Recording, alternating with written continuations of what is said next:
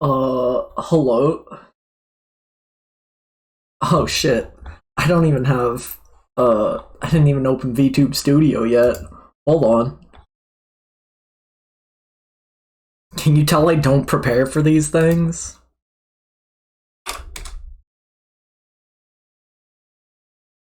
Uh, put the music back. Put the music back on, quick.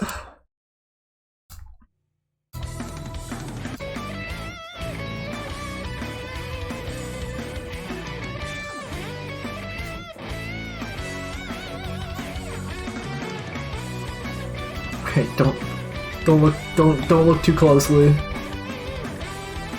Hello. Welcome to the first annual official Game of the Year award event. Hold on, I didn't turn my light on either. Some people just sit down and click the start streaming button knowing full well they aren't ready. Welcome to the first annual official definitive Game of the Year event. Brought to you by viewers like you, I think is the only thing I'm legally allowed to say here. I couldn't find any more like console gifs for this like loading screen here. Which is funny because I don't think I played any PS3 games or any GameCube games this year. But they're gonna stay there because I like the way they rotate. Oh, I did play Luigi's Mansion. True. So, where's OBS at? Up here. I took the opportunity to list out everything I finished this year earlier. It's a lot of games. I played a lot of games this year. Let me like... This doesn't need to be like 1,000 entries long though. Let's just delete those. Anyway, I played like a lot of games this year. It's fucked up. You can use these Game of the Year events to track literally how unproductive I am in a given year. It's great.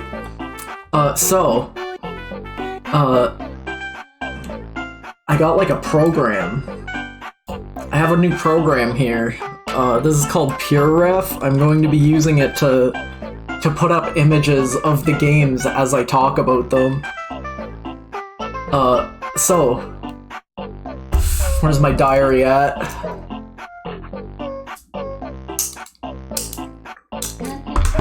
Where's the diary at?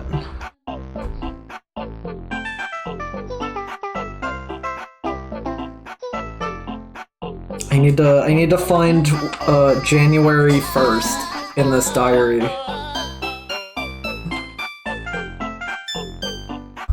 So now the way this works is I'm going off games that I beat and made diary entries for in 2022. So despite playing almost all of What the Golf in 2021, since I beat it on January 1st, that's where the list starts this year, right? I'm going to copy this, go into Google, and I'm just going to put images on this canvas so you people know what I'm talking about. This canvas is going to get very big by the end of this because I don't plan on clearing it out at any point.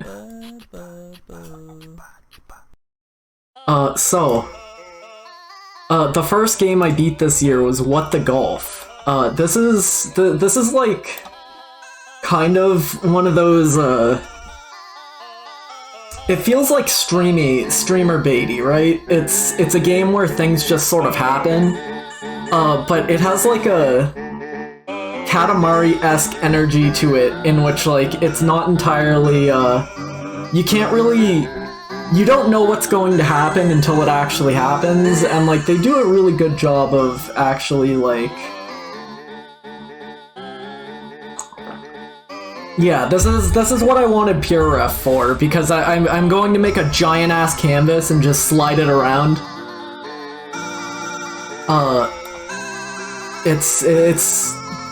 It was the first thought it was the first thing I thought of when I was like, oh, I want to do this. You can even like align them and arrange them. Somehow. So, sorry, this is my second day using this this program, so I don't entirely know what I'm doing. Blue Button 56. Hello. What's poppin'?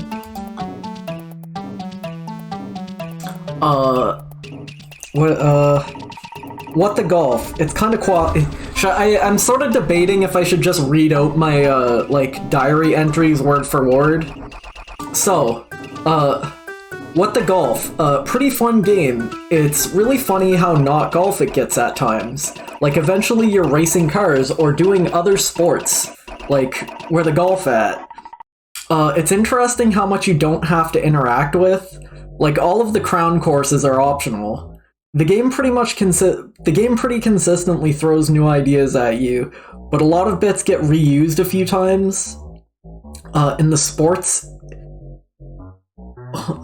Oh, in the sports expansion, when the golfer actually hits the ball and runs after it instead of launching themselves, it's like, holy shit. There's like 2 hours of bonus scenario stuff too. I'll probably play any future stuff, if any more gets added too. It really is mostly mindless, but it's a good time either way. I don't think I'm going to read these out verbatim anymore, because that kind of sucked bad. I can't be using a script for this. Hello, Arma.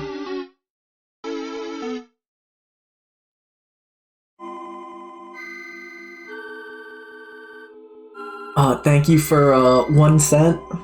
We love to see it. Hello, Pete. What's up?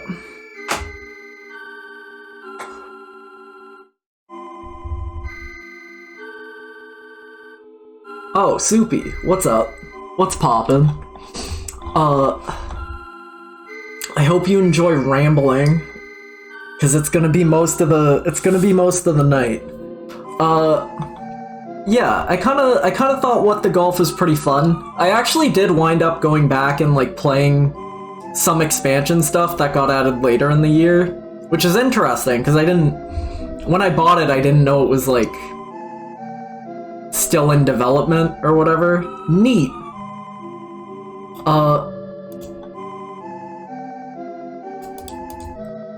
So the second game I finished this year, Cadence of Hyrule. This is like, I can already tell you this one's pretty high up. This is like a game that was like genuinely, very important to me. Because like, I'm not a Crypt of the Necrodancer fan, but this is like the closest we're going to get to like a new, 3Ds, or a new like handheld Zelda game, you know? And like, just being able to play something like this and see how much love got like poured into it, it was something really special. In like, even just like down to really small things that don't matter, like the achievements page uses sprites and like edits of sprites that look like they're from the Game Boy Zelda games. And like, seeing stuff like that brought a tear to my eye and some warmth to my heart, you know? Those Game Boy Zelda games are like some of the most important games to me, full stop. So like, seeing something that was like that made in the modern day is like, wow, crazy. I would highly recommend Cadence of Hyrule. I think it's a very good game. It is weird as a Zelda game because it plays like Necrodancer, and Necrodancer plays weird, but it hits a lot of notes, and I enjoyed it. Let me skim my actual notes right quick. Like, one of the most interesting things about it is, like, I just want to know how this got made, right? Because, like, they just let the Necrodancer devs make a Zelda game.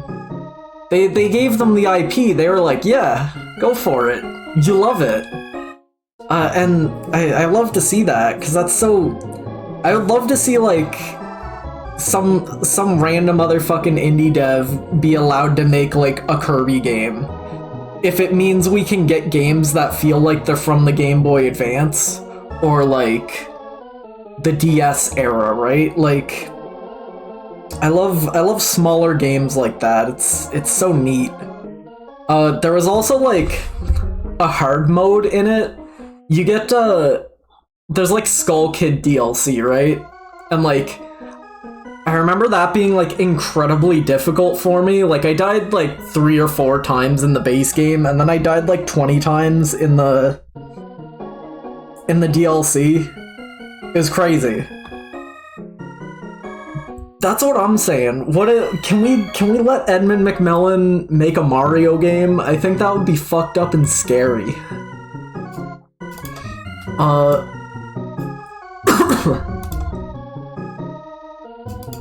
The next game I beat this year is Reventure. This is like...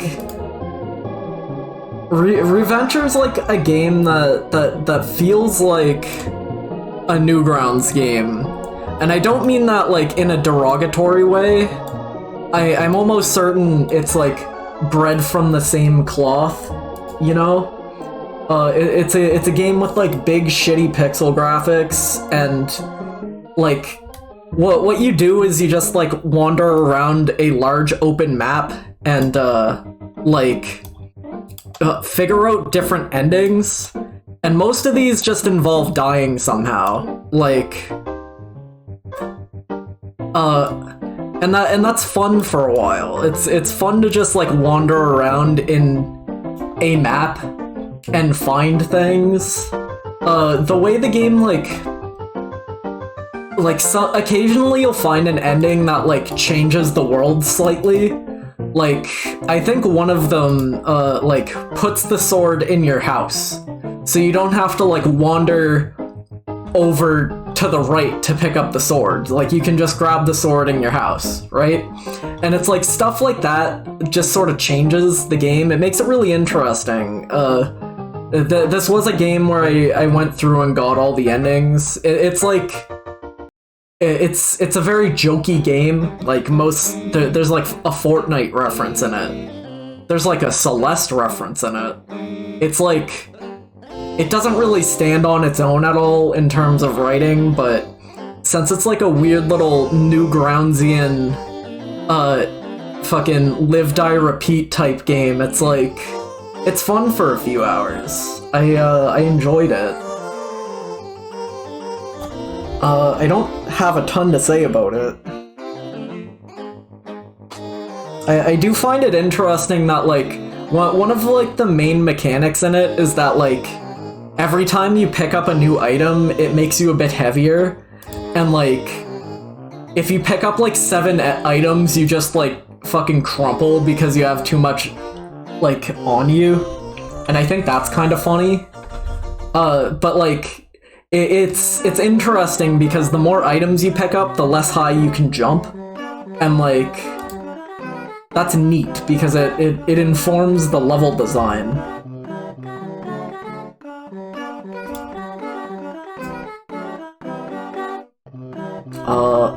What's next? The next game I beat is Hell is Other Demons. This is another fucking dinky ass Switch game. That's going to be most of the games I played this year, to be honest. Dinky ass Switch games. Not that there's anything wrong with that.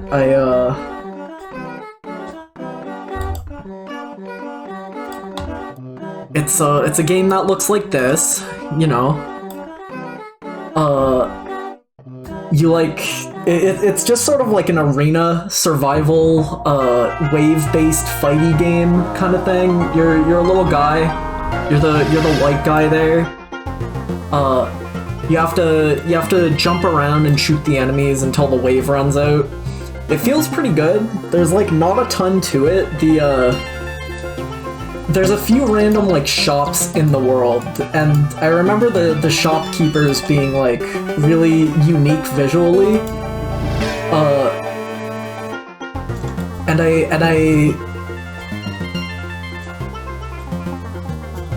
I remember the does this play GIFs? No, it doesn't play GIFs. Well, you can't win them all. I remember yeah, I can't find any images of the shopkeepers, but I do remember them looking interesting. Dead End Theater. Bad End Theater. I'm going to look that up right now. I would say I am going to look that up right now, but I can't really like copy it because there's a pop-up in the way. Alright, let's try this now. Bad End Theater. 25% off. Oh, this is cute. Oh, this is really cute. What the heck? Oh, that's wait, this is like a... Okay. I'm going to... Hold on. Am I gonna be able to... I'm going to wishlist this on Steam so I remember this. This looks cute. I don't know if I'll ever play it, because I hate playing games on my computer, but I'll put it on a wish list. I do really like the art style, it's very cute. I didn't play this year, but I am going to put this on the collage so you can look at the... Isn't that cute? That's cute. What was the next game I played this year? Whoops. Uh-oh. Sludge Life. Sludge Life was like interesting. I got this game for free, even though I played it on the Switch, because I bought it it was like 80 it was like 70% off on Walmart. Some dude on the Walmart like website was giving away codes for it for cheap, right? I don't know how this happened.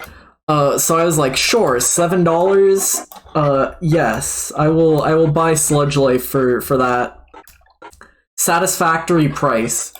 Oh, I love games where you have to restart your save. You couldn't play. You're too weak to play Nier. I love when games make you restart at the end, it's awesome. Sludge Life is a game that kind of looks like shit, for a good reason, because it's supposed to be like shitty. This is like a tiny... Wait, I didn't finish the Walmart story. I got it for free because I bought it on like Walmart, which is like... It's the perfect place to buy this game, right? But like... For some reason, they refunded me at like after I had already gotten the code and like put it in. No idea why, but I got it for free. I kind of wish I got like a more expensive game for free because again, it was only $7, but you take what you can get. This game's like a tiny little open world kind of game. There's only like maybe like 5 or 6 buildings in it, and like it has a really small like field of view, and it's just about like scuttling around these buildings and like leaving graffiti tags around. there's like a few things to collect. You get like, you have a laptop that you can like find different applications and stuff for, and just like open at your discretion. You have like a paraglider and like eyes in a jar that like look at the nearest like tagging location that you haven't seen yet, and like every time you use an item, your character just sort of like throws it on the ground. And there's exactly one puzzle in this game which involves you like throwing your small pile of items on the ground in front of like a laser tripwire to get past something, and I think that's adorable. I don't know how much I would recommend Sludge Life to people, but I did enjoy what I played of it, which was all of it. So, I did enjoy it.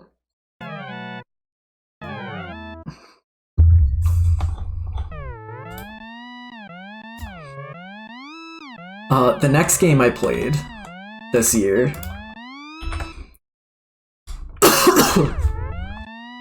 This is gonna take a while, by the way, because we're like, what, 5 games in? But once I run through all this preamble, we're gonna like actually get to ranking things, right?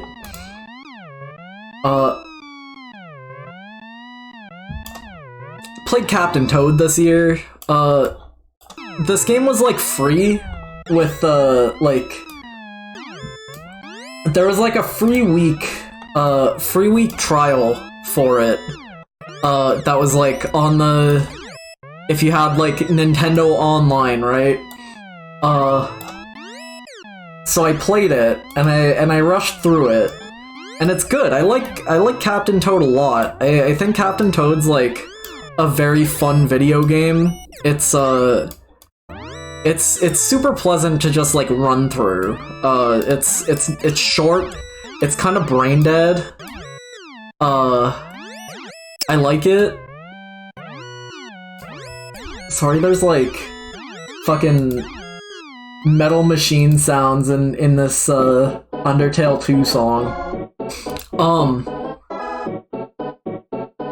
I was mostly interested. So like, funnily, so even though Captain Toad was free, I bought the like $6 DLC for it. I think it was $6, right? And the DLC for Captain Toad Switch version is fucking like pathetic. It's laughable. There's like, where is this? I wrote this.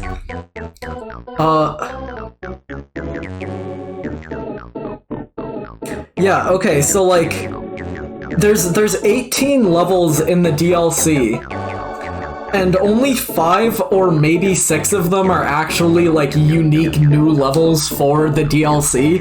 The rest are like reused levels from the base game. Like, they're still recontextualized, but like, it's really fucking embarrassing to like, to go into like the DLC for the Captain Toad, and it's like 5 levels and 13 levels that aren't new. So I came off of that kind of disappointed, but like, again, I got the whole rest of the game for free for a week. The new levels, like, they add like 4 new levels for they added 4 or so new levels for like Mario Odyssey, right?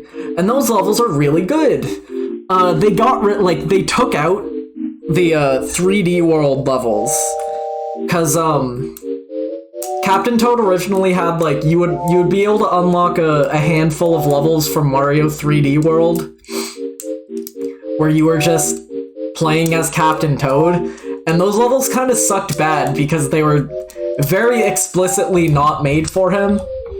So I didn't really mind those getting cut, because they're replaced with much better levels, right? But it is the kind of thing where like you would maybe hope they wouldn't cut anything, but they didn't. The next game I played this year was Puss! All caps. This game was like really fascinating to me. I don't expect many people to like enjoy what this game is, because I to be honest, I don't know if I enjoy what this game is, but I love the vibe. I trust everyone is familiar with like internet screamers, like, you know, like old internet like mouse screamers where there's like a maze and you have to move your mouse through it and then the scream goes ah if you hit the edge of the walls, right? That's this game. Like the whole game is that, right? But it has like a fucking psychotic aesthetic. There's boss fights, and the boss fights are really good. There's like it's almost roguelike-y because the level sets you go through are random, so you have to like memorize like the level designs, and it's endlessly fascinating. If you can get this game for like $5, I have to recommend it. It's so endlessly interesting to me. If I can spoil a bit for it, at one point you like a lot of this game's like plot, if you can call it that, revolves around like rescuing characters, right? Cause you wind up like you form a party essentially, and like they actually do things that help you in like other parts of the game. Like you rescue Icarus from Myth, you know, Icarus. We all know Icarus. Except in this game, I obviously don't have a picture of him. Maybe I could find one if I looked a bit harder. But Icarus in this game is like a deviant art like trace. You know, like anime bases, right? Like Puss game. I need to find more images of this. Anyway, like you rescue Icarus, you rescue Jesus Christ. He's in like a slot machine. Like when Jesus comes out of the fucking slot machine, it's insane. It's like a transcendental video game experience. Hello, Hex. At the end, all the characters like fuse into a mech. I'm spoiling parts, but I can't help it. It's so fascinating. It is without a doubt one of the more interesting games I played this year. Not one of the better games I played this year. I think it kind of plays like ass. Especially like I played it on a controller, right? And I think it actually like works really well on a controller because you move with one stick and you also move with the other stick. But this control works in a way where you can sort of like move like mostly with your left stick and then like boost and adjust with the right stick, right? If this makes any sense, it winds up feeling very good. Maybe I'll stream it at some point. I want people to see it, and I wholly understand and respect that people aren't gonna play this shit themselves, but in terms of what I played this year, it's pretty up there, I think. On the next game I played, this is like an equally mysterious video game, but like not really in a good way. This game just kind of sucks, if I'm allowed to say that. Probably due to playing a Switch port rather than playing it on Steam, but like I'll get to A in a sec, hold on. Art School is like, it's fine. It's like barely a video game kind of thing. like, oh god, I can like rotate, oh god, uh-oh. I opened settings by accident. I didn't know I could rotate images, that's scary. Art School's like barely a video game. Yeah, shout out to the song. Hold on. Art School song, right? Hold on. Let's find the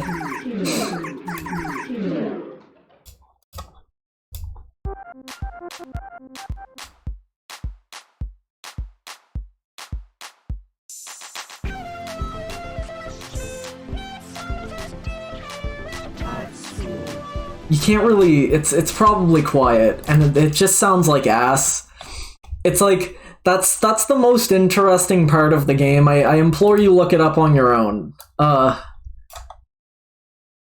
It is a video game that looks like this. You have a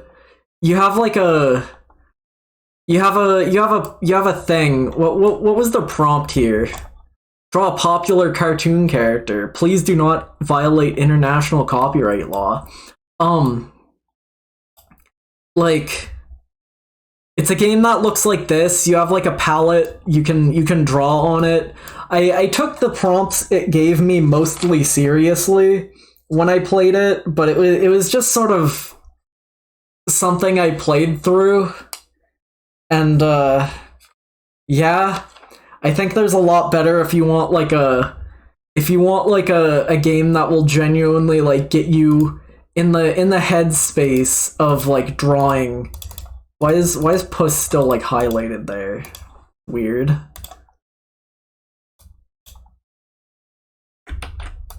Alright. If you want like a game that will like genuinely get you in the headspace of like drawing, there's probably a lot better you can do than Art School. I don't know. I played it. It's getting cut early, I can tell you that much. So the next game on this list is not possible to Google, so you'll have to give me a second.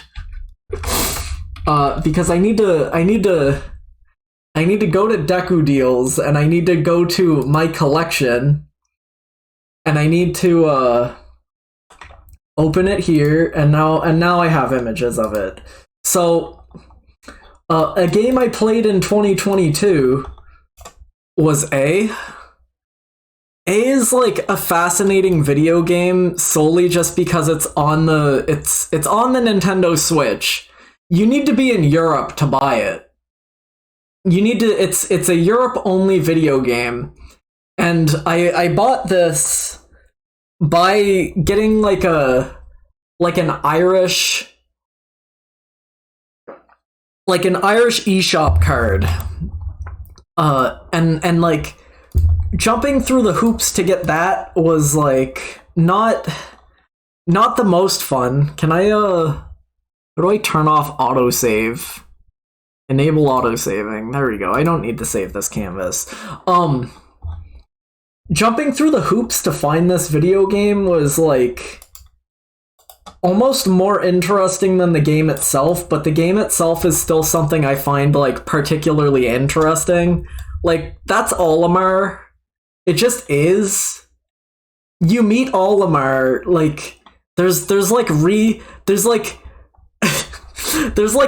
stolen Thwomp sprites with like a hat and mustache in this game. Like there's a Friday Night Funkin' reference.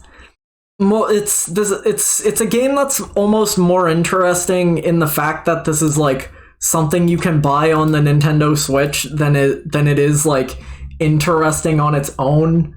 I've rotated ideas around in my head as to why it's called A. Like, I think this is a game that was designed to like prove a point to some extent.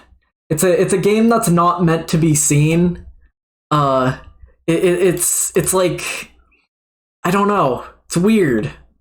It's very weird. Would I recommend it?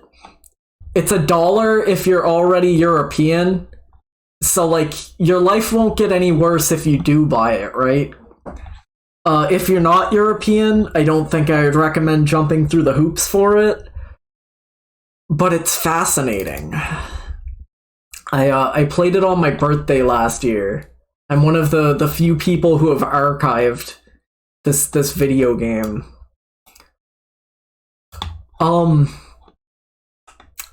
It's interesting. It's less interesting than Puss, if that tells you anything. The next game I played this year is Sayonara Wild Hearts, but I didn't play it for the first time this year, so like I'm kind of just like it's here because I played it on my birthday as well. I'm going to cut this relatively like early in the official power ranking tier list, right? Because I've already played it. Sayonara Wild Hearts is one of my favorite games I played last year. It's only on this list because I played it again on my birthday, and I felt like it was worth noting that. I didn't even really write much about it. I just wrote down, I played it again. But you should play Sayonara Wild Hearts. It's one of my favorite games. Really enjoyable. I liked it a lot. I don't have a ton more to say about it because I want to keep this list to like games I mostly made new experiences with in 2022, right? So like this is something I've played before, so it's like I didn't really get anything new out of it, but I still enjoyed replaying it because I always enjoy replaying it. I love Sayonara Wild Hearts. The next game I played this year is Picross S7. Can you believe it? Another Picross game? It was good. It's more of it. I'm a fucking glutton for these video games. I'll buy every Picross game that Jupiter puts out. I can't help myself. I played it. What are my notes here? This one is cool, actually. They changed how you earn clip Picross. Okay, yeah, this one is cool, actually, because in Picross S series, you unlock clip Picross pieces, which are like bigger puzzles, right? You get like smaller puzzles that make up bigger puzzles. And the way that like the previous games, I think this is S4. I can't tell just from the background. The way previous games would lock these pieces is like you would have to be playing normal Picross to unlock them. So when you get normal Picross and Mega Picross, and I find Mega interesting because I've played like 10 Picross games worth of regular Picross already. And the way clip Picross works is like you just don't unlock a very large chunk of the S series games if you don't do normal Picross. And since Mega Picross is the same exact puzzles as normal Picross, I never feel the obligation to play through them twice, except in Kimono Friends Picross because I wanted to 100% that one. But because like.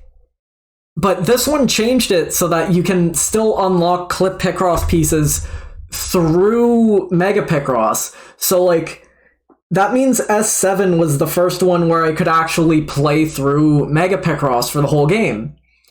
And that was crazy. That was fun. That was like the most different any of the Picross S games have been so far. Which is impressive because they're all literally the same game.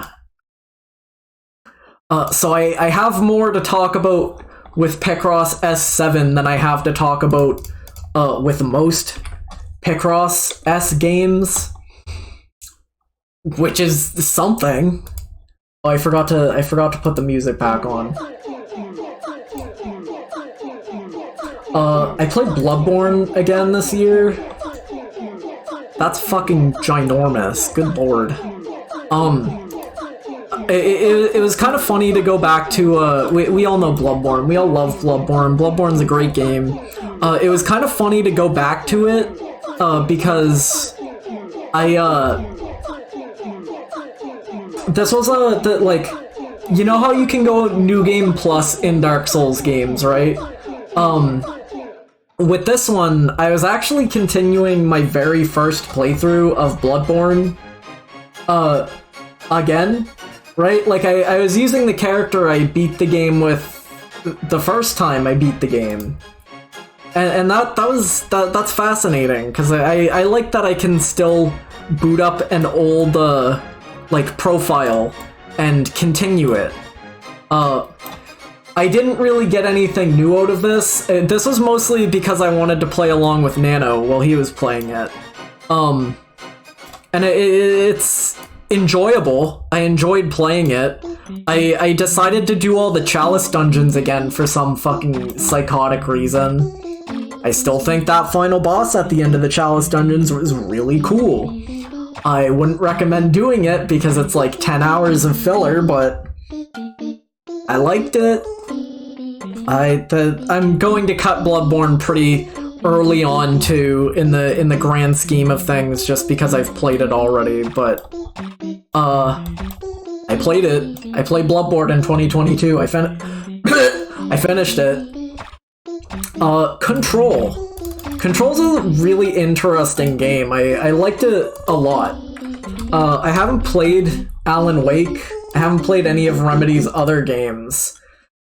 I think I got this for free. I think this was free on, like, GOG at some point, right? And I was like, it was the complete edition.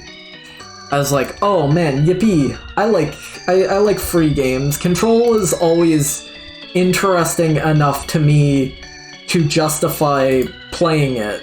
I can't remember exactly where I, like, heard of it, where I saw stuff from it, but, like, the aesthetic of it, the idea of it, it was always really interesting. I think the, like, setting of it is super interesting. The, like, it's very close to, like, a AAA SCP video game. And I just wish they did a bit more with that. 'Cause, like, you go, like... The only, like, bad thing about it is that you spend a lot of the time just shooting dudes. And I really hope if they make a sequel, it's all about, like, the actual cryptid hunting. 'Cause I like... Every time you're interacting with funny objects in it, it's great. I love media where you interact with funny objects. 'Cause, like, the concept of, like, a statue of a hand that just turns you into ants is fun, right? So, like, that is, like that was the interesting part of the game, but a lot of it's just shoot dudes, which is a lot less interesting, but I do understand that you need to put content in a game like this. It also has, like, weird, like, random pop-up event quests. It has, like, it almost feels like live service elements, right? Which is weird for a game like this, because it's not a live service game. Like, there's no battle pass, there's no, like, there's nothing like that, but you still have, like, looter shooter elements. You get, like, mods. You have 24 slots for, like, mods. And, like, you wind up doing a lot more menuing than you really should need to be doing in a game like this. It's weird. I compared it to, like, what if Silent Hill 2 had, like, a style meter in terms of, like,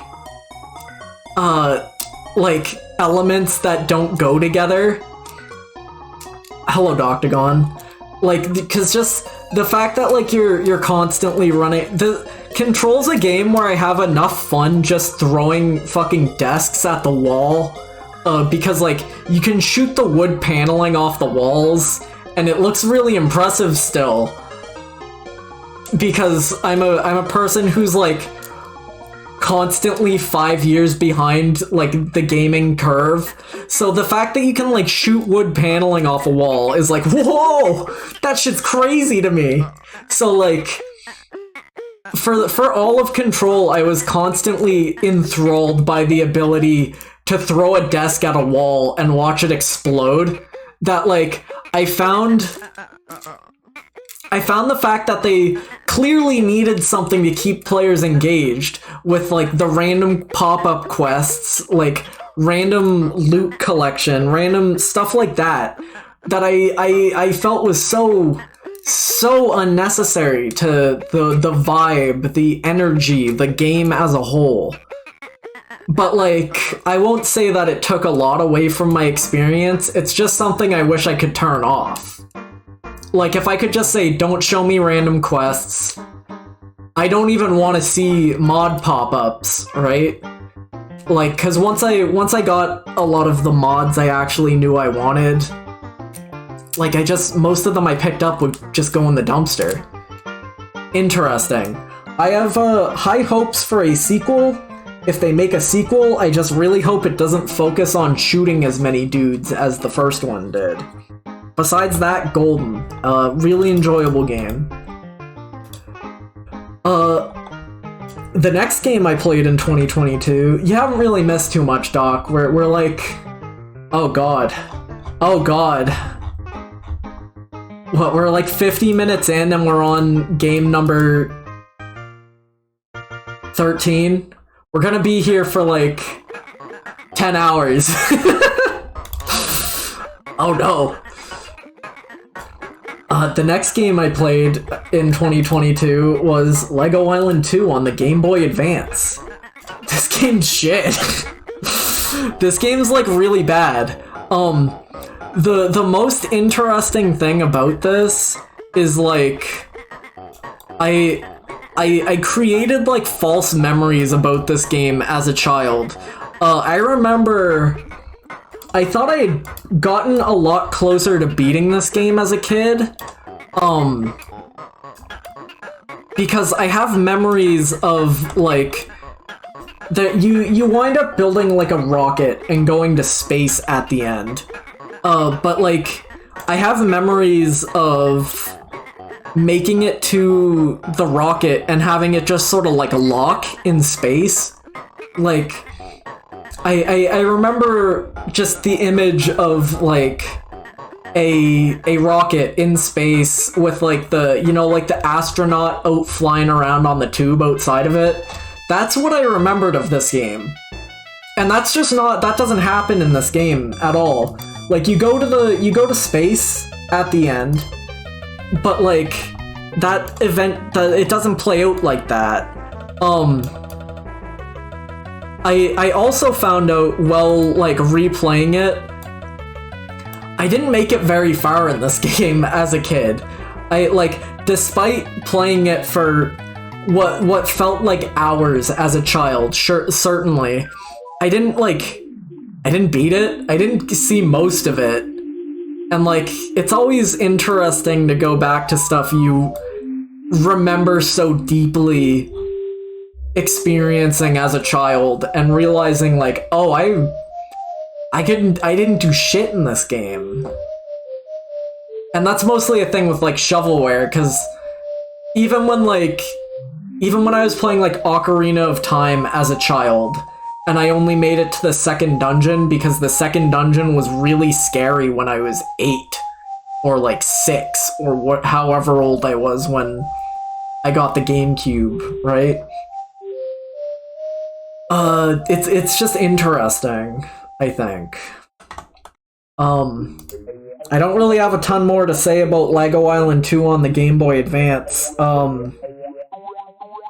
The most interesting thing about it is that I think it's really funny how player hostile it is, in that every NPC in the game will pull lines from the same like NPC pool, but they also have unique lines for themselves. So like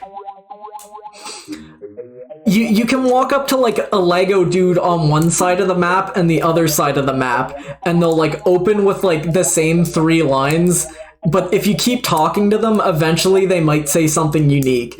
And I think that's so like impressively player hostile for a game like this, where like maybe you do need to talk to an NPC to be told what to do. And like you walk up to them and they'll say like just some inane bullshit is fucking fascinating. I played Castlevania 3 this year. I played the Japanese version of Castlevania 3, which is like, win a trip to Dracula's hometown, huh? Details inside? I played Castlevania 3, and I played the Japanese version of Castlevania 3, which is like, I haven't played the American version of it, but I hear the American version sucks big ass. Because it's like a lot harder, and like Grant Dynasty loses his like infinite throwing knives, right? And like that sucks. So I'm really glad I played like a better version of that at this game. That's like a low resolution image. I like Castlevania 3. It's interesting. I didn't play it through twice to like, you get like 2 routes kinda. You can either choose to meet Alucard or not meet Alucard, but I wanted to bring Grant with me through the whole game, because I like Alucard gets like sequels, right? Sylvia, I don't remember what the woman's name is, but all these other characters show up in like other games, but Grant gets to show up in Castlevania Judgment. Sypha, that's what it is. Hold on, Grant Dynasty. His name, I'm not like, it is literally Danasty. I don't know why they call him that. He shows up in one other game as like a fucking Shinigami ghoul design in Castlevania Judgment. Because they got the Death Note guy to do the art for that game. He doesn't look like that. He just looks like a dude in the original one. He just looks like a guy. I think this is fan art. I'm pretty sure he's just a dude. Like he's just a thief guy. But like it's fascinating that that's his like only other appearance. He didn't even get to be in the Netflix show. The Netflix show is based on Castlevania 3 and they just cut him. They didn't know what to do with him. No, Jal, I haven't played Castlevania 64 yet. That's irrelevant to the discussion. I like Castlevania 3. It's good, I think. It's probably better than Castlevania 1, and it's definitely better than Castlevania 2 and 4. So like 3 is one of the ones I would recommend. Like more than the rest, but I'd also say like just play Curse of the Moon. Just play Bloodstained. Bloodstained Curse of the Moon is just Castlevania 3, but like modern and new and good. Just play that one instead. You don't gotta go back to Castlevania 3. It's alright. The next game I played this year. What's up, Jeff? This is a big fuck off list. Alright, what image do you want put on the canvas? You have to, here we go. Oh no. Oh no, he did it. Yeah, you can like pay me to put images on the canvas for this stream. It's cheaper. It's cheaper too because like, you're not going to see the images on the canvas the whole time as I move this around. I wonder how big I can get this before it starts becoming, like, detrimental, right? I might have to clear the canvas off at some point in the night. I played Blackbird again this year. Blackbird came out at some point. I don't know when. But, like, it didn't come out this year. But I played it again this year because they updated it. There was, like, they added, like, storybook cutscenes at the end. And I was good enough to see the first, yeah, I was good enough to see the first storybook in it. And I got a 1 continue clear on, like, on the, like, all the way through it. I beat the true final boss, and I was fucking, like, 100,000 points off of... I needed, like, 5 times as many points as I had by the end of it to see, like, the other...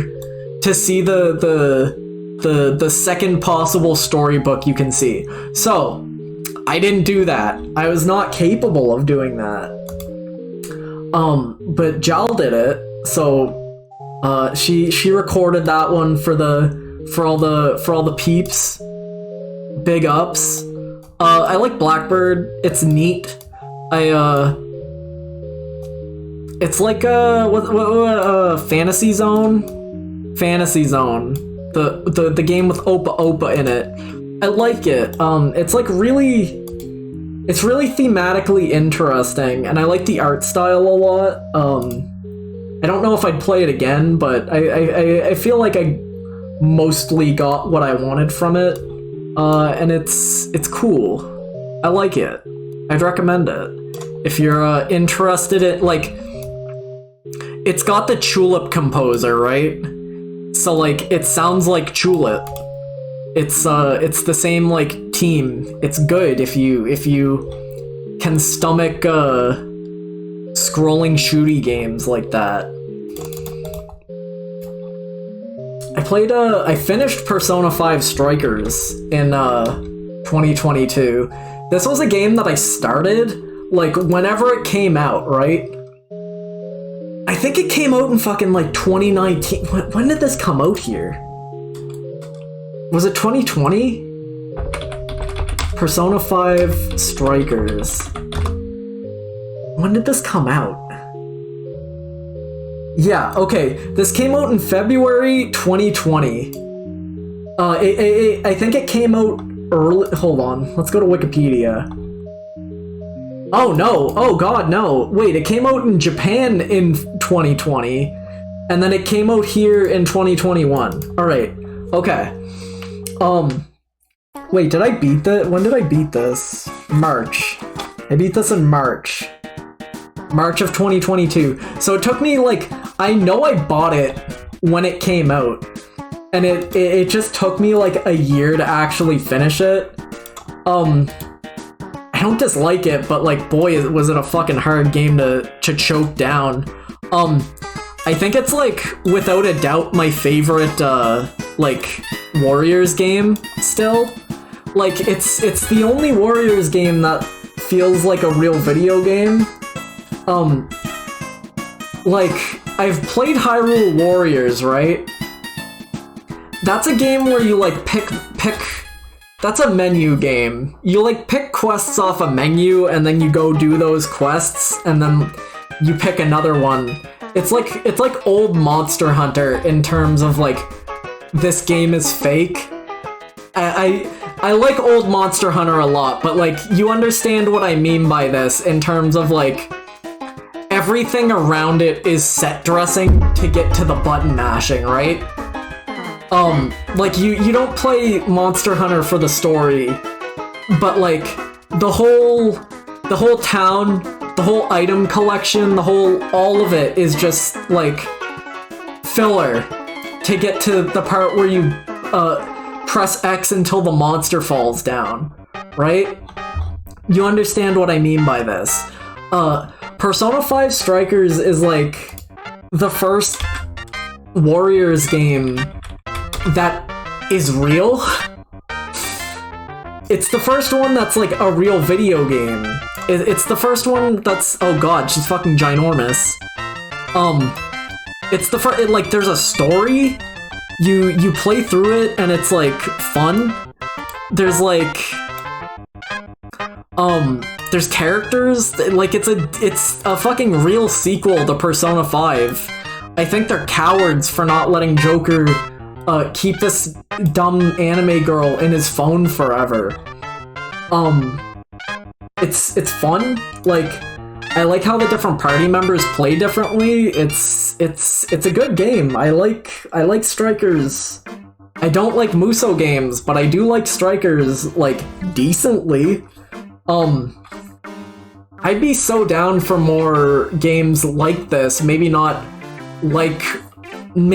specifically Persona sequels, right? But, like, I haven't played, what was Hyrule Warriors 2 Breath of the Wild one called?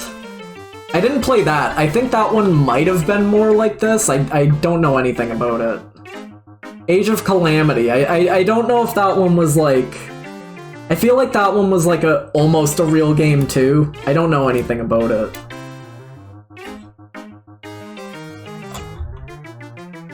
But it was probably good. It was probably decent. I think it ran like sludge. That's like the two things I know about it. Is that I'm pretty sure it ran like sludge. I need to go to the bathroom right quick. I'll be right back. Uno momento.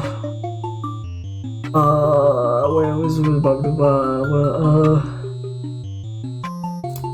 that off for a sec. Mute the Undertale music. Put this back on. Be right back.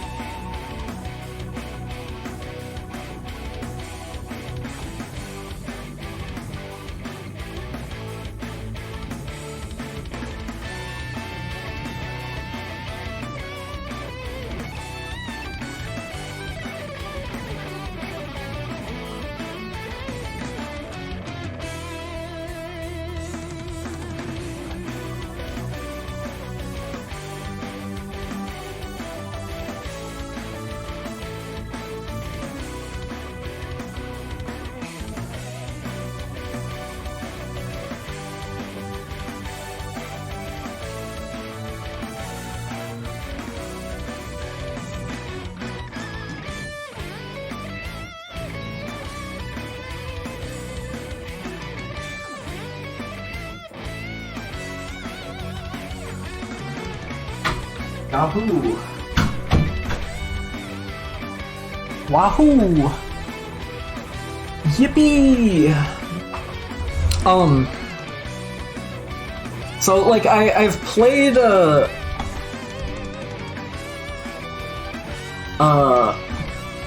I've played Hyrule Warriors, like, a little bit, right? I played, well, probably more than a little bit. I had it on Wii U. I probably played, like, half of it, right?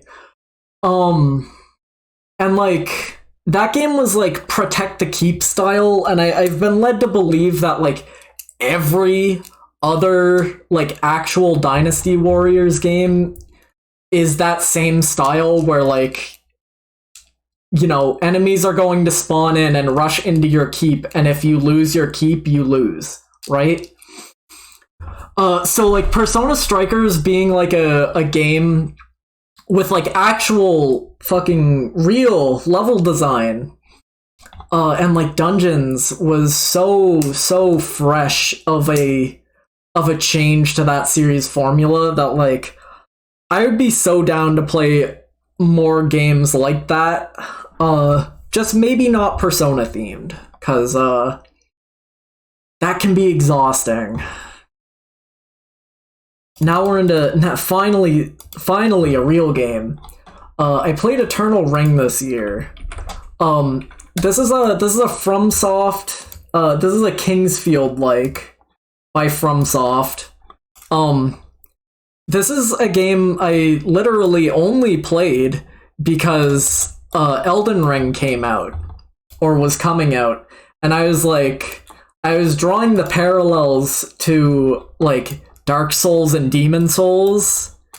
You know, DS, Eternal Ring, Elden Ring, right?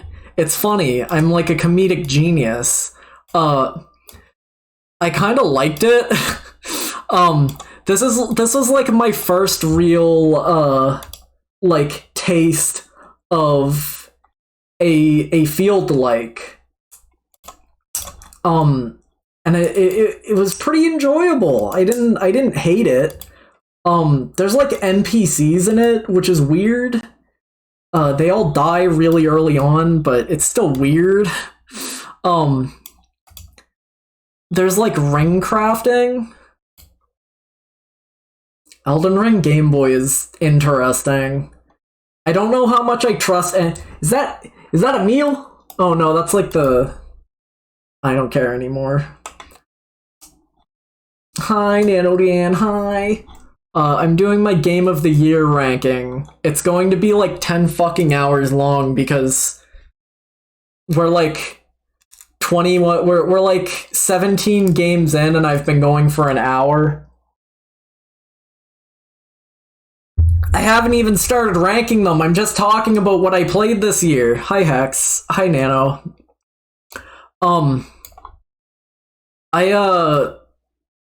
I'm so excited to play more fucking Kingsfield likes, cause like they're fun to my fucked up freak brain, right? Like I like the way I didn't hate the way this game felt. It wasn't like it was really like it was slow. It was short. The back of the box. Here, I have to hold on. Can we get the back of the box? The back of the box is like says some shit like who said fantasies had to be final? And I think that's so gay, dude. Eternal Ring case box art. Right? Yeah, there it is. There it is. Who said fantasies had to be final? Okay, see here where it says stunning giant dragon action sequences? I beat this, and I don't know what they meant by that. Like, one of the cooler features is that you can like craft your rings you want to. So like those are your spells basically, and you get like free reign to like craft as many of these as you want, as long as you have like the rings to make them. And that feature is really fun. I like that. Like being able to like build your play style as you go. Interesting. I'm dying to play more field likes. What is this, NanoDan? Yo, the hog? What VTuber is this? Who did you give them that hog? Yeah, because I can tell that's the one I cut out, because he looks like soft around the edges. Who gave them that hog? That's crazy. You're a fucking hog spreader. Do I have any other notes about Oh, yeah. So like immediately the first thing you can do upon starting Eternal Ring was walk backwards and like fall into the ocean. And I wanted to see if it would stop me from like walking into the ocean. But like the way the camera, like the way you just sink and fall immediately, and the way the camera follows you down is so reminiscent of the way that you die of fall damage in Dark Souls 1. That it was I think playing Eternal Ring was worth it just to see that and be like, wow, the DNA's here. You can see it all the way back on the PlayStation 2. Adorable. Oh, I didn't turn the music back on. Dumbass.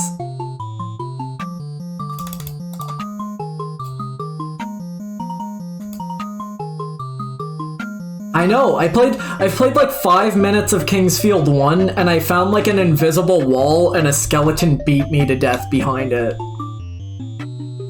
It's great.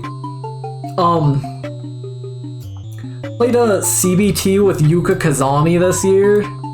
This is like a nothing type, like 5-minute long visual novel kind of meme on. This is like a Steam gag gift, right? But I did play it, so I wrote about it. This is cognitive behavioral therapy and not cock and ball torture, in case you were wondering. It's don't really have anything to say about it, to be honest. Oh, I don't have anything to say about it in my diary either. I think it is endlessly fascinating and funny how it's literally free to use the Toho license for whatever inane bullshit you want. I think it's great. Genuinely. That's all I have to say about it. Another half-hour long game, but which is like infinitely more interesting and impressive to me that I played this year, was Aperture Desk Job. Straight up, right now, you, the person listening to this, like, if you've played Portal, and like that's like a world you're interested in, just go download this, it's free. It was like this is like a tech demo thing that they gave out, like it probably comes installed on your Steam Deck, because it is literally a Steam Deck demo, like, thing. It's just cute, like it's fun to be in the world of Portal again. It's nice to see that they haven't lost their touch with writing it. Like, it's dumb, it's probably questionably canon, it ultimately doesn't matter, but like, it's nice to be in the world of Portal again for just a few minutes. Because, like, God knows they're not rushing to make Portal 3, right? I'm sure it would be, like, marginally more impressive if I was playing it on an actual Steam Deck, but just the notion of, getting new Portal dialogue was nice. I appreciated that. Sock Pop Featherfall. I really like, Sock Pop is like they're a tiny game studio who put out like a game every other month or something, which is like insane. So you get like a lot of variety with what they make, but like one thing that they've like recurringly made somewhat often are like tiny little Dark Souls likes, which is like adorable. I really like them. I really like the style of them. This game's only a few hours long. It just sort of looks like this. You have like different stats and builds and weapons you can find. Like I started off doing a strength build, and I found an interesting magic/dex weapon somewhat early on, so I was like, okay, I'll restart and do that build. And it like any game giving, like a game this small giving me that opportunity is like just kind of impressive on its own. I remember the final boss being like horse shit difficult, but like it's enjoyable. It's I would recommend it. It's nice. It's a very nice game. I have a few other games that they've made that I need to play through still. They did Broom, They made like another one that was about bugs recently. And I'd like to play both of those too. Broom seems really good. I would like to play that this year. I didn't play it last year. But I don't have a ton to say about Featherfall. It's just, I like that, like, small, tiny little,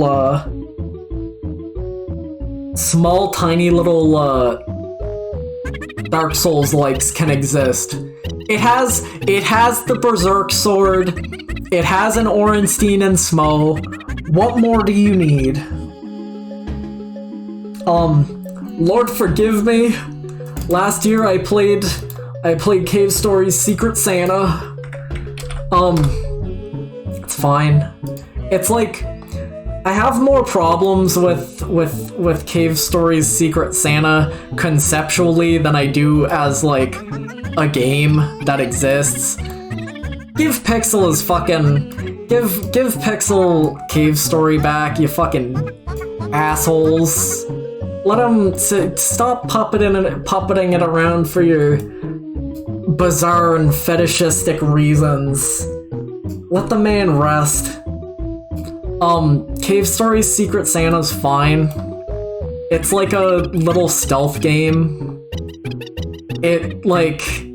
I kind of hate that I liked it, because it was just nice to be in... It was just nice to see new Cave Story, and that's literally part of the problem.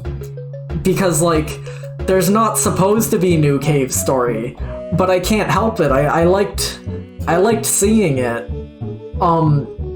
It's fine. It's like a 2-hour long game. It's a little stealth thing. It's alright. Apparently you could buy this on Switch, which is weird, like for like a day. Maybe only in Japan. Weird. I played it on Steam. It was free also, so it's not like I was buying in to Big Nicholas, but well, I don't even want Pixel to have it back so he can make the real sequel to it. I want him to have it back so he can fucking bury it out behind his shed, right? It was okay. We're in like this whole section here from like, oh god. This whole section here is like, oh god, I played a shitload of small computer games this year, huh? Like, this whole section from, like, here to here is, like, tiny little games I played on my computer. So we can blitz these a little bit. I played Minute Fun Racer. I like Minute a lot. Minute's like a small little Zelda-like.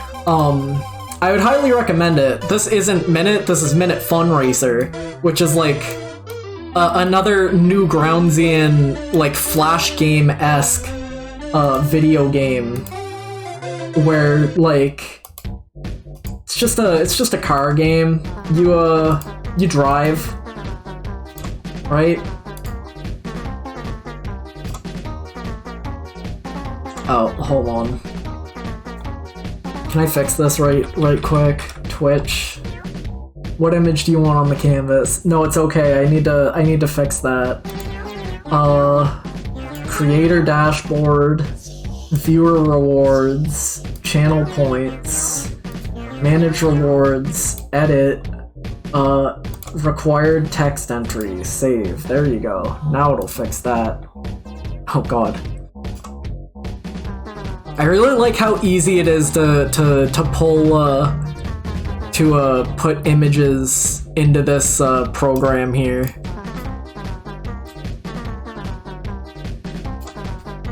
Looking good. Cause I can just like drag it straight in. It works really well for this. If you ever need a way to easily put a lot of images on a big fuck off canvas, PureRef is a great way to do it. Minute Fun Racer. It's fun. I liked it. It's like a tiny little game. It's only like an hour or two long, but you have to like race to the end before you run out of fuel, and like you only have like a certain amount of time to actually make it to the end. You get a lot of coins. You use them to buy upgrades. It's exactly what you would expect as like a game that you can play. It's a very small game, and I like it a lot. I would highly recommend both the original Minute and Minute Funracer. Minute Funracer is like $2, and all the money goes to charity too. So play it. It's great. Holy shit. Real? Holy moly. I really like this canvas. I'm going to enjoy like zooming out of this at some point.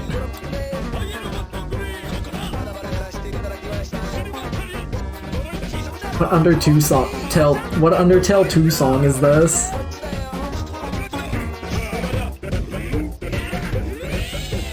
The fucking... Oh, this is like the... Metroid Prime 4? People are gonna think I played this year. That's okay. It'll keep them guessing. The Midna theme's gonna come on like 2 hours from now, and it's gonna be really upsetting for all of us. What else did I play? Necroco. This is like a tiny little like Game Boy style. It's reminiscent of like Kirby. This is just a small ass game I played. It's fun. I like it. It was like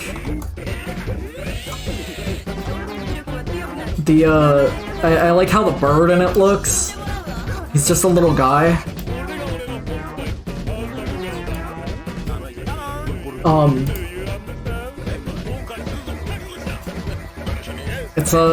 It's kind of like a Kirby. It was fun. It was small. I think it won like, I think it was part of like a GB Jam kind of thing. You get to meet Thanatos in it. Oh god. Like this sprite is the one that made me play it because I thought that looked cute. Again, if you want like a small little Game Boy style game that takes like a few hours to beat, it's good. I liked it. Do I have anything more to say about it?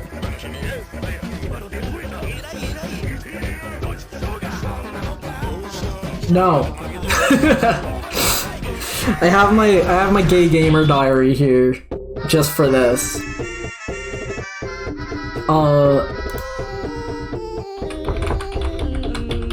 Played Elephantasy this year. This is a game I liked a lot. Like, I think I liked this game more than most people would.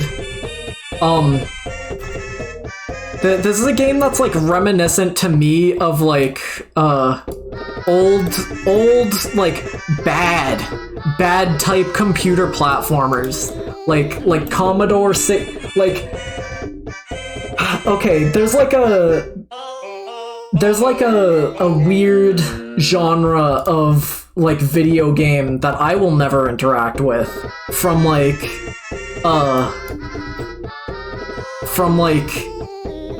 European PC computer games, in which like, yeah, British computer platformers in which like every different screen in the game has like a different name, like VVVVVVV, right? But VVVVVVV is a good one, right?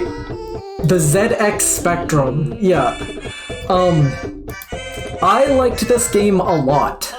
It has this sort of, I liked this game enough to go Insano mode and make this. I made a map for this game, like for like the whole game, with like the full collectible map. I left a heartwarming review for this game on itch.io. I put effort into how much I appreciated this game because I appreciated it a lot. It is a very nice game.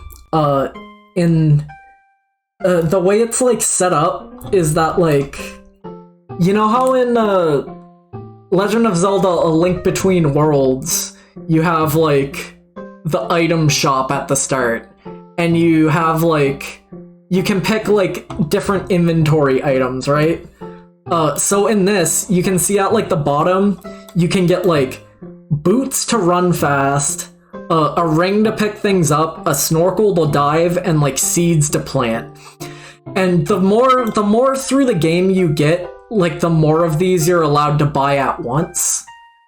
But like, it's really interesting how at the start, like you're only allowed to buy like one of them at once, right? So like, there's a certain amount of level you can get through with just the boots. There's a certain amount you can get through with just the ring, just the all of those.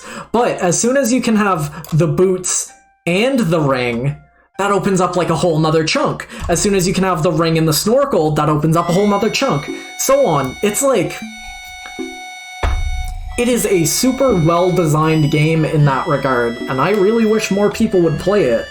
Like, this is one of my highest reviews this year because I really enjoyed what it was giving me. Just the sense of exploration I got from it was very, very good. I can't recommend it enough, and I know no one's going to fucking play it, so maybe I shouldn't recommend it at all. Actually, don't play it. This is my special game. You're not allowed to play it. Just me. Played Windowsill this year. Windowsill's an interesting game because I am pretty sure this is the first game I made my Steam account for in like 12 years ago or something. I made a Steam account because I liked Vector Park's fucking flash game ass website enough that I wanted to support their like full release game for like $5, right? And this is what convinced me to make a Steam account. This got a Switch port this year for some reason. It's like $12 there. I wouldn't recommend it for that much because it's like an hour long. But like, this is a really nice game. I like it still. I enjoyed playing it again this year just because I was interested in revisiting it, and it still holds up as like a nice little puzzle game where you can slide objects around and there is a small car, right? There's not a ton to it, but it's incredibly charming for what it is.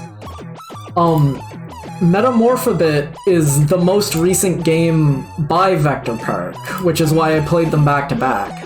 Metamorphobit's kind of barely a game.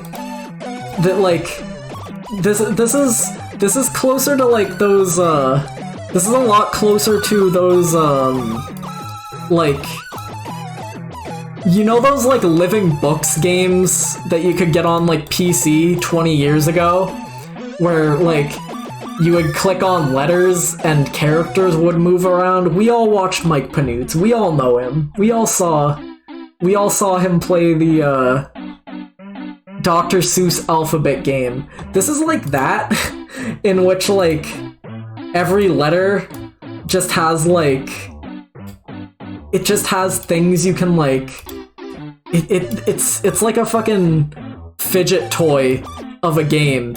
It is absolutely designed for like 4-year-olds, but like, it's the kind of thing that was just like, again, reasonably entertaining for about an hour to move like words around, because the whole game like moves very pleasantly.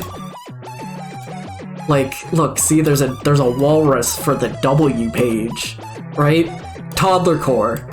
No question. Toddler core.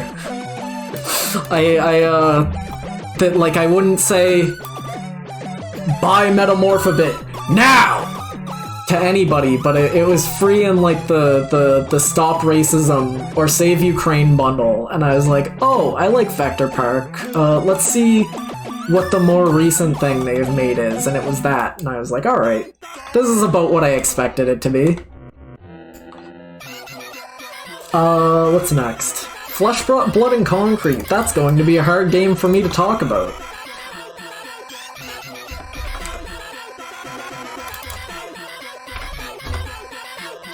Flesh, Blood, and Concrete is a video game. I think you should play it. It's very good. It looks like this. I've been posting some like art from it recently. It's the kind of game that I think like you're best off going into knowing the less you know about it, the better. Kind of thing.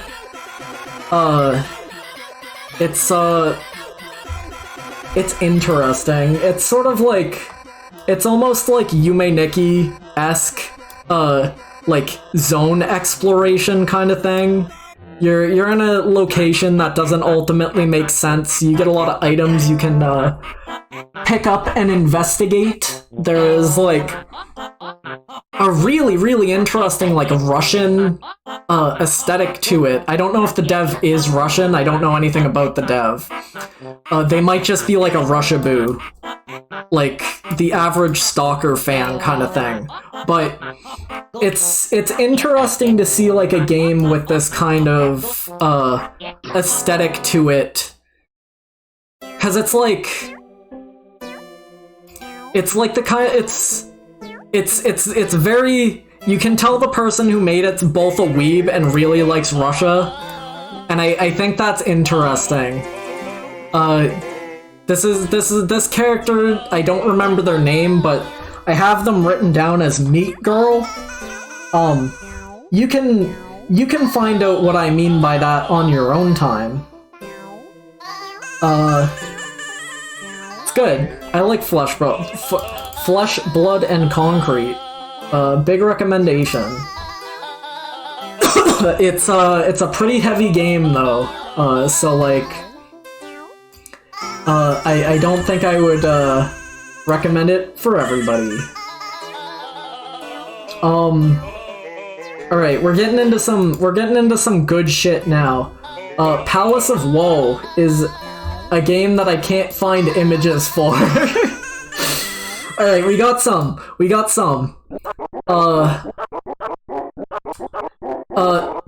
Palace of Woe, Gloom Reducer, Water's Fine, Long Live the Axe, and Tennis are all the same video, like they're all from the same developer. Palace of Woe is really interesting because it's like a puzzle combat kind of game. You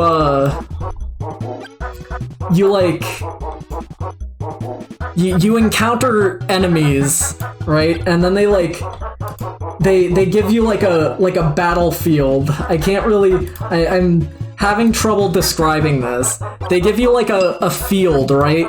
And like you need to like place a certain amount of tiles down before dying to kill them. It's like, so essentially if you overlap any tiles you'll take damage, but like, so you have like, when you place down a 5, right, like you have to fit in another 5 somewhere where it won't overlap as many blocks as possible in order to damage it. It's super interesting. Again, big recommendation here, because this is like a super, it's a super unique combat system. It's a kind of game that I think I would want to like stream just to show off to people, cause like it's a combat style I find really interesting, and yeah, it's fun, it's interesting, it's cool.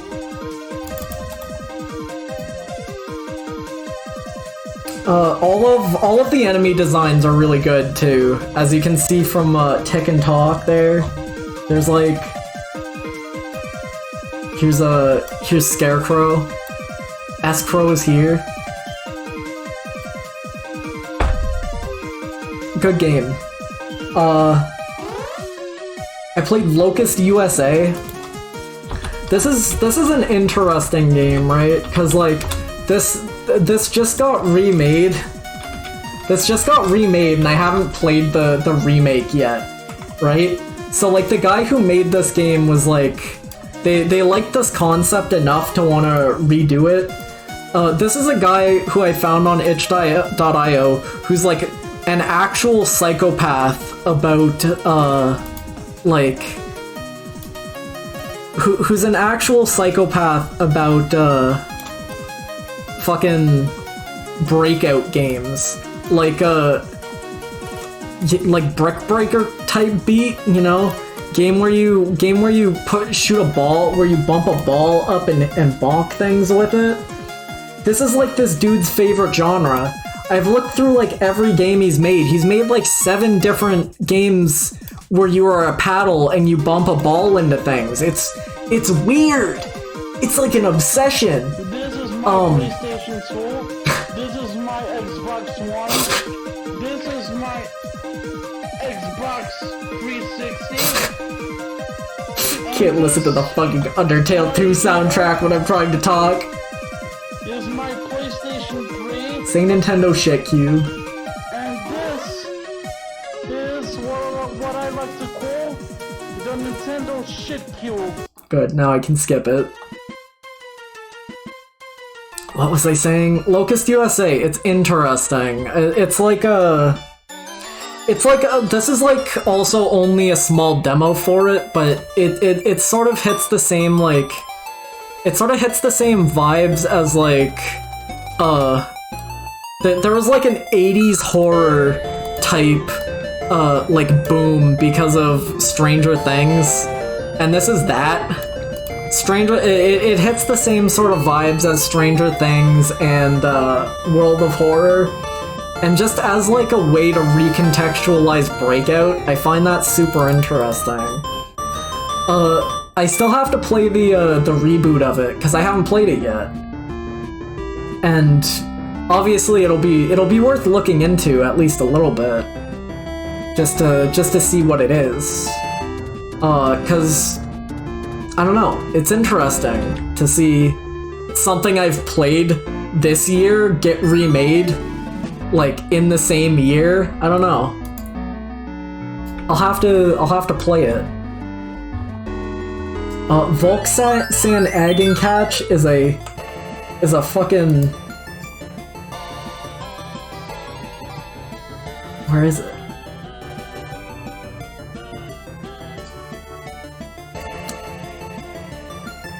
Volksan Aggencatch is like a...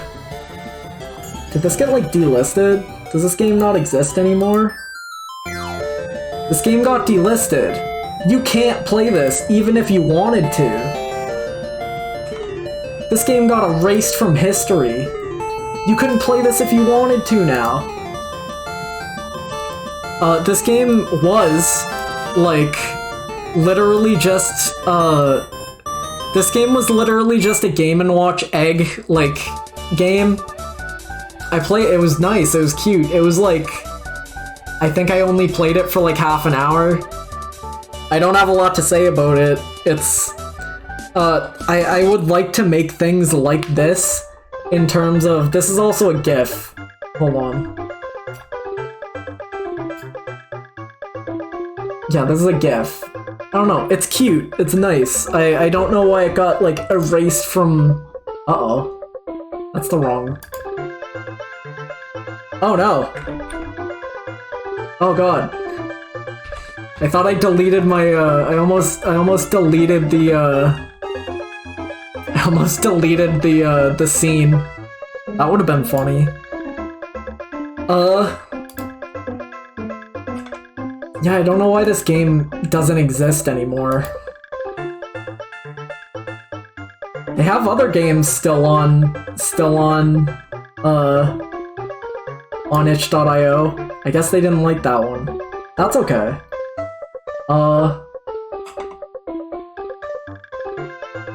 Oh, no, I didn't. Sorry, Dak. I just sort of slid it onto... I just put that on OBS. I still don't know if you can make, GIFs move or not. It doesn't seem like you can, because this is that GIF, and it's not moving. Played Shovel Knight Pocket Dungeon. That game's, like, interesting, but weird. I still haven't played Shovel Knight Dig, and I feel like I made the wrong choice for the one that I was going to, like, go hard on, but, Cave deserves to get a finished game done, right?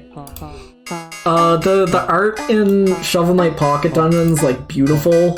I really like how this game looks. Gameplay's alright. It was really hard to break the headspace of trying to play it like a, cause the way it moves, right? Like, every time you move as, like, Shovel Knight here, like, time will progress one step. So, like, more things will fall from the sky, right? I had a really hard time not playing this like Necrodancer. Because if you play this like Necrodancer, you will just die. You sort of have to play this as like you sort of have to play this like cerebrally in terms of like breaking certain stuff in certain places, and I had a really hard time just playing it the right way. I enjoyed it. There's like you get a bunch of characters. I don't think I finished the game with every character. I know I got the true ending with Scrap Knight. Scrap Knight was the first character I beat it with. The true ending. It's fun. I don't think I'm going to play much more of it, but like, as the first Shovel Knight spin-off, not bad. I hope Dig goes on sale at some point, because I'd really like to play that, too. I have a feeling I'm going to have a bad time trying to find images for all of Ouch's games. It's OWCH, by the way, if you even care. Bloom Reducer is a video game that looks like this. I know I'm not selling it I know I'm not really selling it the most highly, but this was a very interesting video game. There's like there's a bit of an Undertale to it. To not spoil too much. You can play through it without killing anything, and there's differences if you don't.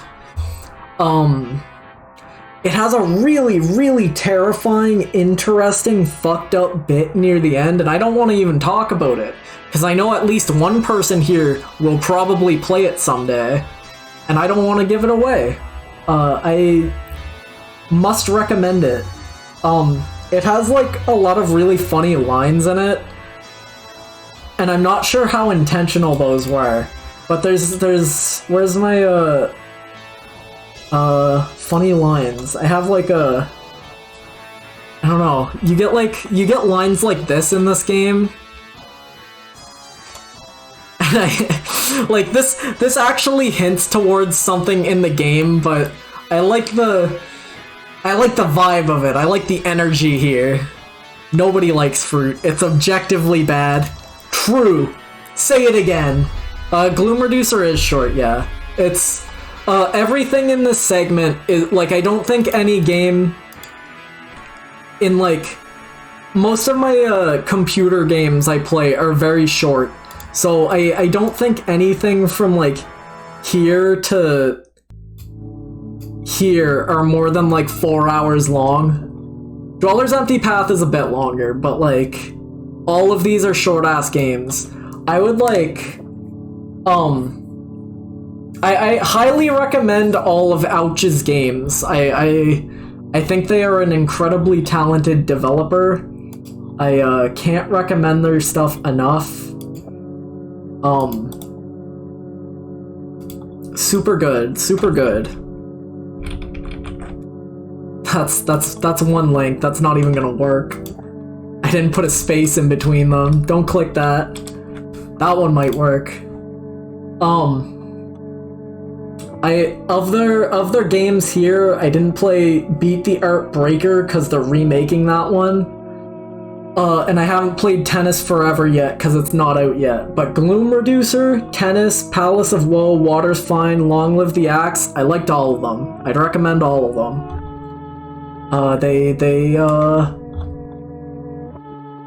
They can't make a bad game if they tried. I didn't like Tennis a lot at the start, but by the time I finished it, I liked it.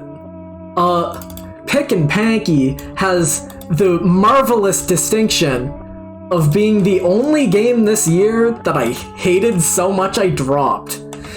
I try my absolute darndest not to drop video games. I go at this with like a scorched earth mentality of like, I will finish this game no matter what. Pick and Panky's the only game this year I didn't finish, and I hate that because I love okay, you can't really see the pick in there. I love this game's like visuals. I love how this game looks. You're a little caveman guy. It is a travesty how much I disliked this game by the time I stopped playing it. It like the way this game looks is fantastic. I've never, ever in my life played a game more fascinated with like not being able to see things as a gameplay mechanic, right? There's one level which is dark, and you need to make the level dark in order to get like fire to progress. There's no way to relight the fire, so if you don't have every map of this location memorized, you're not going to be able to get through it. This game is littered with fake walls. How do you find them? You mash A on every fucking wall in the game until you find them. Some of these are progress mandatory. At least when Metroid does it, you can shoot the wall from kind of far away. But here, you need to walk your little dumb little cave boy up to every goddamn wall in the game and mash A on every goddamn wall in the game every time. That's not even all of it. There's another gameplay type where you can go underground. Obviously, you can't see anything underground. There's just invisible pathways. And sometimes the pathways overlay in ways that aren't like connected, right? So like if a pathway is like like an oval, right? Like let's say there's a square pathway underground here. There could be a completely different pathway like intersecting it, and you can't go between those because there's multiple invisible layers to the underground labyrinths you can get stuck in. It's insane. I've never in my goddamn life seen a game so obsessed with not seeing things. And it's like, I wanna fucking strangle the dev. I wanna fucking choke him out because I don't understand how you can make a game like this and be like, yep, that's pretty fun, isn't it? I know. So it's like, I think it's the sort of like fucking Edmund McMuffin type approach where like no one told them this sucked bad and like they just rolled with it the whole time. No one said this sucks, dude, and they were like, they just kept going. I can't find a download for it right now. I don't know if it's in with the game, but there's like, this game came with like a beautiful instruction manual, right? This game came with like it came with an instruction manual that had like a checklist in it that you could actually check off. I didn't even know PDFs could do that. And it's like, all this for a game that's never fun to play because the developer is debilitatingly obsessed with ambiguity as a mechanic, right? Insane. Psychotic design. I would recommend looking at it as like a fucking... It's a nightmare. It's a nightmare. It's the only game I didn't finish this year that I started. And I kind of wish I did finish it, but it was so... Like, I didn't want to roam the terrible invisible halls of this game for 4 to 6 more hours to finish it because it was already long enough. Yeah, we're not even at March yet. Yeah, Undertale 2's right here. I played it this year, we'll get to that. Played Gnog this year. This is like another like fidget spinner type game, type puzzle game. That's not like a great way to... It doesn't sound great when I explain it like that, but like... I think this was like a... I think this was like a VR game, which kind of explains why it's sort of designed to be a kind of like tactile game. If that makes any sense, but like... You're given like a handful of little dioramas that you can like peek around in and poke and prod at in order to like figure out solutions to an area. I think this was a VR game. Every like segment of it ends with like a little musical number, which I think was really cute. Again, I got a big handful of games for I got a big handful of games in the, like, a Ukraine relief bundle on itch.io, and that's why I was playing through a lot of things I probably wouldn't have played through otherwise, but, like, this is one of them, and, I liked it. I probably wouldn't have bought it, but since I got it for free, it was like, oh, this is fun. Not a ton to it. I like little, like, puzzle box type video games. I think those can be entertaining.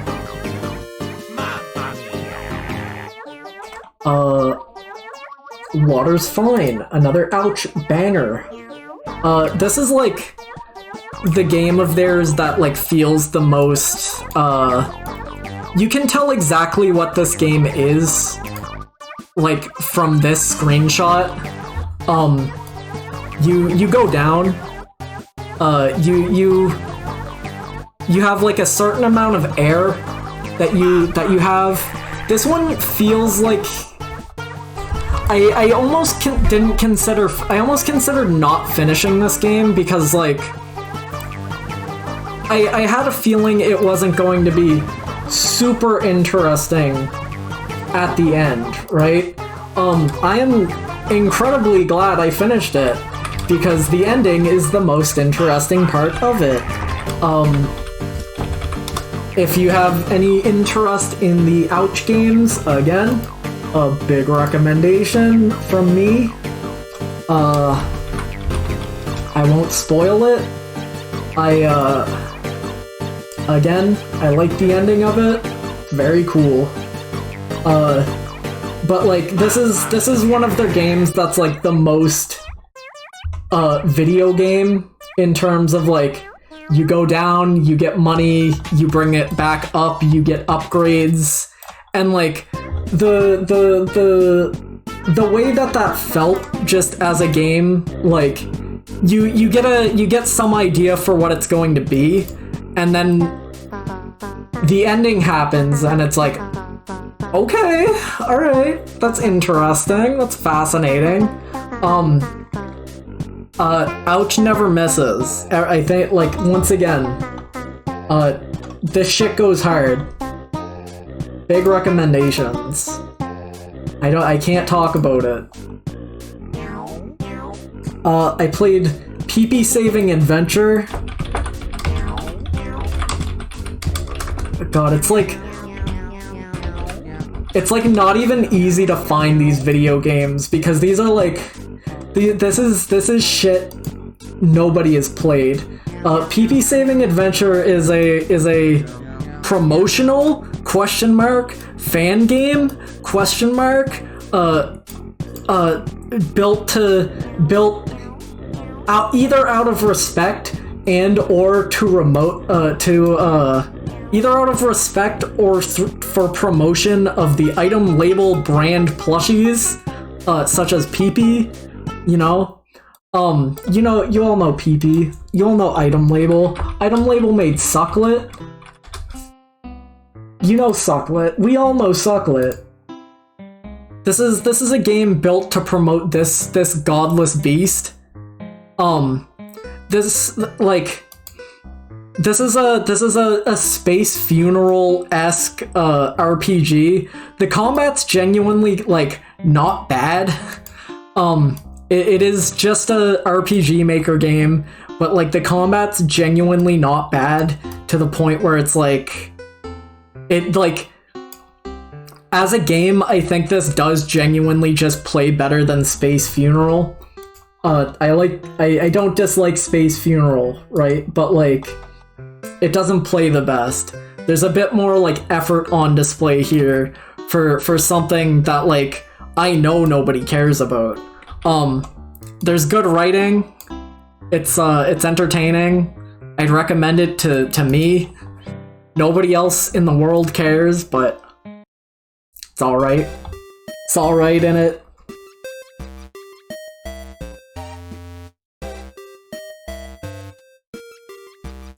It ends on like a Joker, like we live in a society type bit, which I thought was entertaining. Like, I'm the Joker, baby. I'm the Joker, baby. The Lost Night. Am I going to be able to find this? Yeah, alright.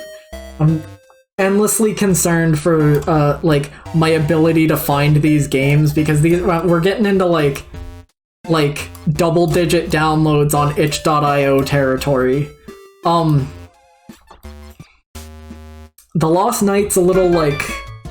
It might be a Pico 8 game. It's small. It's a very tiny video game. You're a little ghost guy. You're a little ghost fella. And like, you have to get, it's like a trick-or-treat Halloween game. The combat's like the most interesting part about it, and I can't really get a good gif of it, but like, it's, yeah, you've heard me say this a few times, but it's almost Undertalean in the way it's like presented. So like, I have to, this gif doesn't like really work here. So like, when you go into a fight, like, the enemies like come in like waves and shoot at you. This is you, and like you play a little like scrolling shooter at them to kill them. It's interesting because like it's got like the Undertale battle box formula, but you can fight back. I like that. It's fine. This game also had a funny line that I thought was good enough to like take a screenshot of. If you get knocked out, you'll return to the last vending machine you used. I love that game. Like, I love when games just say shit at you like this, cause there's like, there's no other medium where you get like words in this it's stringed together like this, you know? You love to see it. I love to see it anyway. Long live the axe. Oh.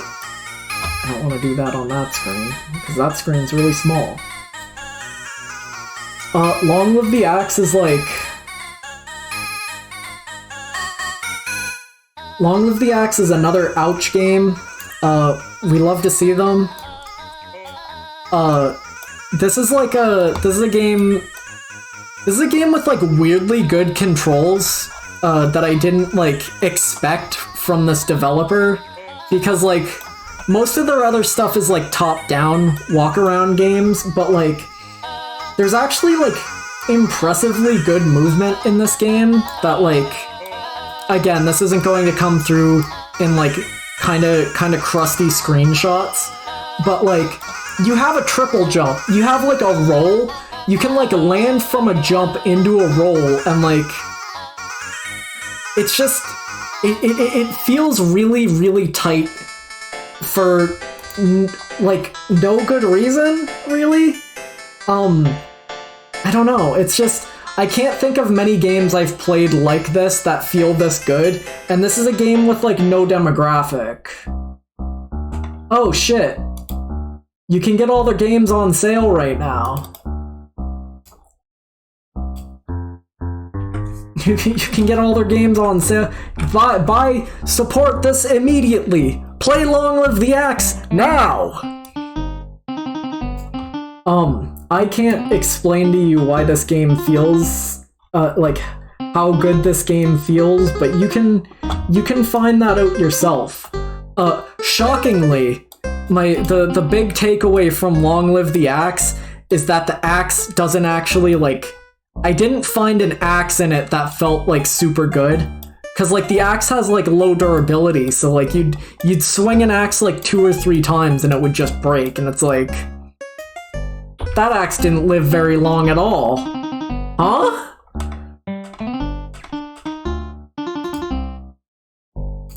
Are there any better images of this? No, there's literally not. This is a game that just sort of looks like shit.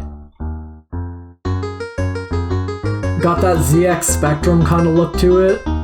Got that ZX Spectrum look to it. Kind of just looks like this. You love incredibly bright reds and blues. Games that look like that. Long Live the Axe, pretty good.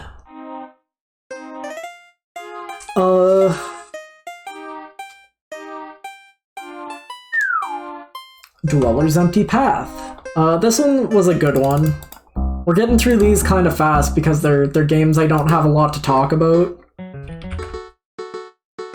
Dweller's Empty Path is like a game Temmie made. It's good. I like the vibe of it. It's not much of like a game. It's just kind of like a vibe piece. It's a thing to hang out in for a little bit. The art's all fantastic because it's a game from an artist first and a developer second. You wander around and talk to characters for a few hours. There's not really much in terms of gameplay, but it looks good. The characters are fun. It's like a pseudo sequel, or at least like related to No, this one's actually one of the longer ones. It's probably only like 3 hours long, right?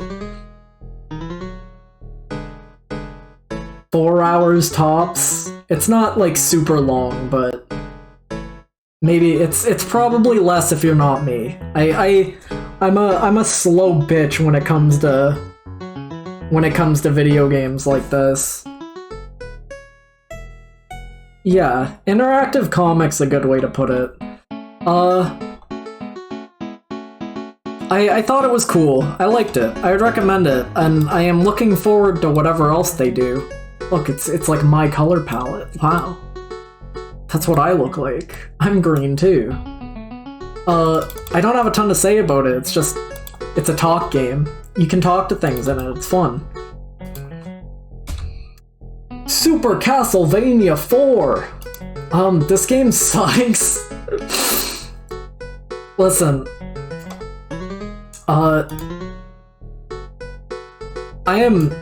I'm surprised. Oh god, what the fuck? Yo, I stole Google. What the hell?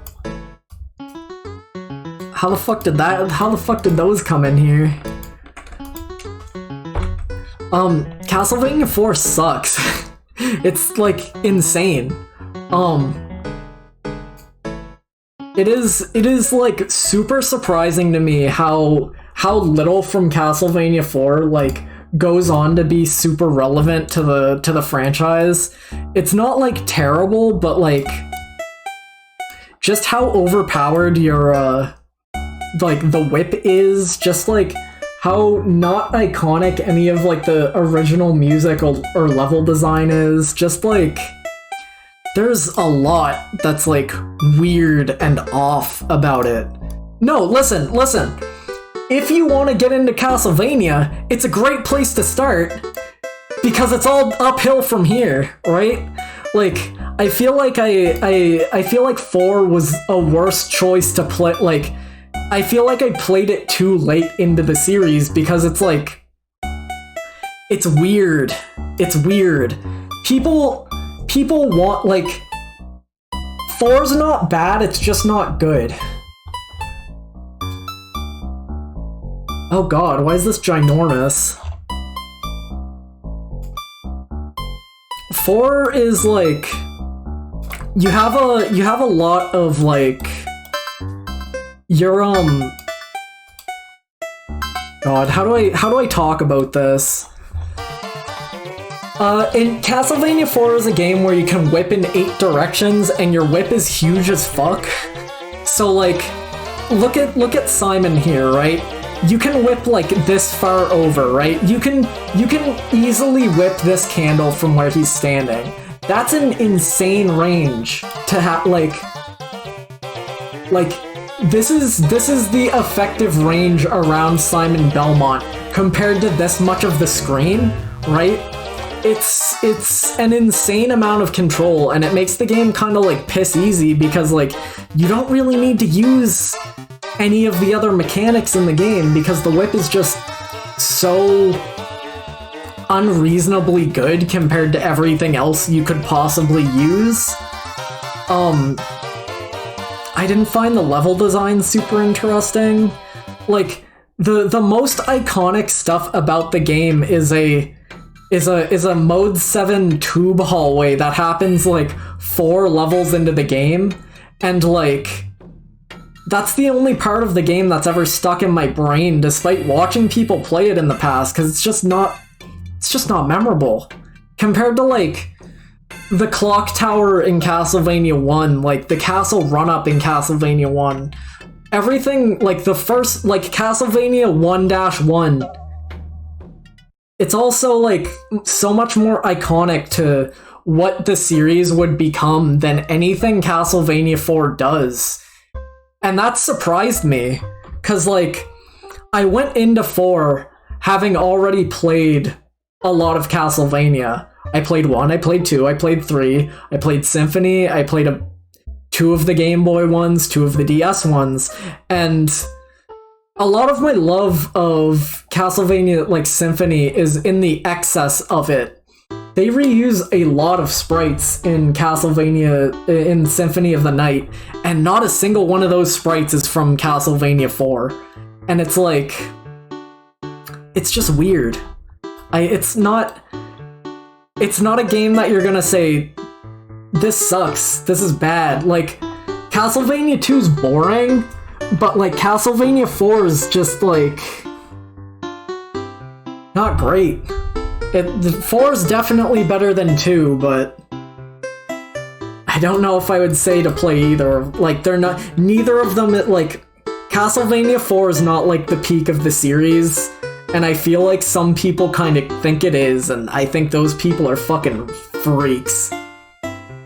Don't tell that guy from Software I said that.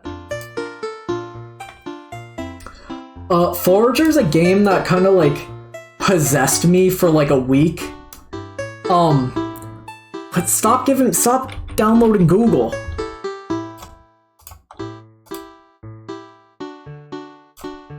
Forager's a game that like took complete control of like my body, my brain, my executive function for like a week. I don't think I think it's like very rare that I have a game that like fucking punches me as hard as Forager did. Like, cause it's like a cookie clicker, but you need to like run around as a little guy and do things. You can't like, it's like Minecraft and cookie clicker at the same time. So you can't like perfectly automate everything. You have to like run around as your little guy and do a bunch of stuff, and it's so fucking hard to put down. Like it took like a week for me to finish it, and that like the only reason I could stop playing it was because I ran out of things to do. Insane video game, psychotic video game. I liked it a lot. I don't like. I probably played an unhealthy amount very fast. I will probably never boot it up again. The Switch port was straight up bad because like none of these screenshots have like the UI in them, but you have like a toolbar UI like in Minecraft, right? This Switch port for Forager had no way to remove a tool from your hotbar. So like if you made a shovel, you couldn't get rid of that shovel from the hotbar, but like you can still only have like 10 things on your hotbar. So by the end of the game, I only had like 3 slots for things that I might need to use that weren't tools. And like, that's weird game design. That seems like untested, unfinished, unsomething. It didn't affect my gameplay tremendously, but it is kind of funny to think about that. There was like it came with like special features and like there's like a comic and stuff written in it, and like it was kind of like bizarrely heartfelt for the kind of game it was, and I always love to see bonus features, stuff like that in games, because that stuff like that just, it makes me feel good about being someone who enjoys video games and being able to see that in a game. It's like, it's just nice. Played Kirby. I haven't played a different Kirby game since I played Forgotten Land, so I don't know if it's too late now to say this is one of the best Kirby games. Like, I don't know if I'm coming at this too early, right? Because, like, I know when Mario Odyssey came out, I was like, oh, this is one of the best Mario games. And I still think it's pretty high up there. Like, fuck Mario 64. I'm gonna, like, if I wanna bing bing wahoo around as a little Italian man, I'd rather just play like a few chapters of Mario Odyssey because it's fun to move the Italian there. It's a lot more fun to move the Italian there than it is to move the Italian in Mario 64. Right? At least to me anyway. I know fucking freakazoids are gonna tell me I'm an incompetent loser because I don't like Mario 64, and they're correct. You should say it. But like, that's the kind of feeling I get from Kirby and the Forgotten Land right now. It is such an incredible like step forward for the franchise, while also not like, it's not a perfect game, but like, if this is the direction Kirby wants to go in for like the next 10 or so years, I'd give that a big thumbs up. They kind of like reset a lot of like the one cool thing about like Kirby is that for a while they just kept building and building and building mechanics. So like by the time you got to Superstar Saga, by the time you got to Kirby Superstar Ultra on the DS, the movesets were like so elaborate and like so excessive. It was great. Since this is the first Kirby game in like this 3D engine, right? A lot of the movesets got like pared down. A lot of things only have like 1 or 2 or 3 things they can do rather than having like a big fuck off extensive moveset. And I think for a lot of people that can be a problem, but I am hoping that, like, if they make 2 or 3 or 4 more games in this style, then that'll hopefully mean that they'll, like, slowly work back up to that level of what am I thinking of? Like, that level of, like, moveset, right? That's what I'm hoping for anyway. A lot of this game was, like, crazy. There's like a so soon we forget that Kirby can, like, foreskin himself over a car. Like, he does that, and it's upsetting, and it's still upsetting. And, like, are we ready to talk about this yet? It's scary. It's fucked up. What else?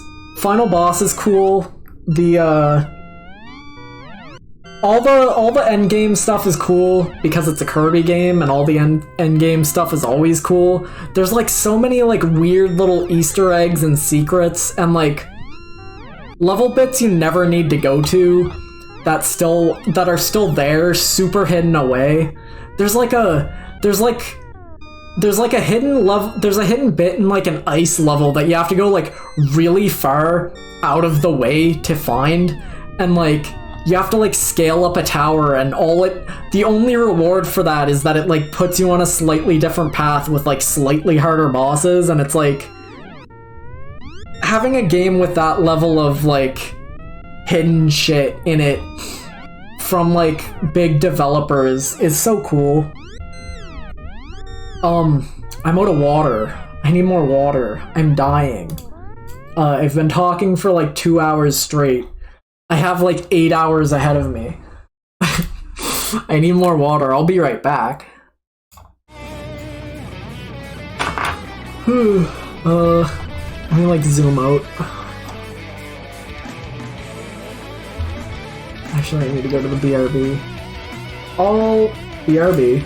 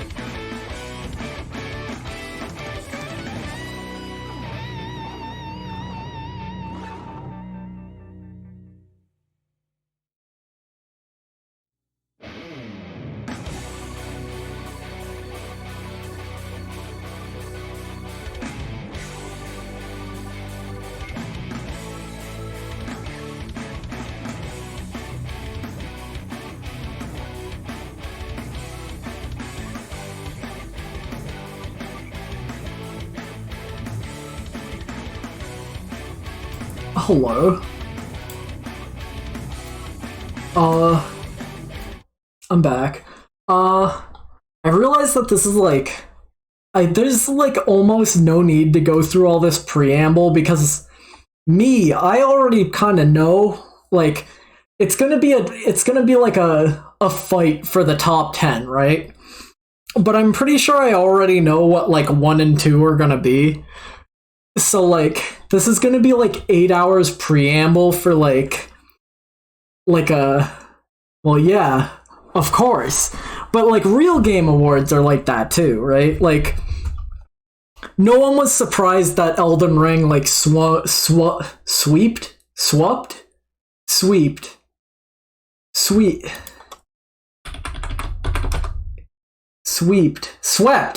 It's swept. No one was surprised that Elden Ring swept the Game Awards, right? Like it was, we all just know it. Of course it did. It's Elden Ring. So it's like it's not surprising, but like no one cares that I'm going to put Baobab's Mausoleum Episode 3 at like, you know, the 90th worst game I played this year, right? Wait, no. 90th worst. 90th best would be at the bottom. If it was 90th worst, it would be at the top. Anyway, but like, I'm 44 games into this list now, so it's not like I'm gonna stop here. Hotel Dusk.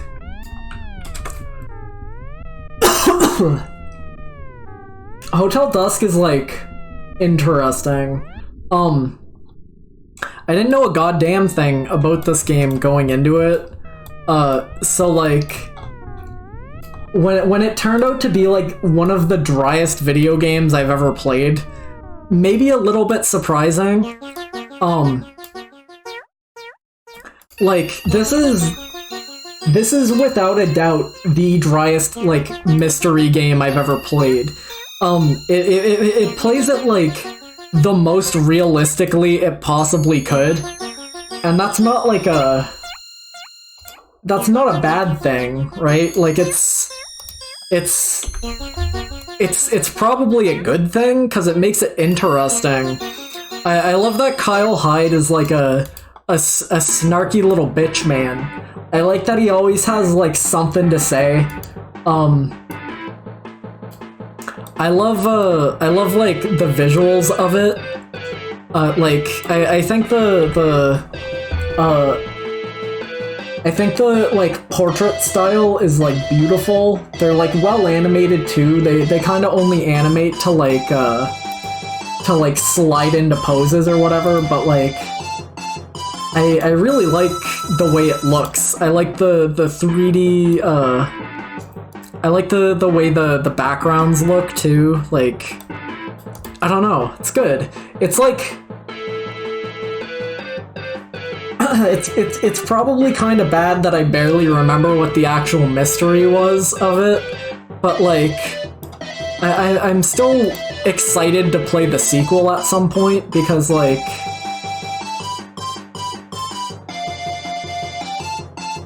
this is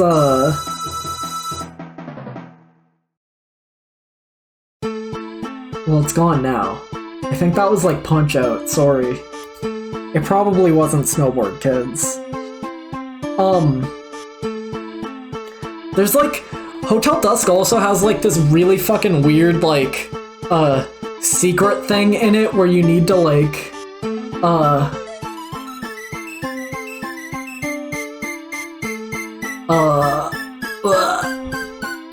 it has like a really weird secret thing in it where you can get like an item out of a vending machine, but only if you like just randomly guess the setting, like, or randomly guess the like the correct password for it, and then like you can get like a secret scene early if you randomly guess at a vending machine, but you can only get change for the vending machine over like a 2-hour period of the game. It's insane. I don't know how anyone was expected to find that, but it's interesting.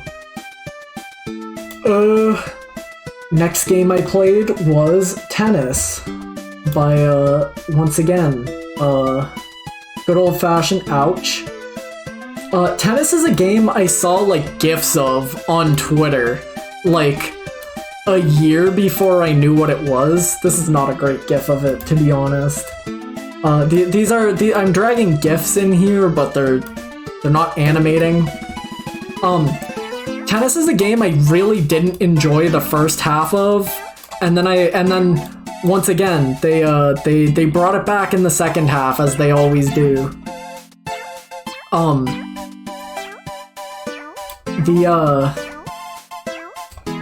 like, I saw a gif of like this segment where it like switches to third person as opposed to like the top down angle, and I saw a gif of this like on Twitter. I can't show the gif of it, right? But that kind of thing was so fascinating that the game was like stuck in my mind because of it. And I enjoy tennis in retrospect more than I did playing it, but I think that's just because I was really bad at the first half, and the menu literally gives you like a button to skip to part 2, so I think they knew that the like second half of it was also just more interesting. But I had to be a big boy and play through the first half before I earned my second half. Etc. etc. It's good. It's cool. I liked it. Again, they only make good games.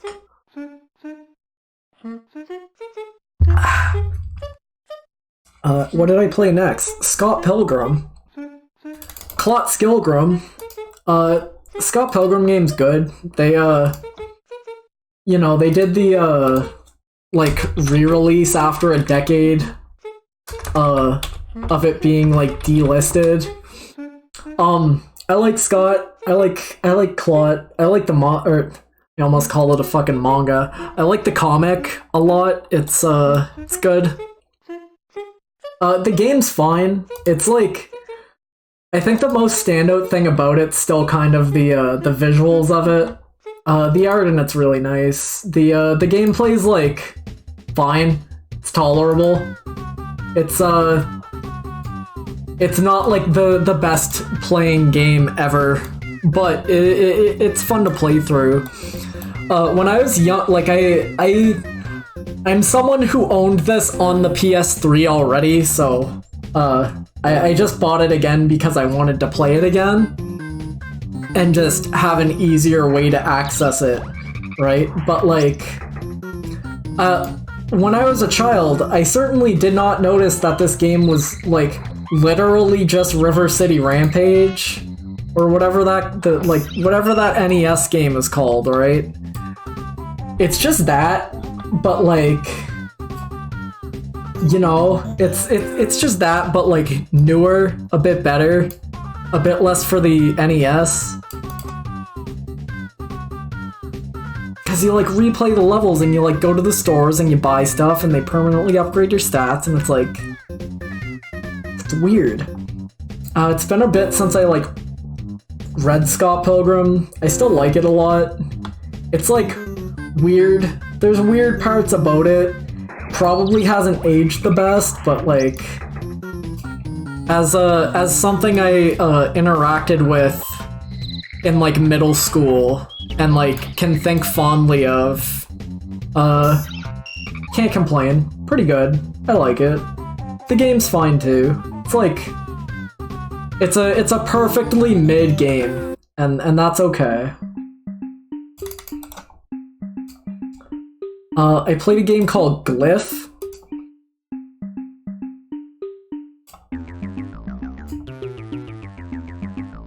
Glyph's interesting. This is like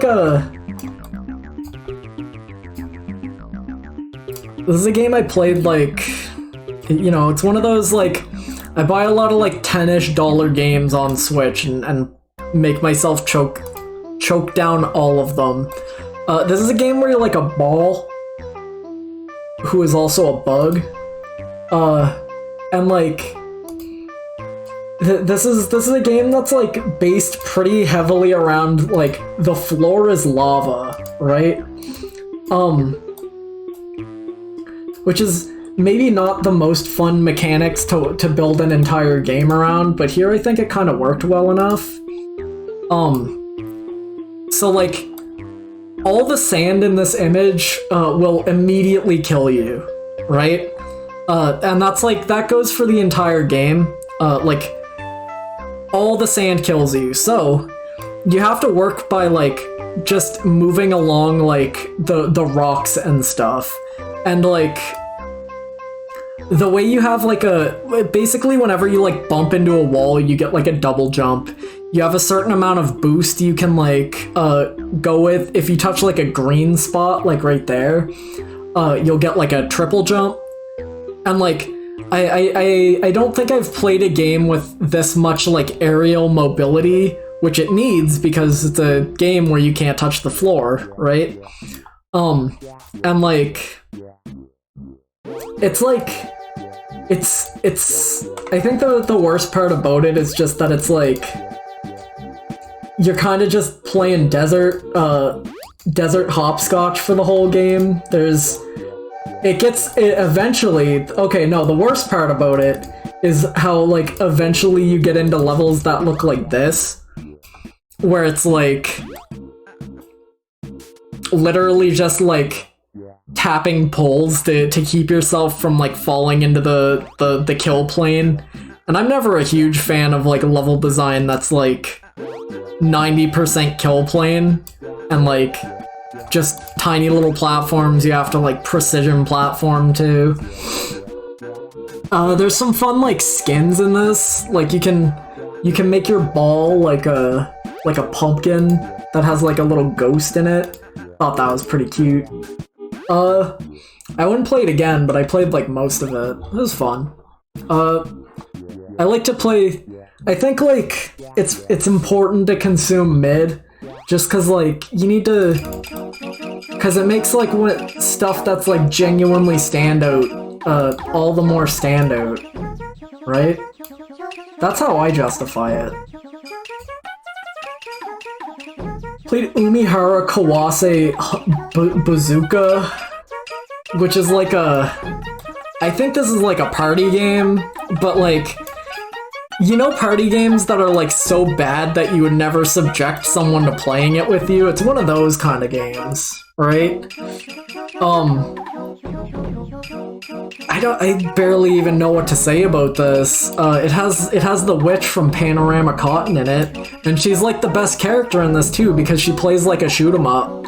So like, you can just play the game like completely differently as that character, and it makes it a lot more playable.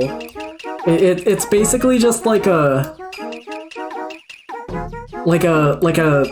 enemy arena kind of thing. Like you're this, you kill these. If you kill enough enemies, you can move on to the next level. It's one of those. It's not good. It has a really interesting character selection in it, and by it has a really interesting character selection in it, I mean one of the characters in it is a fucking YouTuber. It's this guy. I don't know who this is. I don't know if he's like a huge Umihara Kawase like fucking aficionado or what. Obviously I've never heard of him, right? But like, I think he's like I think he's like a selling point. Hold on, Umihara Kawase Bazooka.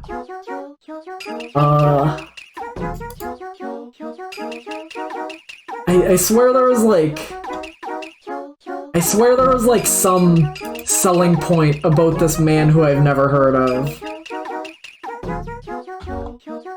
Maybe it's on Deku Deals. I probably don't want to like look too hard for this.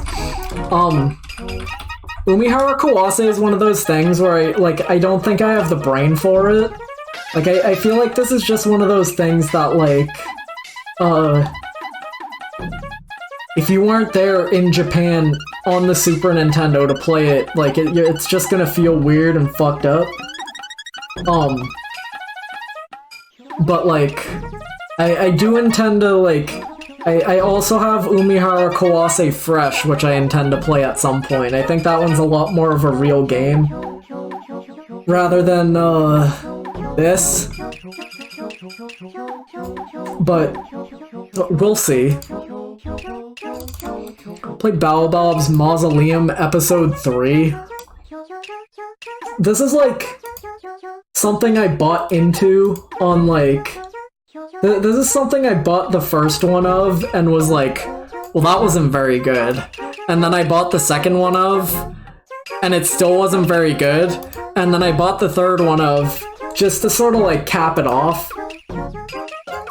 The third one's like the most interesting one. There's like, it's bizarre. It almost feels like in the third one, the person making it got bored of making these games because like,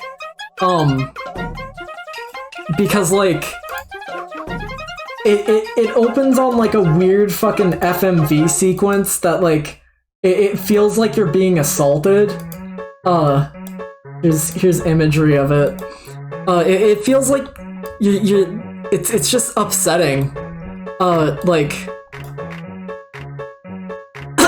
like then after like 5 minutes of like that gameplay, like after 5 minutes of like the normal gameplay, it goes to like a 3D car driving segment. I don't know.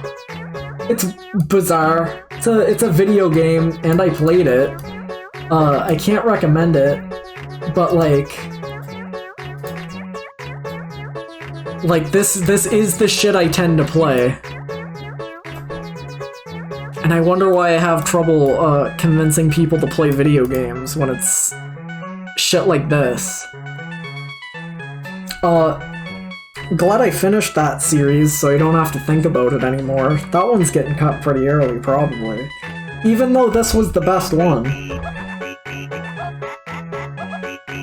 Oh, I missed an entry. Uh-oh. Wait, insert one row above. We were almost at Undertale 2, but I missed one. I played Stanley Parable Ultra Deluxe. This is really good. I was like kind of surprised. I guess I didn't really expect much from it.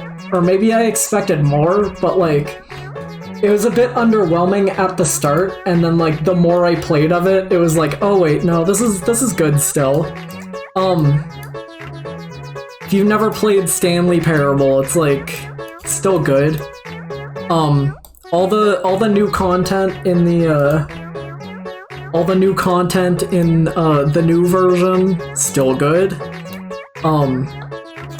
I think it'd be fun to see like a more proper sequel, even though this like Ultra Deluxe is absolutely a sequel. Like, it's like super meta about being a sequel. But like it has like the whole original game in it, so like I can understand why it's like why it's not like 100% like it's not blatantly a sequel, but it definitely is. It's sequel-esque, right? So, but I would like to see like I'd like to see like I'd like to see more, right? Because this was good, and I enjoyed it a lot. I don't know if I've ever seen like a sequel be as meta about being a sequel. It's probably more meta about being a sequel than Danganronpa 3 is. And I'm not saying that to anybody in chat, because I know none of you fucking freaks have played it.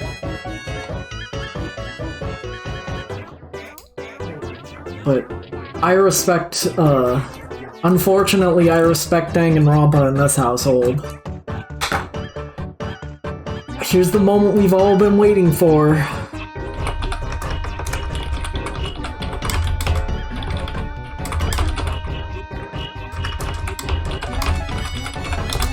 Drumroll, please. We've got Undertale 2! This is maybe the best game I played this year. I'm not sure yet. We'll get to that eventually. This is kind of like this is a game that's like nearly impossible to like talk about, to think about, to write about. That like I've it's like so much its own thing while also being like it's it's something special, and I know most people here in the stream have played or seen this already, so I don't need to say a lot about it. But like, we're listening to the soundtrack now. In terms of like RPG Maker games, I have a hard time thinking of one with the same amount of like charm, heart, content put into it. There's like, this is an insane video game made by a crazy person for crazy people. This is the game with the best fishing minigame I can think of. This is like a game with 245 status effects that the game doesn't explain any of. There's like 3 or 4 different games worth of lore in this. This is a game designed to go unnoticed and to reward the person who can see something called Undertale 2 and click on it and say, yup, let's find out what this is all about. This is like an insane product for crazy people. I already said that, and I'm going to say it again, probably. I can't emphasize how surprised I was to play Undertale 2 this year, and I am deeply gracious. I'm deeply gracious that I've been able to show it to a lot more people and get more people to play it. Like, I think like Undertale 2 is the game I've convinced the most people to play, because I'm pretty sure I got like what? Jal, Doc, Pies, Nano, Juju, like at least six people to play this, and I'm glad I could do that. We love. No, Slim hasn't played it yet. We love Undertale 2 in this household. I'm pretty sure I like the normal. You know, it's not as good as the first one, but they went in a really bold direction with it. Code Shifter. It's really funny that this like Undertale 2 is like it's here, and then like Zeroranger's here, but like Code Shifter's in between it, so we have to talk about that first.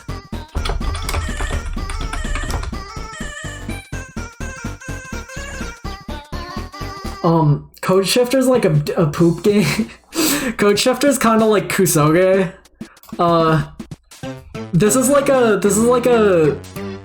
a game that like someone made somehow. They got like someone at like Arc System Works was like it feels like someone was making a completely different game and then like went to ArcSys and was like, can we use a bunch of sprites? Can we use Guilty Gear? Can we use Soul Bad Guy? Can we use like these characters? It has like a weird, like fucking gross corporate art. Like, I don't know how to describe the art style of like the real characters. It has like it has all of these characters in it, and they're so much more interesting than like the actual game, even though these are all just like slightly playable characters that are like here. This is like a super like not great fucking action platformer. It's not particularly fun. It's not particularly good. It's not the worst thing I played this year, and I've played worse platformers on the Switch, but like the weird like why is there ArcSys stuff in here? Like what is this to it? Makes it like so much more interesting to me than I think it would be to like anybody else, right? Like this is what it usually looks like. This is what it looks like out in the when you're not in like a level, and like the juxtaposition from like these like weird tiny, like, sprite crossover sprites into, like, this. It's weird. I don't know. I don't know who made this. I don't know why they made it. It's not one of the better things I played this year.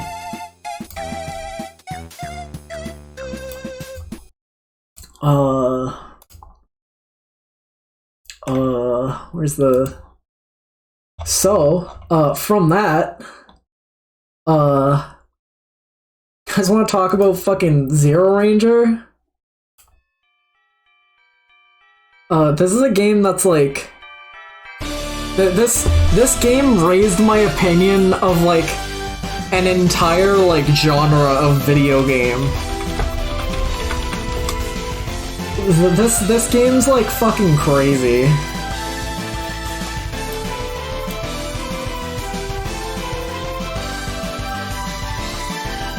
I cannot begin to emphasize how fucking cool Zeroranger is. I think I'm going to, like, debilitate myself in the long term, because, like, I'm unable to play, like, games that are like Zeroranger, because they're not as cool as Zeroranger. Does this make sense? Like, I talk about another scrolling shooter later, a lot later, and I liked it, but it wasn't Zeroranger. Like, this is a game that's going to put, like, a long-term debuff on my ability to, like, recognize... Holy shit. This is a game that makes it difficult to, like, think other games in the genre are, like, cool. Because they're not Zeroranger cool. You don't turn into, like, a big cool mech. Zeroranger does such a good job of, like, making you feel cool as the game progresses. Cause, like, generally in, like, a shoot-'em-up, you're not going to, like, change your character very much throughout it, right?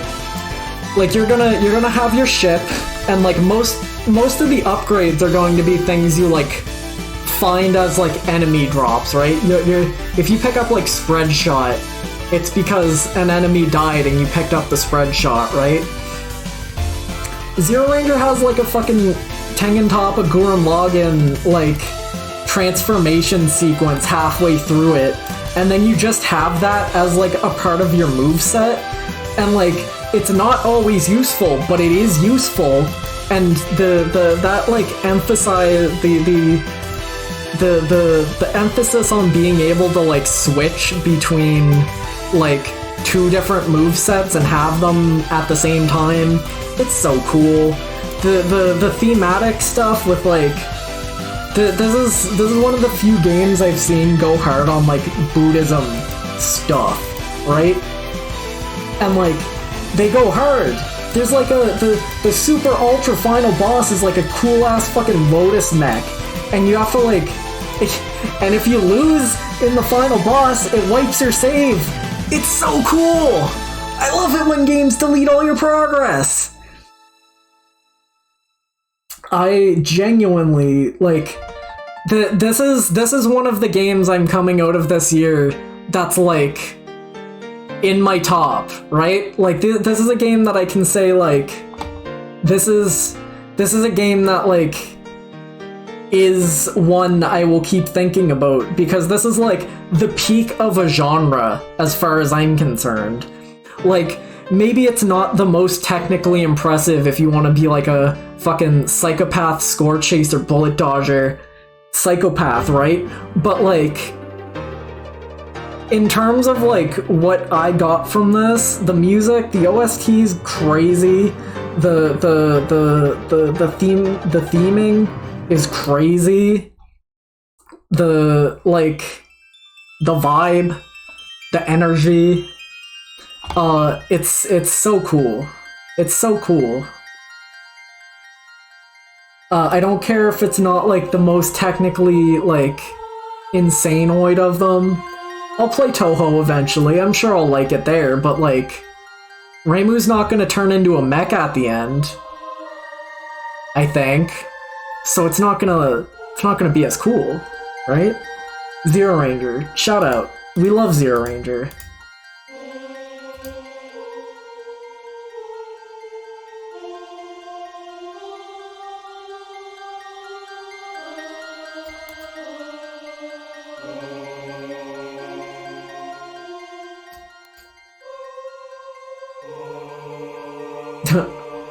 Sorry, I'm reading the update for Zeroranger that I got this like image from of the girl with the tongue out, because that was from a real update.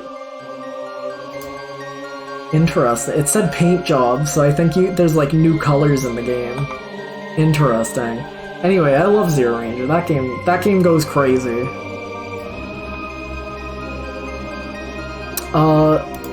Franken. I didn't like it that much. I think that, now that, like, I'm gonna be harsh, right? I think playing, like, Franken's a game that got, like, donkey views, right? This is a game everybody saw. I don't think it was, like, I don't think it was worth it.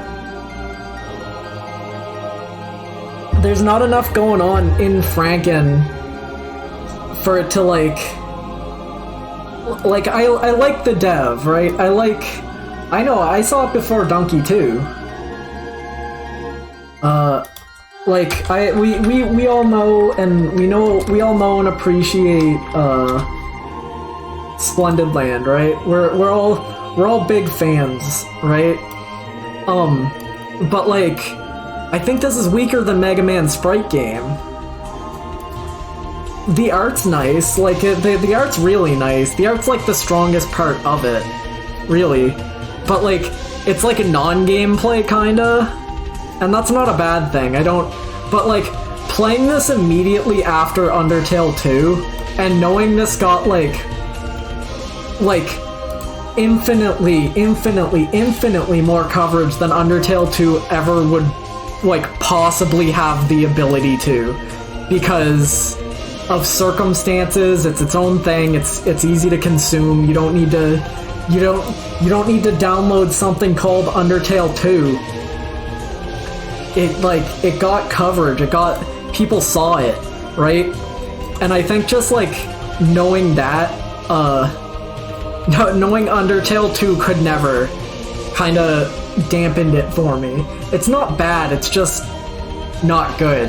It's sort of non-content. And that's fine. Games can exist as, like, vibe pieces, but I didn't get a lot out of this one compared to contemporaries. Like I said, I really genuinely think, like, Mega Man Sprite Game's one of, like, the funniest games I've ever played.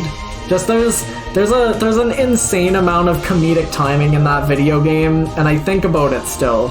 And I don't think I'm going to think much about Franken beyond right now. You get to kiss a Frankenstein at the end, and like, do I need more than that? I guess not. I guess it's fine. But, I would've liked if maybe there was some gameplay in it. SteamWorld Heist. This one, like, surprised me. Genuinely, I am a huge fan of this game, which I didn't think I would be, right? I think, like, the SteamWorld games just kind of exist in, like, a place where, like, you might just sort of download SteamWorld Dig 1 on your 3DS, and you probably won't hate it, right? But, like, playing it, like, so, like, going into SteamWorld Heist not really expecting much, this might be one of my favorite, like, tactic team party game things. It's in, like, a 2D plane, right? So you have, like, your characters, you like bounce the bullets off the walls, and like just the way it plays is really fun to me. It's got like great music. There's like an unusual amount of vocal tracks in it, right? Which is surprising because like every pit stop you show up at has like its own unique sea shanties, right? And like that's fun.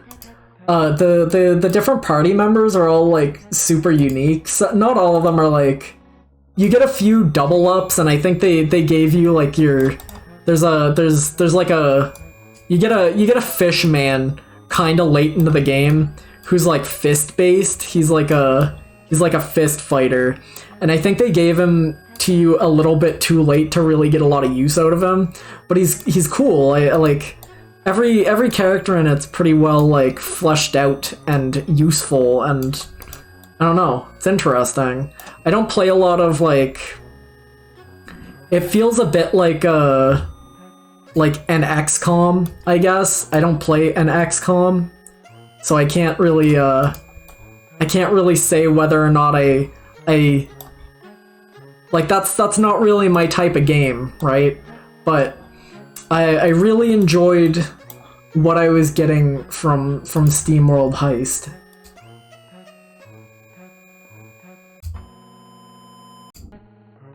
Why is this Undertale 2 song like not a song? Man, I played a lot of like good games back to back around this time, huh? Next up is played Bug Fables. That game's really good. Like I genuinely think like anyone who's like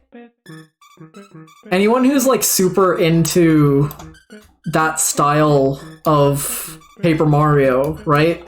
Like if you've said like, man, Sticker Star sucks, I wish they would make I wish they would make a good Paper Mario game. It's Bug Fables. It's right. It's there. It's right there.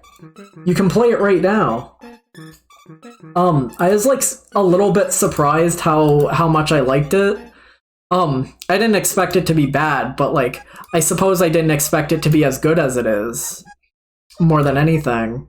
Having like a 3-person party is it opens up a lot of like depth mechanically. You can get away with a lot. There's a great variety of like badges and stuff. Like there's a surprising amount of like builds I thought about like making, right? Which is impressive because like usually in Paper Mario, what you get like danger strats. That's like kind of the most in-depth you really get. But like the variety of locations you get, there's like a card game, there's good quests, there's like the end game area is super like interesting, and there's like fucked up aberrations there, and they literally just don't elaborate on it. And I always think that's kind of funny when that happens. The great game.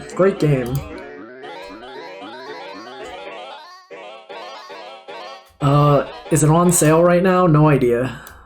Probably. I feel like everything's on sale on Switch right now. But like I am glad that like Paper Mario can continue to exist through things like this in the style that I enjoy them.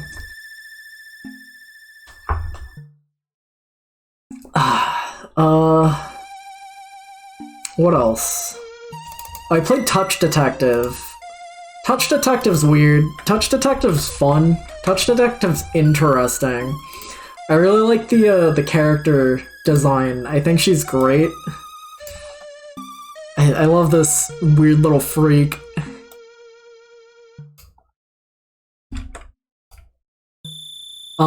Touch Detective's like a blatantly like low budget thing, and I kind of loved it.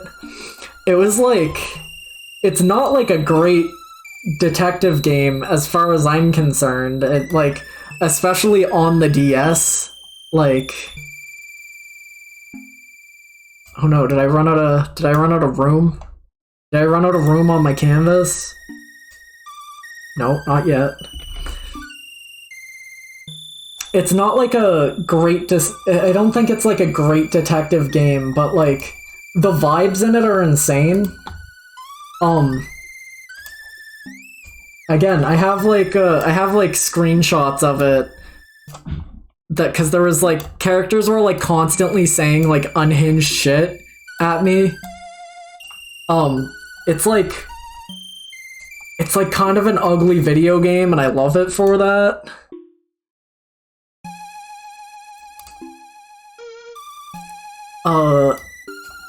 I like it's the kind of game where I'm like excited to go play like the 2 sequels it has because I just want to like I know those are going to be like games that are like 90% the same like asset reuse and it's the also the kind of game I'm completely okay with like seeing that for.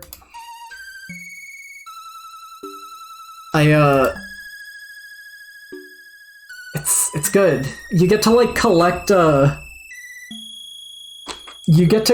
like textures, right? Like your character will like feel a rug and then she'll go home and write about how the rug felt. Or like curtains or like a cactus or like a dog. And that's one of my like favorite that's one of my favorite little like stupid collectible pages I've seen in a game because it's just dumb. It's dumb. We love to see it.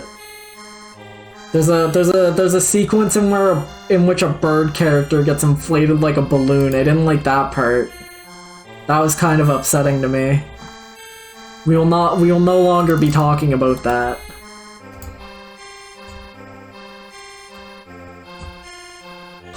Played a little Yu-Gi-Oh! Master Duel this year, unfortunately. Yikes.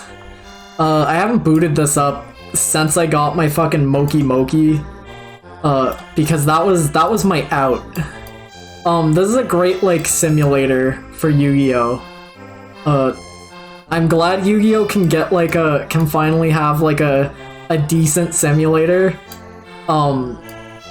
It's a fucking nightmare to play it.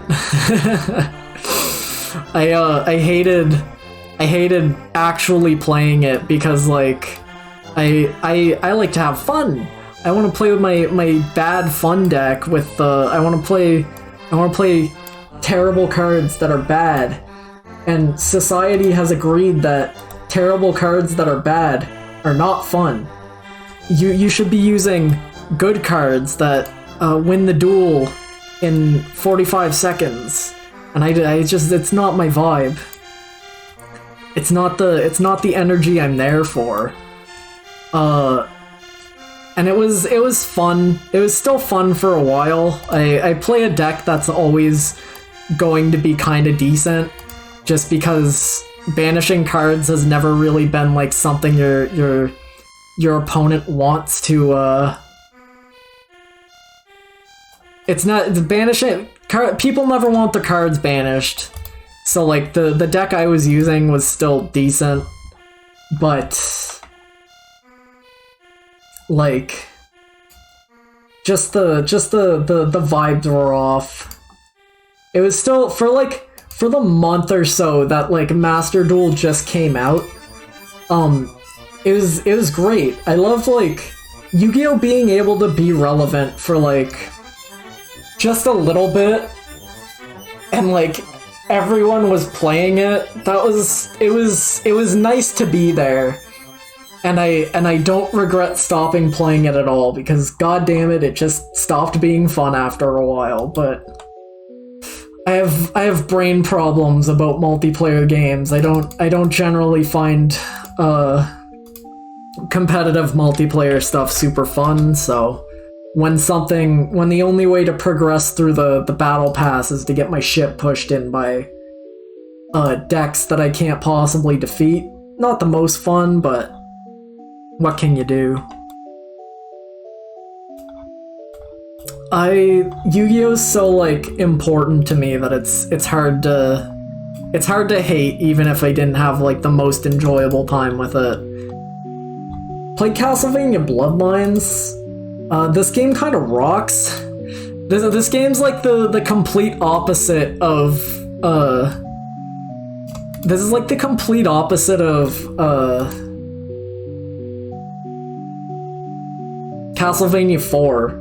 Where like, but not entirely, like, Castlevania 4 is weird because it's like not iconic at all, but like, this one's also not iconic at all, but in a way that's like kind of cool, because Bloodlines feels like it's a Castlevania game that just sort of like slipped out of a different dimension, because it's, you know, it's on the Sega Genesis. It's weird. That's weird, first of all, right?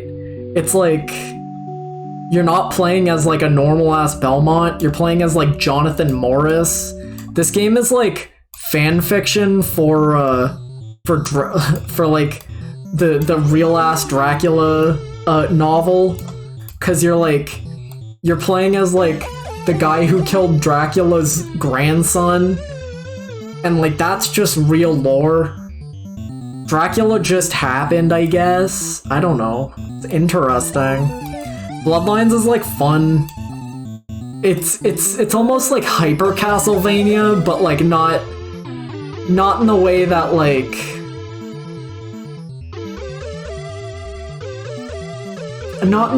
like Blaster Master Zero is like hyper Blaster Master.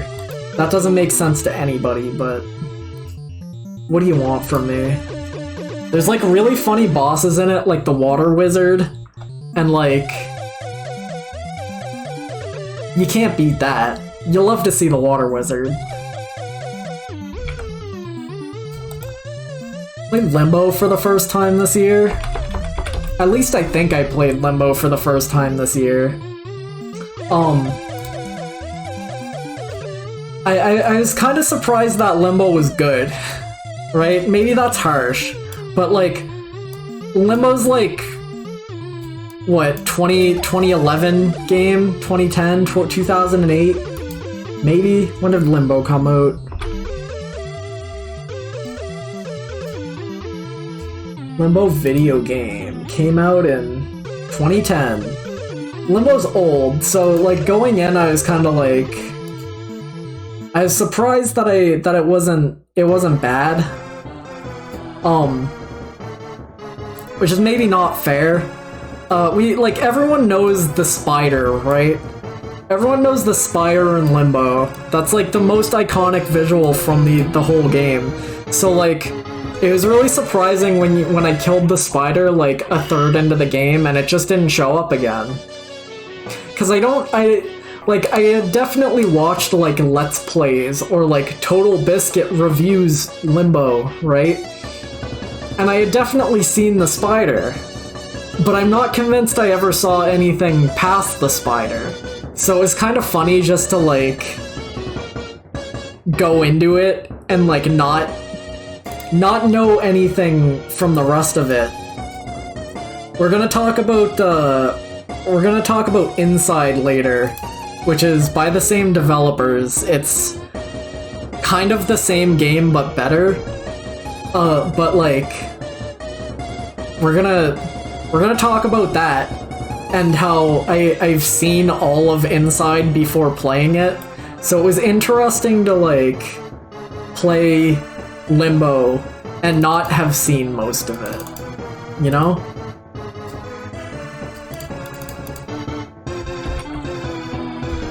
Played Ape Escape on the PSP this year. Ape Escape 1? So like, first of all, no question, I think the PSP version was not the ideal place to play Ape Escape. But, like,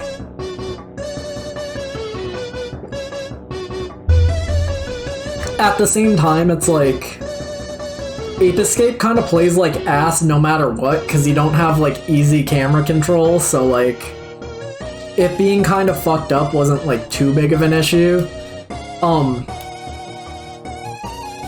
I really like Ape Escape. Ape Escape's like, I think I'd say Ape Escape's my favorite like collectathon game. Ape Escape 2, right? Ape Escape in general is my favorite like multi-game collectathon franchise, right? I really like Ape Escape. I think that game doesn't get the love it deserves. Ape Escape 2. I haven't played Ape Escape 3 yet. I haven't played I really just haven't played Ape Escape 3 yet. I played Ape Escape like the PSP version is like a remake of the first one. So I played this instead of playing the original. And I like this isn't a great, I'm sure it's not the best way to play it, but I didn't really have a good access to ways to play PS1 games, and I kind of don't like the I love PS1 visuals, but I kind of don't love them for Ape Escape. So playing something a little bit more high fidelity was nice as far as I was concerned. If I ever feel like running through Ape Escape 1 again, I will almost certainly play it on the PS1 just to get like a bit of a different experience.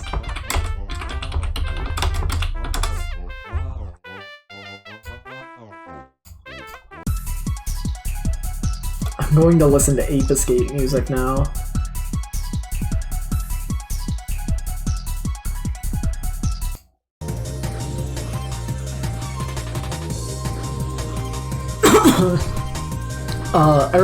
Ape Escape also has like insane music. That's a good segue. Good thinking, me. Ape Escape music would like give Mario a heart attack. That's the best way I can think of to describe it. I love how Ape Escape sounds because it's so like different. Like, I'm going to talk shit about Banjo-Kazooie. If this is upsetting, close your ears. Banjo-Kazooie has like the fucking dumpiest, like, the bears go down to the woods today, music in the fucking world, right? Like,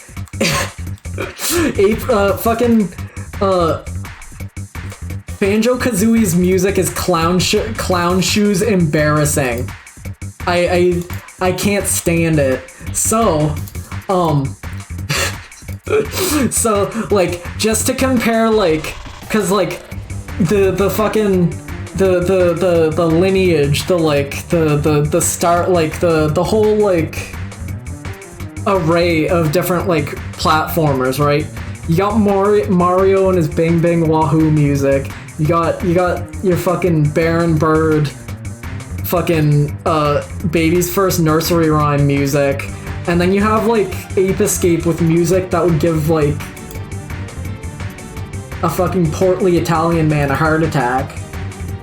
Mario could never fuck to this music, and that's why it's good. You understand this. You may not wish to accept it, but you understand that I'm right. Oh, is this the song I like? I like this song.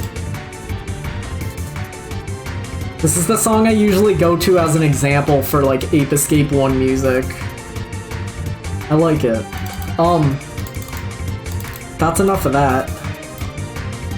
I played a game called Nappletail this year. This is a game I I find really interesting. I don't know if it was, like, it's not really, like, I don't know if it's a fantastic game, but I think it's fantastic thematically. I like a lot about it. I really like the main character's fucking goofy ass design. This game kind of plays like a Klonoa a bit, where like, or not even like a Klonoa. It's like a 2D platformer, but you can walk back and forwards a little bit. I love the visuals of it. The theming's really interesting. Like each there's 4 worlds and they're all themed around the four seasons, right? And like there's really good designs in it. There's like genuinely some like interesting talk on like the nature of life and death. There's like it is a game with a fascinating, it's a game of its era that has like a fascinating amount to say about things. It's a game that was like a fully female development staff, which like fucking 20 years ago, kind of impressive. I'm not gonna say that's important to have to game design one way or the other, but like it's just an interesting note on why I think it's like so sort of different from some of its contemporaries. There's a lot in it I didn't even really do, cause like there's a lot of quests in it, and this is a Japan exclusive Dreamcast game, so suffice to say there's not like a ton of English speaking information on it. I remember digging through like a really cute art book of it. It's something kind of interesting. It's a game like that just it's not on a single goddamn person's radar because it didn't come out here for good, and that's like a good reason for it not to be on your radar. The music is by the person who did like, it's like Yoko Kanno, right? I think they did like Cowboy Bebop. It's really good. I like it a lot. It's not the most fun game to play, but like there's enough thematically interesting about it to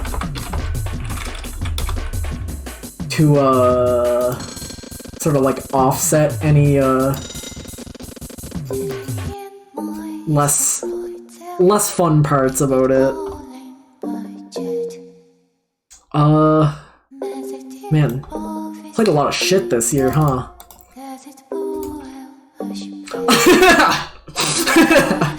Oh, I just remembered a part about,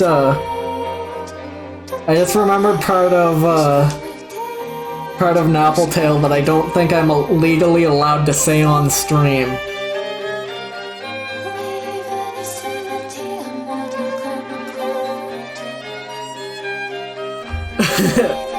Hold on.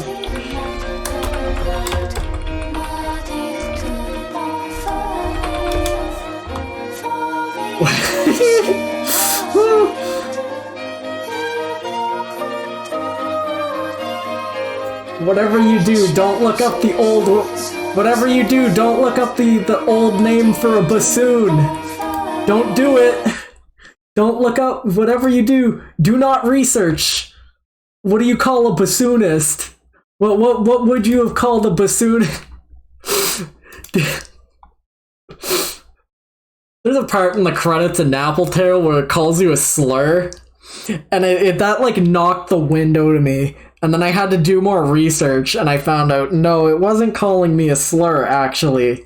They just had a weird name for the bassoon back in the old days. And I think about that sometimes, because it's like, Nappletail's like a shockingly pleasant and nice game, and the fact that it like comes in swinging at the last second, knocks you right out. That shit goes crazy. Woo!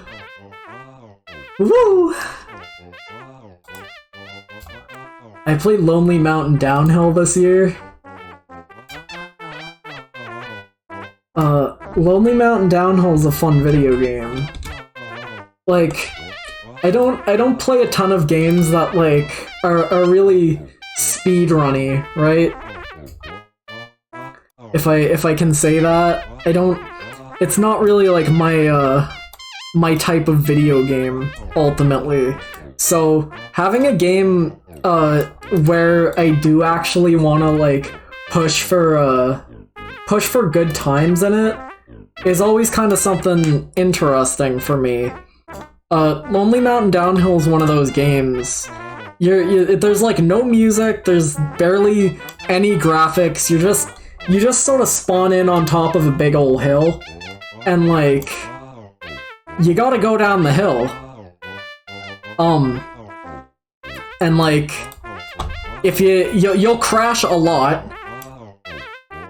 You crash a lot in this video game, and usually it checkpoints you, but there's a few levels where it'll send you back to the start. So you gotta get real good at those mountains. You gotta get real fast, you gotta get real good. Knocking out like daily best times for like segments of a mountain never didn't feel good. And like, I don't play a lot of games like this, so a game that's like making me restart to get a good time, it's like impressive, I think. It's a little quappy, like it has blood on by default. And I was like, that's weird, because this is such like a relaxing, like pleasant game otherwise, and they let you turn the blood off, but it's just kind of weird because it's like, I don't know if they were like aiming for like the QWOP like demographic, right? Because you do fall off your bike and eat shit, right? You roll off a cliff at 1,000,000 miles per hour and fucking hit the ground hard, right? And like, but like coming at it with like, I need the blood on. It's like, to me it's not a game that's like that kind of game, but who knows what the devs were thinking there. Should I like keep going on this canvas? I don't know when this is going to start like fucking crashing my computer, right? There's a lot of images on here.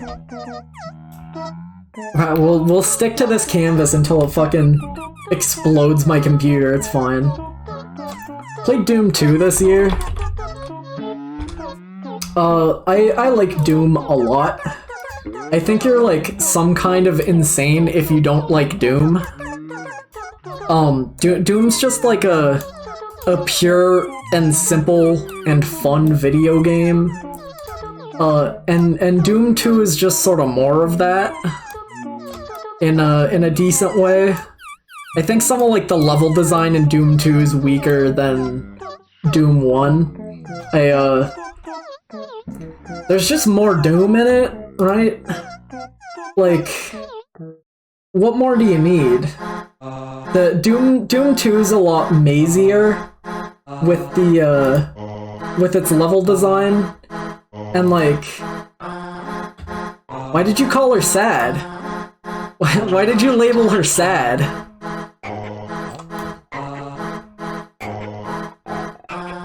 Can you rename that image? Can you rename that Clem? She's not sad.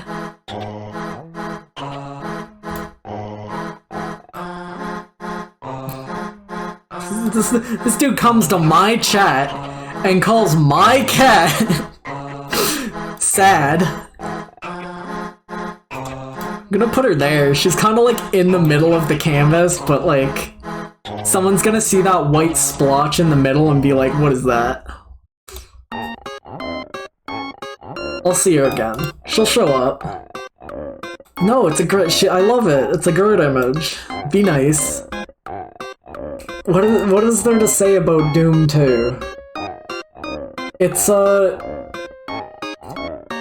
it has a lot more gimmick levels in it than Doom 1 does. And like, I don't think that's like immediately a bad thing, but like, some of them are bad gimmick levels. It's Doom. I like Doom. It's hard to see Doom 2 as anything more than like an extension of Doom 1. It's just more Doom. And like, that's not a bad thing. But like, it's just more Doom. At least with like Doom 3 and Doom 64, Doom 64 is kinda just more Doom. At least with Doom 3 and like 2016, they're like mechanically different enough that it's like, well, this is like a sequel to Doom, whereas Doom 2's like, an expansion.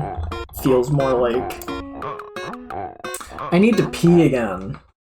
I'm so full of water. Haha. Alright, be right back.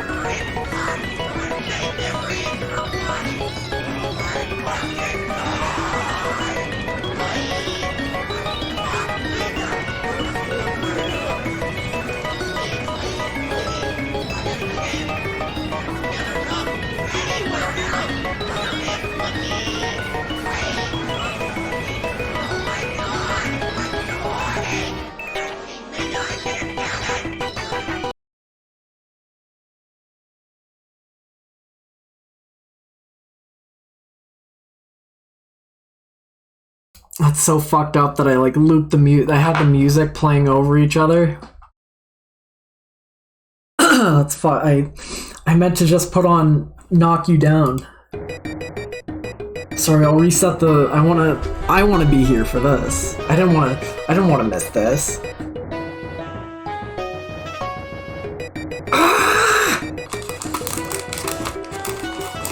I have a chocolate bar now. I'm hoping I can like soothe my throat because I've been talking too much.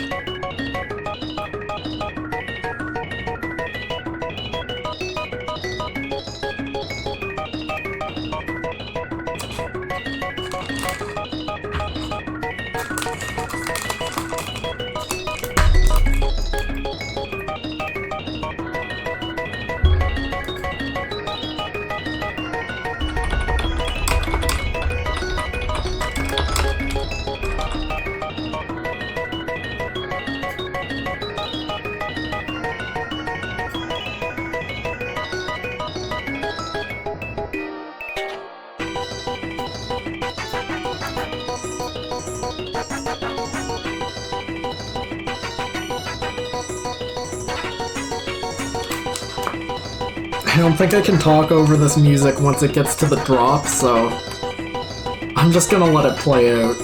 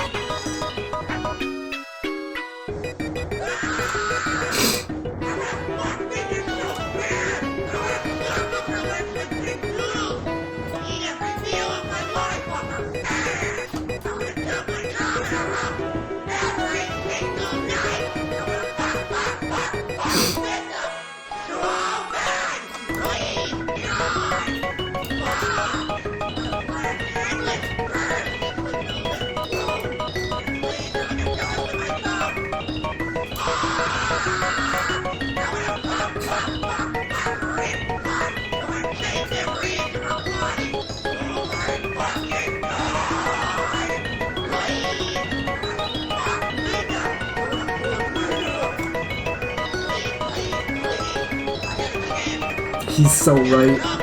He's so right for saying this.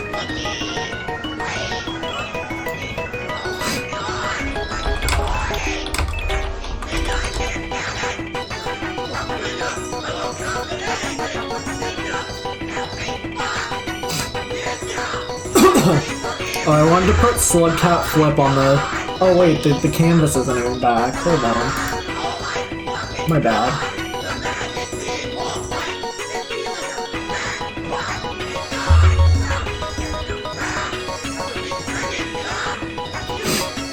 I wanted to put Slug Cat Flip in here, but,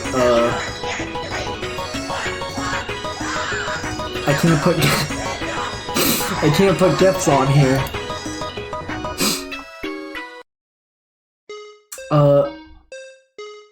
So I played Rain World again this year, and, whereas with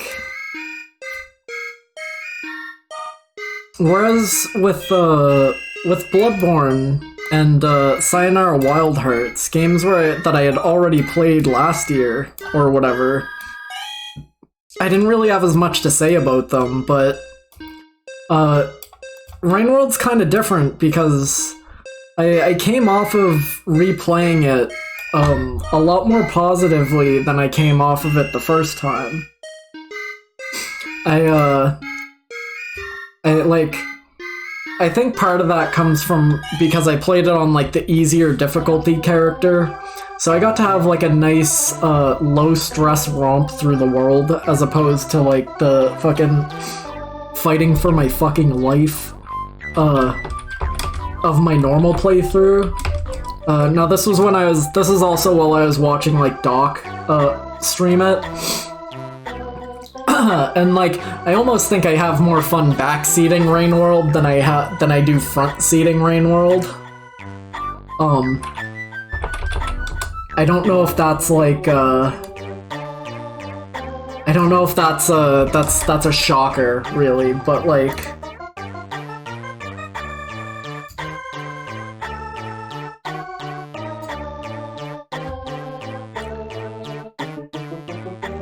sorry, I'm looking for images still. What the fuck?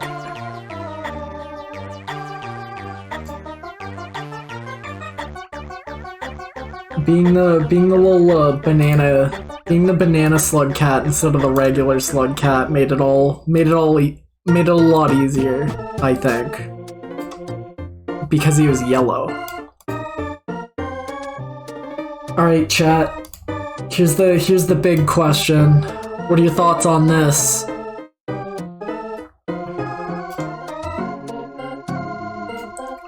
Hershey's Cookie and Cream Bar, cringe or based?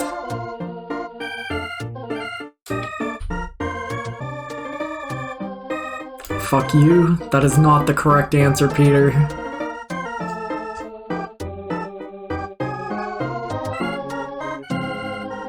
Can I, like, crop this? The cat was here and they told me how to crop this, like, way earlier. But, they're not here now, so I don't remember how I can crop this.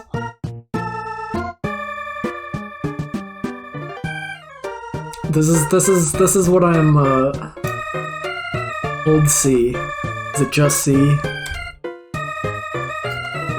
Oh. That's not how I thought that would work. Oh. That works. Very cool. Thank you, Slimothy.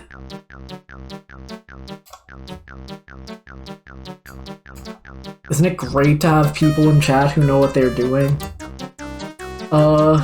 Rain World. I liked it. I'm really looking forward to the, multiplayer mod stuff or not a mod, multiplayer, like, expansion stuff of it. Cause I think it'll be fun to play that with Doc. I hope it's not a fucking unending nightmare, but it probably will be.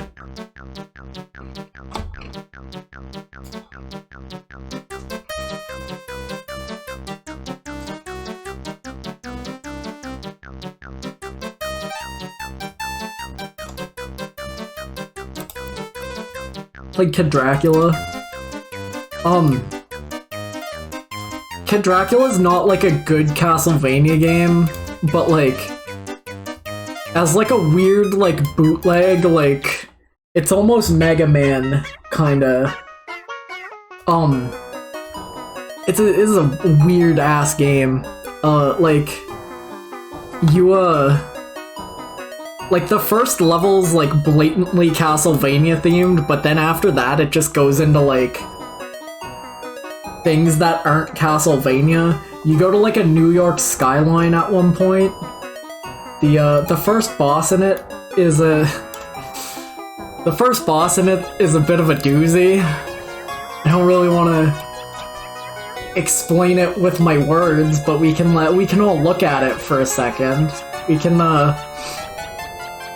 all take this in. We can all view this. And I don't necessarily have to say anything about it. And then we can take it off the screen.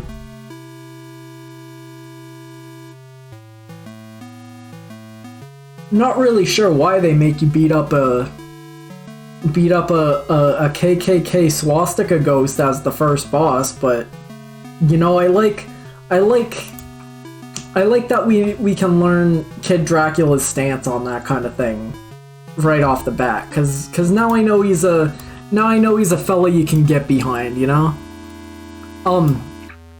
Kid Dracula's also a game I think would be like literally impossible for me.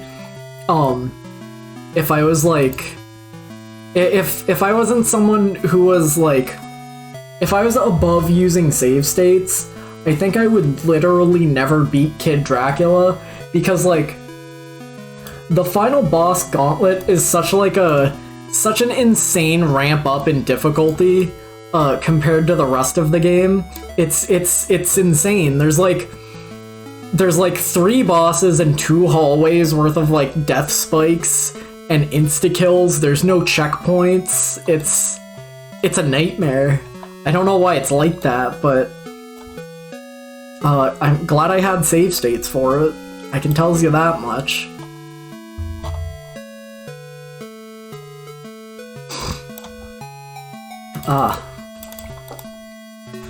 The Looker. So The Looker is a parody of The Witness. This game's like an hour long, maybe 2 hours. This is like the closest example of good parody I think I've ever played. I don't know, like, I'm not sure if Undertale 2 is parody or not, so I think, like, Undertale 2 is like almost too much of its own thing to say, like, to call it parody to me. But like, it's parody-esque, right? The Looker is like, it's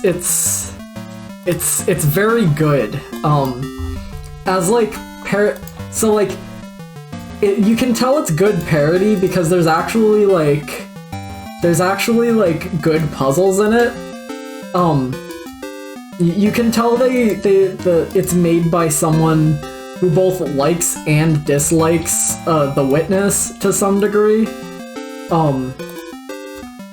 Cause like all the beats are there. It has some genuinely good puzzles. It has some genuinely good jokes, which is probably more important for parody. They make you do like a crab restaurant like fucking takeout placemat like puzzle at one point, and that made me laugh because that's funny. I am just like someone who can't really think of much good parody, like, cause most like parody games I can think of are stuff like, you know, there was Myst, so we made Pissed, and it has jokes with swear words in it, and like The Looker does have some jokes with swear words in it, but you can tell it's made by someone who who likes the Witness enough to criticize it, and I always think that's cool when you're making parody.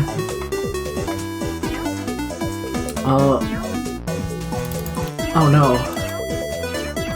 Tragically, I must report, Uchu Chuchu was bad.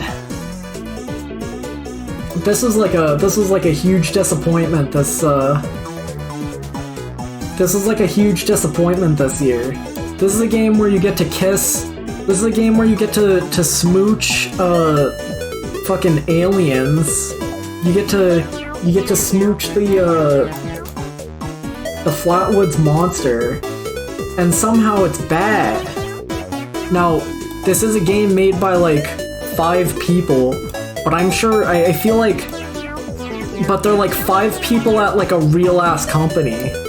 I think Success it's Success, and Success is like a company who have worked on like many things throughout history, right? I'm pretty sure they worked on fucking what's Touch Detective. They were like half of the Touch Detective studio, but I'm pretty sure I could scrounge up a 5-person team and make something better than this. Not that I have yet, but I will. And like, it's just a bit disappointing. All around. The art for it's really cute. I like it is like a game with like an hour worth of gameplay, but at least the art's nice, right?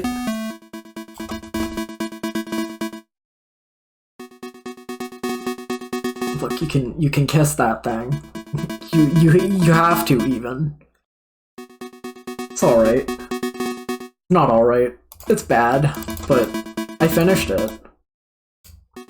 Mario Kart DS. I think this might be my favorite Mario Kart game. Now, I've gone on record as a staunch, Mario Kart Double Dash disliker, because I think it's really lame that game has like 16 tracks in it. Not big on Double Dash. Part of that's also probably because the most I've played it in my life was in a hospital when I was like in intensive care for like a week because I had like a terrible spider bite on my face coming home from a cruise, right? So like bit of a nightmare. But like Mario Kart DS is like easily one of my favorites. I like how it looks. I like that they have fucking Rob on the character roster. For some reason as a kid, my what's it called? My action replay couldn't unlock Rob for some reason. So as a kid, I never had him unlocked. But so like on my replay in 2022, I got him unlocked finally. I got to see Robert. Mario Kart DS has like there's boss fights in it. There's like you can like there's boss fights, there's missions.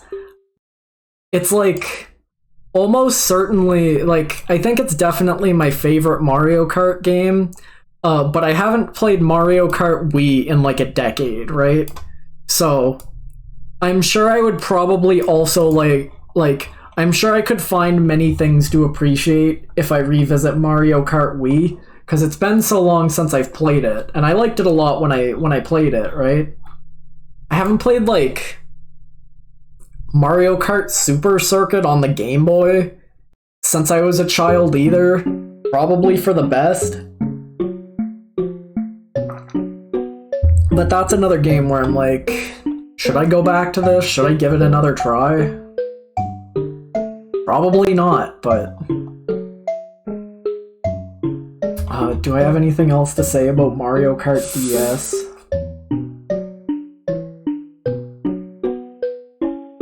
No. Oh, I really like the Mario Kart DS, like, Mario Kart DS credits theme. Mario Kart DS credits theme. Mario Kart DS's credits theme is like a really nice, rare Mario song. You never hear people talk about this one. This one doesn't get remixed and put into the, like, all-time Mario classics.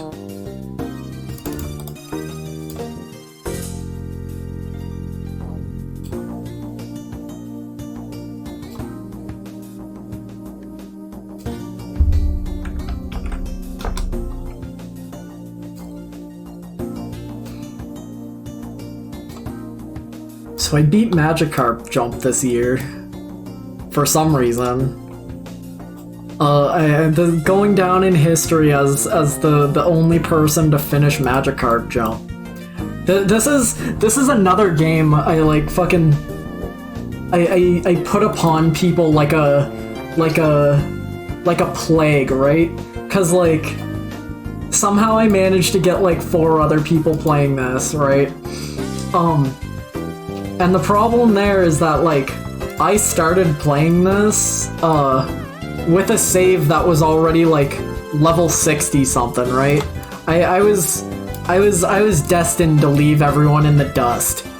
Because I had already put a year into playing it, or whatever. Probably not, like, a year, right?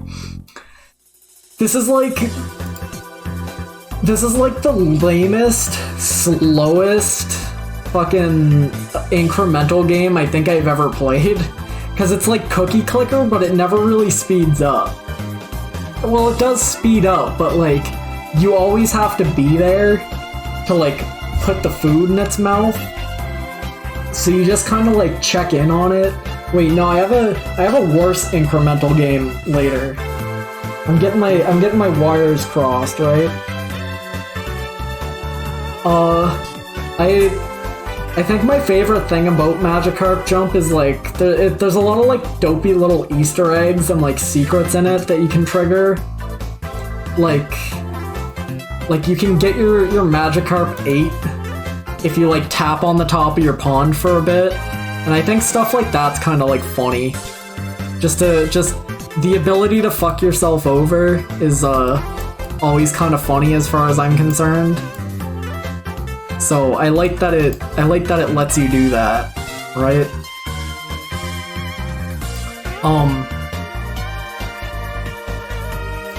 What else? Oh, I really like the main character design a lot. Like their like gender neutral child design. I think that's funny, cause like I think it's funny that even like the game itself points it out, like, you there, boy, girl, whatever. Like, I think that's funny. That's cute. It's like the choice to just make it like a generic child that could be anything kind of works out into something that's like almost a better bit than if they had actually like done 2 designs. Like, they saved effort and sort of made it into something impressively. Don't have a lot more to say about it, because it's fucking Magikarp Jump. Played in Bento this year. This is like a... Go up here. This is like a just a puzzle game. I know that's not a particularly useful description of it, but like, it's just a puzzle game. I'll get more screenshots of it so you can see what it is. You get like different platters on the bottom, and you have to like stack them in a way that makes the like the picture in the cookbook. The puzzles get pretty difficult by the end too, so it was like is interesting. I liked it. I like games like that. It's nice to just play something that you can brain to for a little bit. I like to think sometimes. There's really cute like interstitial cutscenes sometimes with the cats. I don't know why it was cats, but they're cute.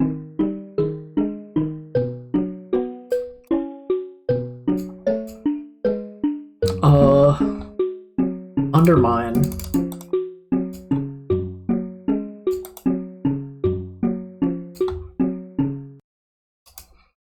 Undermine's fun. This is like a roguelike-y kinda Isaac-y thing.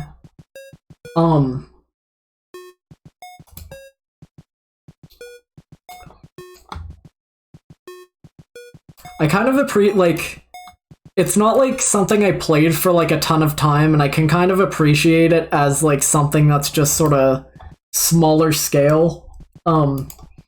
It's like a lot more melee focused than something like Isaac, because Isaac isn't a game with melee combat in it.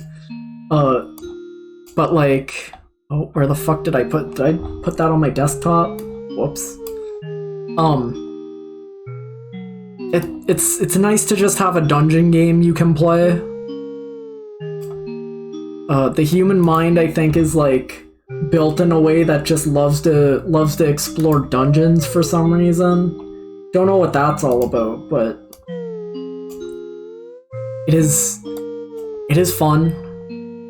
I feel like the build variety wasn't super high for it, but like it's kind of entirely unfair to like compare games to A Binding of Isaac, because that's a game that's been in development for like what, more than a decade at this point.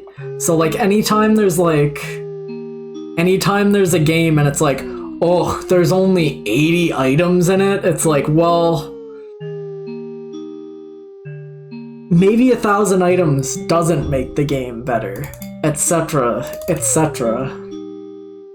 I like the aesthetic of it too.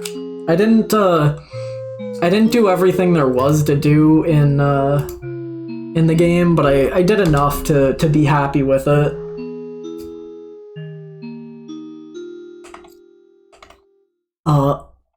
Bing Bing Wahoo! Super Mario Sunshine!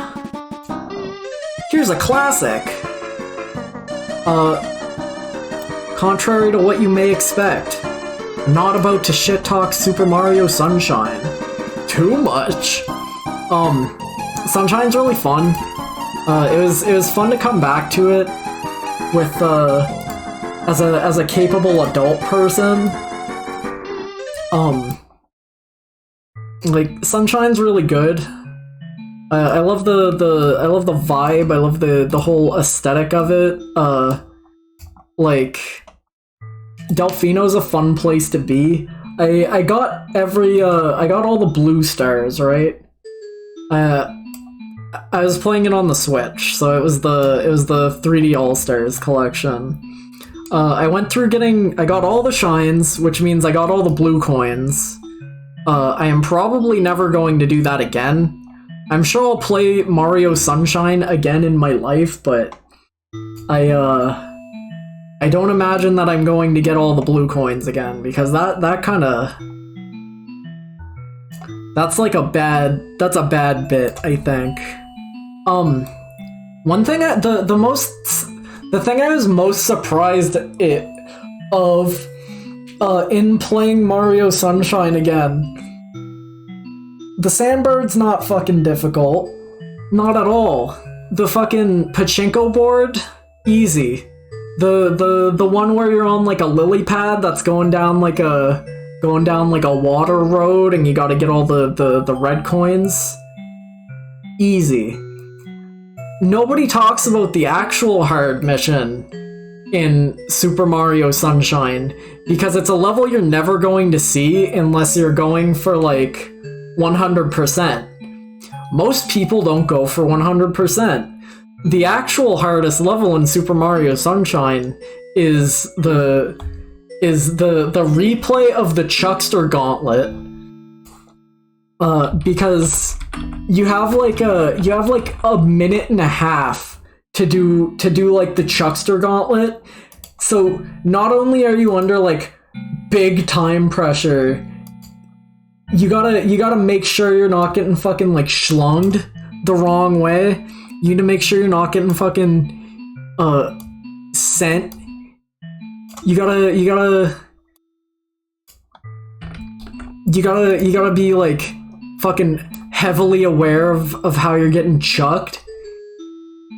And you only have like a minute and a half to do it. It's a nightmare. I like this setup here because it looks like that's Mario's shadow there. Someone's gonna see that and be like, huh? Is that the real picture?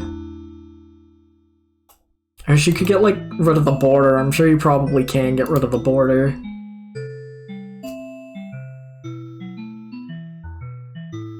Border color.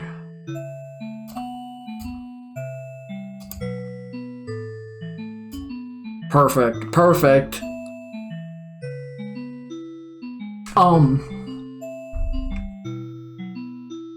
Yeah, Mario Sunshine's really good. Big fan. I'm most interested in replaying Galaxy now because Galaxy's the one I definitely probably put the most time into as a kid. I beat Galaxy as a kid. I don't believe I beat Sunshine as a kid, and I didn't own 64 as a kid, so I'm excited to see Galaxy again. Because I think I like Galaxy still. I'm hoping that hasn't changed. And I kinda doubt it has. I think I have I think I have way too much nostalgia for Galaxy to fucking be like, no, I hate it now. Cuphead DLC. Cuphead DLC was really, really good. I think it's always really cool when you get like a DLC that you can like feed back into the base game, because not only did I enjoy the actual DLC itself, I went back and I fought every boss again as Miss Chalice, because you get like there's an NPC on the DLC island who's like, go fight all the bosses again, and I was like, alright, sure, why not? Because it's fun. And like, it's good. It's cool that I got like, it's cool that the DLC was there to like push me in the direction of replaying the base game too. Cause like, I feel like a lot of the time a DLC is either going to be like not substantial enough at all, in which like it just feels like you're still playing the base game, or like just enough to be like to convince you to go back, right?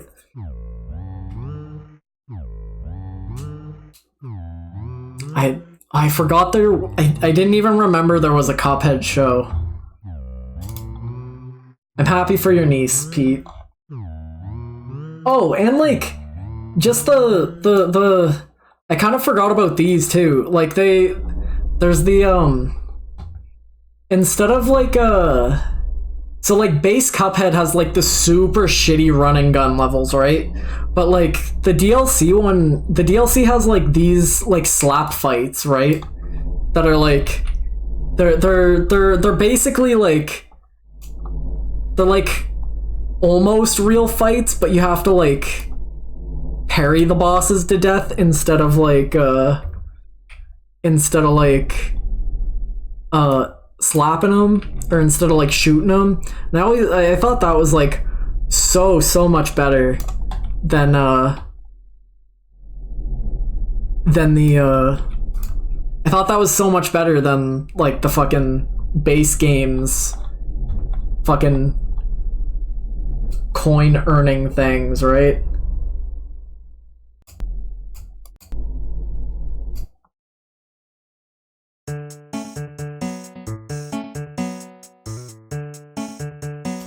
Nevea. This is a fun one. I sold Nevea to Jal, right? Oh god. I forget people fucking name their children like this. Ugh. Nevea is a game that sucks good. I really enjoyed this. This was a game I picked up for like $3, and I was like, all right, hit me. What do we got, right?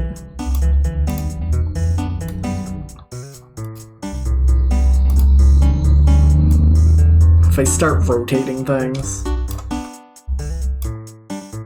Nevea feels like a game that's like designed. It feels very similar to like if this was a low budget RPG Maker horror game, people would love it. That's the vibe I get from it. And it is low budget, don't get me wrong, but it's like a low budget puzzle platformer. Right? It's got like a combo meter. It's got like bizarre mechanics. It's got like you can put down like a light source and you'll keep taking damage if you're not in the light source, but if you put like a light source near you, it'll heal you, and it's so much more like generous and less obnoxious with all that. Like it sounds like it would probably be really easy to make a game like that obnoxious, and they do a great job at not making it obnoxious, which is like crazy and impressive to me as someone who plays a lot of bad games, right? So the fact that it like sucks, the fact that it sucks good was impressive to me. Yeah, there's like boss fights in it, and but most of the boss fights involve like damaging the boss with their own attacks, cause like you can make a shadow of like a saw blade hover over them, and then they take damage from like the saw blade, and it's like, huh. Yeah, they have another game too, which I'm interested in. I bought it at the same time as this one too, because it was they were cheap at the same time. I could put more screenshots of this game up, but they all look exactly the same because it's in black and white. I'm pretty sure this is also one of those games that like one dude did everything in, and I really like how crusty the girl's sprite is, because sometimes like you'll do like a Zelda chest, right? And like you'll get an item and she'll hold it over her head, and like it zooms in and her model or her like sprite's incredibly low resolution, and I love that. I love the lack of care in having it not be like that. It's delightful. I'm pretty good at getting through 20 games per hour, so we might be done this in close to an hour if I speed through this. Chasm. Chasm is okay. I feel like Chasm gets a bit of a bad rap because it's built around a gimmick that just makes the game worse. And like, yeah, it's pretty bad. You don't want to go into a game knowing that that's like what it's known for.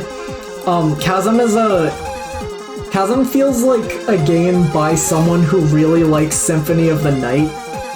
I think it was a Kickstarter thing too, probably. Cavern is like a game by someone who really likes Symphony of the Night, who really wanted to make their own Symphony of the Night. And it's not that good, but it's not that bad either. It really is just like fine. There's tons of enemy variety. There's some decent weapon variety there, but like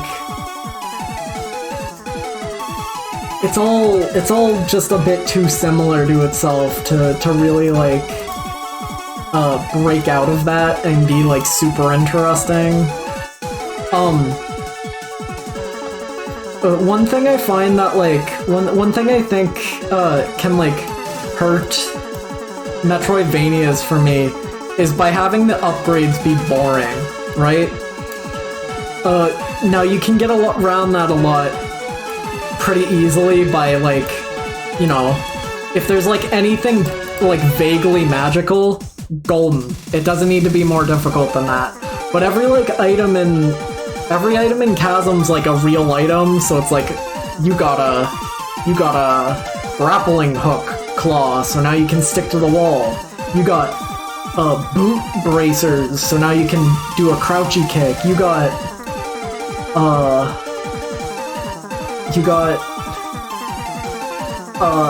I can't even think anymore because they're all just fucking boring. I don't know, Pete. What Muppet are you gonna put me? What Muppet am I being paid 250 coins to put on the screen there, buddy?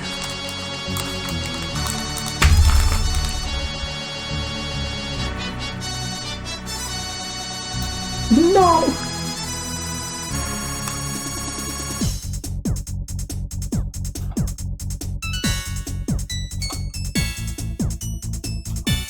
I'm excited to talk about Xenoblade 3 next year, because they say the word Muppet in that a lot.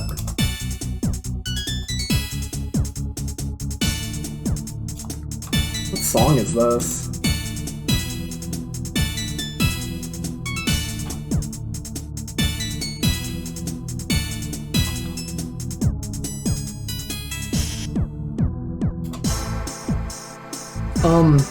But yeah, Chasm's fine. It's alright.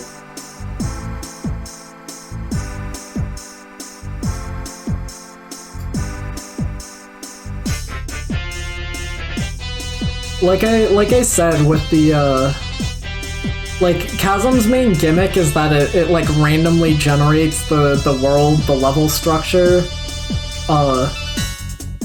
whenever you start a new game, but like I can't imagine wanting to start a new game of Chasm, and I think that's like the big downfall for it.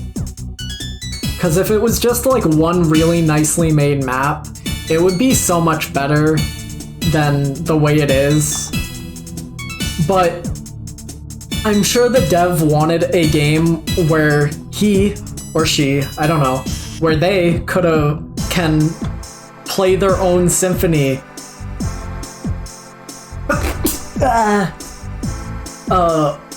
But different. And I'm sure it hit the right spot for them, and that's what counts, I think. I did play Gato Roboto. I remember like sequence breaking that game and getting somewhere I wasn't supposed to be early because like you could do like weird missile jumps. I can't remember if I like actually managed to do anything interesting through that, or if I just like skipped getting missiles for a while and fucked myself over for doing that, but I like games where you can do things wrong. It's fun. Oh no, here's a big one. Wild Arms 2! Alright, I have a lot to say about Wild Arms 2. Strap in. Wild Arms 2 is like the only game I've played where I think like I've been able to notice that the translation is bad enough that it like takes away from the experience for me, you know?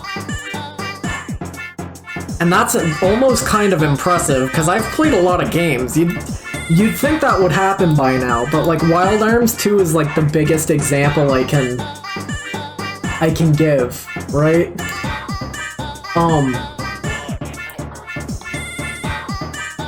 It's like a bafflingly bad translation of this game.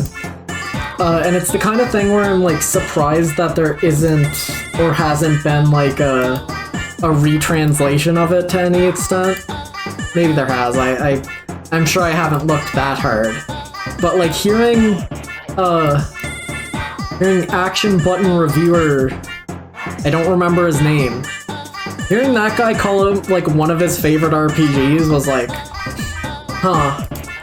Did he play it in Japanese? Because he knows Japanese, right?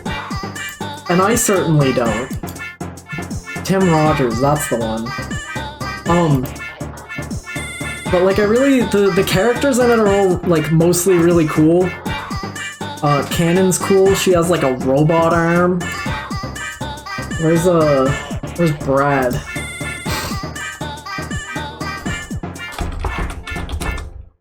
Brad's cool. If you Google Wild Arms 2 Brad, you can find an image of him kissing a man. I think that rocks. I love this guy. I think Brad's wicked.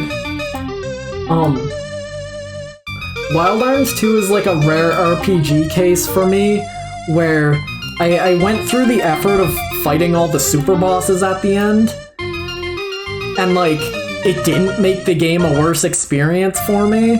It was crazy. Like, I had fun, I had a good time fighting those super bosses.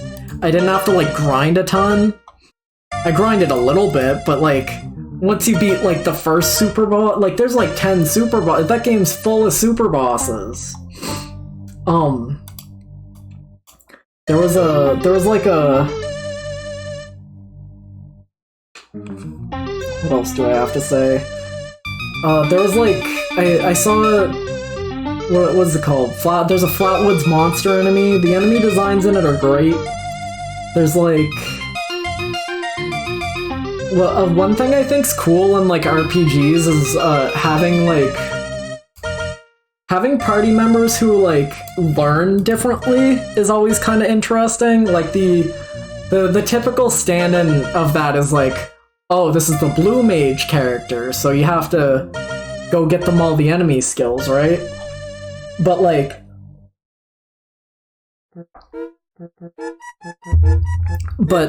Ashley and Brad both use guns, so they learn new skills by picking up new guns throughout the world. Cannon learns her skills through like RNG, so like the more you use her stronger skills, the more likely you are to learn a new one. Lilka is cool because like she uses the same magic system from the first game, where you can basically make any spell you want in any order you want pretty freely, and I think that kind of rocks. It gives you a ton of agency in how you actually like build out that character. And like Tim learns like the most skills out of anybody, because he learns like 2 new spells for every summon you get, and you just get new skills with him by using that, by like killing stuff a lot with a certain summon equipped. It's super cool. I love when like games with like, I like when parties of characters in a game will allow them to like exist under slightly different circumstances. I think that rocks. Like, I don't know. It's just fun. The final boss was named Angle Moi, but like she wasn't even a cool anime girl, so like what was the point, right? Why did I go through grinding out the super bosses for that, right?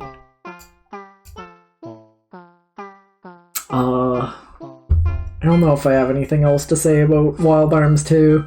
Oh, the final boss in Wild Arms 2, I killed by like... It would basically just destroy me if I didn't do that. But like, through a fucked up combination of one of the abilities giving you invincibility for free, at the expense of not being able to do anything else that turn. Having an accessory that heals you at the end of the turn slightly, and having another summon ability that lets you like store up an attack. Basically what you do for like the super final boss is you just keep doing like you just keep storing up attacks for like, who the fuck is this?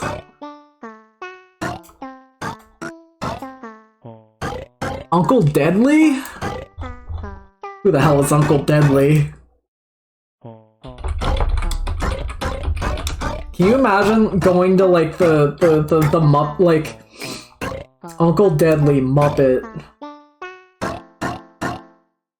Yeah, this is a rare Muppet. Hold on. Can you imagine like they send like a Z-list Muppet to the Game Awards and like fucking what's his name? Jeff Keighley doesn't even know who the hell he is? Cause that's what I'm going through right now.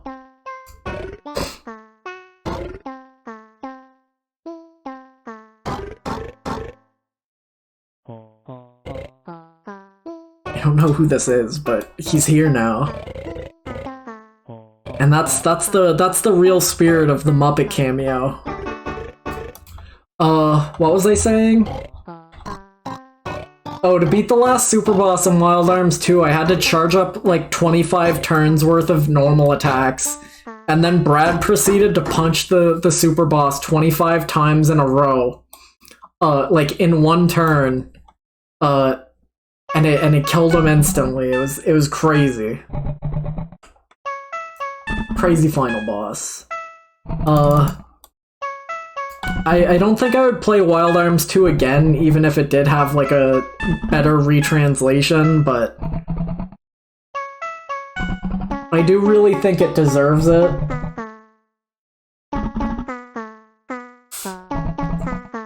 But I'm not sure if I like, maybe I wouldn't think about it as much if the translation wasn't as fucked up as it is.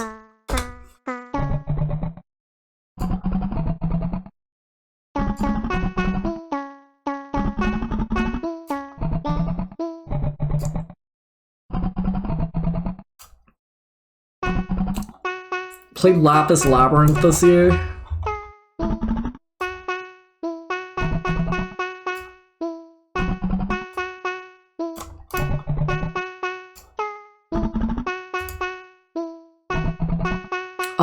Yeah, Lapis Labyrinth feels the way that, like... Lapis Labyrinth feels the way I feel like Vampire Survivors feels like to people who can play Vampire Survivors. Just in terms of, like, how much shit happens on the screen. And, I gotta say, it was really impressive to me how much I didn't hate this game by the end of it, despite it being almost like the same, like almost literally the exact same game for like 15 hours. Like I could have played it longer, I'm sure. I like the soundtrack a lot too. That's what you're hearing now for the future. That's cute mouse character, right? This is a game where you go through like tiny little like 2D platforming dungeons, and like you don't really accomplish very much, and then you come out of them slightly stronger, and you just keep doing that for like until you feel like turning the game off. And like, despite it being like a gameplay loop that literally never like evolved or changed or went anywhere, I liked it, which usually doesn't happen when I have to play a game for like... I usually like games to like change a little bit throughout, and it just didn't happen, and I kind of didn't mind it. I think the character designs in it are really cute too. Shielder guy was my main. I had the maid too. What were my other two party members? I had Destroyer. Here, let's get the gang. Let's get all the gang here. I had Destroyer. And I think the last one was Necromancer, who doesn't even necromance things. This was the gang I rocked for most of the game.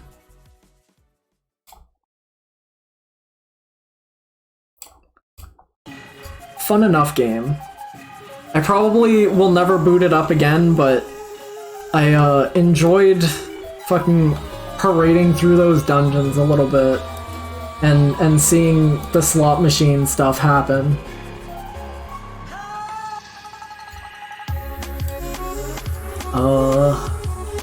What's next? Quake? Oh no. Quake kinda fucking stinks. If I can be honest with you. I didn't love Quake. I can understand why people like Quake a little bit, but like I fucking could not stand the lack of music in this game. I could not stand how piss weak the shotgun was in this game. Like, it's unfathomable how Quake and Doom like exist from the same family tree. I don't like how often Quake like spawns enemies behind you. I don't like how you can like swim. There's like swimming in this game. I think whoever thought Doom needed swimming should be shot. It doesn't feel as good as Doom does. It doesn't feel good.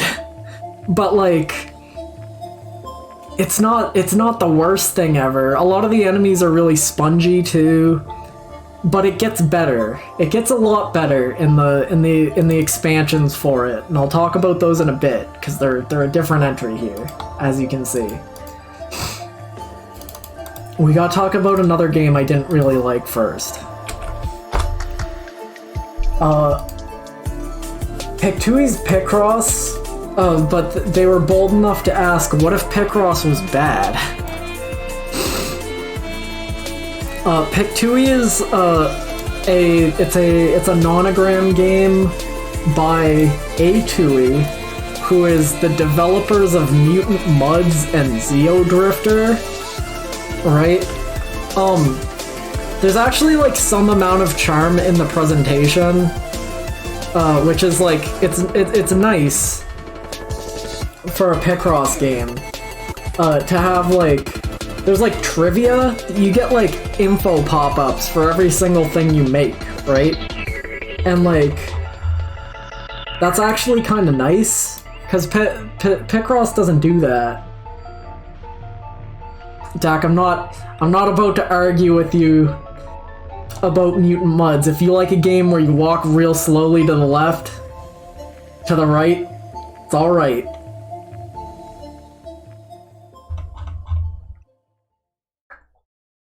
Mutant Muds is like nothing better to do type game. Mutant Muds could not have existed outside of the 3DS eShop's ecosystem when there was nothing better to do. Here we go. Here's the picture I was looking for. You get like trivia factoids for like every puzzle in Pictui, and that's kind of impressive. The game like takes a really long time to load each puzzle, and worst of all, on like the bigger puzzles, somehow like the crosshair gets like, you know, like the Picross style crosshair, right? So like on this puzzle, right? See how the top line here, it lines up with the square that you're hovering over? Sometimes on bigger puzzles, those desync. I don't know how, but sometimes your selector square might actually be like over here, and the things up top are just in the complete wrong place. I haven't seen a Picross game do that before, so that was impressive. Not in a good way, but impressive. It's like the second, like, because Picross games always need to, I'm going in hard on this because I've thought a lot about this, right? Picross games always have like the second mode, right? So this one has like diorama mode, right? So each of these puzzles are a sprite, and then it fills out like the scene of Mutant Muds here, right? This still has like the same trivia that like the base game puzzles have, but this is like masturbatory in a way that's like not even like, it's the driest it's ever been. It's like, Mutant Muds was released for the 3DS eShop on March 23rd, 2013, and like, Mutant Muds is a platformer where you can jump into the background, and like, Mutant Muds features 80 levels across 4 worlds. It's like, it's masturbatory, but in a way that's gonna chafe, dude. That's too dry. You need some sauce in there, man. It's like, I'm a massive egotist, right? So I've thought like, oh man, I would love to make a Picross game about my OCs. So seeing this guy do it with his things, it's like, it's not even in a way that it's like, I likened it to middle school PowerPoint presentation, right?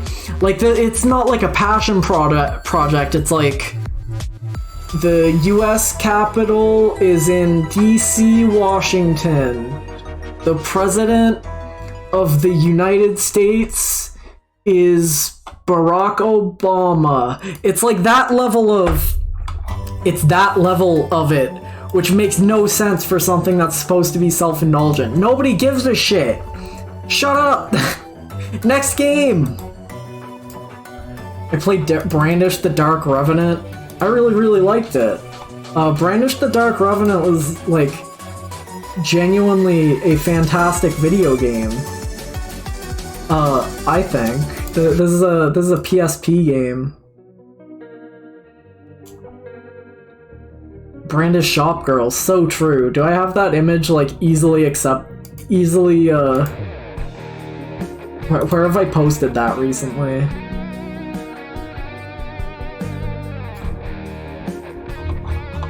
I think that's on my... That should be somewhere. Hold on.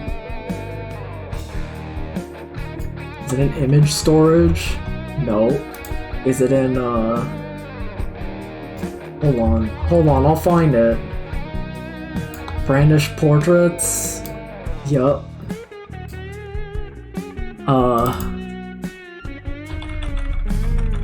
No, these are for characters. These aren't for... Alright. Well, I can't find the Brandish Shop Girl image. It's somewhere.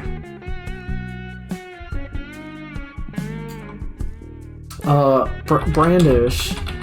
This game is like... This game surprised me. I really enjoyed this.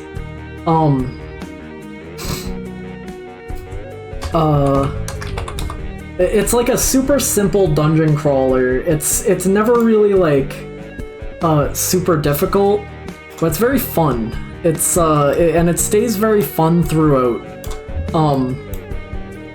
Nice emulator settings in the corner. I like this lame ass fail girl. I like how she shows up and falls in a hole every goddamn time. Is that the image? Let's go. I love how every shopkeeper has a unique sprite. So like this shopkeeper here you see literally once on the first floor. Like she's on the first floor of the dungeon and you never see her again. And I think that's so cool, cuz it's like it would be so much easier to just like have like 5 shopkeepers and just reuse the sprites.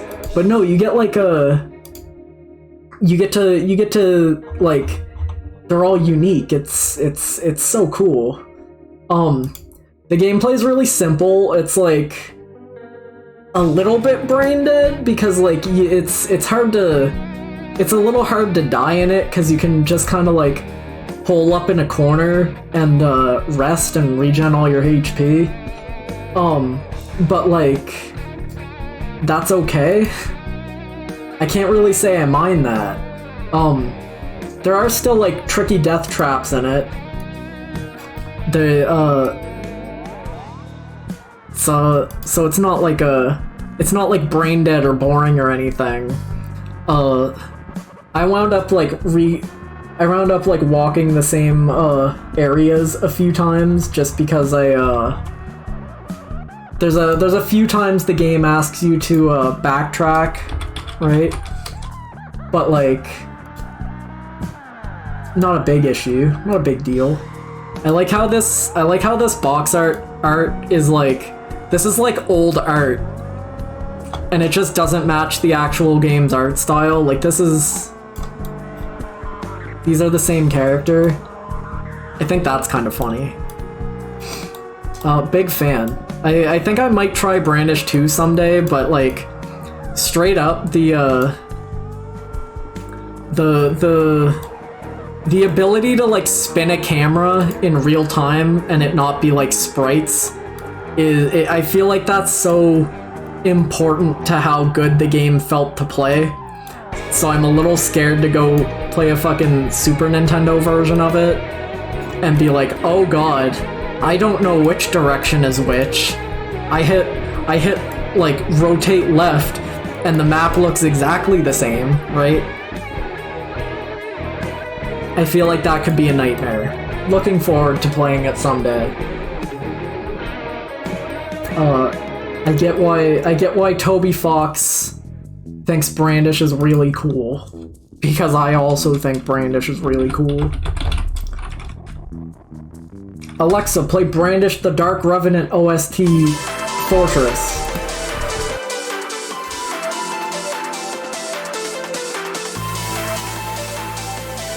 I'm out of water again.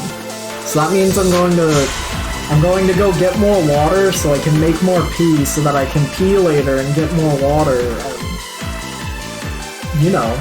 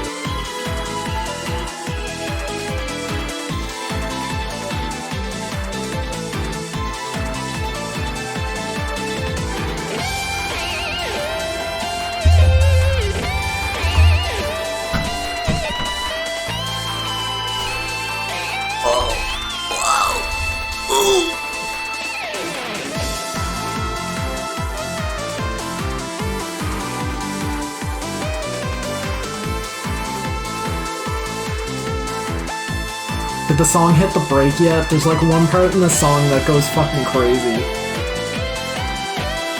I know, it's insane.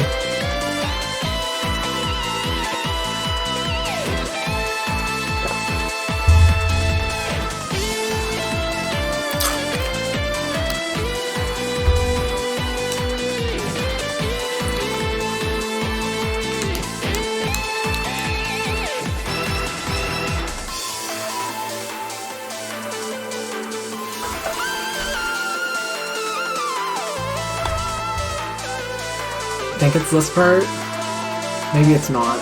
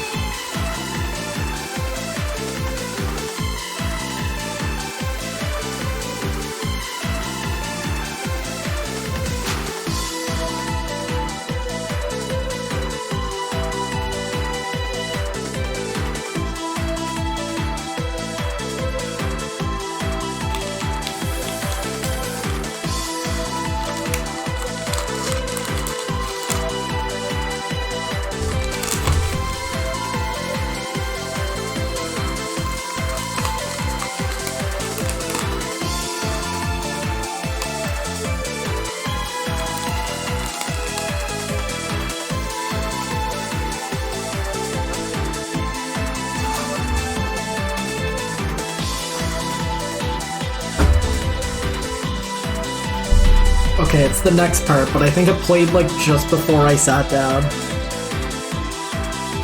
The first time. Oh, it's not even gonna play it again. Play it again.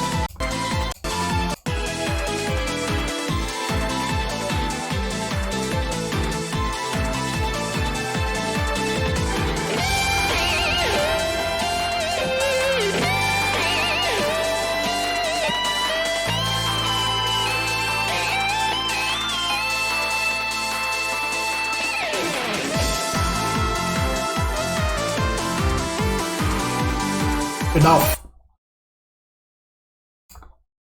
I'm eating yogurt right now.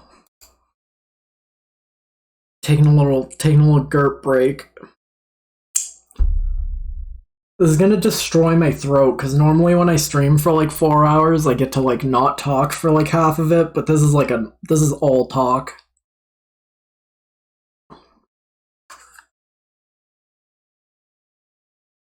Yummy.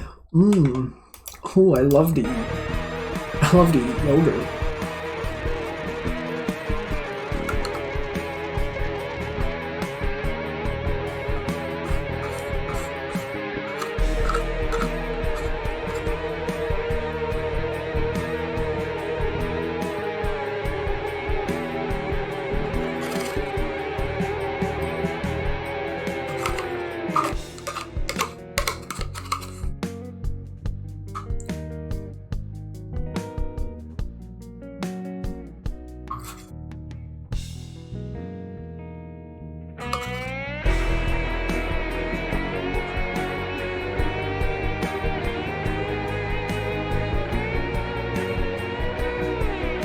Scrumptious.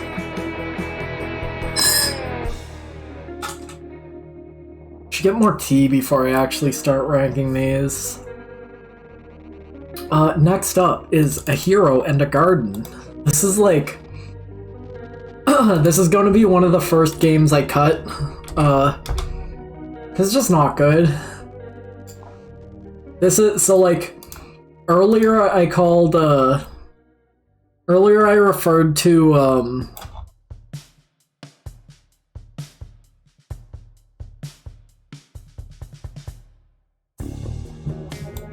I love the inconsistency I'm using for these, like, image sizes. It's great.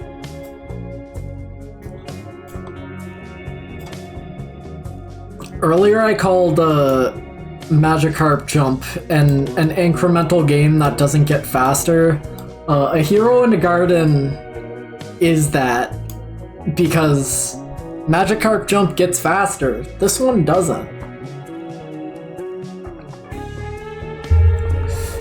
It's really more like just a bit of a visual novel wrapped up in like dressed up like an incremental game, but it still does get to the point where you're like literally just waiting to push the button, and you have to push the button like 100 times before you're allowed to see the next scene, right?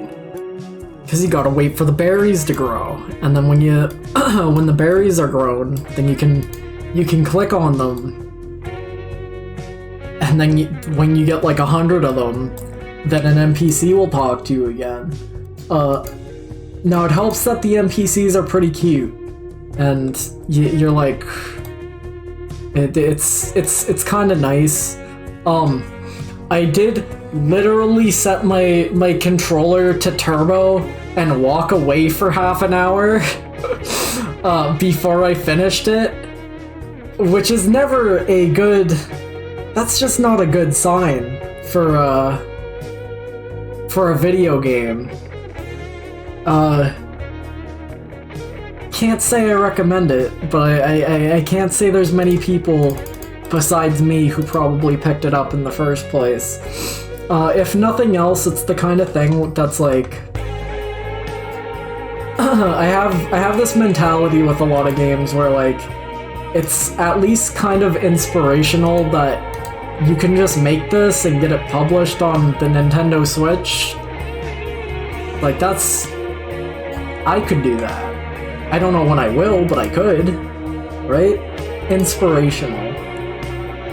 Maybe not the highest praise, but...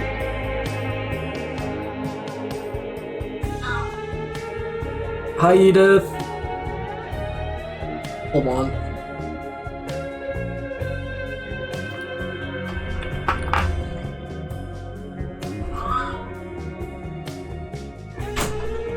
Yeah.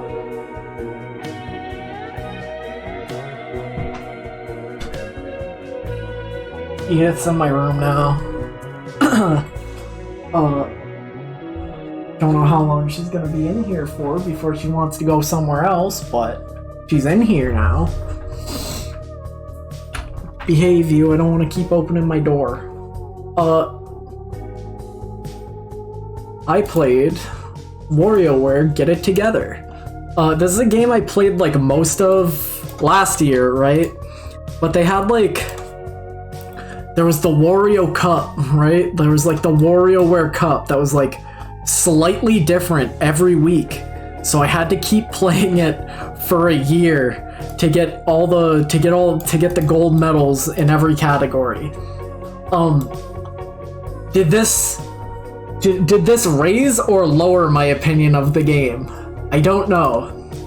I probably would not have continued booting it up for a year if I didn't have to, right? I think Get It Together is like a decent game. It's the biggest problem is that it's not a great party game because every character like controls differently, and you have to stop and be like, Logan, your character jumps. Just push the button and he'll jump. Jeff, your character can't move, but you can aim and throw a projectile. Kevin, your character just sucks, dude. Try your best, right? And like, I think that kind of takes a bit out of it, because like, WarioWare is all about like fast, it's fun, it's frenetic, it's quick. There's not a lot you need to know, because if a minigame tells you mash A, you're like, well shit dude, okay. But like, expecting a player to know 24 different characters worth of movesets makes it a little bit more difficult to play as a party game, and like, that's what WarioWare is, you know? So it's weird. I think it's weird because of that, but I don't dislike it. The minigame selection is good in it.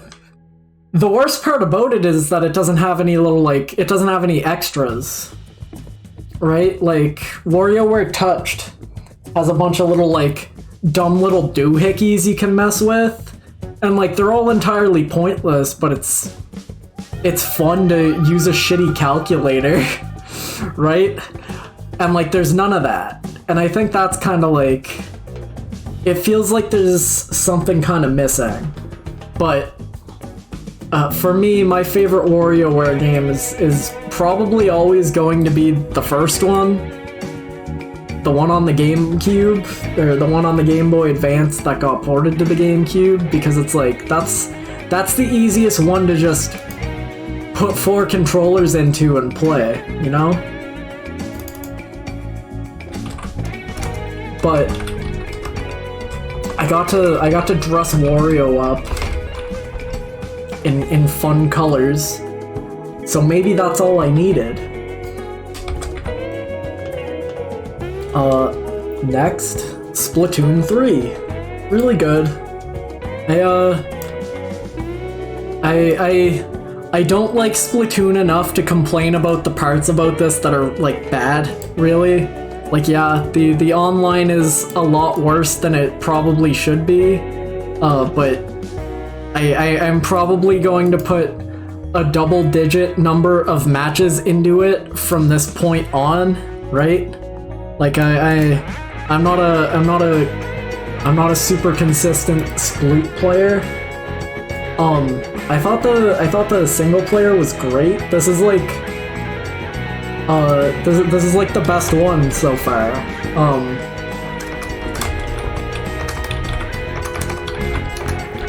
I like the final boss. I like Salmon Run. Being able to do it all the time is great. What else? It was fun trying out new weapons this time, because I was like, man, I don't want to play a shooter again, so I went like hard on the brush this time. I went in on like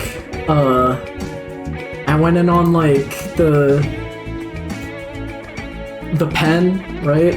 I picked bad weapons this time and had a great time doing it.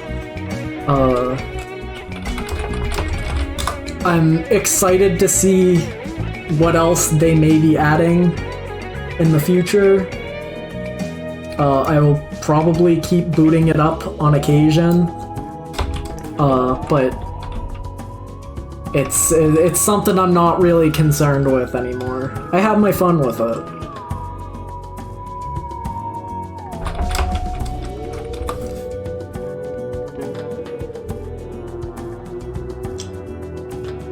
What do I have stuck in my teeth?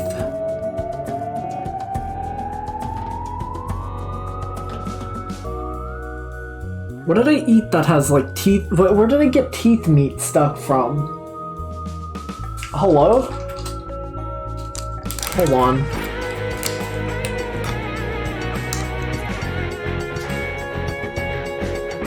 Scrumptious. What was I saying? Why am I seeing Splatoon titty art as the fourth Google result when I search Salmon Run Splatoon 3? Huh? Huh? Huh?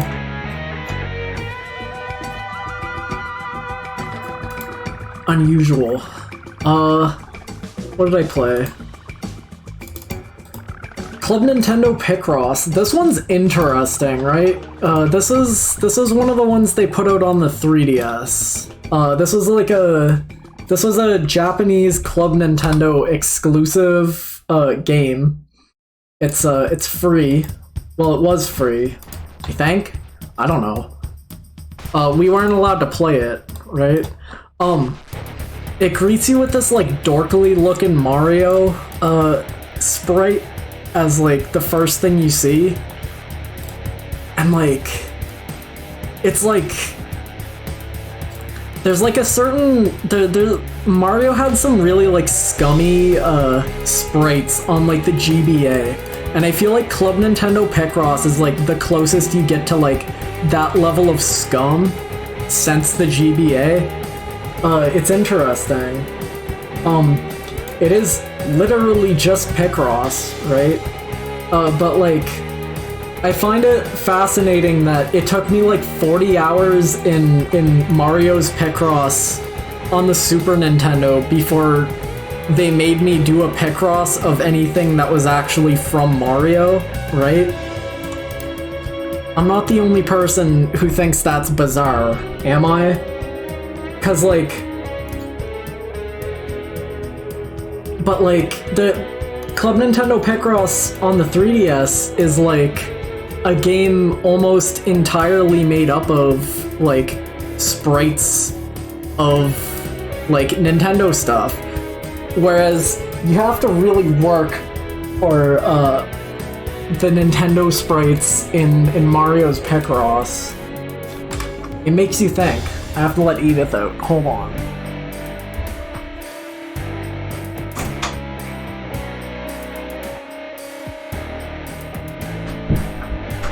Thanks for visiting. Bye, Edith. Bye. Bye bye.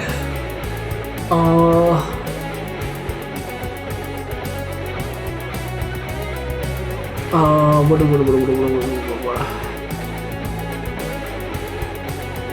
Yeah, Club Nintendo Picross was fun. They made 2 of them, and I'm looking forward to playing the sequel, because it's called Club Nintendo Picross Plus, but I'm pretty sure it's all like, it's like fully unique puzzles in it, despite that. exciting. I'm glad I have so much more Picross to play. Quake expansions. We have to talk about Quake again. The expansions are like genuinely so much better than like the actual game. It's insane. So like there's 3 different expansions. They all kind of fix different problems with the base game. Now, like, Quake only has, like, a very small amount of weapons in it. It's not great, especially since, like, you wind up using the same weapons for the whole game, and, like, some of them just feel bad, like the shotgun. So the first expansion adds more weapons. The second expansion adds, like, different weapons. They have, like, the second expansion adds, like, ammo types for your existing guns. So you get, like, spread missiles instead of, like, normal missiles, right? And that's cool. They don't give shotguns alt ammo. There's such a, like, hard and fast refusal to give the shotguns anything that feels good in Quake. I don't know why. I don't know how it happened. Most impressively was like the level design for like one of the Quake expansions. Like one of the expansions for like this version that I played was made like this year or like last year, 2021, right? And like I know this doesn't look very impressive because it's still in the Quake engine, but like compared to everything else in the goddamn game, this looks immaculate. And there's a whole like chapter worth of like new shit from that like new expansion that looks incredible comparatively. Like this could be like an early Xbox game, right? As opposed to like an N64 game. It's not like a massive jump, but like rivaling Doom 3 with your like Quake expansion's visuals is not something I expected to see, right? And like that makes that final expansion stand out a lot more. I almost wish that expansion was like available as its own thing, because it has like fifth billing on the like episode select. So I feel like people probably just didn't play it even though it's the best thing in the collection of stuff. It's fucking wacky. Thank you for the Hilux OST, or maybe not the full OST, but the amount that was given to me. My jaw hurts. I'm going to fall apart because I'm talking too much.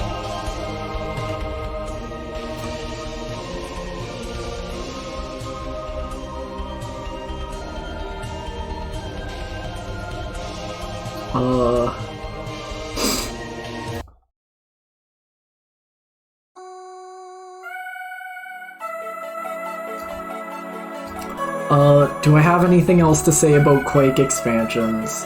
Yes,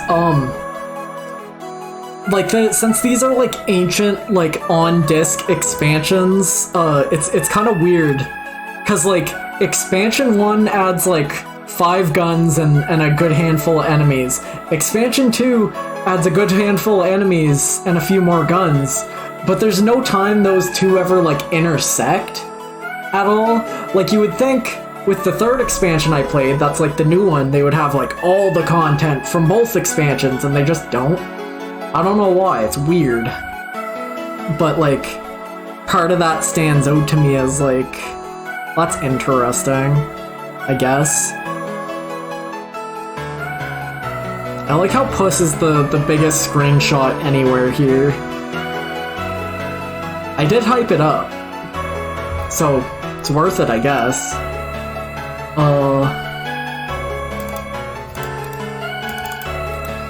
Mysteries Under Lake Ophelia? You know this already. We're finally getting into games I, like, streamed this year.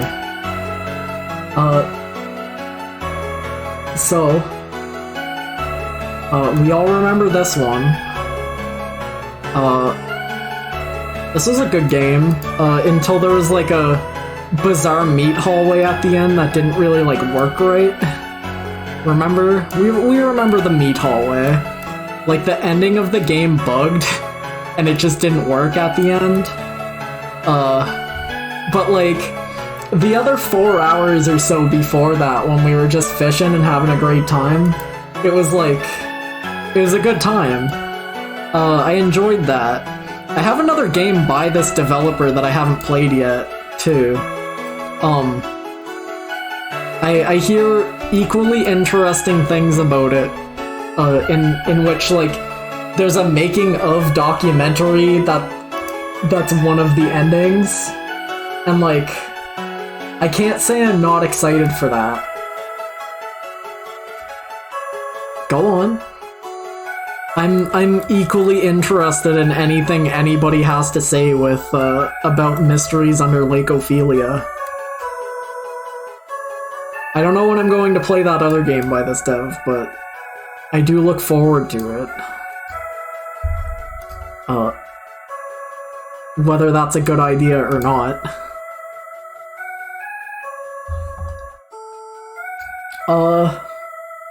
I think I'd have liked it more if it was just fishing, or if Bigfoot fucking ran at me at the end. If I got, like, a random Bigfoot event, like, clobbered.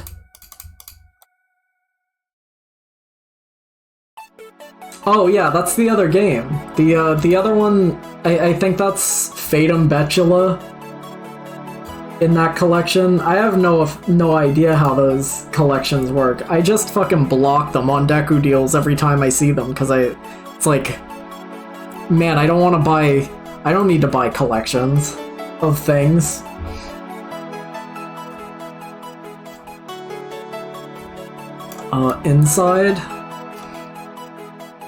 Inside was, like, super surprising to me.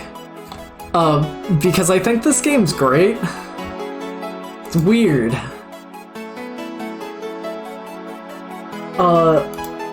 Like, I went into this knowing, I've seen, like, all of this game already, right?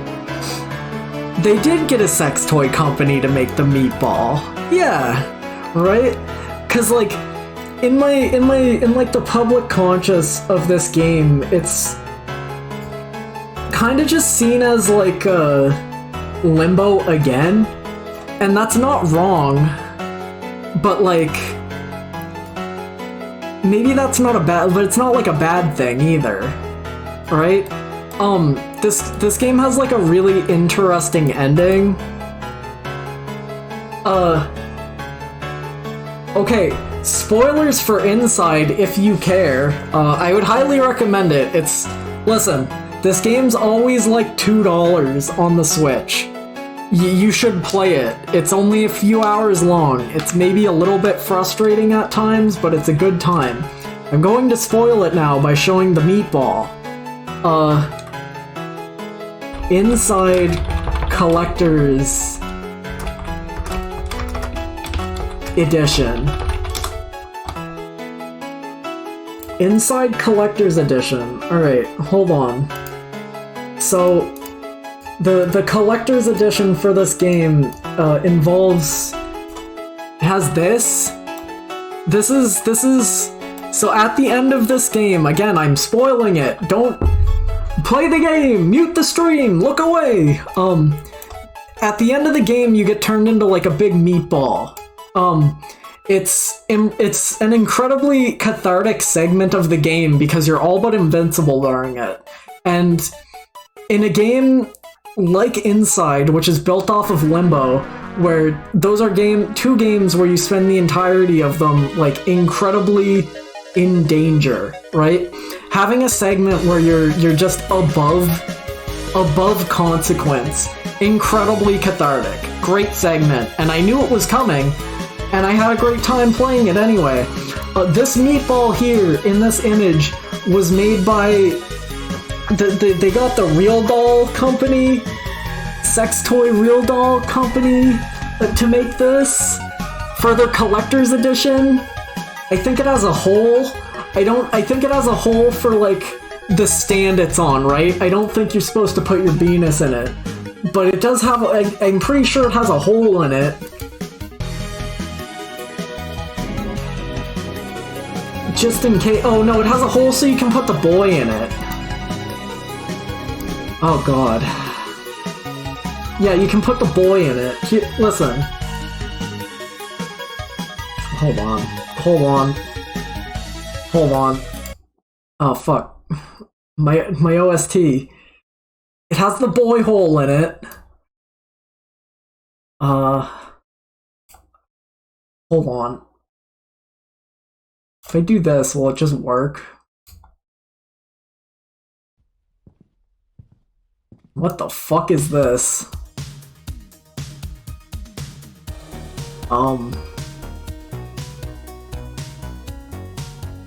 Right, I opened this website as like a source. This is scary. On every Oh my vacation, god, fuck off. Home, there's someone like you. No, hold on. Who reunited the family to Mute, make a... stop. No. Hold on. Oh, I hate ads. Die, die, die! Get out of here, get off the screen. Frag off. Alright.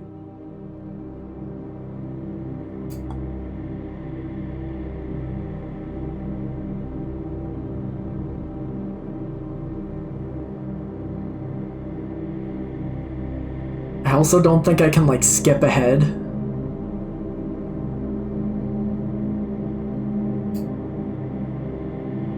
So we're experiencing this at the speed it goes.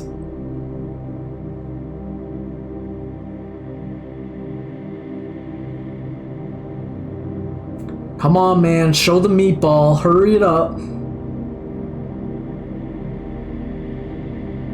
Get to the meat, come on. Show the meat, show the meat, show the meat. Can you imagine?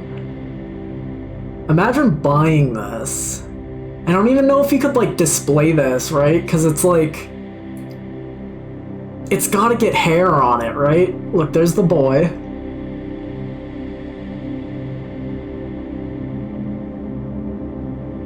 This definitely gets like cat hair on it, no question. That's a lot of fucking art cards, holy moly. Get to the meat, good dude, come on. Oh. Oh. Show the hole. No, see, the hole is for the stand. You put the stand in the hole. You don't. You put that's what the stand's for. You don't put your. That's what the hole's for. It's not for the. Listen. Alright, that's the video. That's the whole video. Put that thing away, man. Put that thing away.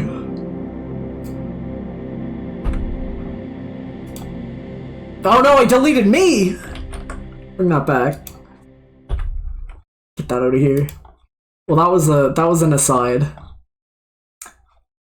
I really like Inside, not Aside. Ha ha ha. Ha ha ha ha. Ha ha. Ha ha ha ha. Ha ha. I really like this game. It's interesting. You get a lot, like, again, I didn't expect to like it as much as I did because I kind of knew everything going into it. So to see it and be like to get hands on it and still come out of it with like a pretty good time, pretty good. I would I recommend Inside. It's like, again, it's like $3. always. It's $3 right now.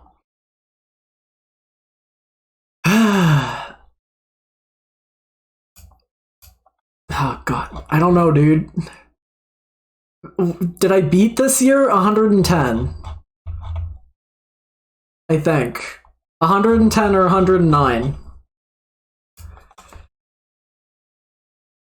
Ugh. Gah. Inside. Hotel Souls.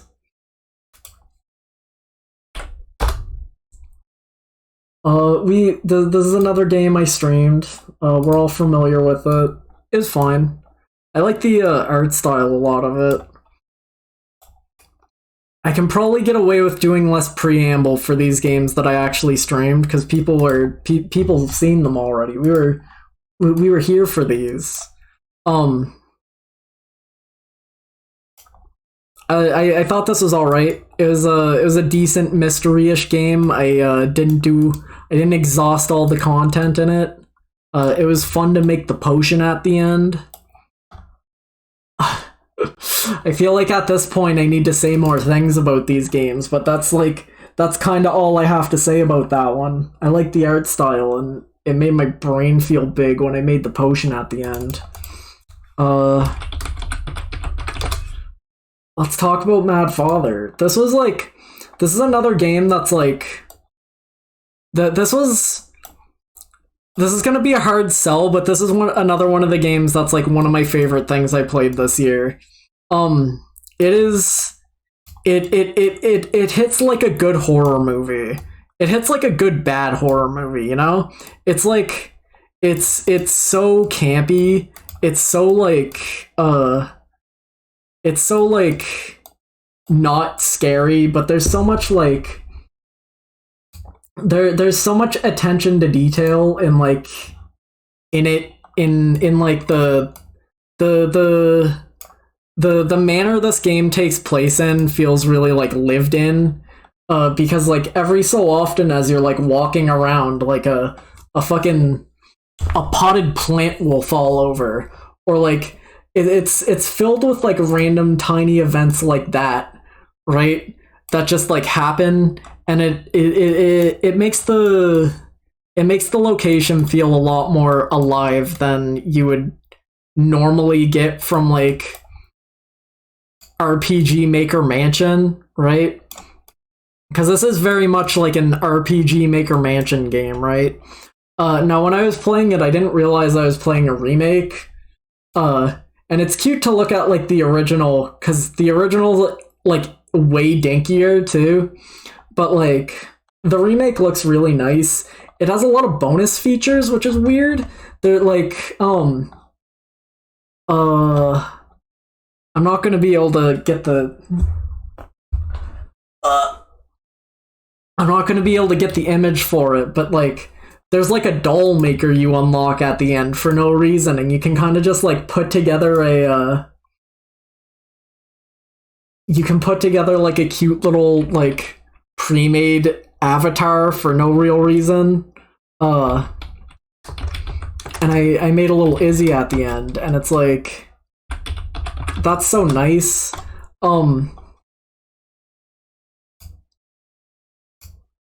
Here we go.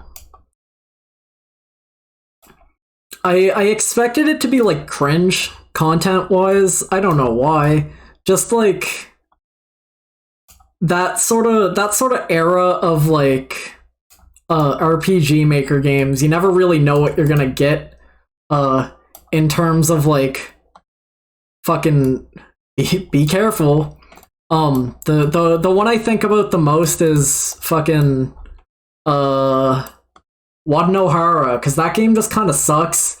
But then there's like that game's like really pleasant slice of life for like 5 hours, and then there's a bad scene in it where bad things happen, and then like it continues going downhill, and then it just sort of ends. And like that game has a great art style, and I enjoy seeing it, but like, man, it would be a way better game if that didn't happen like 5 hours into it. regardless of it being like kind of slow and kind of bad otherwise, but it's something I can't really like in good conscience recommend to people because it's fucking weird with how it does that. But either way, Mad Father does not do that, so I can recommend it with a good conscience because it's just nice, it's just pleasant, it's just camp. I enjoy, like, some bad things happen in it, but it's like it remains like Resident Evil type bad things where it's like, oh no, oh no, they died, as opposed to, oh no, they got non-consensual sex. Either way, enjoyed Mad Father. Big recommends if you want like a spooky game to play at nighttime around Halloween. Little Nightmares.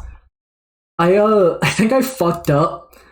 I don't think I should have played Little Nightmares. I don't have music playing right now. I would say Mad Father was better than like any given Crooked Man game. Your mileage may vary on that, but to me it was like there was a level of quality on display that was like maybe a bit higher, you know? Where's the... hold on. Is it in favorites?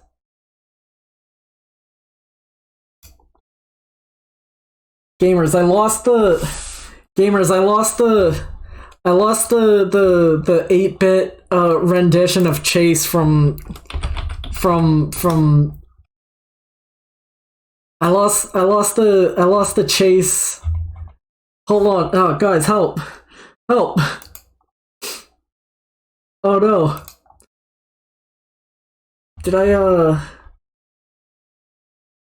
no, how do I find this? Where is it? Where is it? Oh, here it is. Here it is. We got it. We're good. I thought I would have liked it or like favorited it, but I didn't. Thank you, Slim. I found it at the exact same time. Sorry, Little Nightmares just reminded me of this. I think I fucked up by playing Little Nightmares when I did, because like it is a very similar game to just like in vibe, in feel, in gameplay to Inside, and Inside's just so like far and away better that it's like maybe I should have spaced those out a little bit better, but they were both like Halloween plays I wanted to get through this year, so I did. I like Little Nightmares enough. I like it's kind of rough because it's like it takes place in like a genuinely very interesting environment, but they never ever give you like the chance to like learn anything about it because everything who isn't you is a fucked up freak creature. So like you never really get to stop to like talk to anybody who knows what's going on. And I don't know if I would want that like shoehorned in or anything, but like it's interesting. I like the atmosphere of it a lot. The you know, like there's some like really bizarre fucked up like stretched furniture. There's like just the vibe of it is so interesting. And I think it's really funny how blatantly the developers hate people who are weird. Be that like, oh man, I don't know if I can think of a more fat-phobic video game than Little Nightmares. They hate fat people. They hate old people. They hate people who are in wheelchairs. freaks, the lot of them. Little Nightmares devs are the only people brave enough to fight for what they believe in.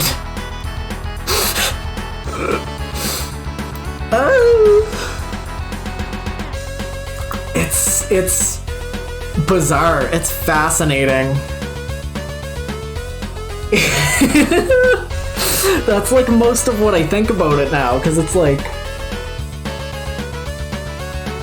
I don't know how much intent went into that, but like I don't know how you could read it any differently.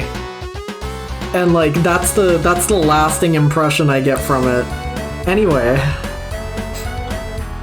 Little Nightmares, baby, Little Nightmares. Luigi's Mansion. Remember when I fucking died on the final boss and they took my diamond away from me at the end? I caught all the boos and I didn't save, and they were like, "You fool, you absolute dullard, die, poor." That was so fucked up. That was so genuinely like, no.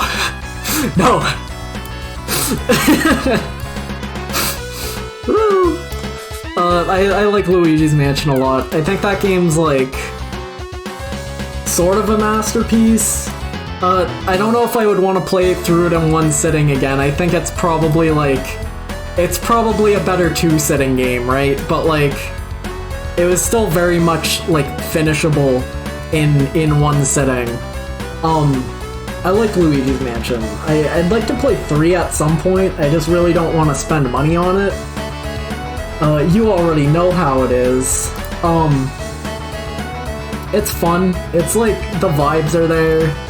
I love how it plays. Is this the remake? I think that's the remake. I can't tell. Is that the remake? That's definitely the remake. No. I forgot that they made the 3DS remake until like someone brought it up during the stream, and I was like, oh yeah. Huh. But that was like a weird late run 3DS game. Bizarre. I really fell off of like buying new 3DS releases around that time. I still need to play some of them. There's like definitely good things that I missed out on. Resident Evil 3 Nemesis. He sure fucking is. I vastly underestimated just how much Nemesis was in this game. Like, you can't do shit in this game without him like fucking peeking his head around a corner like stars. Duh. I played this game like vehemently with a walkthrough. I like followed that walkthrough like it was a religion, right? I don't really feel too bad about it because I know my brain wouldn't have let me play it otherwise. Because I had to kill Nemesis every time he shows up, or I wouldn't get all the good guns, or I wouldn't get all the good items, and I wouldn't get all the good things. But Nemesis is like not easy to kill, right? Like he's genuinely quite threatening, and it's pretty clear that you're just supposed to ignore him on your first playthrough and like deal with him later. But like, if you want to kill him on your first playthrough, you can. It just involves like getting him hung up on like you have to get him stuck on like walls and on like desks and shit that he can't like walk around them. It's really funny like conceptually to think about like how you have to play it to kill Nemesis in the first go. I also just want to say like I love the pre-rendered backgrounds in this game. There's so much like detail on display. Like they look a bit ass, obviously. It's a fucking PS1 game, but there's like there's so much more like atmosphere, vibe, like just there's so much more to these backgrounds than there is to like fucking Resident Evil 7, right? Resident Evil 7's just a dirty fucking house with the same like nasty plate texture like stacked on itself 7 times. There's like atmosphere, there's a vibe, there's so much going on.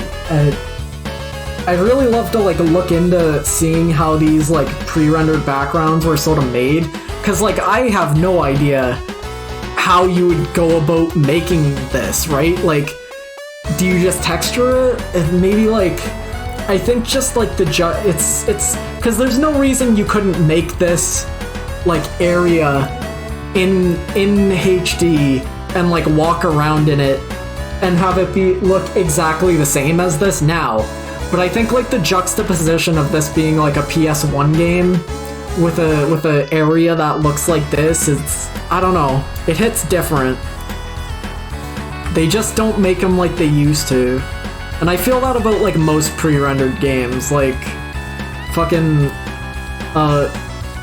Castletown in Ocarina of Time, where it's just that. Remember how Castletown's pre-rendered? Isn't that weird? We're all just okay with that happening, huh? I can't get it to crop the image anymore. There we go. It's interesting. I'm going to turn off the chase MIDI now.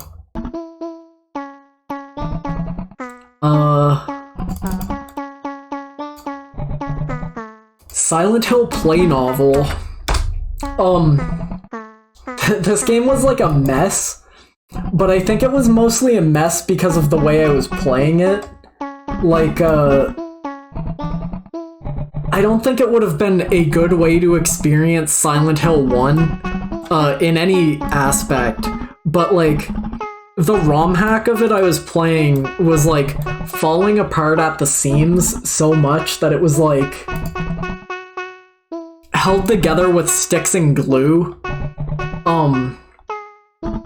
Like genuinely like almost impressively bad.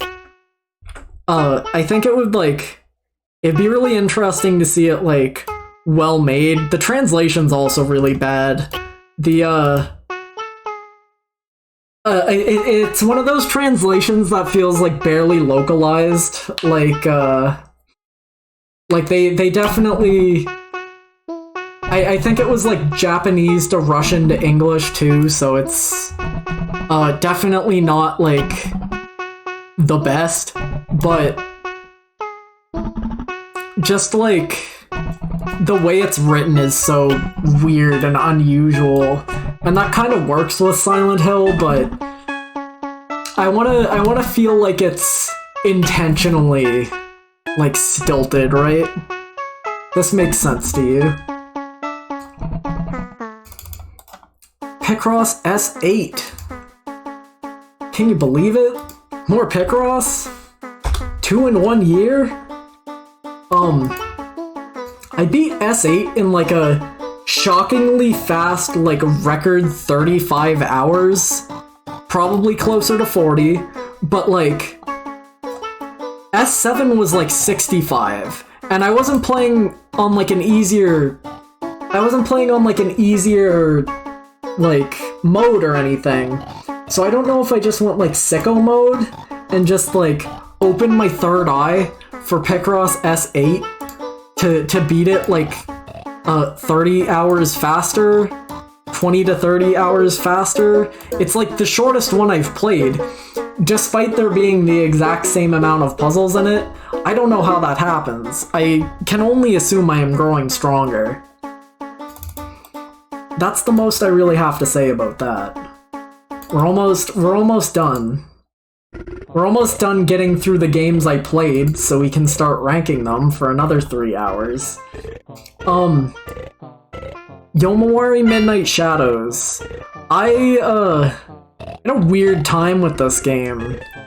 Off the, like immediately, I think this game's a little bit worse than the first one.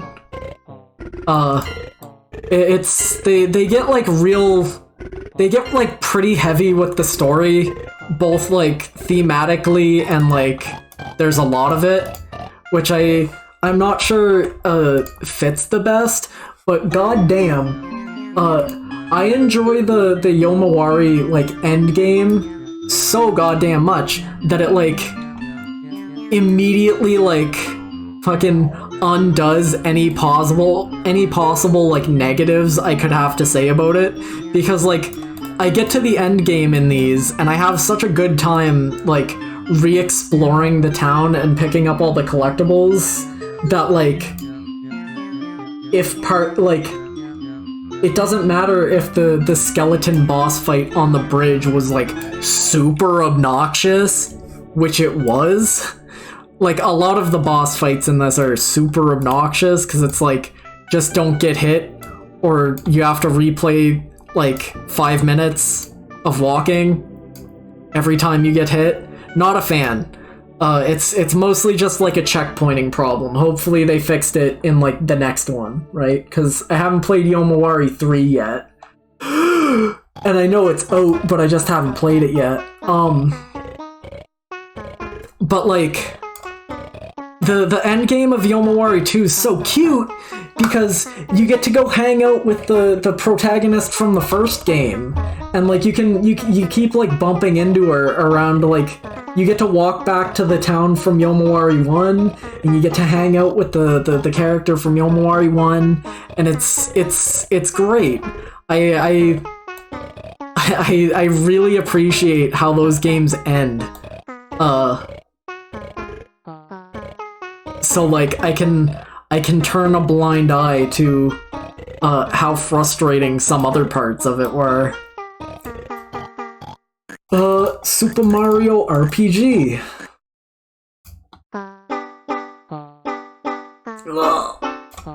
My throat's dying. I should probably split this into 2 streams, but I'm not going to. Super Mario RPG. It's only okay. I wish it was better, honestly. A certain A-cloned Juju called this one of the best RPGs of all time, and I think he's a fucking psychopath for that. I enjoy it a lot. I do like the energy of it. I like the character models. I think they're all really cute. I like the characters in it, like Gino, Mallow, Johnny, they're all good. The writing's good.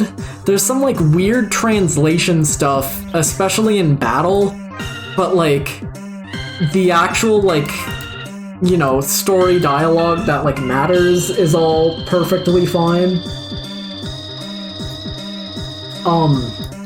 I just have a really hard time with the way the combat works, because it's like it's never super clear like why you're missing timing on stuff, and I know it's literally like it's the game that made that sort of like action combat a thing, right? But like there's only so much I can there's only so much of that I can like deal with. It just feels kind of bad. Like yeah, like I think Mario RPG would really benefit from like a remake. Just like they could do a lot for it. That would like just improve on it. But it's not like that's ever gonna happen, so but it was nice to see through it, because like I said a lot of times during that stream, I never got through it as a kid. So getting through it as an adult person was like, wow, neat. Casual Birder. This is an interesting one. This is the first Playdate game on my list. This is the only Playdate game on this list, because I didn't finish any other Playdate games this year yet.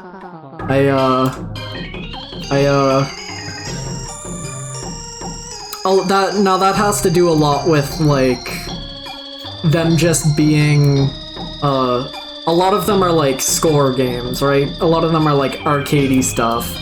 So, like, but Casual Birder is one of the games you get, like, this is, like, one of the games you start with, and it's fucking, there's, like, the writing's, like, really zoomery, you know?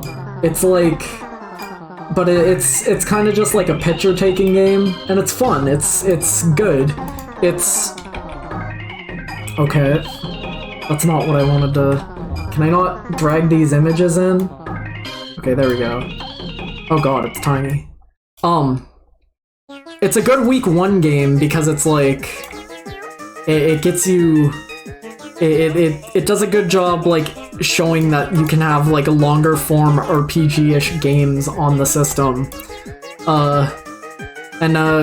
It's fine. It's like a...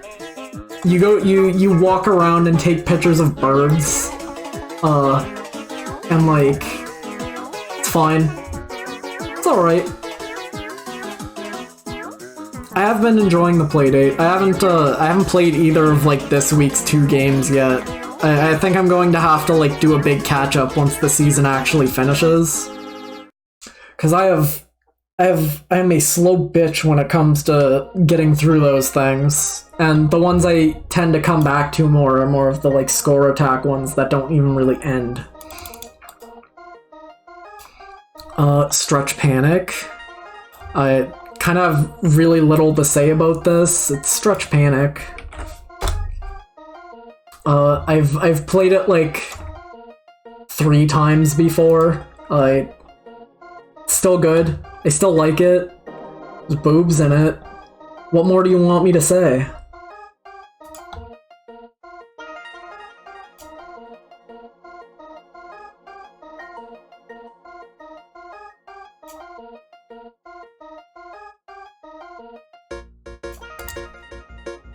Again, that's one that's like, I've played it, so I don't have a ton to say about it. I still like it. I'm sure I will play it again. We all love Stretch Panic in this household.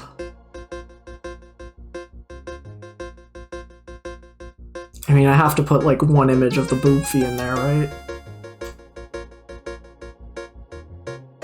This is so fucked up to put next to fucking Nappletail. We all love Stretch Panic. Pokemon Rangers. This was impressive to go back to because I didn't hate it. I was like, I am not going to enjoy revisiting Pokemon Ranger. It's alright. It's alright. It's I think it's really interesting that it's like a Gen 3 game, right? Like, it's weird. I like the character designs. I like the main girl's pretty cute.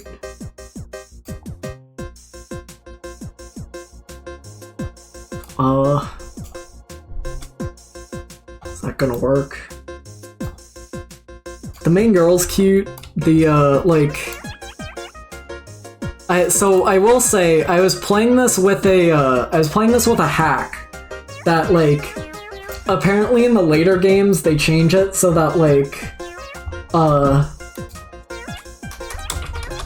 they change it so that your like circle counter doesn't reset when you like bump into an enemy or whatever. Whereas in the first one it like apparently it did reset, which sounds like a goddamn nightmare. So I don't... Oh god. So I don't, I think I probably would have fucking hated it if I had to play it like that, so I'm really glad I didn't. I'm glad that a ROM hack that improved the game came out before I played it. One thing I will say, I think Pokemon Ranger has like some of the best like pixel art in Pokemon. Like I really like how the sprites look in it. This game had like decent walking animations before any actual Pokemon game did. Like they walk around and attack in battle. It's very cute. I don't really like how the gameplay style is, but I do think I will play like Rangers 2 and 3 at some point, and hopefully I will like changes made to the formula there. Uh-oh. Hatchwell was an interesting game. I wound up playing a lot of like Zelda-ish games. Hatchwell's a decent one. It's like I've gone on record saying I very much dislike Blossom Tale. I think that game's poop. And like Hatchwell has a few of the same problems, but like I found it a lot more charming than like I do a lot of these type of games. I can't find any good screenshots of it right now. There's no good screenshots of the... Okay, so there's like cute stuff in this game where like when you're talking to NPCs, they'll have like little pop-ups of the environment that I thought was really cute in like a visual novelian sense, right? It's just kind of a Zelda game. It's fine. The items aren't super interesting, but it's not like boring. I really like that it like takes place in like one small town. You get a dog. You get a dog, but you can have like a cat or a chicken also. I had a chicken. In like the ass end of the game, in the final boss, they like possess your chicken, and like it had like a unique chicken form in the final boss, right? So I assume the final boss has like 3 different versions for if you get to it as like a dog or a cat, like as a dog owner or a cat owner or a bird owner. And I think that's really cute because that's like a unique boss. I'm not gonna play the game again to see like the unique dog boss, but someone might. It was decent. I'm getting into like, I'm close to uncharted territory because I've almost caught up. I'm notoriously bad at doing my diary entries, right? So I only have up to Pro Gear actually written down. I haven't written anything about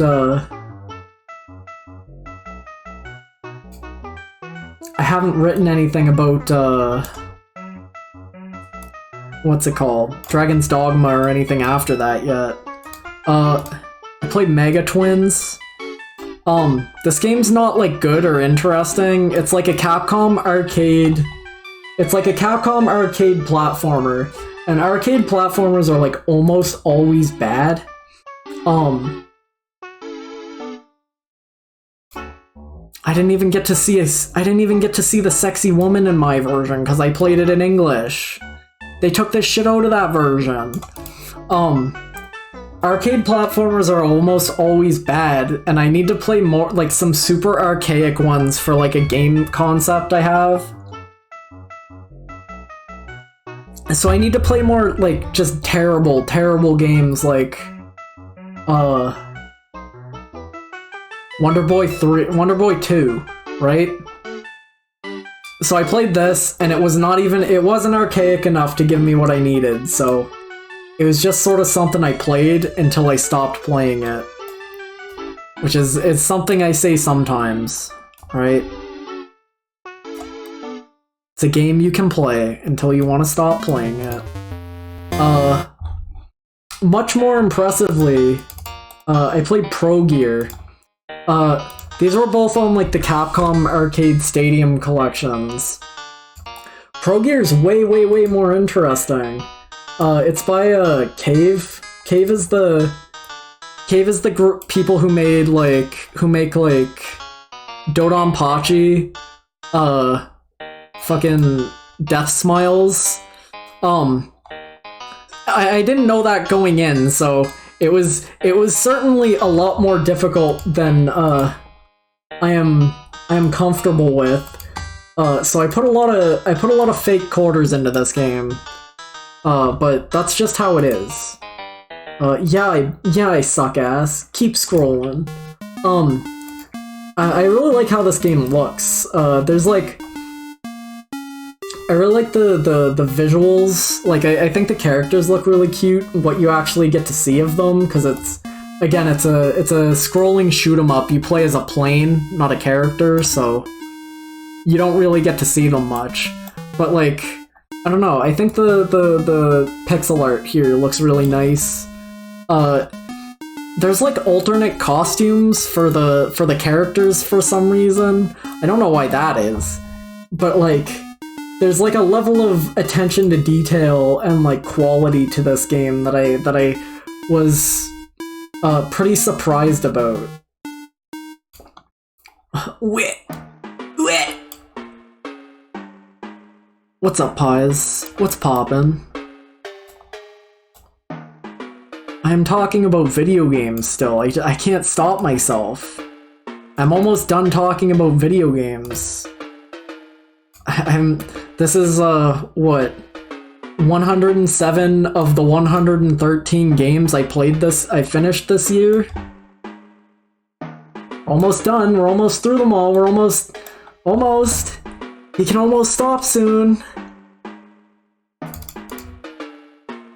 What? Dragon's Dogma. I'm of two minds on Dragon's Dogma, because it's like, it's ass, but like it's good ass, right? It's like, Dragon's Dogma's not an easy game to like.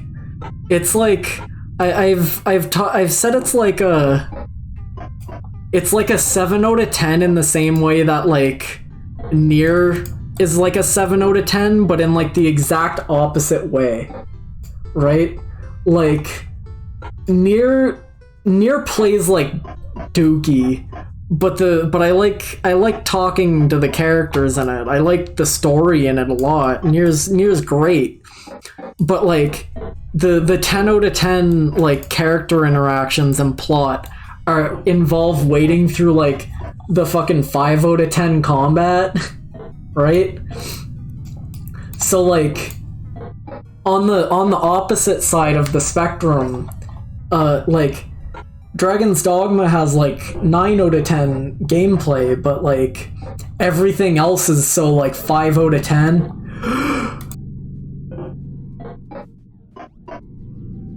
That it's like a bit of a nightmare. Like the game's so like player hostile with like how quests work. There's like a really early on quest that will simply delete like one of the first characters you meet in the game from the game if you don't like wade through bandits who are just slightly too high of a level than you can handle. There's like 2 entire areas of the game that had no content in them for me because I missed out on like saving that NPC, so the Witchwood simply had no content in it for me, and then I missed out on like an event which you have like maybe a 5-minute span of time in the game to see during like one quest. I didn't meet the princess characters, so I also didn't get to go to like the blighted manse, and it's so impressively player hostile to like lock major areas of the game out of like, well, I don't know if they're major, but like there's only like 7 dungeons in Dragon's Dogma's like overworld, so saying no, you can't go to 2 of these because you missed out on talking to an NPC here. It's bold, I'll give it that. But like, despite all that, it's very fun to play. I put 100 hours into it, so I can't hate it, right? Like, I put like 50 more hours into it than I thought I would. I forgot there was like Berserk armor. Not in the version I played, but I put like 50 more hours into it than I thought I would, because I kept wanting to like grind out better stuff to do like the end game dungeon thingy. I don't know. Good game. Kind of a nightmare. The ending's one of the funniest things I've ever seen in a game. I don't have a clip of it, but like you essentially get to the end of the game and it's like, kill yourself now. And you do, and like there's like a 20-second, like there's like 15 seconds between your character killing themselves and like the game being like, all right, we'll progress now. And like it's such a long like pause that it's incredibly funny, and I don't think it was supposed to be. Crazy ending. Don't worry, that's not a spoiler. There's no story in Dragon's Dogma. I played Dead Cells. I don't really like it. I was really hoping I would like Dead Cells more than I did, but I don't. I think Dead Cells kind of a poop game.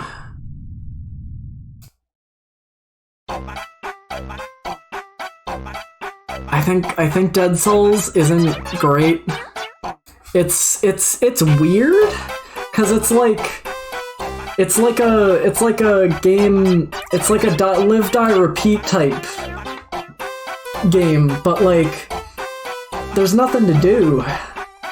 Besides finish the game, right? Like you kill the final boss and then you do it again, right? Like this is, of course you do it again, right? Cause like you think of Binding of Isaac.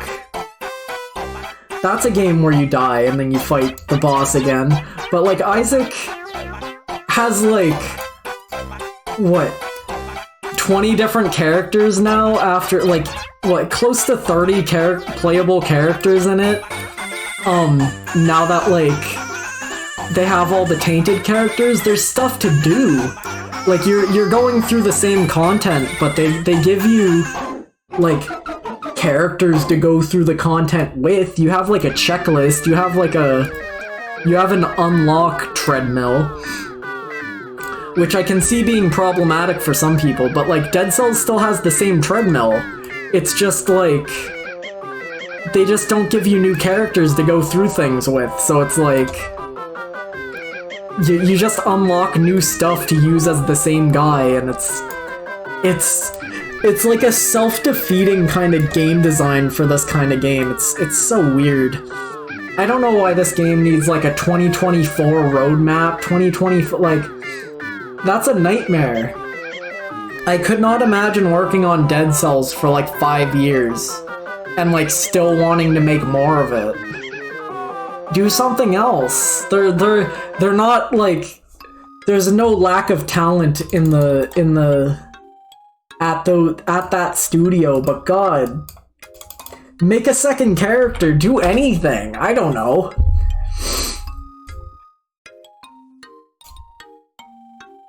Mario and Wario.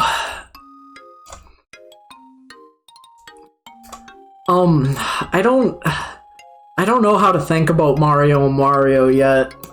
Right? Like, it's gonna be fucked up if I don't cut it really soon in my this has to be one of the worst games I played this year, right? But like, it's impactful. I'm gonna think about it more than I think about some other games. Be that through PTSD or like just genuine bewilderment. I don't know, but like, good God. Mario and Wario is one of the games of all time, and I have to deal with that.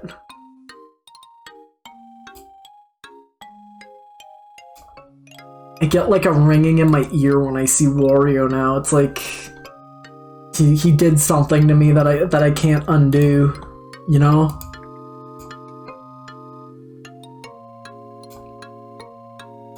I will not be playing the bonus levels.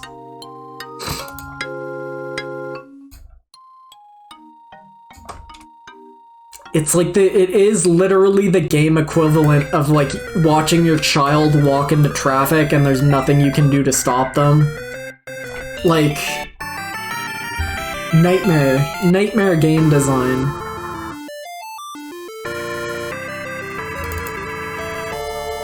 Do you guys want to talk about Bayonetta 3? I'm dying to talk about Bayonetta 3. I'm kind of not. It's like fine. It's funny how much, like, I watched Wooly play it, right? I played it myself too, obviously, but like, Wooly hates it so much.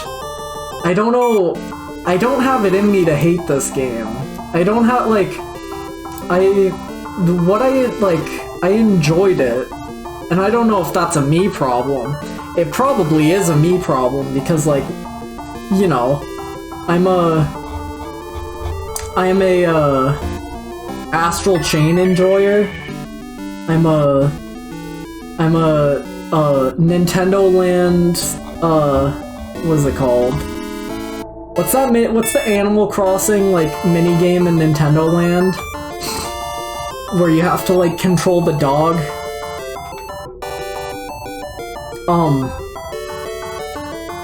Like, I think Bayonetta 3 is so fucking bold and fucked up that I don't have it in me to, like, hate on it. The worst thing I can really say about it is, like, her outfit has no swag. I think this is definitely the worst Bayonetta look. I don't think most people would argue with me on that. It just does not hold a candle to, like, Bayonetta 1 or Bayonetta 2, right? She's terminally swagless. But, like, I enjoyed playing Bayonetta 3 a lot. Like, the stuff Wooly complained about the most was how, like, spread out some levels can be, and you can definitely feel that. The levels need to be big because you're throwing around Godzillas in it. So, like, they do need to be big, they do need to be kinda empty, right? He had a really bad time in the desert, but I didn't really mind that. I have a high tolerance for shitty slapstick. I have a high tolerance for, like, the what's her name? Like, Viola's shitrock. I love Viola's shitrock. I think Viola's shitrock is great. I love hearing it. It's awful. It's like, you're hearing it right now.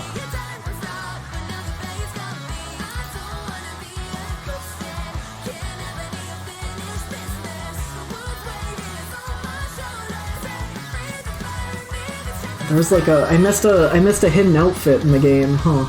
I'm just seeing that now. No, it sounds like Ruby music, doesn't it? Do you want to contrast and compare? No, this is Bayonetta 3 music. This is a battle theme. I like Viola as a character. Like, she sucks, but she sucks funny. I think all the, like, bad, I think all the bad gameplay, or, like, all the bad story concepts are really fucking funny. It's so bold. I think anyone with it in their means to pick up Bayonetta 3 somehow, someday, like, should play it. If you're interested in, if you've played the first two, 3's so fucking fascinating. It's weird. It's I liked playing it, but there's so much, like, fucking insanoid decisions about it. I am so happy to have played it. Fucking fascinating type video game. We're almost done. I hope they make another Astral Chain. I hope they take, so like, not to spoil Bayonetta 3 how it ends, I really hope they don't fucking roll back the ending, because like I want the Bayonetta 4, Bayonetta 3 promises, because that game is gonna be so much fucking worse. Everything people hate about the Bayonetta 3 we got is gonna get like quadruple downed on in the hypothetical Bayonetta 4 this promises, and I want to see that so bad. Because, good lord. I played Dadish 3. It was another one. This is gonna be fucked up, right? I don't think I like Dadish very much. The level design keeps getting, like, longer and, like, less checkpointed. Like, you can tell when someone's been making, like, the same game for too long, because they'll kind of get, like, desensitized to, like, good game design. And, like, Dadish 3 has, like, a lot of very long levels that you have to, like, go through a lot of to get back to. If you die in them, it's a bit of a nightmare, but I did finish it. This one has the best, like, 100% unlock at the end of it. You unlock like a shitty Sonic OC possum who, like, runs really fast. It's cute. Momato's in this one. She's a mom and a tomato. Isn't that amazing? Oh god, Tangle Tower, the last game I played this year. The last game I finished this year. Oh! Ooh! Oh! I really enjoyed Tangle Tower. I'm not like a... Hello, Christian. This is the Game Award. This is... Why are you up? It's 2 AM, dude. Go to sleep. I'm ranking all the games I played this year. I haven't actually started ranking them yet. I've only been fucking talking about what I played this year. Because I played 110 games this year. Why are you here? Go to bed.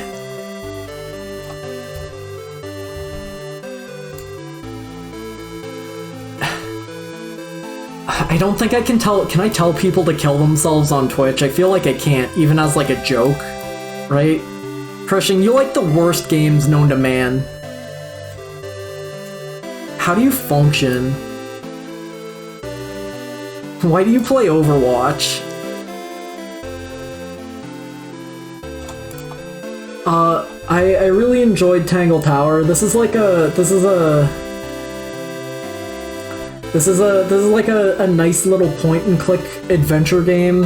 It's fun. It's good. It's fully voice acted, which surprised me. It, like, every single, like, item you can show to, like, show other characters is, like, they have, like, full-ass scripts talking about them. It's crazy. All the character designs, I think, are really cute. There's, like, this one. There's the neck girl. I mean, like, I know I'm not talking to people who play many fucking point-and-click adventure games. Oh god. My monitor just turned off. That was scary. I know I'm not talking to people who play many point-and-click adventure games, so this falls on kind of deaf ears, because I don't even play many point-and-click adventure games, but I would highly recommend Tangle Tower, because I really enjoyed it. I thought it was pretty good. That's all the games I played this year. That's all the games I played. I played 110 games this year. That's all of them. I played all of that's all the games I played this year. That's all of them. That's them. I played all of them. I did it. Oh. Oh. Oh god. Played a lot of games this year. Did a lot. Played games.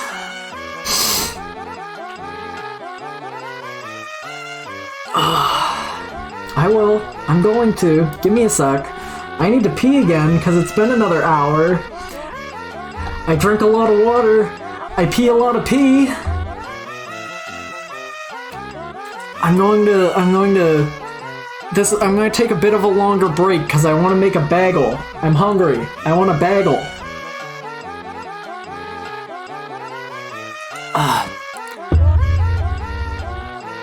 Wait, it's only 2 a.m. This is fine.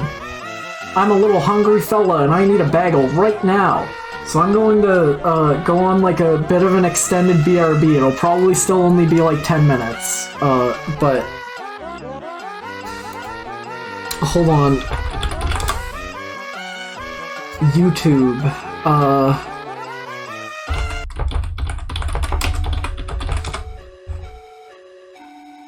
You guys want to watch an episode of Sergeant Frog? Wait, did all the videos come back? I thought this guy's channel got like ultra deleted.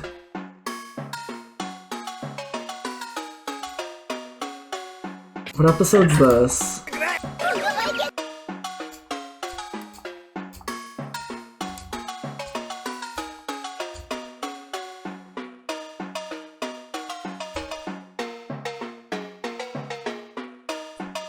Get out of here, Christian. You hate video games. I don't know if I want to put... Hold on. I need to get this episode of Sergeant Frog that's not fucking weird. I need an episode that's not deranged.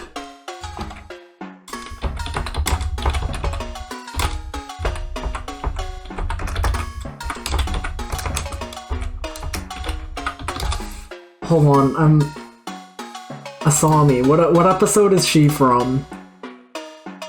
First, episode 16? No, that isn't right. No. No, wait. There's like a different... No, there's like a second episode she shows into.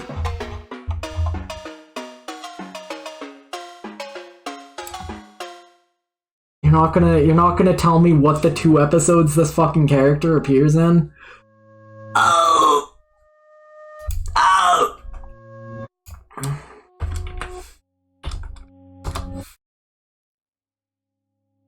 Well, we don't have the highest variety of episodes here. If I can be honest.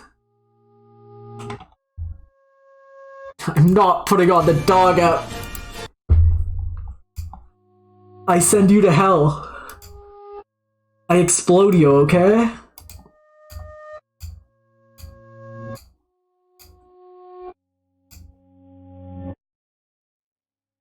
I can't find a good episode of Sergeant Frog. Too bad.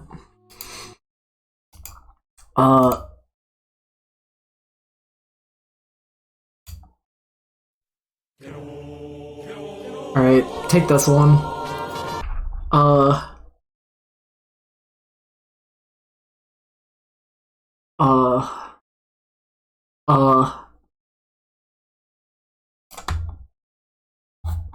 Can I do that? Is this fine? Hold on. Close. Hold on. Getting there. Alright, this is fine.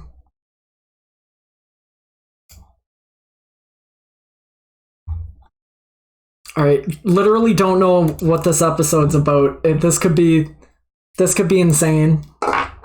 You'll find out. So, look forward to it.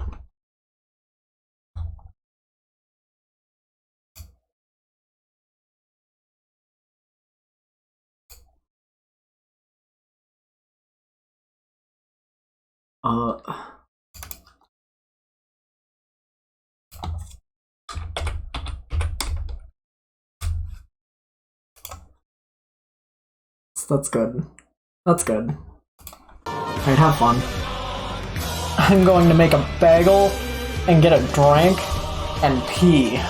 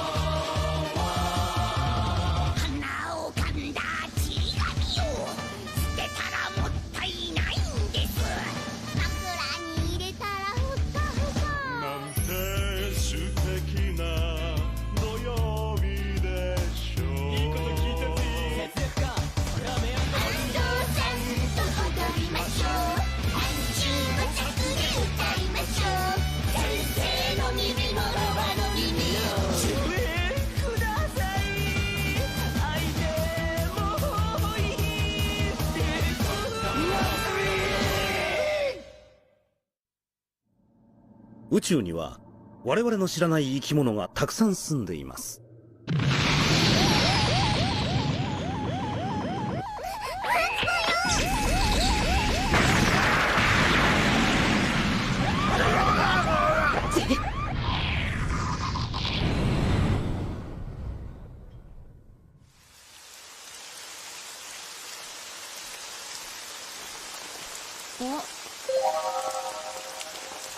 こんなところにウミガメが？随分弱ってるみたい。大変だ。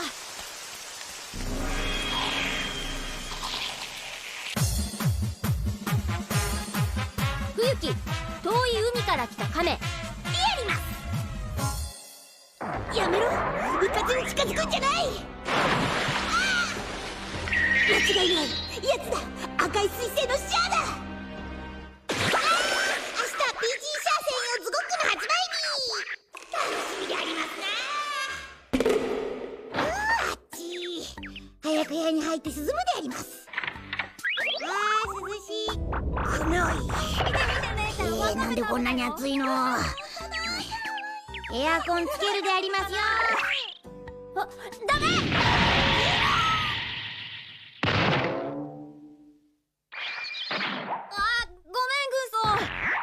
大丈夫？なんでエアコンつけちゃダメであります。そいつを。買い物の帰りに見つけたんだ。ネットで調べてもこの亀の種類が全然わからなくて。きっとこれはユーマだよ。ユーマね。色が鮮やかでしょ。こういうのは熱帯地域に住んでるんだよ。だからあんまり冷やしちゃダメなんだ。元気になるまでの間面倒見てあげないと。軍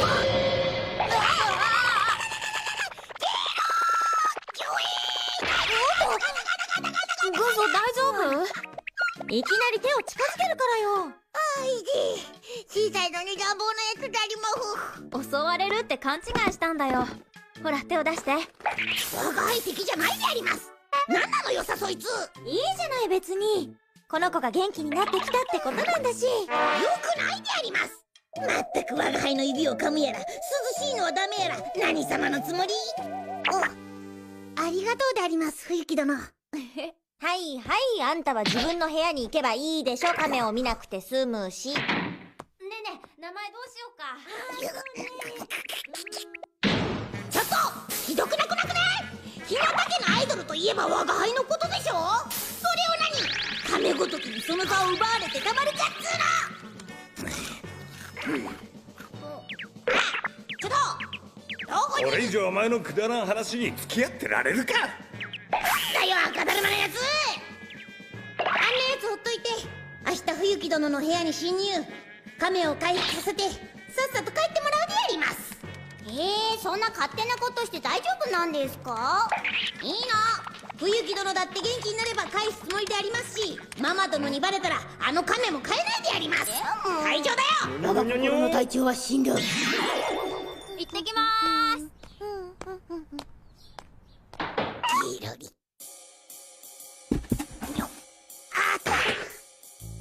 大丈夫ですか軍曹さん。まったくこんなところに隠しとくなんて。我が輩とこの亀のどっちが大事なんでありますか？そりゃ亀ですよ。まさか。そりゃ亀ですよ。こりゃ宇宙希少動物のエメラルドウミガメだぜ。希少動物？要するに絶滅するんじゃねえかってくらい数が少なくて貴重な動物ってことだ。こいつが？それだけじゃねえぜ。こいつはその貴重さゆえに裏ルートで相当高値がつくんだぜ。こんなにももちの豪邸が軽く立っちゃうです。これで今年の侵略予算も潤うぜ。こんな亀がね。ゲロ、なに？亀が。どうしたでありま。ゲロ。This episode Pranger based. この子大丈夫なんですか？命に別状はねえが。What's the review? 忘れ物。Oh, not the turtle! どうしたの軍曹？ゲロ、冬木殿。グリーンに何かしたの？グリーン。 I'm making tea too. I'm going to be like slightly longer than I thought. いい名前でありますね。いやいや、実は冬木殿が留守中、ママ殿に見つからない This is so よう fucked up. 預かろうと。 Not the turtle. 心配すんな。大丈夫だって。フキは早く学校に行かないと。でも我が輩たちを信じてほしいであります。分かったよ。じゃあ軍曹頼んだよ。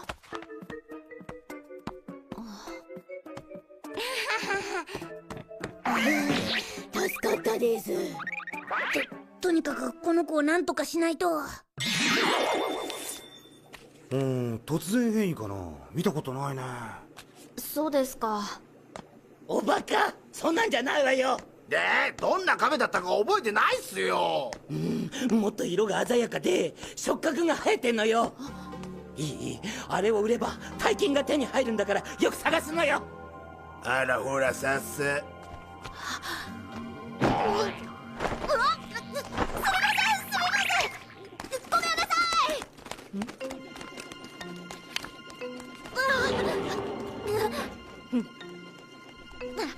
あの人たち一体グリーンが狙われてるの？ただいま、軍曹。あれ、軍曹？あ、伍長。軍曹知らない？いないのか？冬木くん、準備できました？こちらもいつでも行けます。タマちゃんたちはもう先に行きましたよ。何のこと？あら、一緒に行くんじゃないんですか？うちの南国リゾート。亀がどうとかって。亀だって？西澤さん、すぐに僕たちも行こう。はい。軍曹。くっ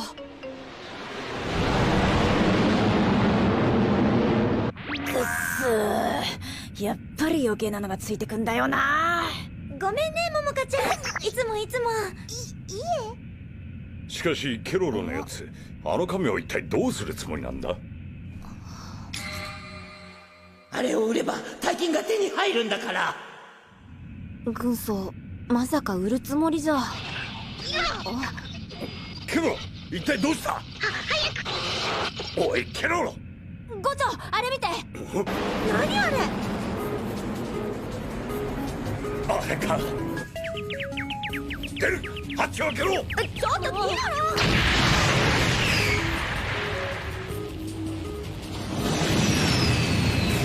ケロ。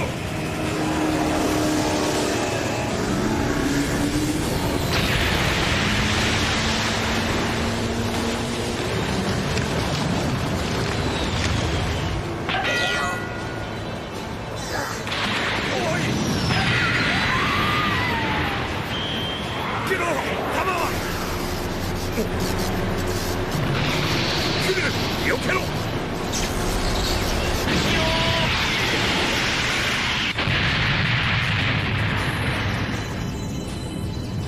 わー、ホテルが止まるとこどうすんだよ。グリーン。心配ねえ。力を使って疲れちまってるだけで。一体グリーンに何をしたの？いや、だから早く元気になってもらいたくて。隊長が誤ってこいつの触覚を切っちゃったんです。ああ、カレー王子。いつかバレるからさ。いろいろ調べた結果、西沢家のリゾート地に触覚を治せそうな薬を作れる植物があることが分かってな。ここにこの亀の住みやすい環境を作ったわけだ。触覚は元に戻ったんだがよ、薬の副作用で巨大化しちまって、それに驚いて暴走したんだ。安心しね。2、3日で体も徐々に戻る。なんでそんな大事なこと黙ってたのよ。いや、それはその、信じてって言っといて嘘ついてたなんてひどいよ、軍曹。冬木殿。グリーン、大丈夫？冬木殿。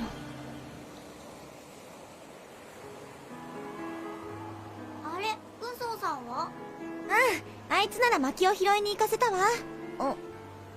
冬木。なんか雨が降りそうですね。僕探してくるよ。あ、待って冬木。持って行きなさい。ありがとう姉ちゃん。よいしょ。ゲロ、そういえば今日はズゴックの発売日。ああ、もう売り切れたでありましょうな。これのことかしら。行くぞどちら様？あ、軍曹。あの人たちは。あのさ、あんたらのそばにいるあの亀ってどうしたの？冬木殿が拾ってきて。あの亀とこれ交換いたしませんこと？嘘、マジっすか？完全限定生産しようとね。いやいや、あの亀と交換していただければ。いやー、でもごめんなさい。あの亀はグリーンは渡せません。冬木殿。なんだおめえ。ちょっと、私たちはこれでいつでもお待ちしてますわ。交換するつもりは。ガンプラとグリーンを交換するつもりだったの？いや、そんな。触覚を直したのもグリーンのためじゃなくてこの取引のため。違うであります。我が輩はただあの亀を元気にして早く元の場所に返そうとしただけ。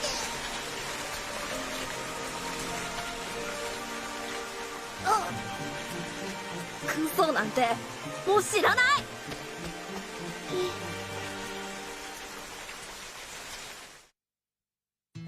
冬木くん。夏美さん、冬木くん知りませんか？ああ、ちょっと一人になりたいってグリーンと向こうの沖の方へ。ボケガエルと喧嘩でもしたのかしら。なんか妙によそよそしいけど。あんなに落ち込んでるおじさまを見るのは初めてです。もうどうしたら。梅影忍者。とりあえずご飯でも作りましょうか。お腹が膨れれば元気になるでしょ。そうですね、夏美さん。じゃあもう食材を取ってきます。私もお手伝いしますね。冬木。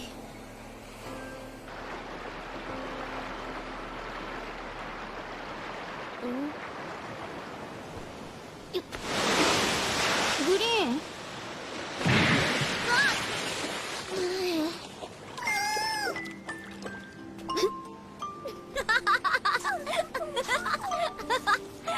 よかった、こんなに元気になって。体もだいぶ小さくなったし、これも軍曹のおかげ。なんでもない。行こうか、グリーン。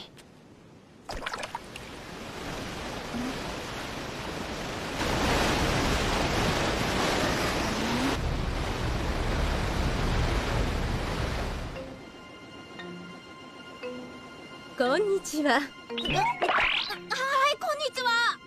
私は動物保護団体の者です。実は昨日この辺一帯を調査していたところ、その珍しい亀を発見いたしまして、貴重な種類のようなのでぜひ保護させてください。グリーンを保護？ええ、我々が責任を持って自然に返します。ご安心を。でもこの子は。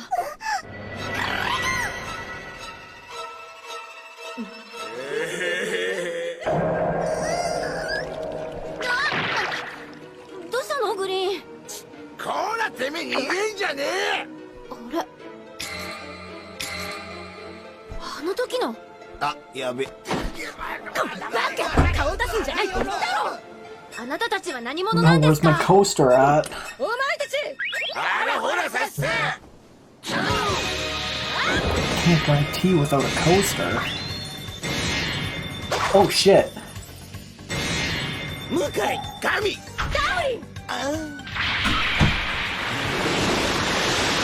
Oh, this episode goes crazy. I remember this character. もともとその亀は我々のものだ。返してもらおうか。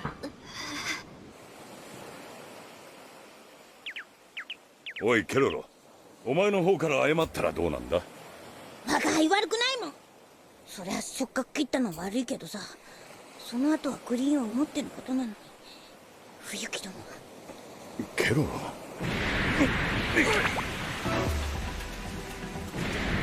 あっちは確か冬木が向かった。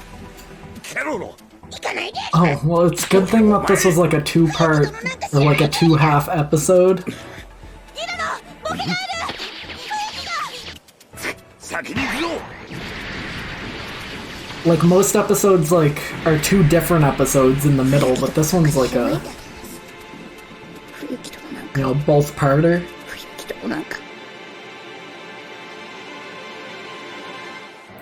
りがとうであります冬木殿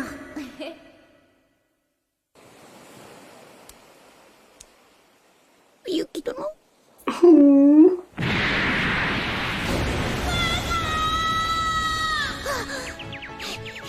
冬木殿冬木殿冬木殿冬木殿冬木殿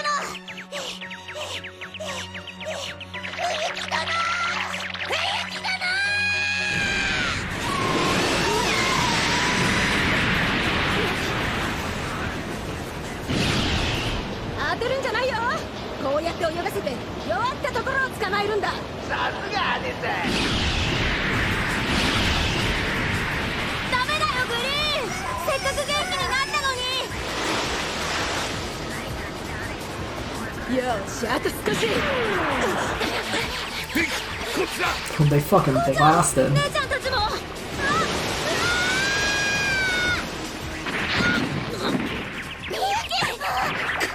あいつら何者だ。仲間かあんたたち。あらほらさっさお前らだけ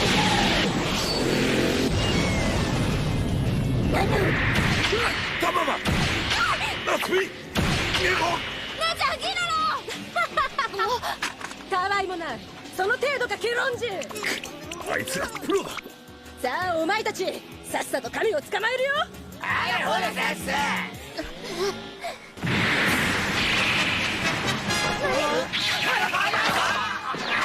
筋に返すぞこらてめえら海のもずくじゃけどポケガエルクソグリーンは我が輩たちの手で返すんであります。お前たちには渡さないであります冬木殿無事でありますかクソすまなかったであります冬木殿我が輩助けてくれてありがとうグーソ冬木殿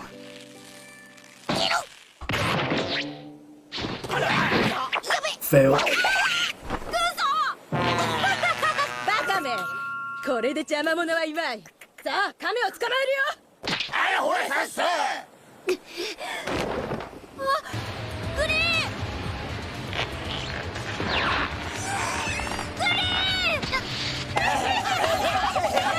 They love it. さてこいつを。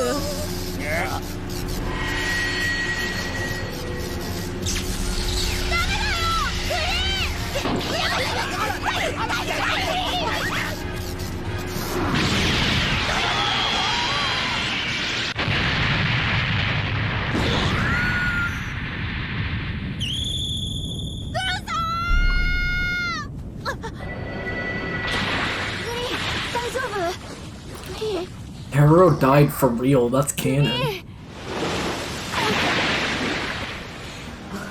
驚かしやがって。 Good lord.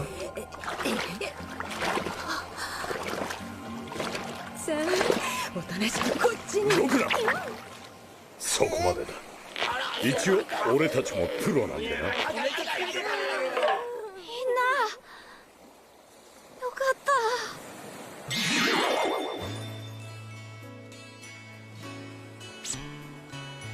ありがとうであります冬木殿この子は責任持って私が元の星に送り届けるぽよよろしくお願いしますであります元気でねグリーンじゃあこれで失礼するぽよぽよそれは PG 社専用ズゴックそのガンプラ譲ってくれませんか冬木殿ダメぽよこれは証拠品だから全部没収だぽよゲロそっかじゃあ軍曹ゲロまた一緒に買いに行こう冬木殿ありがとうであります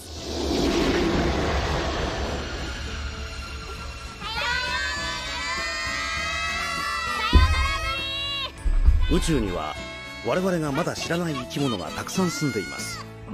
でもそれがどんな生き物だとしても心を通わせることはできると思いますよ。Then you'd have a baby hand.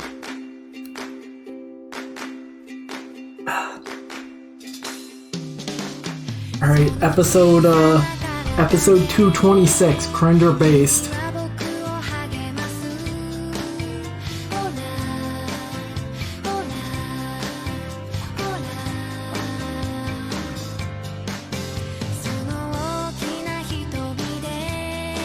I thought of a good episode to put on while I was downstairs, but it's not really easy to find, like,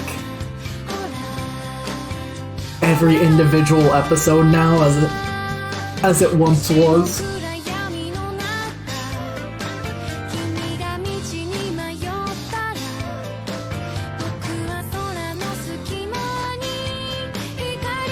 I think it's so fucked up how, like, when I went into Sergeant Frog for my rewatch year. Whoa! Whoa! I forgot, like, I entirely forgot that, like, Angel Ma was a character. But she's like, no. Can't do that, Octagon, you're gonna have to boot up.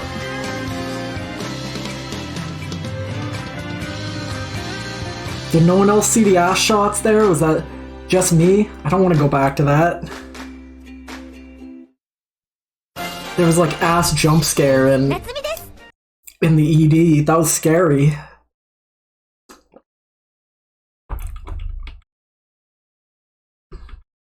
I don't know exactly where it was. Pay attention this time. Maybe I skipped it. I don't know.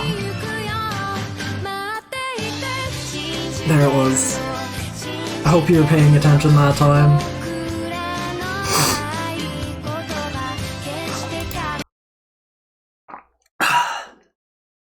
That's scary. That shouldn't be there.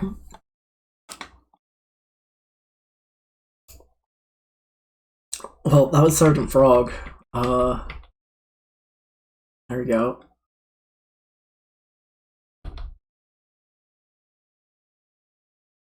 Oh god!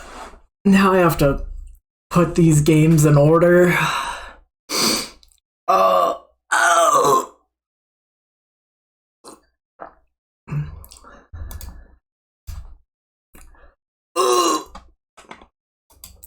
Yeah!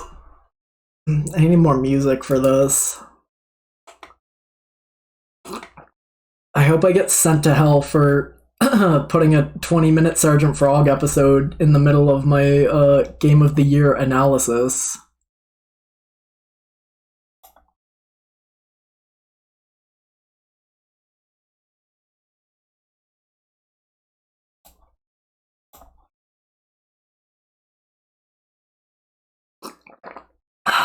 Ugh.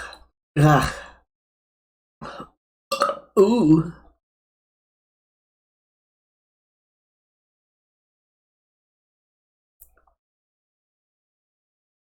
Music. Where's music?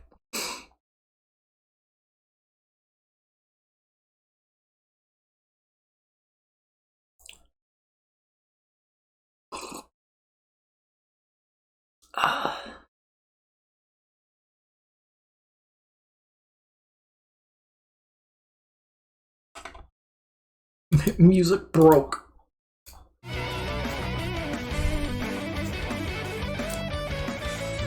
I want to listen to Live a Live soundtrack, but I think Square Enix will kill me for that. Unfortunately.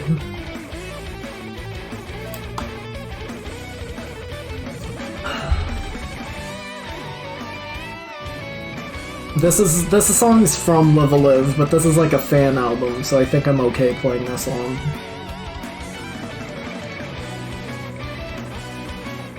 I haven't played Hylix either. I haven't played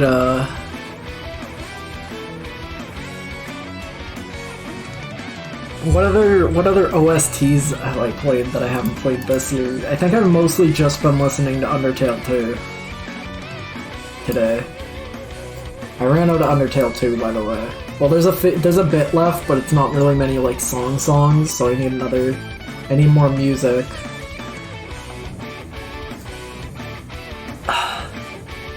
Why is Scott the Woz like dumping out like five? Does Scott have to get like 5 more videos out for a tax write-off? He did a video today, and a video yesterday, and a video 2 days ago, and there was another one a week ago. What the hell's he doing?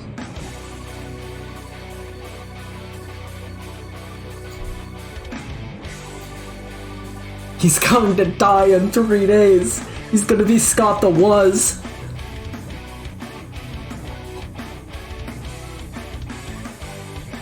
Nano, give me music now.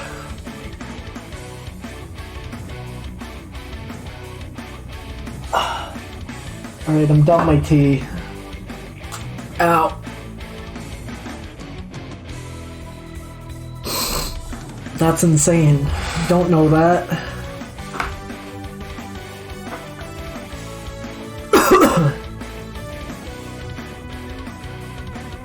Brother, you've been here for 6 hours.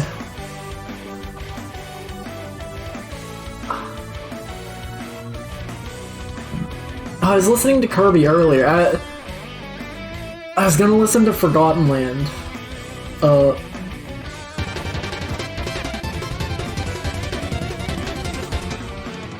What shit did Arma recommend?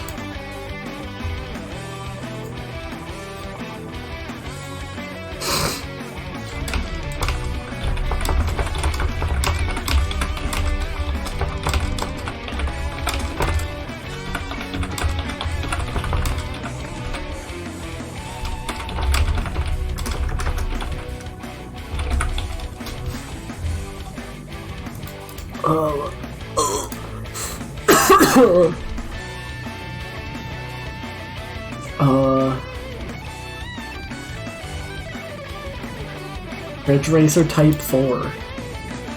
Escados Custom Robo Rakuga Kids. Who the fuck was he recommending this to? Couldn't have been to me.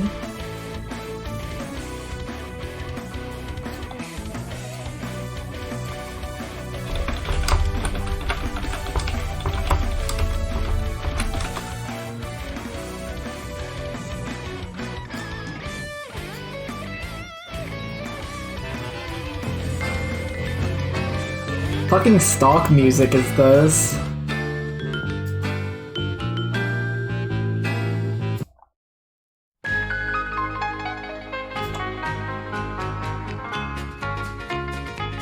I feel like I'm gonna get in trouble for this, even though it looks like it's 80-year-old music.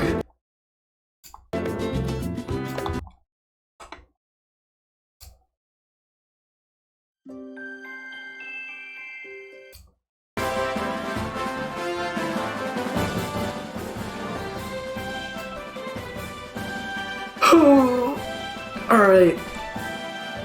Well, we scroll all the way up the list, and we reveal this. 2022 Game of the Year Ultimate Power Level Ranking. It was there the whole time. It was simply, just slightly off screen, so nobody knew. We start at the bottom. The worst, so I'm going to like go through this list and try and cut like the worst things to put at the bottom until we get higher and higher up. This format usually works better when you have like multiple people in the cast, but it's just me. Chat, what was the worst game I played this year? What was it? Pick.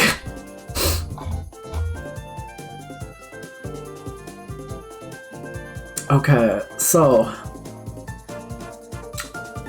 I don't know if listen. Okay, so I'm going to bargain for Mario and Wario here for a bit. Mario and Wario like ruined my life. Mario and Wario turned me into the Joker. But I finished it. I did not finish Pick and Panky. This is a game that was like frustrating in ways I've never seen games be frustrating, and it's all the worse for it because it's a game that I think looks beautiful visually. It's a game with just vibes that are off the chart, and it's just never fun to play. That leaves it at I'm gonna say, that's a pretty good reason to say it's the worst game I played this year. But what else?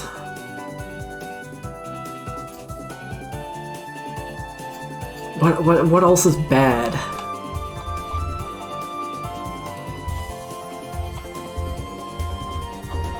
I feel like I need to do this in a way. Hold on. Alright, hold on. I'm going to actively slide these things around. So let's oh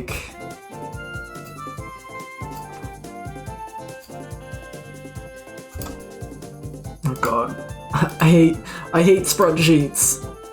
Umihara Kawase was pretty bad. I did like that probably worse than... Right, where was Pick and Panky? I'm gonna say that was my worst game this year. Boom. This'll be easier since I can move these around, right? Then...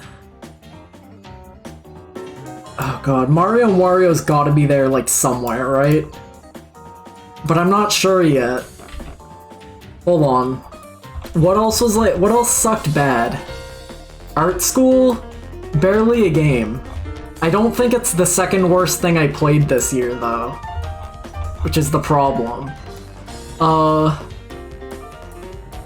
I respect A lot. Just it's fucking bizarre. It's fucked up. Okay, wait. Lego Island 2 on the GBA, I have no qualms cutting that. That can go down there.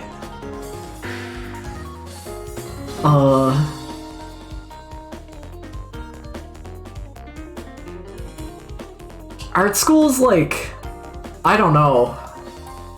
I don't think I enjoyed Art School the way I was supposed to, but it's not it's not pure shovelware, right? I wish this would fill in the colors correctly.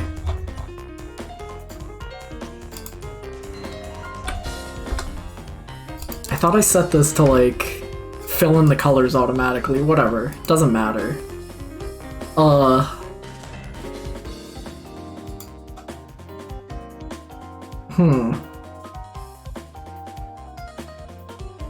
Dadish 3... Dadish 3 is perfectly mid, right?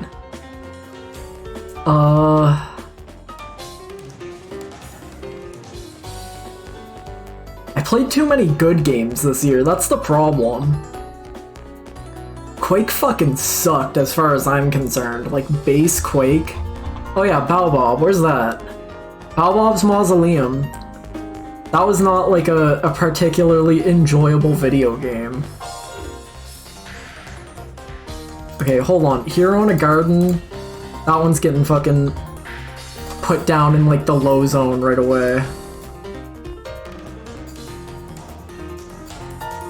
Hero in a Garden, that's moving down.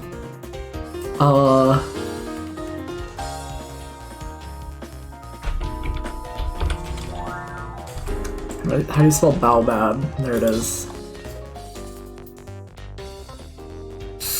I'm pretty okay with cutting that third.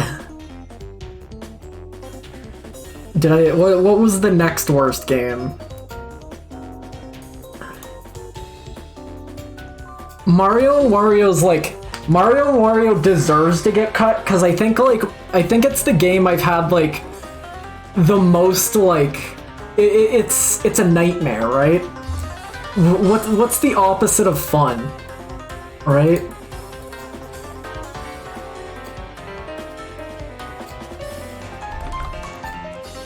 Why can't I? Oh, here we go. Because I had the most anti-fun. Oh, Oh god, don't stretch it like that. I don't remember being that stretchy. I had like the most unfun with Mario and Wario, right? But like but I don't know if I can justify cutting it so soon, because it's like Mario and Wario is like valuable and it's bad. I didn't know games could make me feel like that, right?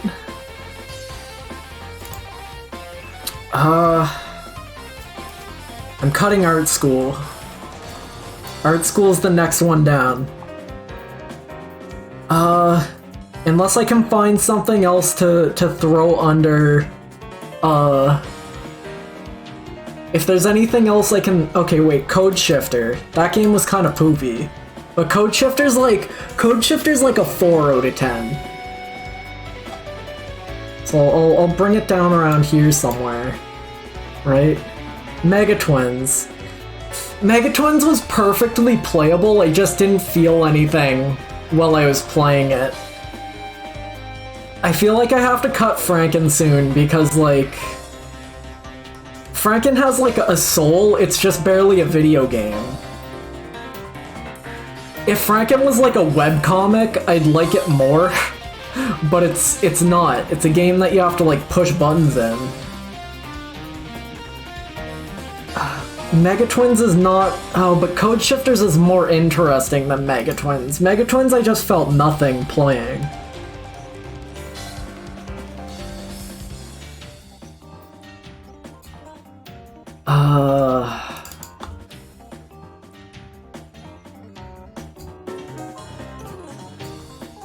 I'm going to... I think I can cut Hero in a Garden, because that's also barely a game.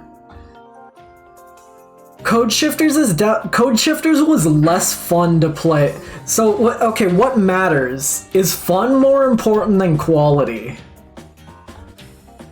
Because I felt nothing in the slightest playing Mega Twins. But, like, Code Shifter was interesting, but at the same time, it was less fun to play because it was, like, shitty. It was fucked up.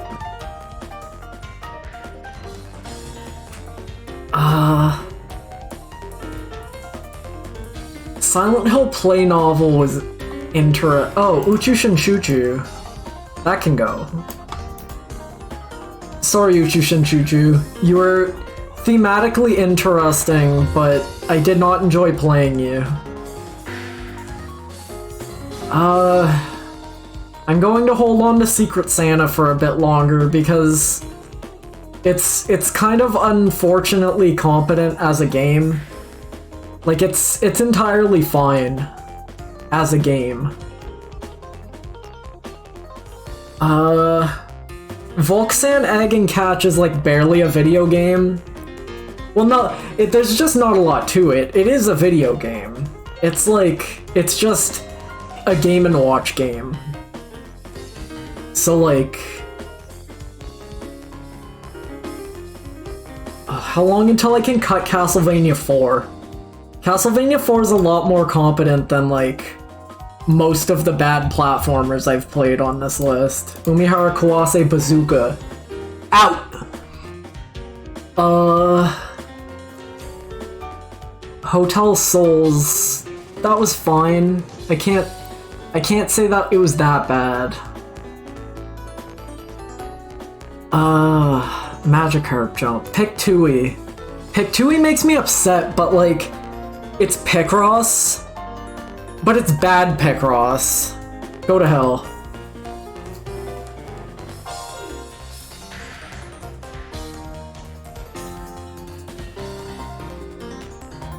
Pick Tui makes me upset for like, reasons.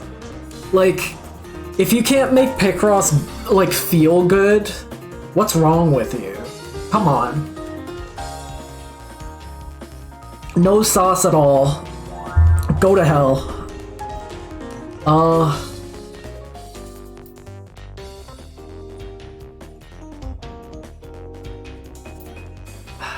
Here's the thing. I want to, like, preliminarily cut, like... Am I fine to not put Bloodborne in the running? Cause, like, I want this to mostly be, like, things I have new thoughts on, right? Like, Rain World is a game I finished, and I like it more now that I've played it again. I'm going to take Bloodborne out of the running. I'm also going to take Sayonara Wild Hearts out of the running, because these are two games these are two games I've already played last year, and I don't really have any new thoughts on them, right? Now, if this was my 2021 list, Sayonara Hearts would be, like, top 5, right? If this was my 2016 list, Bloodborne would probably be number 1. But this is my 2022 list, and, like, Bloodborne was fun to play again, but I didn't get anything new out of it, really. Rain World, on the other hand, I did get something new out of, so, like, I'm fine with keeping that one in the running.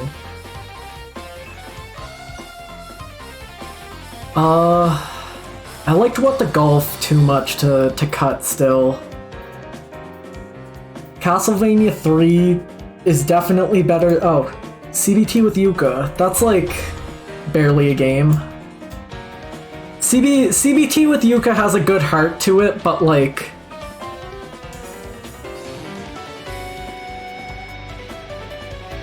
I just really wanted the cock and ball torture, and it didn't deliver. There's a lot of games on this list that I know are going to go, like, up high. But, like, it's hard to get there still.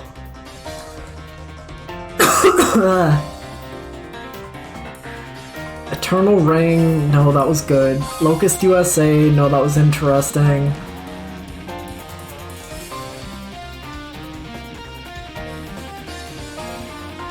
You know that image of, Wop, you know that image of, like, Endeavor, you know, to those who stayed?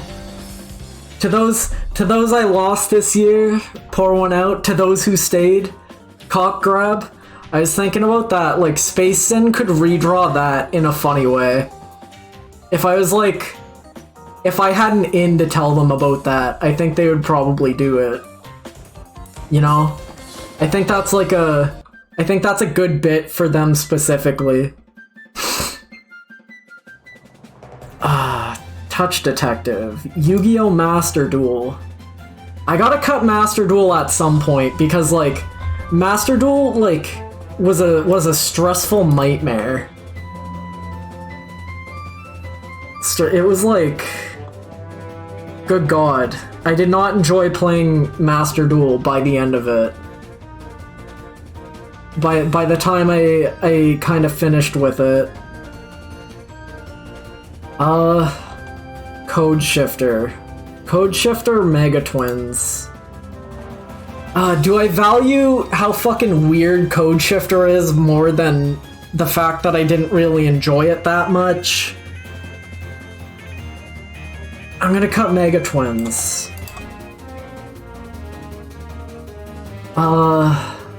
Alright. There's, like, a lot of games, like... What is the deepest cut? Do I still have the character select screen? Oh, you can't see most of this, I'm in the way. I am going to say, of Mice and Sands down here. That is a Bobo. Okay, well, I literally don't remember what these two characters are from. Like, the game these two are from might not even be in English. No, this is Happy Birthdays.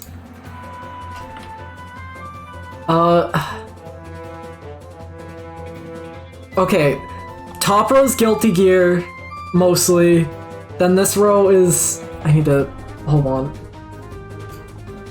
Top row's Guilty Gear. Here to here is, Blaze Blue. We've got Kunio-kun. I think these two are also still from Kunio-kun. I don't know who this guy is, but he's in the same stance as this guy, so I think they're the same. River City Girls.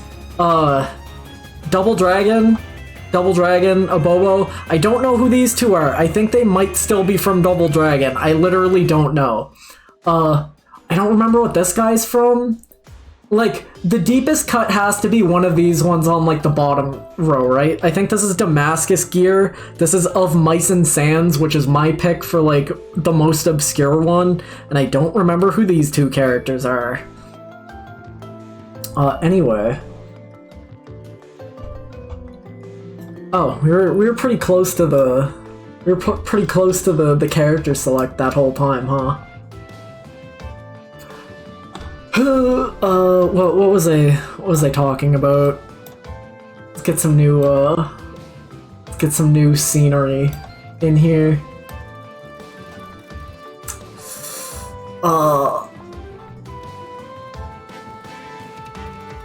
There's a lot of these like tiny, like, I played a lot of like very small games on like on my computer at one point in the year, right? And like, I don't want to throw these under the bus just because they're like short, but like ultimately there's not a ton to them, right?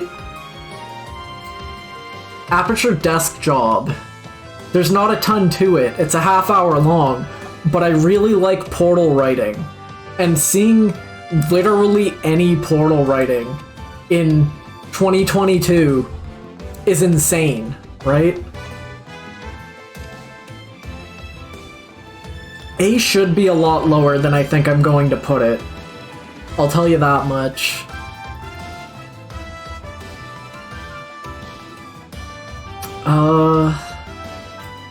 I'm going to cut Stretch Panic from the... Stretch Panic's off the ranking.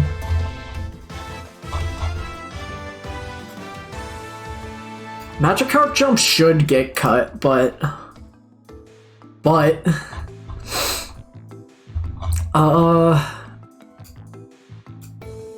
Code Shifter. Code Shifter's pretty bad. I think I'm gonna have to cut it.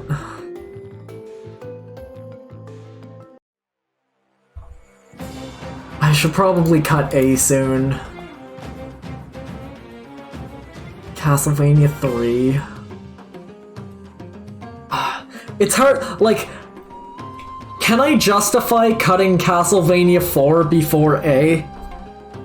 I think I like A more, because it's fucking, like, it's weird. It's not good. It's like...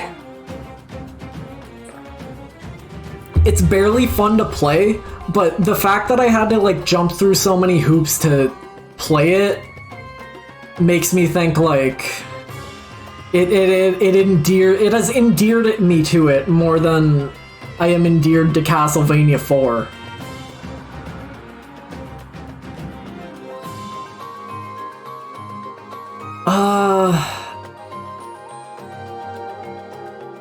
Man, this is really hard. This is a lot easier when you're like fighting for your life and like when you have like 3 people cutting things from the same list. I'm gonna say Quake, fuck it. Quake can't be worse than like some of the shit I still haven't cut yet, but like... Quake's expansions blow like the base game out of the water. The fact that there's no like music in Quake and it's just fucking like gears grinding each other, hate that. Go fuck yourself. Get out of here, Quake. Quake's expansions will make it a lot higher up the list, but like... Quake has irked me. No, wait, hold on. I'm cutting Mario and Wario. It made it higher than it should have, to be honest. It made it higher than it should have. I don't know if I can... it's like free to play.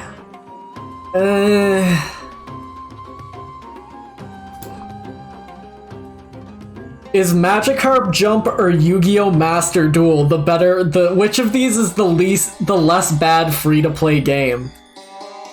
Does Magikarp? No, Magikarp still lets you buy, like, jewels and stuff. I felt more tempted to buy, I felt way more tempted to put money into Magikarp Jump than I did Yu-Gi-Oh! Right? But, like, I don't know if that's grounds to cut it. I never felt any desire to put any money into Yu-Gi-Oh! And for a free-to-play game, I think that's, like, that's kind of important. Because I don't want to feel like I'm getting, like, nickeled and dimed, but, like, part of me was like, ooh, I really want to get I really want the power upgrade, I really want to get Poplio, ooh, I want him as fast as possible, ooh, right? I didn't put any money in Magikarp Jump, but I was shaking. I was ready for it.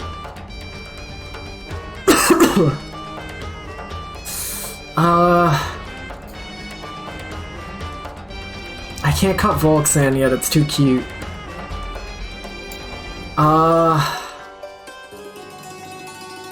I'm going to cut Yu-Gi-Oh! Because, like, Magikarp Jump's not fun, but it never stressed me out, right? Because I didn't enjoy Yu-Gi-Oh! Master Duel because, like, I was constantly in the mines fighting for my life. My deck was never good. So, like, that alone just kind of, like, that was a stressor.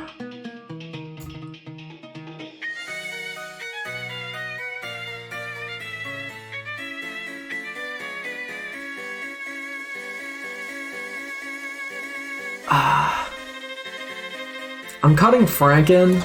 This may be an unpopular opinion, but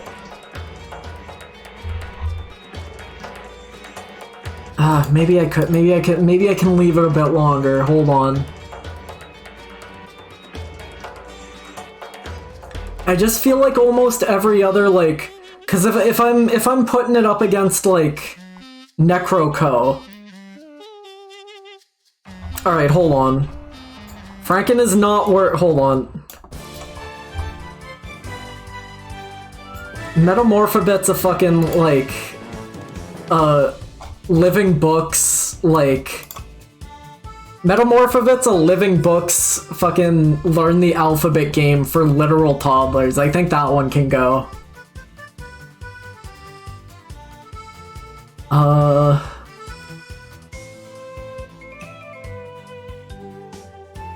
Flesh, Blood, and Concrete is going far. Oh god. This is too hard. Do I have any other, like, really mid platformers I can cut? Oh, Dead Cells. Is Dead Cells...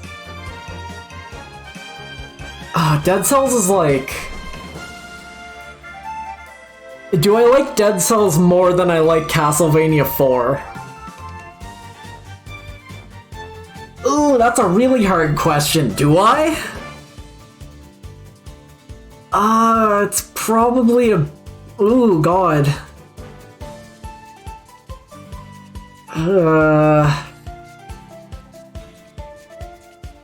I would play more like... I can see myself booting up Dead Cells again, like 3 updates from now. I can't see myself I probably won't play Castlevania 4 again, right? So I think that means I like it less than Castlevania 4. I think that's a pretty easy... I think that's an easy cut there. I'm gonna cut Volxan, Egg, and Catch. It is literally a Game & Watch game. The visuals are really cute. Where is it? Where in my big fuck off collage is it? Remember this game? I didn't play this game. Someone else brought it up, but I thought it looked cute, so I put it on there. Where in my fucking collage is the last remaining, proof? Where's the proof of existence for Volxan, Egg, and Catch? This is fucked up. He'll never find it. This is impossible. Ultra difficulty. I did put it in here, right? I Spy. What if I made it really small? Where is it? Show yourself. It was earlier on, so it has to be like... Hold on. Oh, there it is. Like, it's really cute. It's a very cute game, but it is literally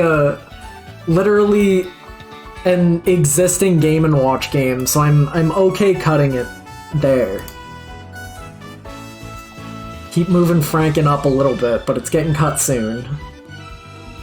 Dadish 3. Do I like Dadish 3 more than... I don't know. I think I definitely need to cut Castlevania 4 soon. I'm going to take the initiative to cut Castlevania 4. X'd. Dead. Deleted. Get it out of there. Now, do I like Dead Cells or Dadish 3 more? The answer may surprise you because I think it's Dadish 3. Dadish 3 got annoying, but not in like a... Ugh. But I didn't laugh at any of like the joke. This was like the least funny Dadish game. Dadish 2? Maybe the first... One of the Dadish games has like at least one really good joke. Dadish 3 had an okay joke. Where's he at? I think he was like up. This collage is so fucked up. Who let me do this? There he is. Dadish 3 had like one really good joke in the radish with a safety hat on, who's like, "Oh Dad, I'm a mechanic now. Wow, that's cool, son." And the kid's like, "Yeah, now nobody can say they didn't add any new mechanics in this game." I thought that was a good joke because Dadish 3 barely has any new mechanics. I think I just dislike Castlevania 4 more out of spite. I don't think, like, Castlevania 4 is playable, but I wouldn't want to play it again. I don't think I'd want to play Dadish 3 again, though. Let's cut Dadish. Oh, but I feel like I have more against Dead Cells than I do Dadish, right?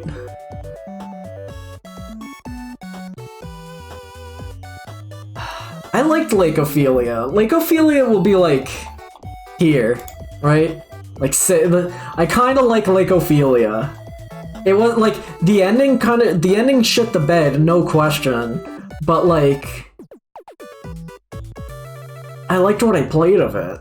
It was like I liked the fishing. It was fun to fish. This is too hard because now I'm into games I care about a lot. Or a lot of them are games I care about. I'm cutting Glyph. It is fun for a lot of it, but like when you get towards the end, it gets really like kind of shitty with it. Again, it's one thing you'll hear me say again and again, I don't like games with like really shitty checkpoints, and Glyph kind of has pretty shitty checkpoints by the end of it, because I think it doesn't have any checkpoints at all.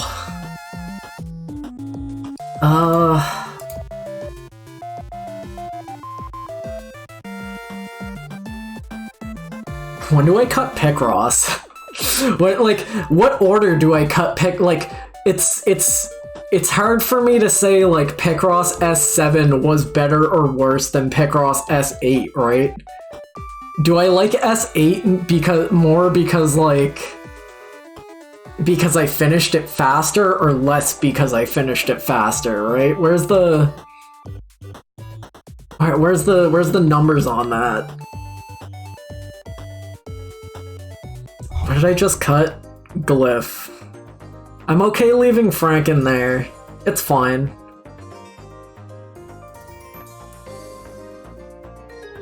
Oh, my favorite Clip Picross puzzle was like, there's a really cute one in S8 actually. S8 does like Little Mermaid. Like the old school style Little Mermaid story. And one of the pictures in that is really cute. So you're right, Jel. I do think S8's better because there's a cute little mermaid in it. Good eye. Are any of these like computery games that I played worse than Franken? Necro, no. Alright, I'll cut Cave Story Secret Santa because like that's like a cynical game, and I don't feel like Franken was made with like under cynical reasons, you know? I'm okay with that cut. Lonely Mountain Downhill. Kind of a weird game, but I did enjoy it. Touch Detective. Maybe. Hotel Dusk. Hotel Dusk has to go a little bit further. A? Maybe? Castlevania 3? No. Cuphead's going up pretty high. I really enjoyed that. Chasm. Chasm. I don't know if I liked Chasm. Like, Chasm's more competent than a good few games, but like Chasm or Dead Cells. Chasm has less going for it than Dead Cells, I think.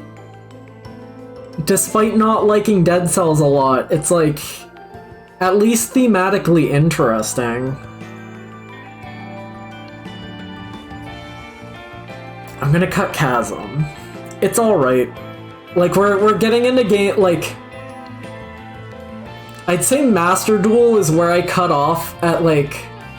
Everything from Master Duel up, I'd say, are, like, legit, like, games that aren't even bad, right? But then in that case, it's like, I still have a few games I think might be bad on this... over on the left, right? But, like... We're into games that I think are, like, at least... like, fine. No, I don't think I can stand Dead Cells art style either, it's weird.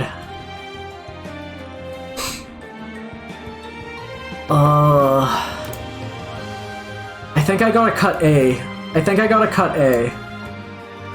I can't take A much farther up this list than it's going. But like...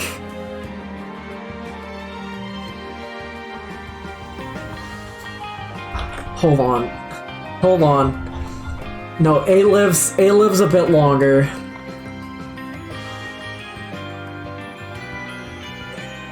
Blackbird. I still like Blackbird too much thematically to cut it yet.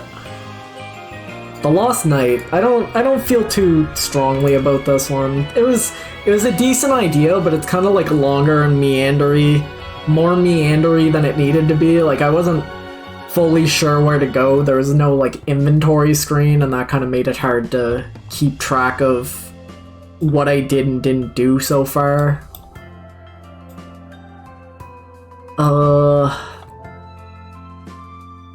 What now? Elephantasy's going up pretty high.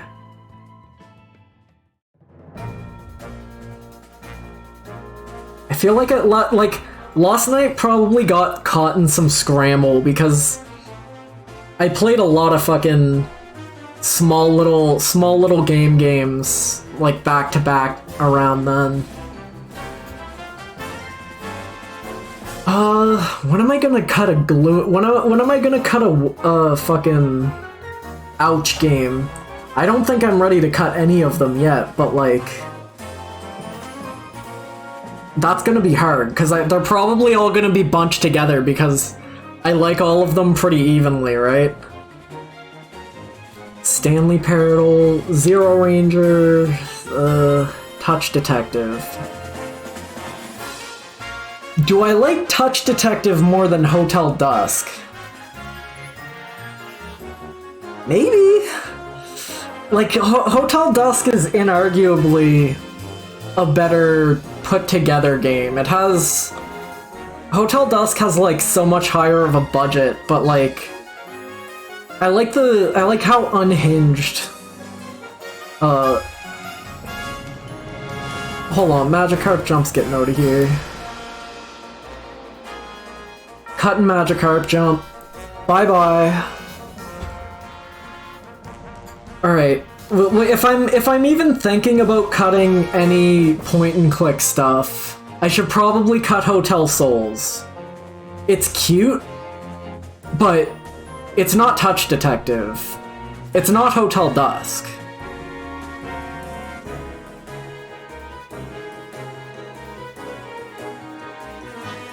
I do like Hotel Souls though, it's pleasant.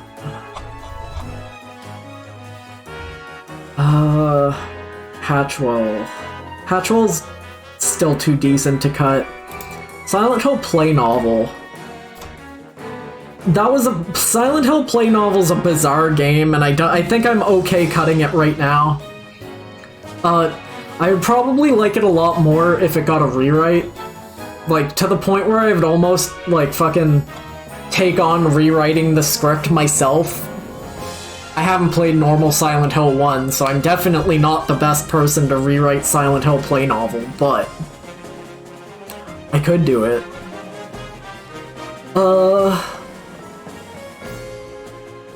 Casual Birder wasn't, like, amazing. I need to stop not cutting Dead Cells. I'm going to put Dead Cells in the fucking death category over here, because it needs to get out of here soon.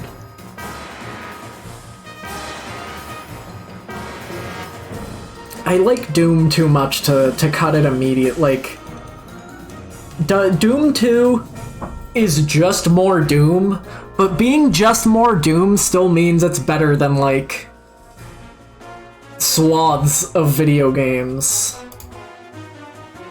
Necroco. Maybe Necroco.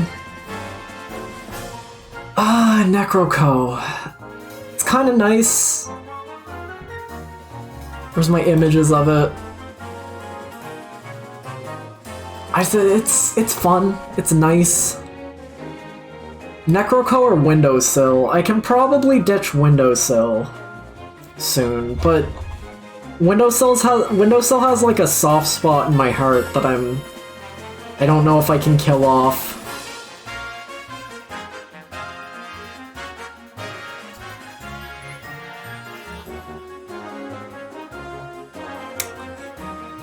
Little Nightmares. I don't dislike Little Nightmares, but I had less fun with it than some other stuff I played around that time. I got kind of frustrated with it on stream. Like, when I had to... Getting kind of frustrated with it was, like, funny. Because it, like... I was streaming it. So, like... The fucking 5-minute Nightmare Gnome Chase... Like, that was a good bit. That was, like, almost certainly a good bit. Even if it's at, like, the game's expense. The Looker had a good bit. The Looker's like a 1-bit game, but I like The Witness so much that I need to keep carrying it further.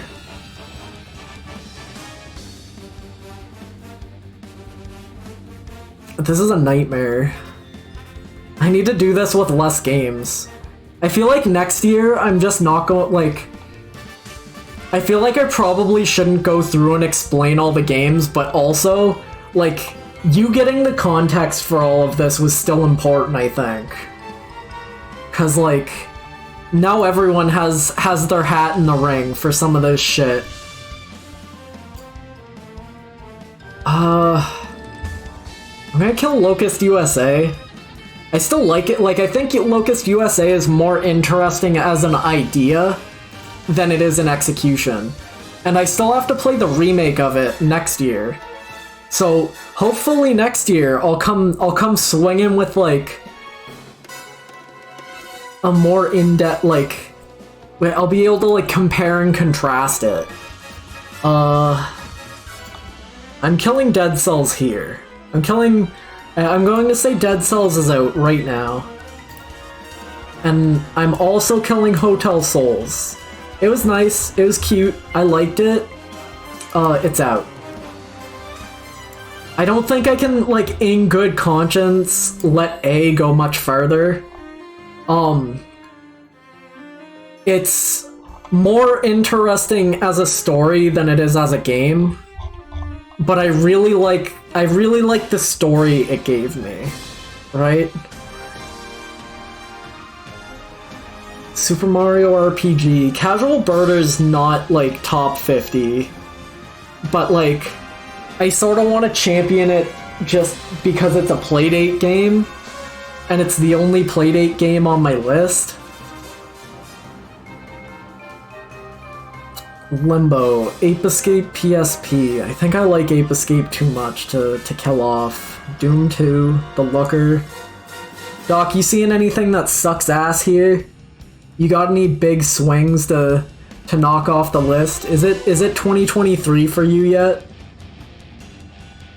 That's an irrelevant question. But I do wonder it. 6 more hours. Okay, I'm probably not... hopefully I'm done before then. F, B, and C? Peanut butter and cheese? Flesh Blood and Concrete's going pretty high up. It's like more for thematic, more for it's. I think I like Flesh Blood and Concrete more as art on the person's Twitter than as like a game you play, but I still really like it. Like when I think about Flesh Blood and Concrete, I think a lot more about like this image and this image than I do like the actual game I played. But I don't necessarily think that's like a bad thing.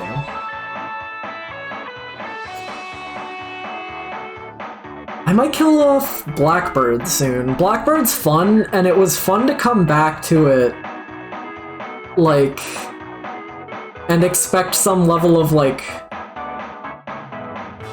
It's fun to come back to it and like play it well. Maybe Gnog. PSA can probably go soon. PSA is still better than like a lot of RPG Maker games I have played. Not like... It's not like amazing, but there is effort in it. Again, it's no Undertale 2, but few things are.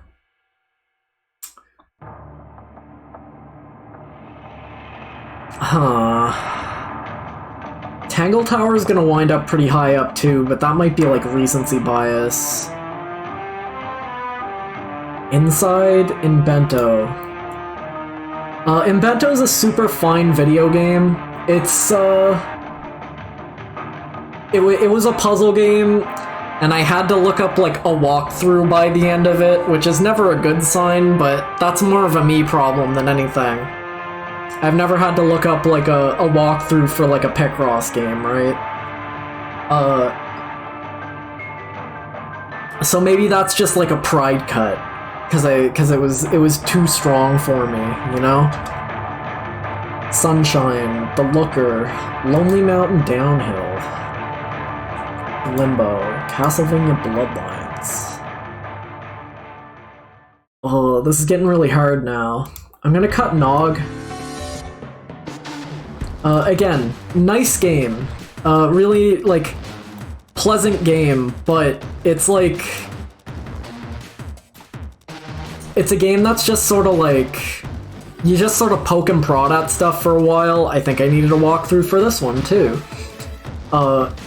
it's a decent puzzle game, and I really like the aesthetic, and like the music's good too. Not bad, but it has to get cut at some point.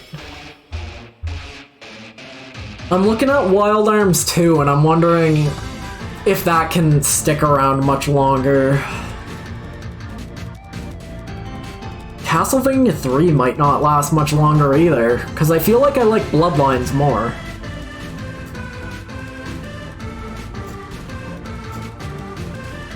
Alright, I'm going to cut Hell is Other Demons. Really nice game aesthetically. It did not leave like a massive lasting impression on me. It was kind of fun to play for a while. It had a really good chain lightning gun. And it's not rare, it's not super often you get some like crazy chain lightning gun, and I like a good chain lightning gun, but I'm weighing it against other platformers I played that I still haven't cut, and I'm like, I don't think it holds up. No, hold on. I can cut Necroco before I can cut Hell is Other Demons. Necro's fun. It's just like Necro's a very small game, but it's like it's done well. It's just small. There's not a ton to it, and like, yeah, that's it. Necro can get cut. Fun game, I'd recommend it. I don't think I can't justify Hell is Other Demons above Castlevania 3 though.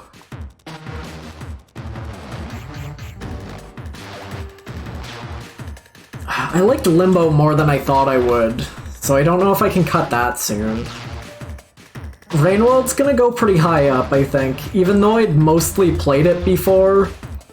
When I replayed it, I did a lot of things I didn't do the first time I played it, and I think that was kind of nice. I'm going to cut Little Nightmares. It was fun. It was a little frustrating, especially in the DLC. And it kind of dragged on a little bit longer than I wanted it to, but I got to play as Pac-Man in it. What more could a person want?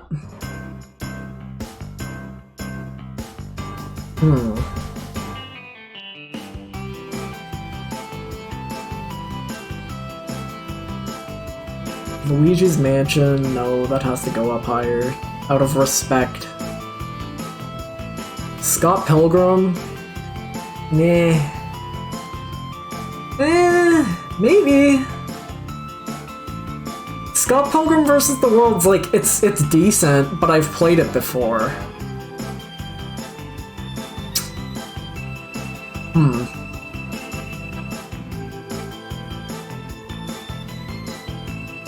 I'll cut Windowsill. I like Windowsill, but it's a very small game. It's decidedly small, and that's okay. Reventure. See, I'm like kind of forgetting about stuff I played really early in the year, right? Reventure's also a small game. But it's more of an adventure game than like a platformer or anything else. It's nice. I liked it. And I think I can cut Hell is Other Demons now too. Inside, Lake Ophelia, Yomawari, Mario RPG. This is hard. This is difficult. Ape Escape PSP. How much further can I reasonably take Ape Escape? I like Ape Escape a lot, but like playing it on the PSP is not where that game was like born to thrive, right? I can cut What the Golf now.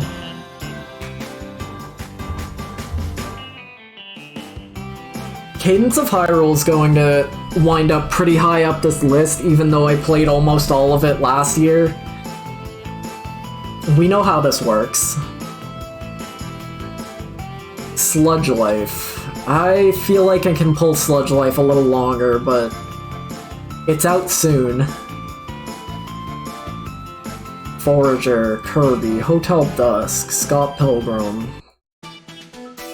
Undertale, Touch Detective, Castlevania. I'm gonna cut Lonely Mountain Downhill. I want to return to Lonely Mountain Downhill at some point, because there's like a DLC mountain that came out, and like, I think there was like a free DLC too, so there's like content to return to at some point, and I like it enough to go back to it. So maybe I'll talk about it again next year.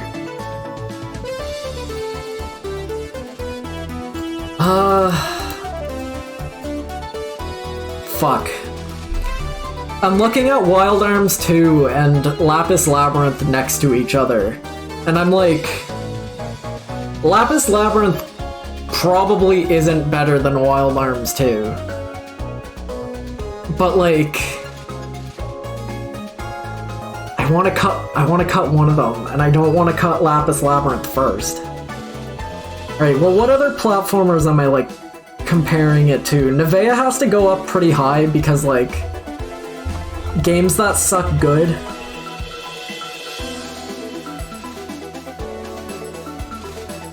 I could let Wario go soon. WarioWare Get It Together's fun, but it's not like a... I wouldn't die for it. I wouldn't die for Mario RPG either. Oh god, that's so fucking... Wild Arms 2 is definitely better than Mario RPG. But like... Mario RPG's like... There's like a lineage to that. I can't just... You can't cut Mario RPG right here and now. Can I? Can I? Oh god. Oh no, oh god, oh no. Wild Arms 2 is better than Mario RPG.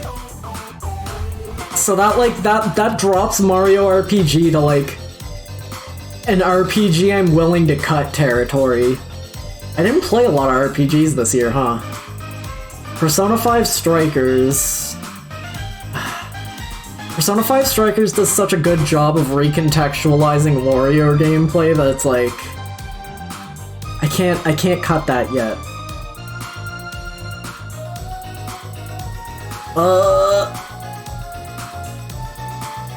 Oh god, is Mario RPG better than Pokemon Rangers? I don't think it is either! Society's not ready for how far down my list Pokemon or Mario RPG is gonna be. I'm gonna get fucking eaten alive. I think I enjoyed Pokemon Rangers more than I enjoyed Mario RPG. Maybe I'd like Mario RPG more if I wasn't streaming it, but like... I didn't like the combat, like the systems, the complete lack of systems.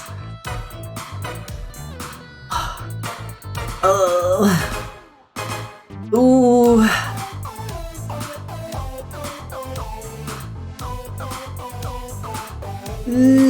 I'm going to cut Casual Birder. I'm throwing Casual Birder under the bus to keep Mario RPG here a little bit longer.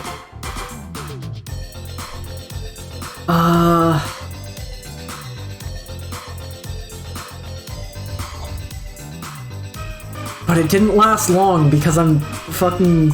There it goes. There it goes, Mario RPG, goodbye! That's so fucked up that I just did that, but... I didn't really, like... Mario RPG is not the most fun game to play, I gotta say. I don't think I can, like, let Mysteries Under Lake Ophelia go much longer, though, with a good conscience. So that's a cut.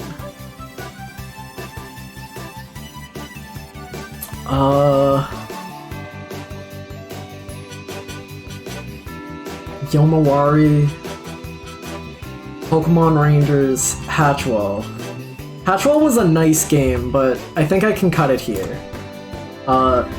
It's not the best. It's not the best like Zelda-ish game I've played on the Switch, right? It's not the best one of those. It's better than some other ones I've played, but I'm going to cut the looker here. It's good. It's really good parody, but like, it's parody, right?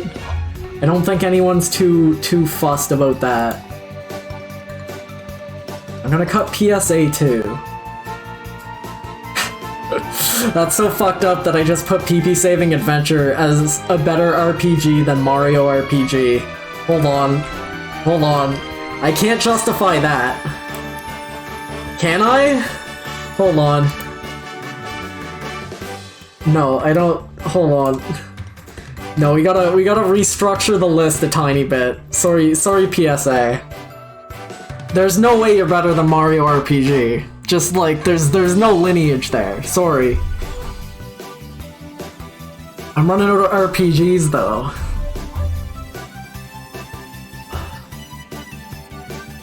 It only needs to be slightly better, it's fine. Like that's all it really needs. Inside.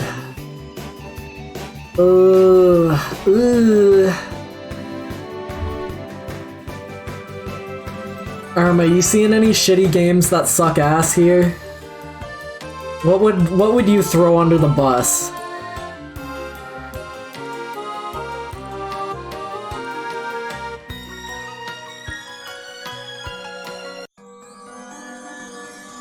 Forager. Forager's good. Forager like possessed me for like a week of my life. Scott Pilgrim. Yeah, we'll take it. I like the Scott Pilgrim game. The OST goes crazy. That's like... Scott Pilgrim the game OST is probably like my favorite thing about it. That is a very listenable soundtrack for me. Alright, Kirby. You got your playtime. Nappletail I can go for. I can keep that for a while. Kid Dracula.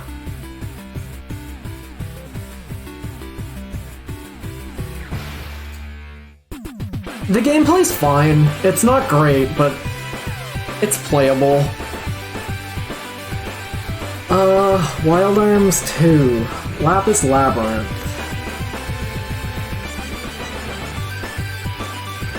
That's fair, I think.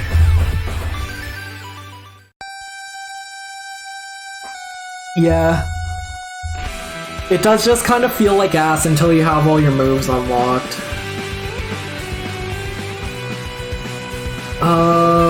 What's it gonna be? WarioWare. I could cut WarioWare soon. There's probably something worse than it. I'm gonna say Lapis Labyrinth.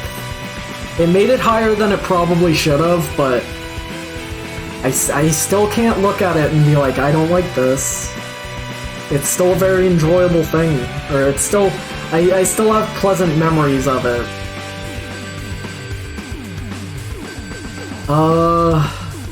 Eternal Ring, Blackbird, Castlevania 3, Sludge Life. Sludge Life, vibes are off the chart. It's just a very small game, there's not a ton to do in it. Really enjoyable for the time I played it.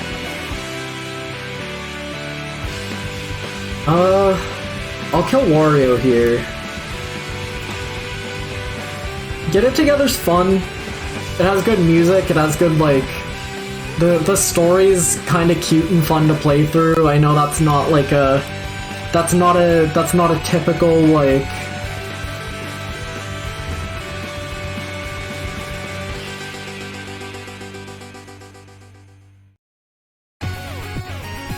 I'm like rethinking where I put Picking Panky just cause I'm looking at like the screenshots in the background, but like it's like a mind virus thing. I can't move it like up slightly, and even then, it's not like it's gonna go above art school. But maybe it should.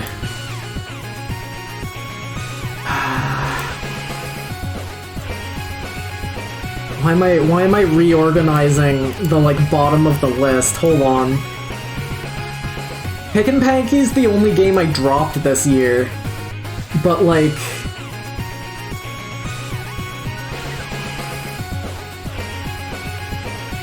Hold on.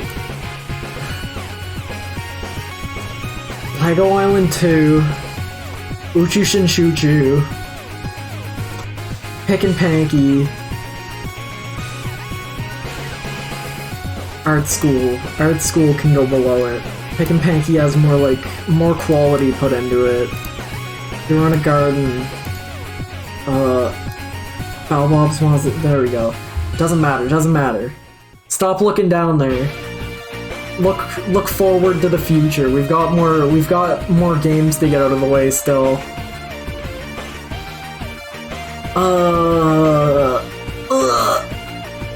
Nappletail, Ape Escape. Ape Escape can probably go soon, but like I still really like Ape Escape. Wild Arms, no. Quake expansions. Yup.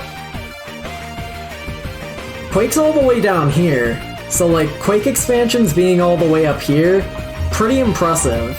And I have to say, I did really enjoy the like last expansion of Quake I played. Like that was like a completely different game type beat. It's crazy. Oh yeah, that's another reason I couldn't cut Doom 2 yet, because like Quake was still there.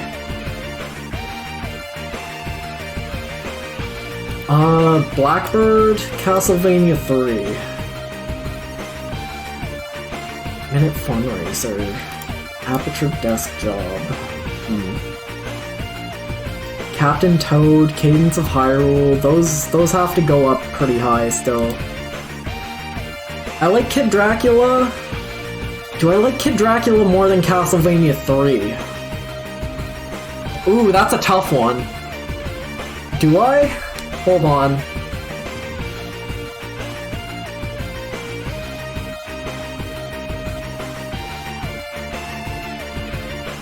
I think I do. I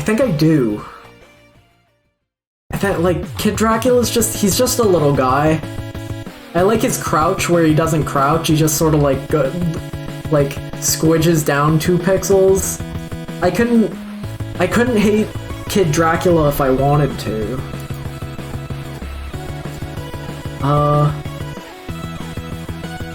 Hotel Dusk.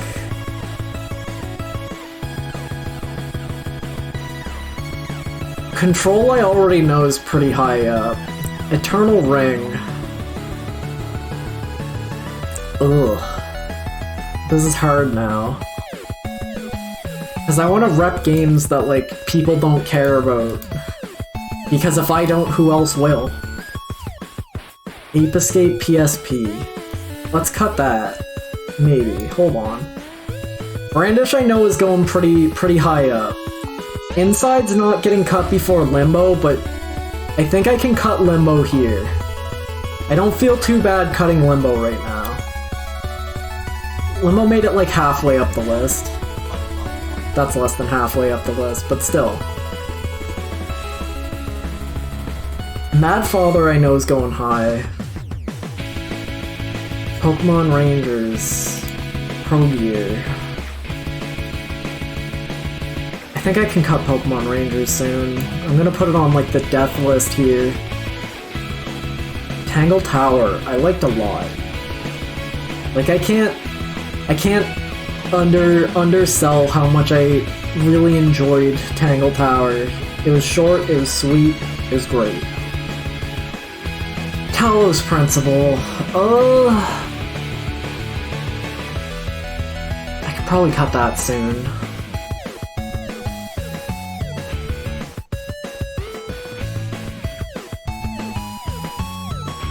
Captain Toad. Captain Toad can still proceed. Shovel Knight Pocket Dungeon. Yeah, I can cut that soon. Touch Detective. Nap with Tail. Beat Escape. Mario Kart. Wildlands.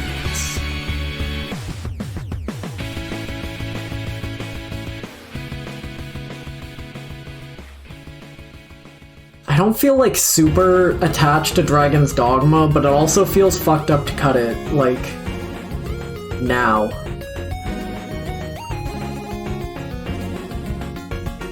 I'm gonna cut Castlevania 3.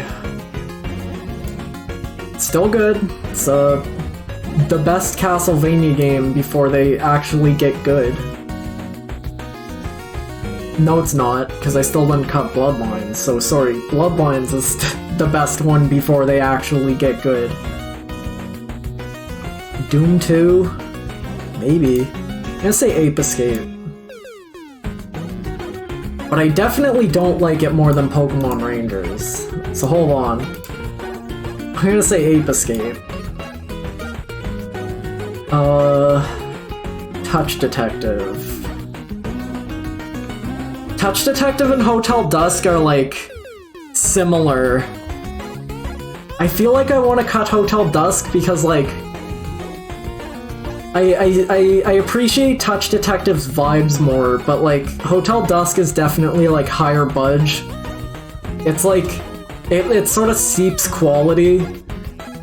I'm hoping the sequel's a little bit more interesting, though. Minute Funracer. Minute Funracer's a very nice game. It's just like, it's just a very small game. I don't think it needs to go much further than this. Nevea. Nevea's vibes are so insane. I can't cut that. Brandish. Club Nintendo Picross. I'm gonna cut Talos Principle. I'd probably like it more if I had only played it this year, but I'd already played most of it back on the PS4. Still like it. It's a good game. It's one of the better, first-person puzzlers, you know?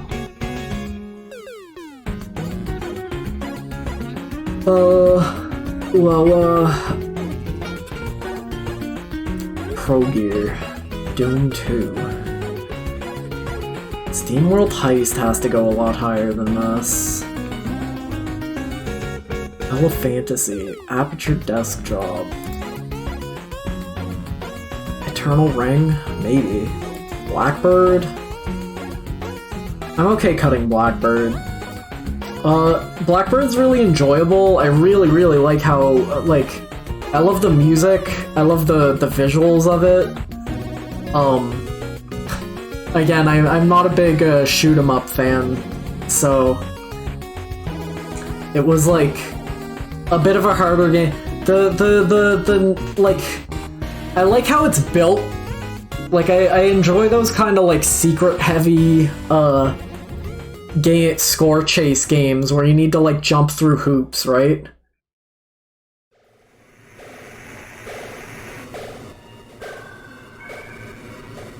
No, I really like the Giant Bomb. Like, this is the way Giant Bomb used to, like, rank things, where you just cut what you think is the worst until you get to the top. But obviously that was, like, they sort of, like, built that format, knowing there would be, like, 3 people around a microphone, and they would be screaming at each other because, like, some asshole wants to cut their favorite game, you know?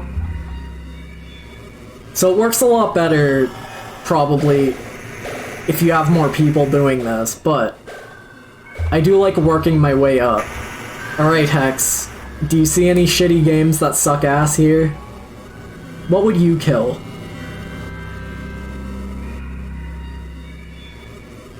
I think Touch Detective might be going soon, but Undermine was good, but like Undermine didn't have like a ton of staying power to it.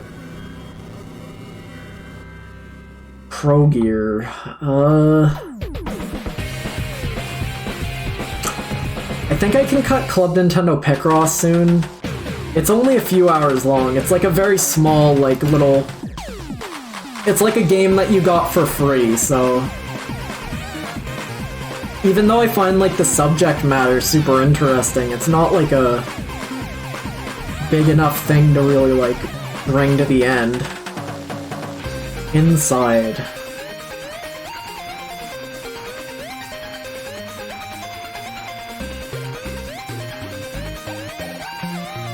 What was wrong with Hotel Dusk? I'm interested. Did it not emulate well?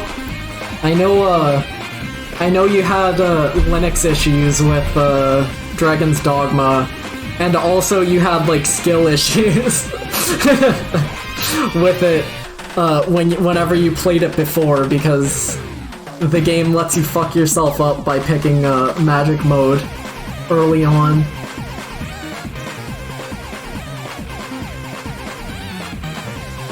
Oh, Flower, Sun, and Rain. Yeah, I haven't played that yet. I'm very excited to get to it whenever I get to playing all the, like, Suda51 fucking nightmare games. Sock Pop Featherfall. I'm gonna say I can cut that. Again, it's a really fun game. It's, like, really pleasant. And it's nice to play, like, a small... It's nice to get a nice, like, little injection of Souls-like, and not have to be, like, stuck to it for, like, 10 hours. It's nice to just get the quick bong hit.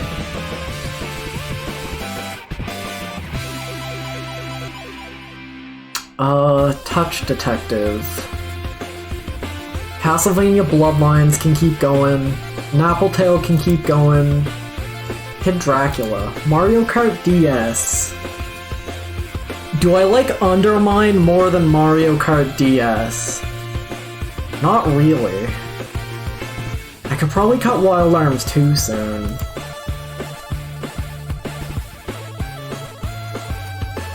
Pro Gear. Sorry Hex, that one's a skill issue. I have bad news for you, and it's that Undertale 2 is going to be very close to the top of this list, if not number 1. So, don't look forward to that. Palace of Woe. Shovel Knight Pocket Dungeon. Pocket Dungeon's fun, but again, it's a game that doesn't have like a ton of like staying power. Like, I played through it once and I feel like I saw most of what there was to see in it. It's just a game that doesn't have a lot to it, but it is fun while it lasts. Hex, have you played Zeroranger? That's a game I think I would like recommend in the pick a game for me to play section.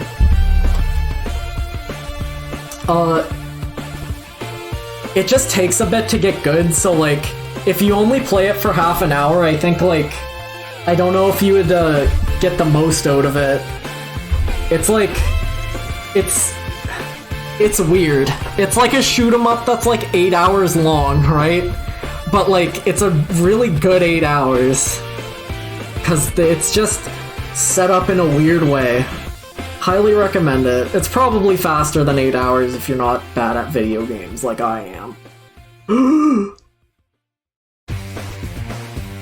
Zeroranger's another game that's going to get incredibly high up on this list because I think it legitimately like pinnacle and defines a genre. It's like, that game's insane. What's up, E-Ghost? I'm ranking all the games I've played this year. It only took like 6 hours to get through listing off all the games I played and talking about them, and now I'm into actually ranking them. Yippee! I'm not sure what to cut next, though.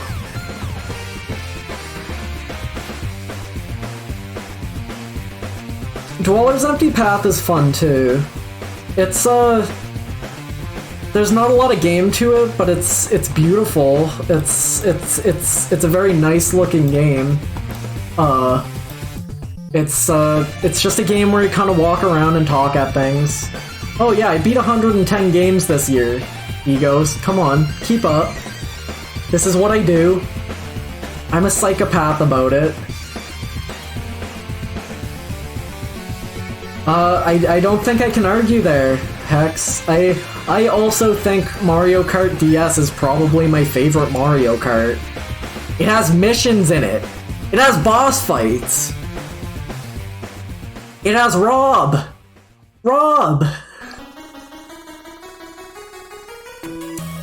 Does anyone see any shitty games that suck ass? Egos, pick any game off the left side of the screen. Send one to hell. What is it? You gonna put Puss down? You gonna send Control to hell? I should have said, are you gonna lose Control? You can't win them all.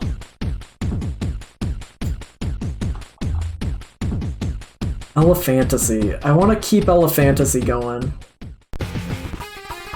Hex, I don't know if Elephantasy is a game that works on, Linux, but, like, I think you would enjoy that. It's, like, reminiscent of those old, it's a game that's kind of reminiscent of, like, ZX Spectrum type video games. It's over here. It's fun. Oh, I'm not putting Bloodborne over on the right, because I haven't. The blue games are things I've played in like previous years that I just replayed, and I don't have strong new opinions on. Rain World, I've already played before, but I have strong new opinions on it this year, right? So that one's going to make it onto the list still. Whereas Bloodborne, I don't have anything new to say about it, right? It's still Bloodborne. I like it. Aperture Desk Job can probably go soon. Cause it is just a tech demo, but it's a nice tech demo. I liked to see it.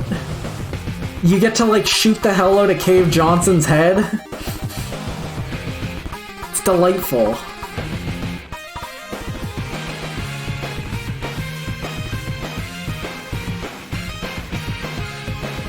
Yeah, it's like a dopey little game. I just know like a lot of like smaller indie things, like itch.io type games don't have like Linux launchers, but then again you can run stuff through Wine or whatever.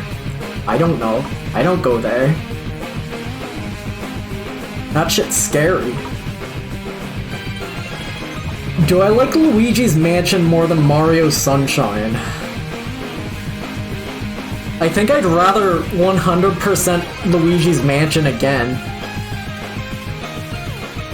Right? Oh, I'm trying to decide what game, so I'm working up this list from from worst to best. So like, the worst game I played this year, you can't quite see because there's text in the way. It was Lego Island 2 on the GBA, right? So we're working up. So I'm trying to figure out what the next worst game, or what the next best game I played this year was. Yeah, I could probably cut Dweller's Empty Path soon. Flesh, Blood, and Concrete. Hex, I'm gonna... Hold on, is this still like... No, it's not pasted. Oh, that's the wrong tab. Ouch. I'm once again shouting out. Here, go, buy this itch.io bundle. Now! Support Ouch on itch.io. Now! Dude, I really like I really like all these games in this bundle. I think they're very fun. If you're gonna do like a itch.io dip lucky bag, there's a few good ones in here.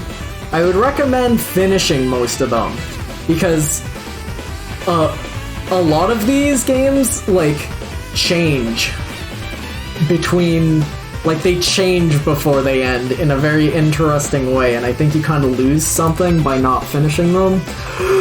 But I know with like if you do like format of, if you do like, you know, grab bag format, you don't want to commit to like a 2-hour game, even though it's only a 2-hour game, etc., etc. Flesh, Blood, and Concrete's going pretty high up on this list. It hits a special place in my heart, I think. It's a very fascinating video game. It's a little heavy. I don't know if it's like, I don't know if it's a game I'd like say you gotta play, like, it's a game to play like holed up in your room by yourself type beat. Doom 2, Rain World, Kid Dracula. Did I cut Castlevania 3 already? Yeah. Let's go! We gotta help, what's that dev's name? Chloe? I don't know what Ouch's real name is. Yeah, Chloe. We gotta pay for her fucking heat this winter. She's going to die. She's going to die!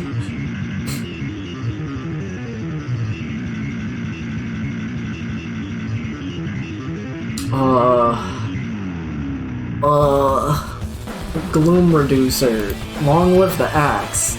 I'm still not ready to cut any Ouch games, but like, what's the weakest one, right?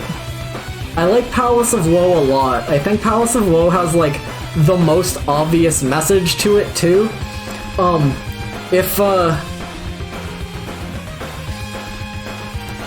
If this game's color scheme does not hint to you what it may or may not be about, I don't know if I can help explain what this game might be about if the color scheme doesn't. But I think that, like, Palace of Woe is the first game of theirs that I played, and I think it's like the one that's like the most easily digestible. It has like really unique mechanics, so it would be hard to cut that one first.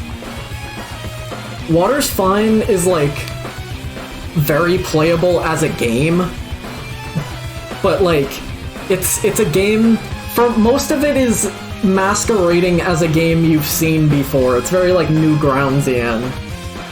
Gloom Reducer, I think I could cut Gloom Reducer a bit sooner than the rest. And I had a lower opinion on Long Live the Axe because I didn't get it when I first played it. I thought it was like a, when I played Long Live the Axe, I kind of thought it was like a more Metroidvania-y. But it's really like, it will roadblock you a few times, so you can't like fully re-explore it.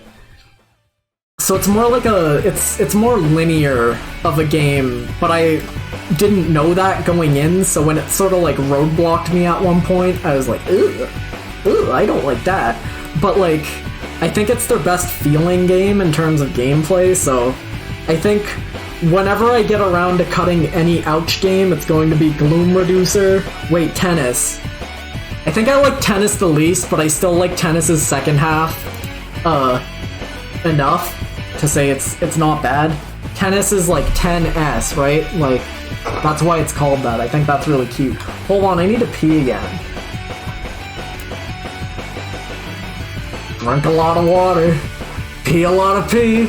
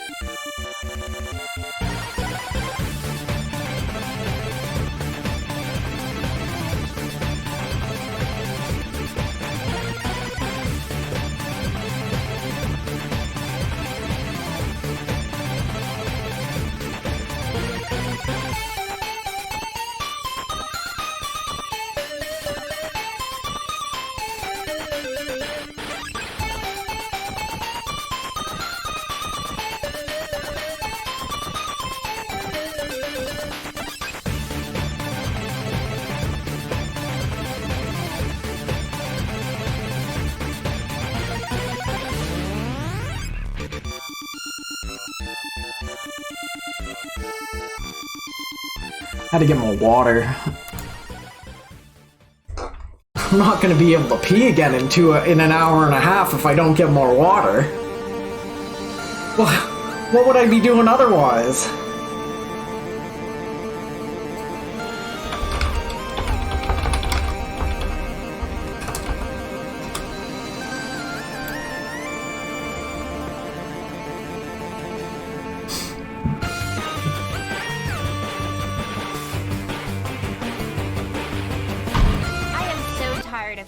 I drink the water, which I apparently need to live or something, and then I have to go put the water somewhere else 5 minutes later. I drink the water, I go to a place to undrink the water, I wash my hands, I leave, and then I have to drink more water. I didn't wash my hands, chat. Not in me. I give the water to my body, and like a child, it tosses it out and demands more. All hours of the day, all hours of the night, no matter what I'm doing, my life is interrupted by this fucking bullshit. I always think about like 16-bit, where they're clowning on one of the characters because he washes his hands after he pees. They're like, "What? Did you pee on your hands?" And it's like a whole episode about that. Shout out to 16. Good ass show.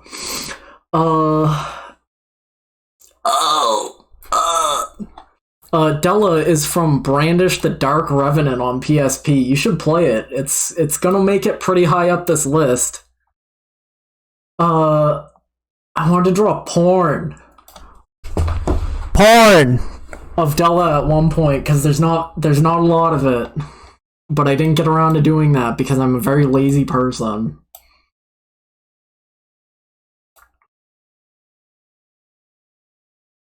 What was I doing? Where was I? Oh yeah, I need to make sure people are aware that this is not like a list of objective quality, despite all the branding of this stream saying otherwise. Like, I'm fully aware that like no Ouch game is more technically impressive than Super Mario Sunshine, but I want to use like. This list is both for me to see, like, what I think was most, like, sort of impactful to me, what I got the most out of, and what I think deserves more people to play it the most. 'Cause, like, I don't need to go to bat for Mario Sunshine. People know it exists already. But the only way, like, the only way people are going to fucking know about Puss is if I bring it up to like the top 15 games I played this year and be like, this, I'm not joking, this is important.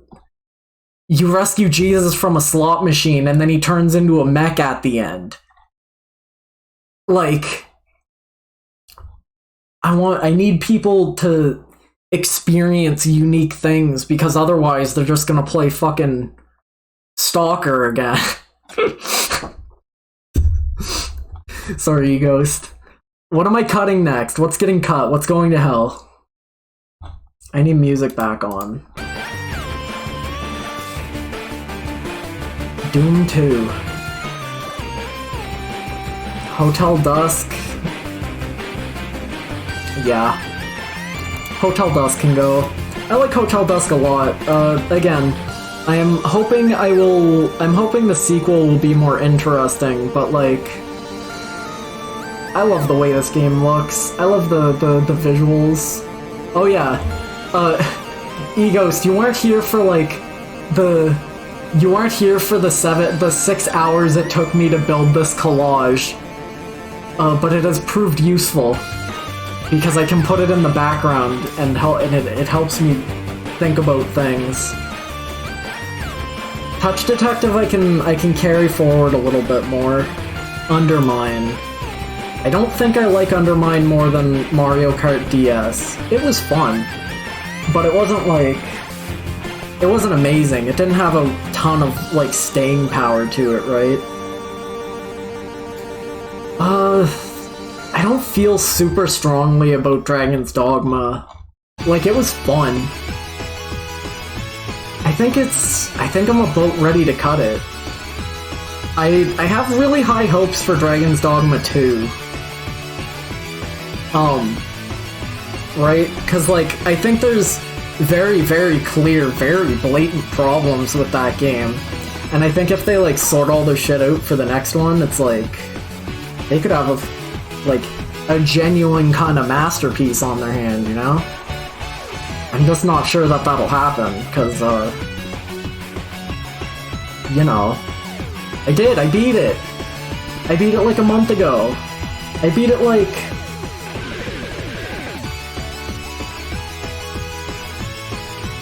I beat it on, December 4th.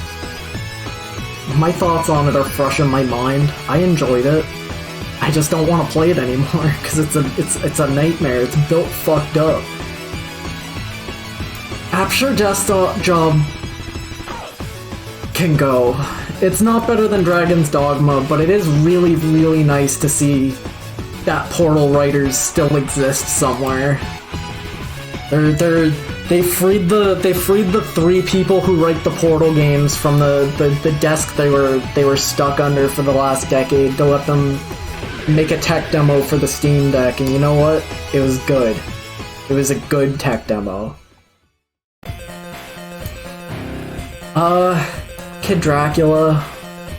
I'll axe that. Kid Dracula's fun. It has like a nightmarish difficulty spike at the end.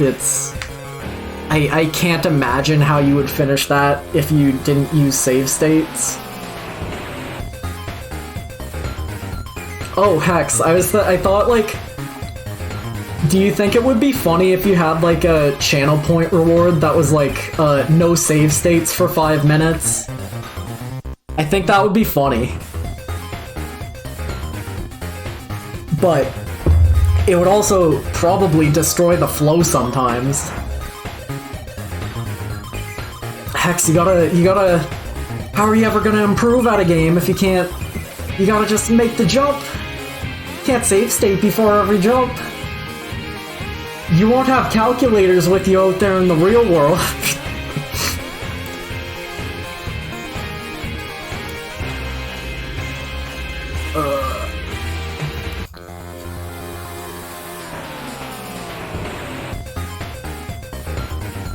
Captain Toad. I feel like I can get rid of Captain Toad soon.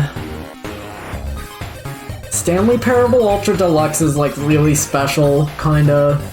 SteamWorld Heist was really good. Bug Fables was really good. Touch Detective can probably go soon. Doom 2. It wouldn't be my first Doom to replay. I think, like, I would probably rather play 64 again. I would probably rather play a different one again. I think Doom 2's made its run.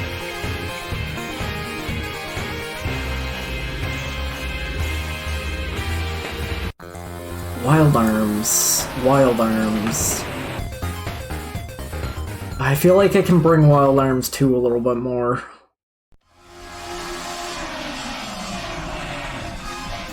So that's just the song that was just playing, but with reverb. Oh yeah, this is the Fire Escape version. Funny. Inside. Luigi's Mansion. Do I like Luigi's Mansion more than Mario Sunshine? Oh, you know what? Persona 5 Strikers can go. Strikers is, like, really impressive in how it recontextualizes, like... Oh look, hi Hex. Strikers, like, really impressively, Strikers is a real game, and that's crazy. I don't love, the way, Muso games are built, so the fact that I got through all of Strikers and it's like a real game with real level design is, like, hard to beat.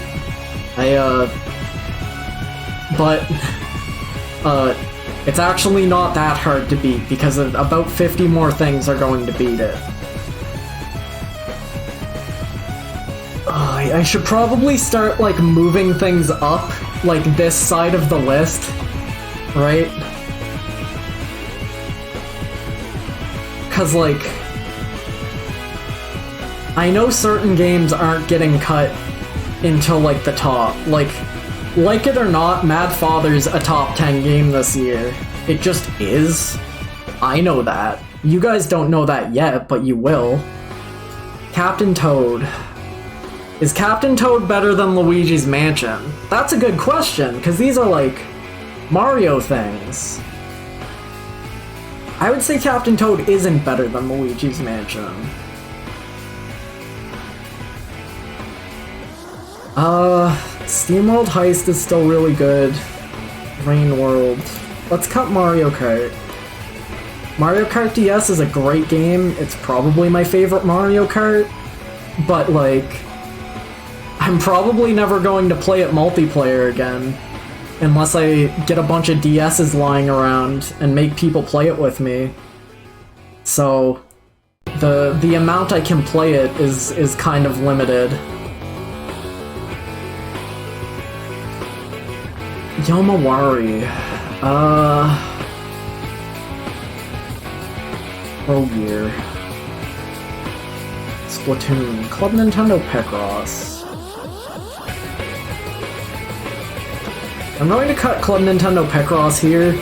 It's novel. It's good. It's just more Picross.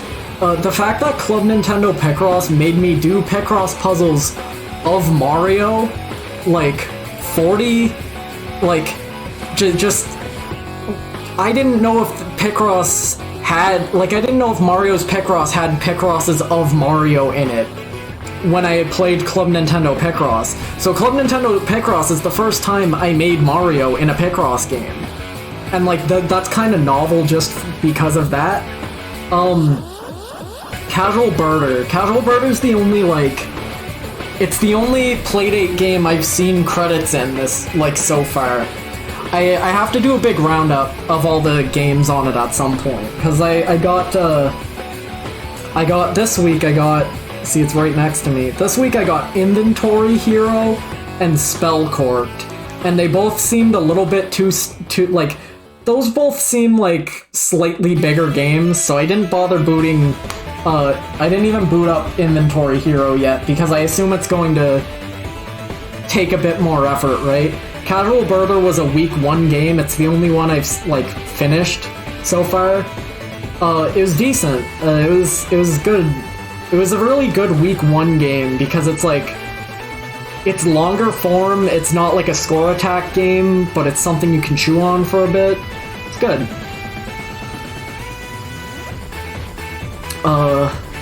I'm going to have a lot more Playdate games on next year's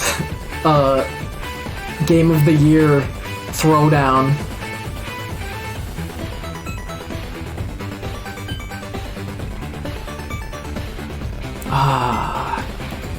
Captain Toad. Puss. What if I get rid of all the Picross now? Because it is all basically the same. I like Picross, but it's not like new and exciting. It's not like a shocker. It's not like... I'm not getting anything new from it yet.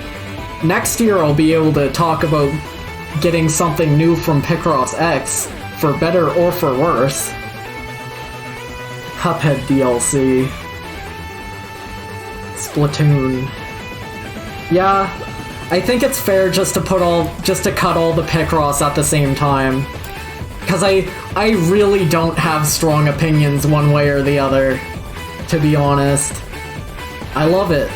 But, like, straight up, if I'm cutting Club Nintendo Picross here, there's no reason to keep these for like 20 more entries. I beat S8 like 30 hours faster than I beat S7 somehow. Don't know how that worked. Cause there's like the same amount of puzzles. So I think I like went Ultra Instinct when S8 came along.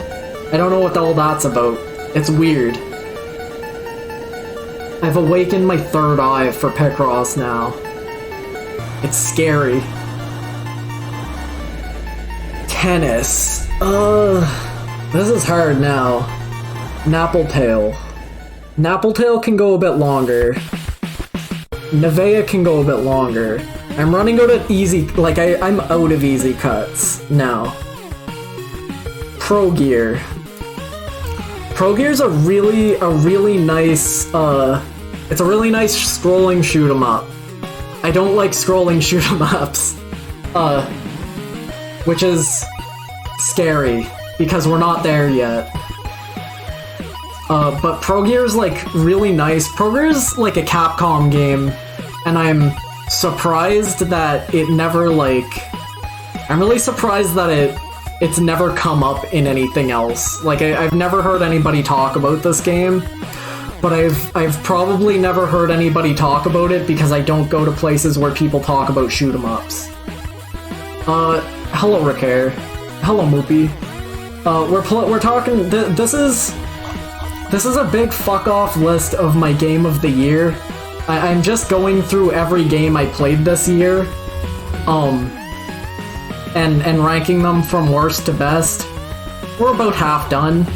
I haven't been doing this for 8 hours, because it took like 7 hours to talk about all the games I played this year before I started doing the ranking.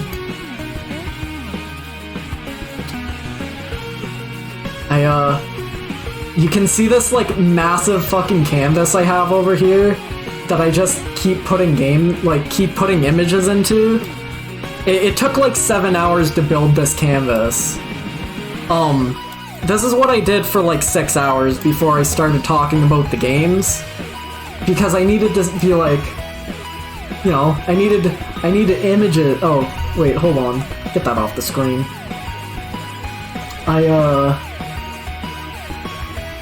I needed examples, so when I was talking about Persona 5 Strikers, I put 3 images over there. When I was talking about Dweller's Empty Path, I put 3 images there. When I was talking about Invento, when I was talking about Pictui, when I was talking about this one, when I was talking about this one, when I was talking about this one, and it's a really... This is all the games I played. I finished 110 video games this year, because I'm a psychopath. And not a single one of them is a game anybody cares about. Sorry. I didn't play Elden Ring. Whoops. I didn't play Disco Elysium. It's too expensive, maybe if it's $20.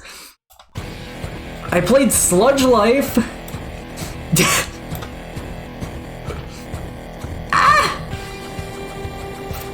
It's been a long 8 hours. We're almost done, but I can't think of what to cut next, so maybe we're not almost done. I think I'm ready to cut a Mario.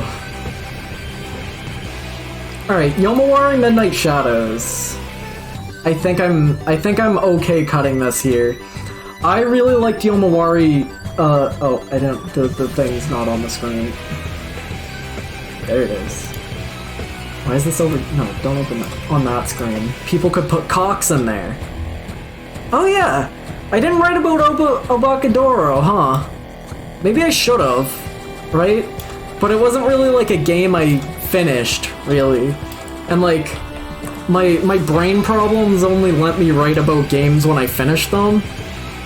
But like, I played it. I think it was worth an entry. That's fucked up. I should have written about it. That's fucked up. Too late now. I mean, I could put Obakadoro on my list. It was good enough. I enjoyed it. It was fun. Yomawari Midnight Shadows. This game was, like, really frustrating at parts. But, like, again, I love the end game of it so much that it, like, it spins it back around in my head and it's like, oh yeah, no, I had fun. The like, few hours in the middle where it was a nightmare, those are... Don't think about those. It's fine. I'm gonna cut Forager. Forager was like... Forager literally ate like a week of my life. Like, it was genuinely so difficult to stop playing that I only stopped playing it when I beat it. That's like a kind of nightmare game that I need to stay away from. But like... It was good. I'm sure I'm going to play like Infinifactory at some point, and that's going to do the same thing to me, and it'll be a nightmare. Luigi's Mansion. Cadence of Hyrule. Cadence of Hyrule is gonna be a top 10, probably. I'm going to cut Captain Toad. Captain Toad's really fun. The DLC being kinda like Clown Shoes embarrassing, like, left me on a bad impression at the end of it, but like...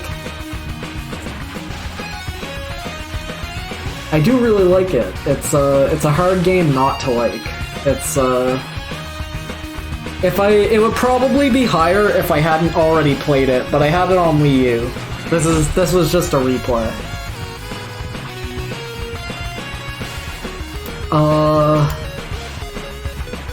And a replay with new thoughts, which is why it's not exempt. Kirby's gonna make it pretty high up, too.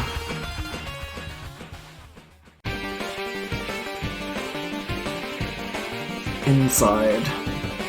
Resident Evil 3. Rain World. Touch Detective. Touch Detective can go now. Touch Detective's nice. It was funny seeing, like, it was funny meeting up with like 3 people in the server who had also played or were like at least aware of Touch Detective, because like I've hypothesized that Rat Zone is like the largest nest of like active Touch Detective fans in the world. At 4. It's gotta be pretty high up there.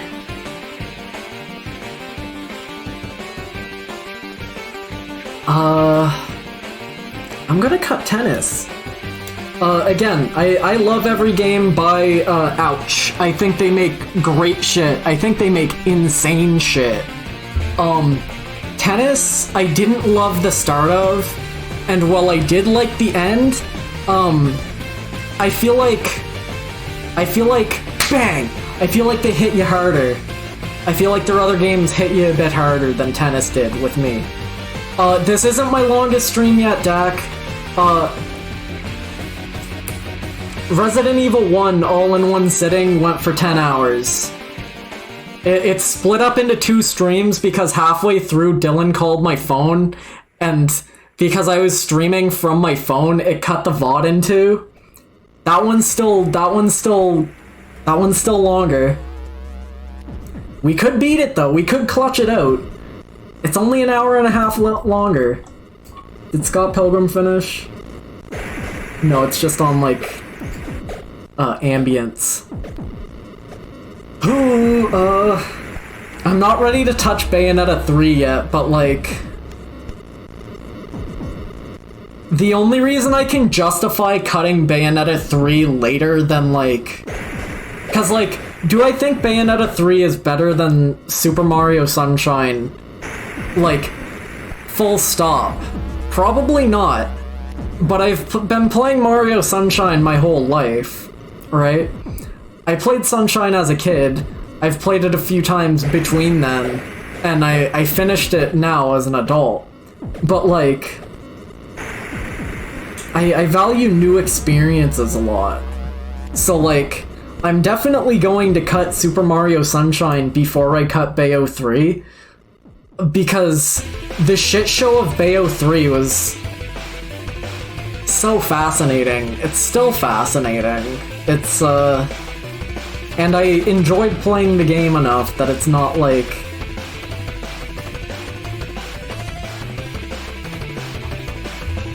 That it's not like,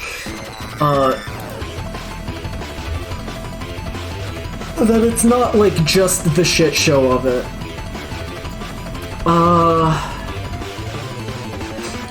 Luigi's Mansion. Am I cutting Luigi's Mansion before Mario Sunshine?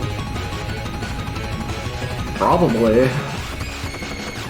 Castlevania Bloodlines, Bug Fables, SteamWorld Heist, Stanley Parable, Eternal Ring. Eternal Ring's probably...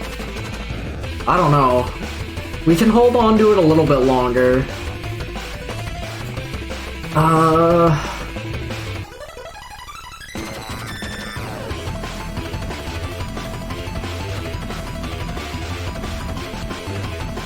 Hold on, I'm going to just move all of these up by 3 spaces to make up for like the 3 that I'm not bringing over.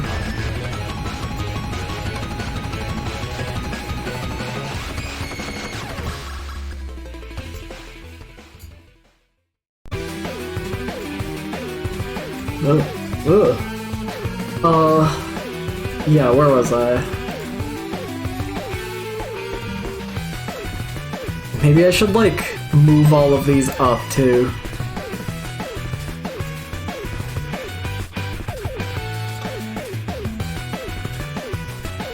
Let's just make this a little bit easier for me so I don't have to keep scrolling really far.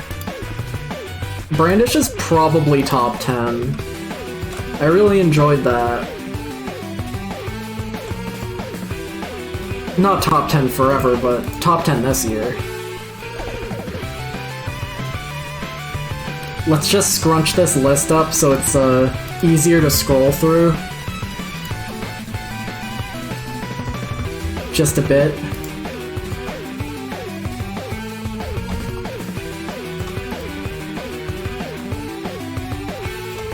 Because there's no need to go back down this far.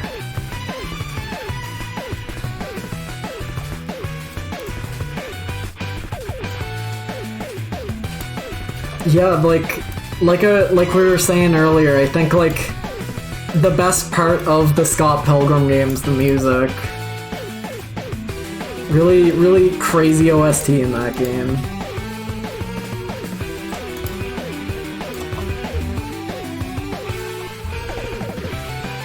Oh god. This is like final stretch shit, but like, it hasn't gotten any easier.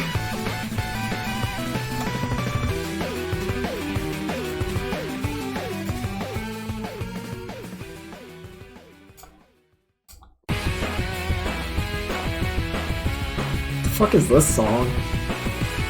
The End? Okay, I guess that makes sense why I haven't heard it very much. This shit do go hard, feel free to screenshot.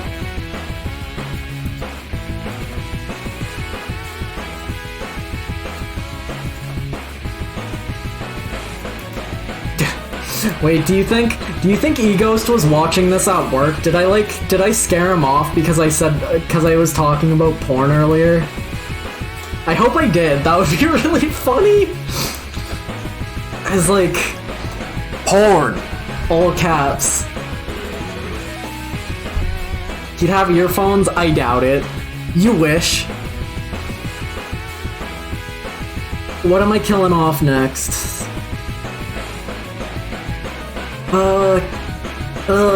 Eternal Ring can probably go soon. Elephantasy. I really liked Elephantasy. Castlevania Bloodlines. Nappletail.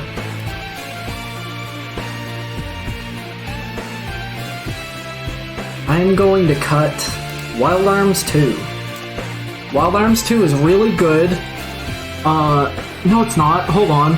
Wild Arms 2 is really interesting. I love the mechanics of it. What? It kind of made it a lot higher up this list than I thought it would, huh? Like, I could slide this a lot farther down, honestly, but like... It was like the longest form RPG I played last year, and I do like Wild Arms a lot, but like, it had problems with it. Huh. Well, it's still probably better than a lot of this stuff, so I'll keep it this high up. I sort of meant to cut it a bit earlier, but... Like, I was considering cutting it around, like, Mario RPG, right? It made it a while. I will not be moving it farther down, despite this.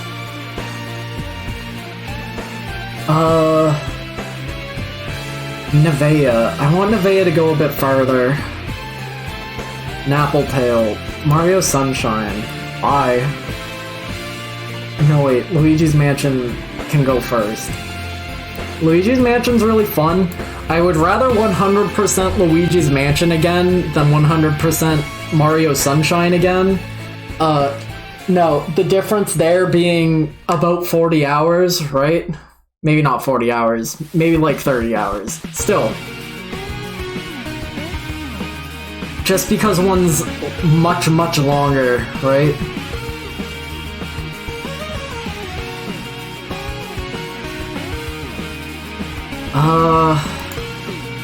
Gloom Reducer. I'll cut Gloom Reducer now. Again, every Ouch game goes hard. I would really recommend playing all of them. I think I enjoyed Water's Fine a bit more than Gloom Reducer. It's the first half of Water's Fine is like just a bit more easy to consume, and then like the back half of it is just done better, I think. So I can hold on to Water's Fine a little bit longer. SteamWorld Heist, Nevea, Splatoon 2, Splatoon 3 even. Tangle Tower deserves to go a bit further. I'm going to cut Eternal Ring. This was my first, my first field, like. I am deeply excited to get into King's Field. I think that's going to be, like, something I really look forward to next year. And Eternal Ring was a great, like, first step into that. I don't know if I'd say it's a great game, outside of that context, but as, like, my first field, like, fun. I enjoyed it.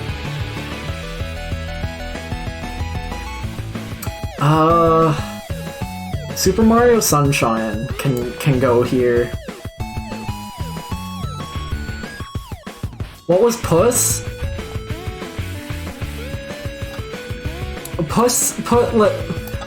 Wow, can you play Puss? I think it's like $2. Like, it can't be more than, what, can you? No, I think you'd hate it. I don't think you'd like it. Maybe you would. I don't think it fits your vibe, though. I feel like you're going to go to, like, the Steam page and look at it and be like, ugh, ugh, yuck. But, like, the places this game goes is, like, transcendental. There's a like, Puss has made it this far up the list because it's fucking insane. It is... Puss is a game that's, like... You know those, like, screamer screensavers or not screensavers, you know, like, Screamer Mouse Maze you would see on the internet in, like, 2006, and it would scare grandma, right? Puss is that, but a real game. Like, you have, like, you literally play it with your mouse, and you move the cat through, like, the maze, right? To get to the end here. It's like it's roguelike-ian, because, like, if you run out of lives, you restart the area, you earn, like, new powers as you go through it, and, like, as you save, like, the different apostles. Its theming is so, like, genuinely fucking insane. It's disguised as, like, a shitty vaporwave game. And I think it's hard to see it as something that isn't that, because it very much just is that. But, like, it goes very interesting places. Jesus comes out of a slot machine at one point, and it's like, huh? It's thrilling to witness. I will probably wind up cutting Puss at some point soon, but, like, it's fascinating. It's one of the more interesting games I played this year. I can't... It would be inauthentic to say otherwise. It's just interesting. And yes, it is super obnoxious. I played it on the Switch. Okay, here's the thing, also. I don't think mouse controls are a great way to play it, right? This is gonna sound insane, because it's like literally like a mouse maze game, right? But listen, stick with me here. I played it on a controller, right? Now, picture this. You move with the left stick, right? You move with the right stick, too. But, like, if you push left on both sticks, it'll boost you, like, as if you're pushing left on both sticks, right? So, like, you'll move at, like, 200% speed, right? Or something. I don't know if it's exactly 200% speed, right? So, like, you basically wind up using, like, the left stick. No, like, it's not even like funny type controls. Like, it works super well with it. I think that's a control scheme that would just work well for any game that's, like, purely movement based. Like, any sort of, like a Toho game where you're always going to be shooting, right? Because what it does is, since you can move, like, you can tilt the stick all the way right? But you can use the other stick to, like, boost or, like, slow down. Like, speed up or slow down. It's just like an extra degree of control that I find works very, very well for the type of game this is. And I think it would work very, very well for a lot of other games that are purely movement-based, right? And, like, I think it's funny that the game called Puss is the one that was like, oh shit, there's, like, thought to this. There's more thought in how you can move in this game than you would expect, right? It's, there's more thought in it. There's a reason it's this high up the list. It's not a game I talk about a lot, but it's a game I think about sometimes. What did I just cut? Mario Sunshine. Watch this. I'm just gonna put Eternal Ring above Mario Sunshine. Because Mario doesn't need my my sales for it. What can I cut next? We're getting into, like... Now that I've talked up Puss again. I've talked it up, and now I'm like, because I was like, I can cut Puss soon. Puss isn't gonna make it into the top 20. Puss might make it into the top 20. Oh god. I can probably get rid of Bayo soon. Stanley Parable. Ultra Deluxe is really good.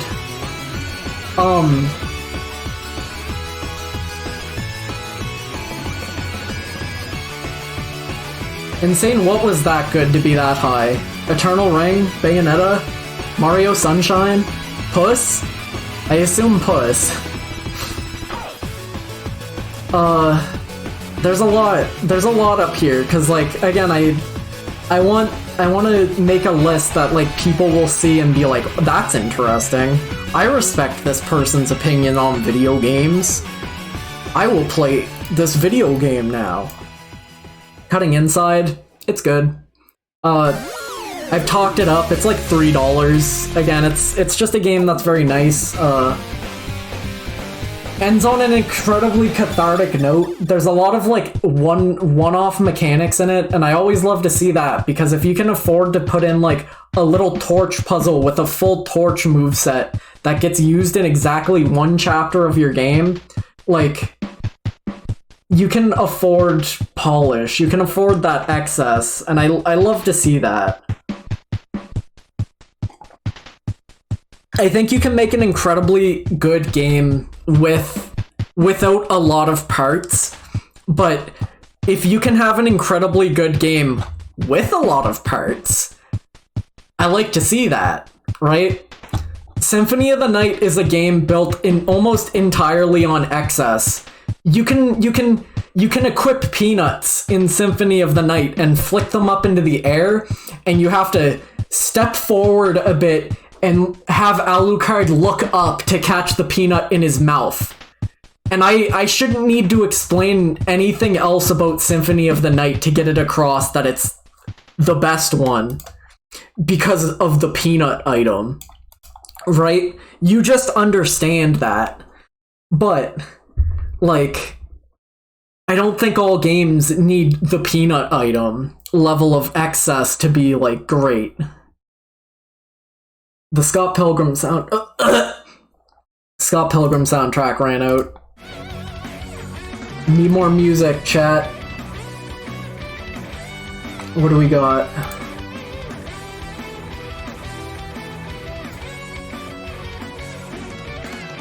I'm gonna put on Death Road to Canada.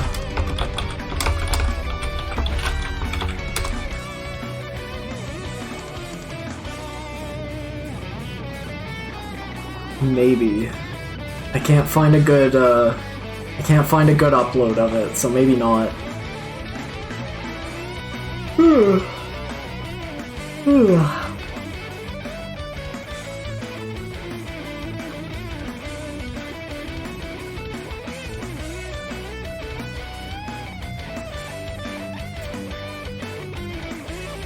I don't know. Komomo Friends. What if I put on the Guilty Gear soundtrack? No, people don't like it because there's lyrics in it and I have to talk over them. People hate listening to me talk over lyrics. They say, Michael, turn that shit off right now. I hate Frisia. I hate Juno. I hate...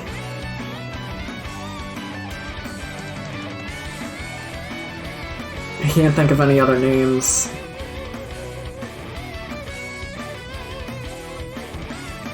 Pokemon Mystery Dungeon. Yuck! Puke! Ugh! Sorry. Where's I closed the Kirby OST. I don't remember where I was in it.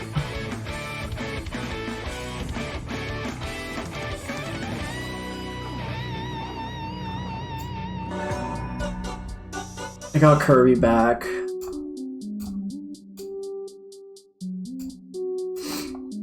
Can I, like, skip ahead in this? No, I was at... Forgotten Land soundtrack's like 3 hours long. I was an hour into it. I'm so full of music, yum! Oh, wait,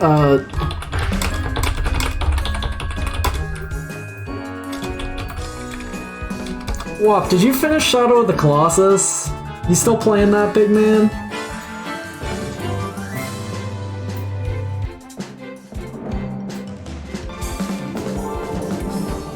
I also heard, like, I don't know why the, like, soundtrack is, like, split up like this, but I'm also pretty sure I heard, like, the...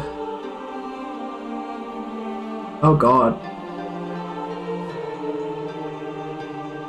This isn't the song names aren't listed how they are in the game, so I don't actually see Two Planets Approach the Rosh Limit on here.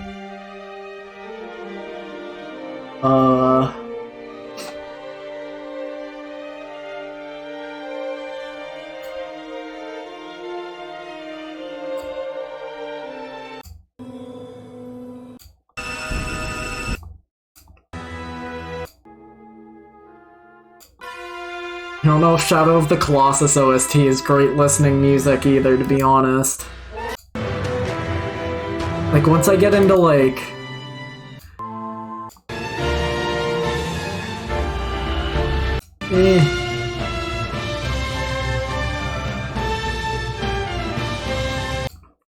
Katana Goddery might shit-can me. And I kind of only like a few songs from it. Castle in the Desert, that bangs. The fucking Freakout song, that goes hard. I'm Not Stupid. No! No! Hold on, I can't progress. I can't look at video games anymore until I get music playing. This is the end of it all. We're gonna be here for another hour. You need to put the playlist, you need to put the music in my chat room, and then I'll click on it, and then it'll either stay on or I'll turn it off and moan about it.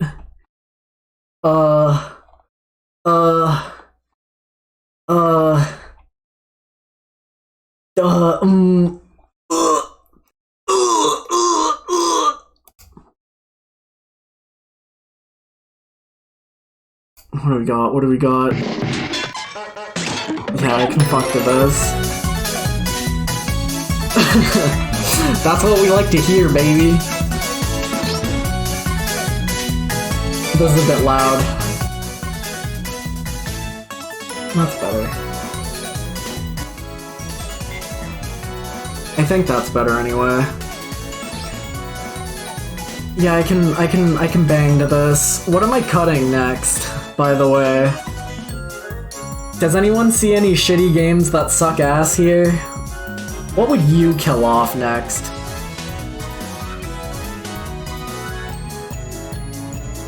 Bayo 3 can't stay here much longer. Nappletail's not like a fantastically playing video game, but I love so much about the like energy of it that it's hard to kill off.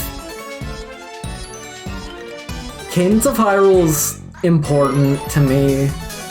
Nevea doesn't need to be top 10, but I'd like it to go a bit further.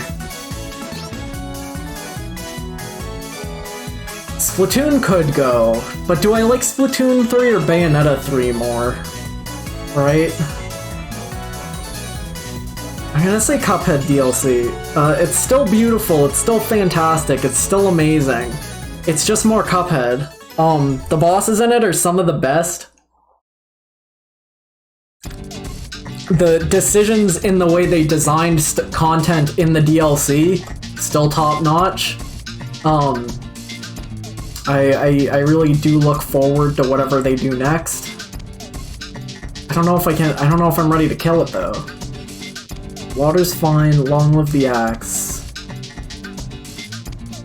Alright, hold on. Cuphead, stay there a bit longer.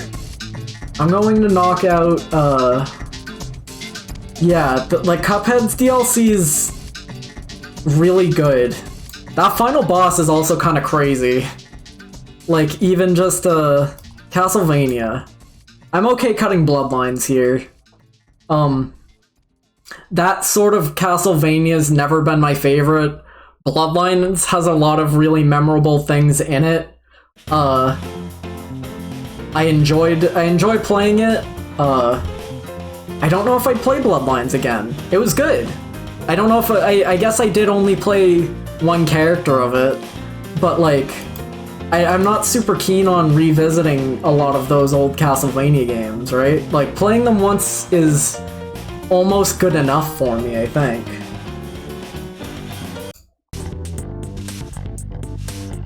it's good, but I think it can hit the bricks at this point. I'm going to knock out Long Live the Axe next. Ouch game. Long Live the Axe feels really good as a platformer. It has moveset stuff it doesn't need. And like that's like a great thing for a platformer to have. Cause stuff like a triple jump and like, you know, being able to like roll from like landing to keep momentum, that shit's great. I love that. Hold on. I'm cutting Rain World here. Hex, I love Resident Evil. I know I don't talk about it a lot, but Resident Evil is like one of my favorite, like, that type of Resident Evil goes real high on my lists every time. Rain World, I'm gonna cut it. It making it up this high is insane. Because when I first finished Rain World, I came off it pretty negative. I was like, I really don't think I enjoyed it when I first played it. But going in with, going in to it in a second playthrough, as the easier character, obviously, it was a lot easier to get through. It was a lot, and like just knowing what I had to do, knowing what I was doing, and also playing it so that I would be able to like give Doc better advice as to where to go was nice. I liked revisiting Rain World, but again, I've played it before, I have new opinions on it, but it doesn't need to go a lot higher. You could call Mad Father a horror game. It's a bit camp. Mad Father is going to make it to like top 10 though. I cut a lot of like the horror games a bit like lower. I mostly play like spooky games, right? And I'm not like a boo haunted house kind of gamer very much. But Nemi can go a bit higher. I liked Resident Evil 3 a lot. On one hand, it's like the last big game Jill's going to be in. It's the last big game that is in the style of Resident Evil that I really like. I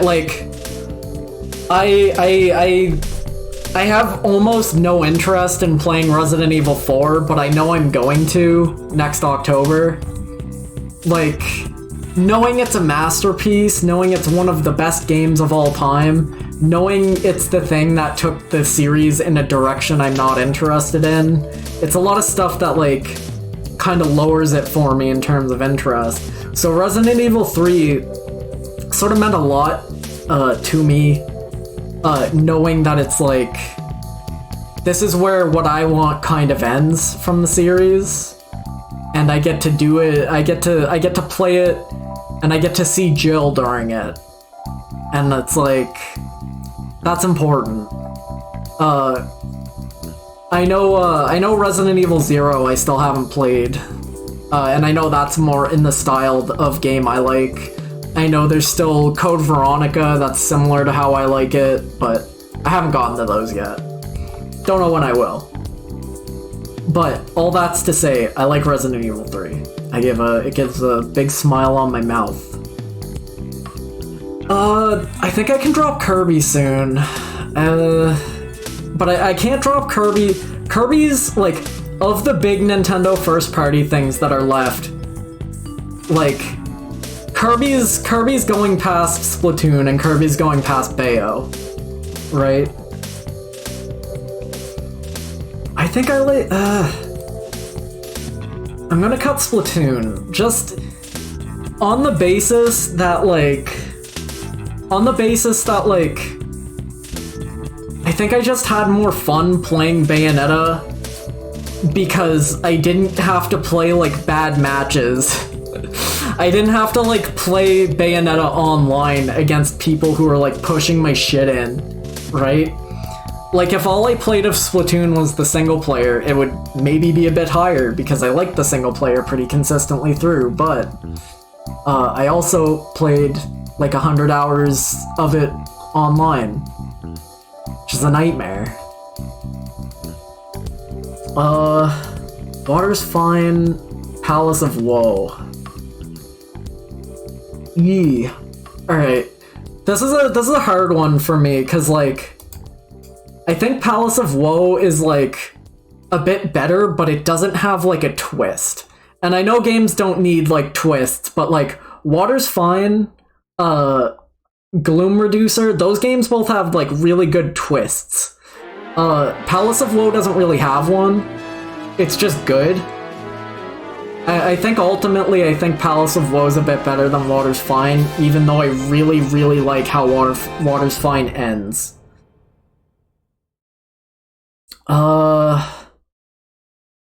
Flesh, Blood, and Concrete.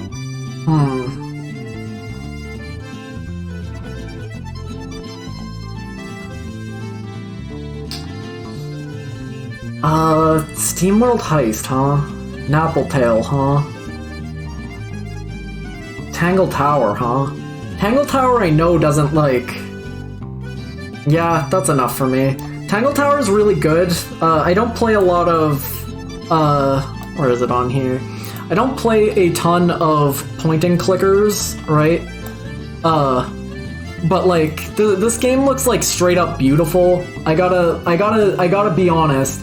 As an art gallery, Tangle Tower probably deserves to go a bit further. But it's a bit short. The ending's not like the most, it's not the most satisfying ending in the world. It's good for what it's a good ending for this game, but it's not like crazy. You know, at the end of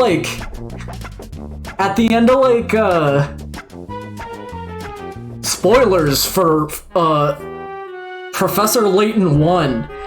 Professor Layton 1 is also a game about a tower, and at the end of that game, they explode the tower, and like they play the Professor Layton theme as he like builds a hang glider and like hang glides out of the tower. It's crazy. It's a great set piece.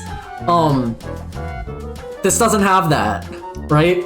So like, it's as much as I enjoyed Tangle Tower, it's great to play like a point and clicker with this level of polish. Like, you show a character an item, and every one of the like 30 or so items you wind up picking up has like a full blurb, fully voice acted with every character. Crazy. You love to see it. But it might be some like recency bias that it's even this high up, because I literally played this last week. Really enjoyable. It's by the people who made like Snipper Clips. I look forward to seeing whatever else they do after that. Really cool. I'm gonna cut Water's Fine next. I think ultimately I like Palace of Woe more than Water's Fine. Just the gameplay of it, I know it can be a little frustrating sometimes, but once you get like once you really get a hang for like the puzzle combat, it's fun. I like it a lot. I like games with weird combat systems a lot. I like going into an RPG screen and getting something that's not an RPG menu. Undertale does it. Palace of Woe does it.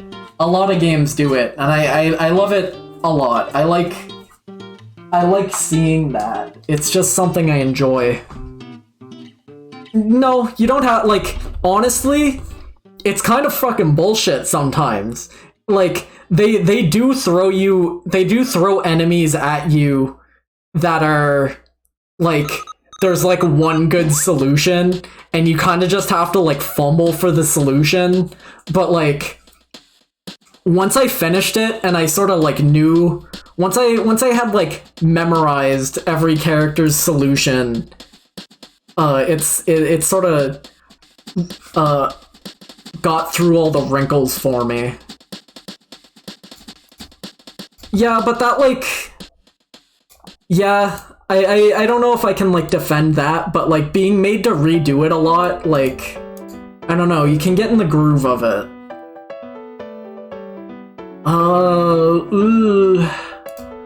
I can't justify Nevea going past every Ouch game. but I can justify it going past Nappletail. Nappletail's a really interesting game. This is a Dreamcast game that didn't leave Japan. It's like I said earlier, it's an all-woman team. It's like they got the composer for Cowboy Bebop on it. It's fascinating. It's a really interesting game. It has a lot to say on like life and death. You get a nice little hangoutable town to wander around in. There's a lot of quests. There's a lot of quests I didn't even do because information on this game isn't super readily available since it didn't come out here, right? Completely fair. It's cute. I really like the character design. I really like the design in general. I really like the music. Great game. And with that, I think I can cut Nevea. Let's cut Bayo. Bayo 3 is a mess, but it's a mess I had fun with throughout. I am so fucking interested to see where this goes from here. Are they going to make a Bayonetta 4 with this? Can they make a Bayonetta 4 with this? I'm dying to see it. It's a fun game. I think the weapon variety is some of the best in the series. I think it kind of sucks that you lose out on the weapon combos. What can you do? I like Astral Chain. I like that you can throw Godzillas at things. One of your demons is a big clock with big arms that punches things. It's great. I really enjoyed Bayo 3. I think the story's a fucking mess. I think there's a lot of weird, insanoid decisions in it. I am not weak to slapstick. Your mileage may vary. And I think I can cut Nevea now. Nevea's a very interesting game. I think it's like, I'm going to champion it more than it maybe deserves to be championed. It's like, it's got mid written all over it. It's a puzzle platformer with like, that feels kind of bad. It's got like insane kind of weird mechanics. Every boss fight is basically won by making the boss run into their own attacks. If this was like an RPG Maker game released in the mid-2000s, people would champion this shit like nothing else, right? This has the same exact energy that like all of those classics do, except it's like a janky puzzle platformer.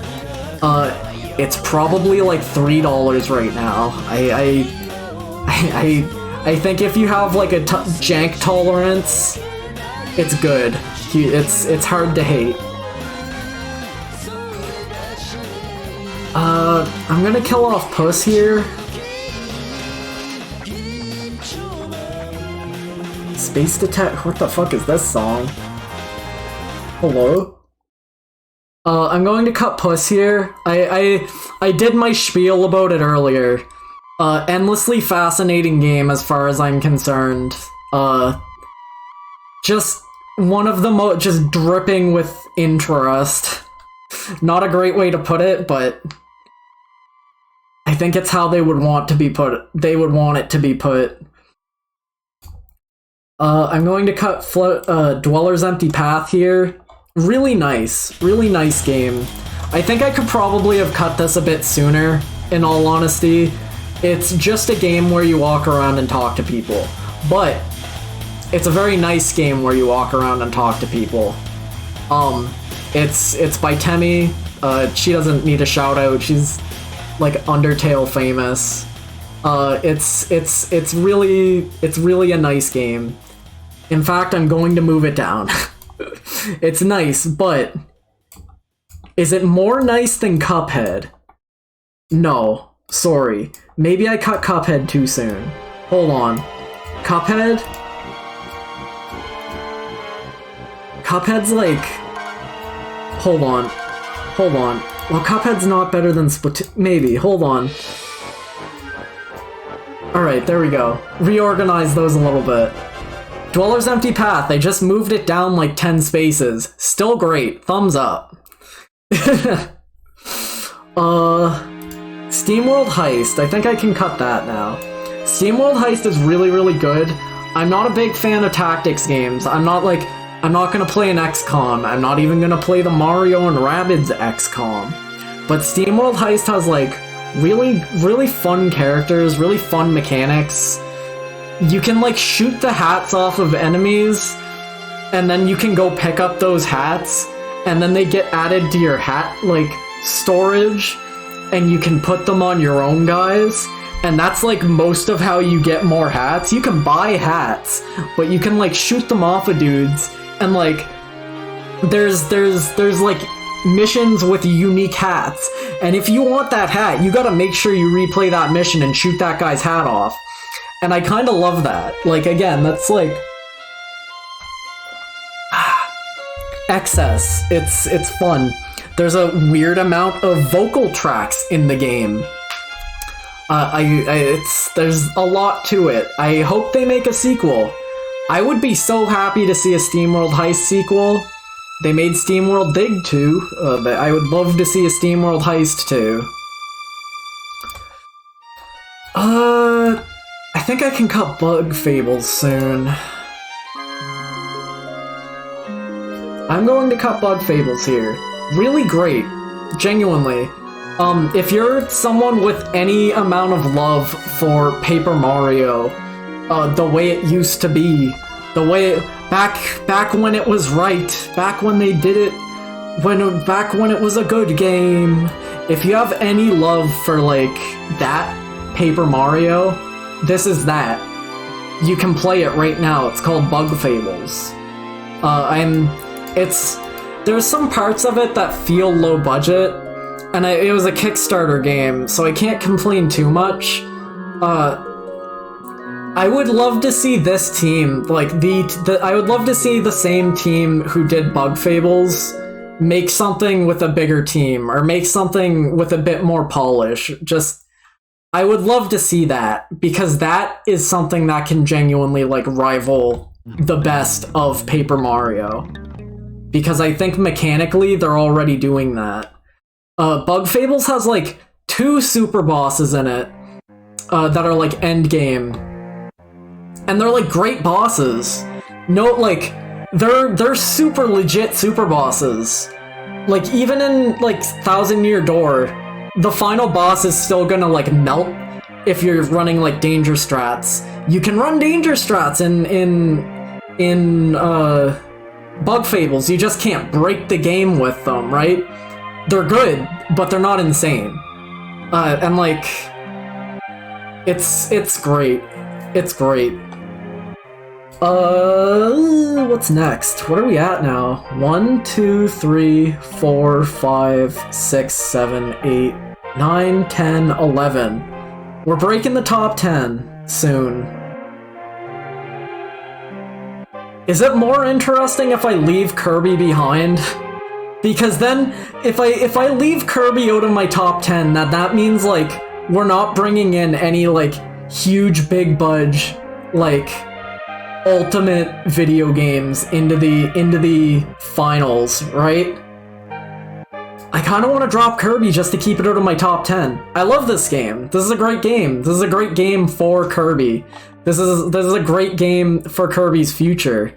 But it doesn't need like my endorsement. You already played it. You know it's good already. This is the top 10. I'm going to cut Elephantasy here.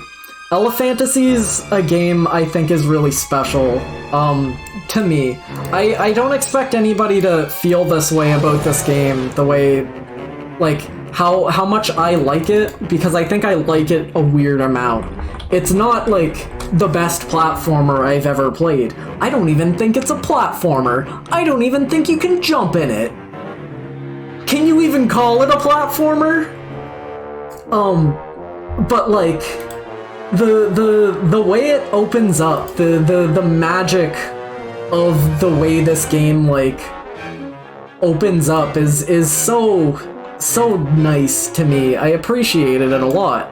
I appreciate it enough to go psycho mode and make a map for it. I don't do that. This is so much more high effort than I'm usually willing to expend for anything. So a game getting this out of me, crazy. And maybe that's just because I knew nobody else would be bothered. I probably googled Elefantasy map and didn't see any results, and I was like, okay, I'll do it myself. So I did. Great game. It makes Elefantasies special because it's a game that makes me feel nostalgic for a type of game I don't even like, right? I think that's a fucking shining praise for a game. If it can make you nostalgic for something you don't even think you like, right? Oh, jeez. Do I like Mad Father more than Resident Evil 3? I might. I like Mad Father a lot. It's like... I don't know. I'm gonna champion it, I think. Cadence of Hyrule needs to be in my top 5. What's my top 5 going to be? Because figuring that out's important right now.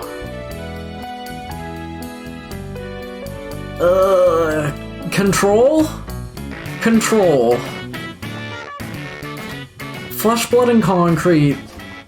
That's a hard cut. Ooh, Flesh, Blood, and Concrete. Coming in at number 9. Game of the Year. Flesh, Blood, and Concrete. This is like a story that feels insanely personal to somebody. It's not to me, but like, it is to someone. You can tell the developer's a fucking weeb, but they're also someone who's like deeply fascinated in like a weird, like a specific like Russian subset culture, right? And I think that's so interesting, because you don't get that like sort of vibe all the time. It's a rare vibe to get from a piece of media. I think it's a nice story. It's one of those stories that like, I don't know if I love how it ends, but I can still realize that that's the right way for it to have ended without spoiling anything. Very impactful video game. And even without that, it's still a nice game to walk around and explore a building in, right? Maybe it connects to me very much because I like to walk around and explore buildings. Maybe. Hard to say. Ooh, Control? Ooh. He's organizing them right now. Control. I don't think Palace of Woe... I think Palace of Woe can get dropped here. I think Control can get dropped here. Palace of Woe is... I think a bit more special to me because it's the first Ouch game I played. It's the one that sold me on, like, their ability to develop games very well. So, I would not be surprised if that made it higher than it maybe should.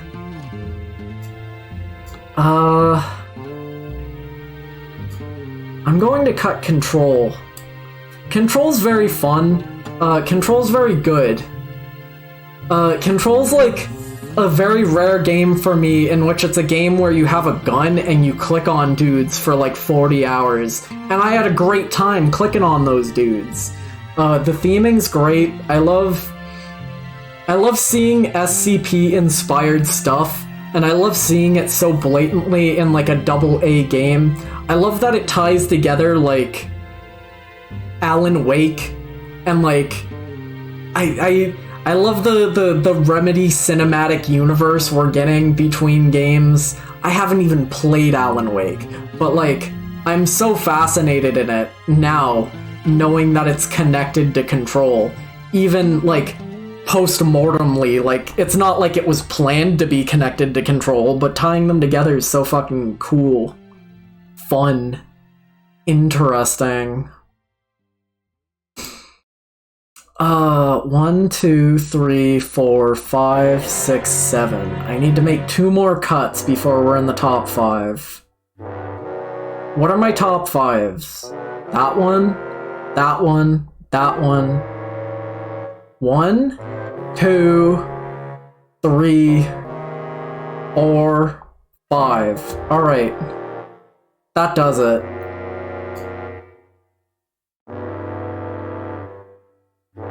I know, I've checked that out. It's very cute. I am cutting Resident Evil 3 Nemesis. I'm cutting Palace of Woe.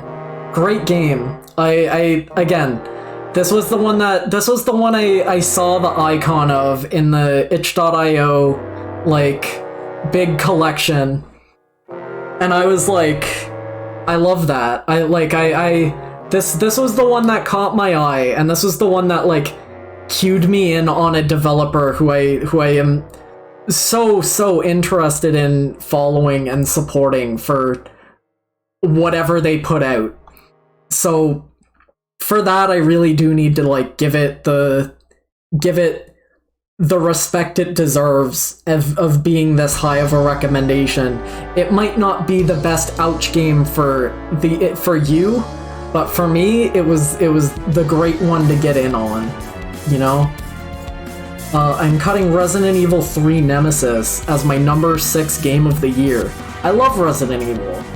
I feel like I played this game wrong, but I played it how I had to play it. I would not have been able to play Resident Evil 3 if I wasn't using like a guide to kill Nemesis every time he showed up. And I won't for a minute say this is like how you should play Resident Evil 3, but getting Nemesis stuck on like walls and shooting him to death really kind of endeared me to him as a character in a way I don't think most people would have.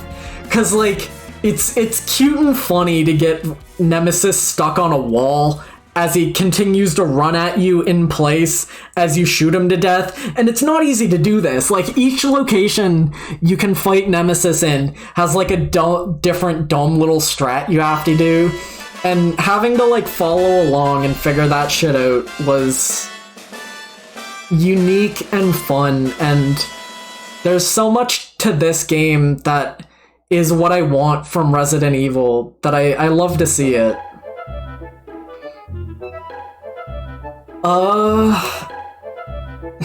Now we're getting fucked up.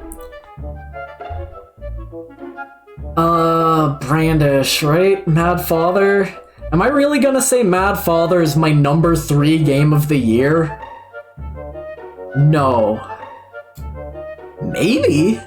Is it my number 4 game of the year? What's my number 3 game of the year?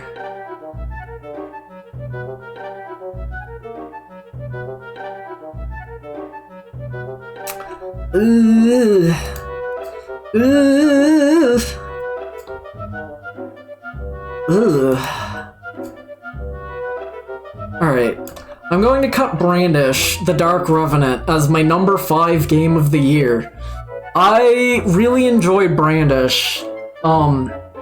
It's not a complex game.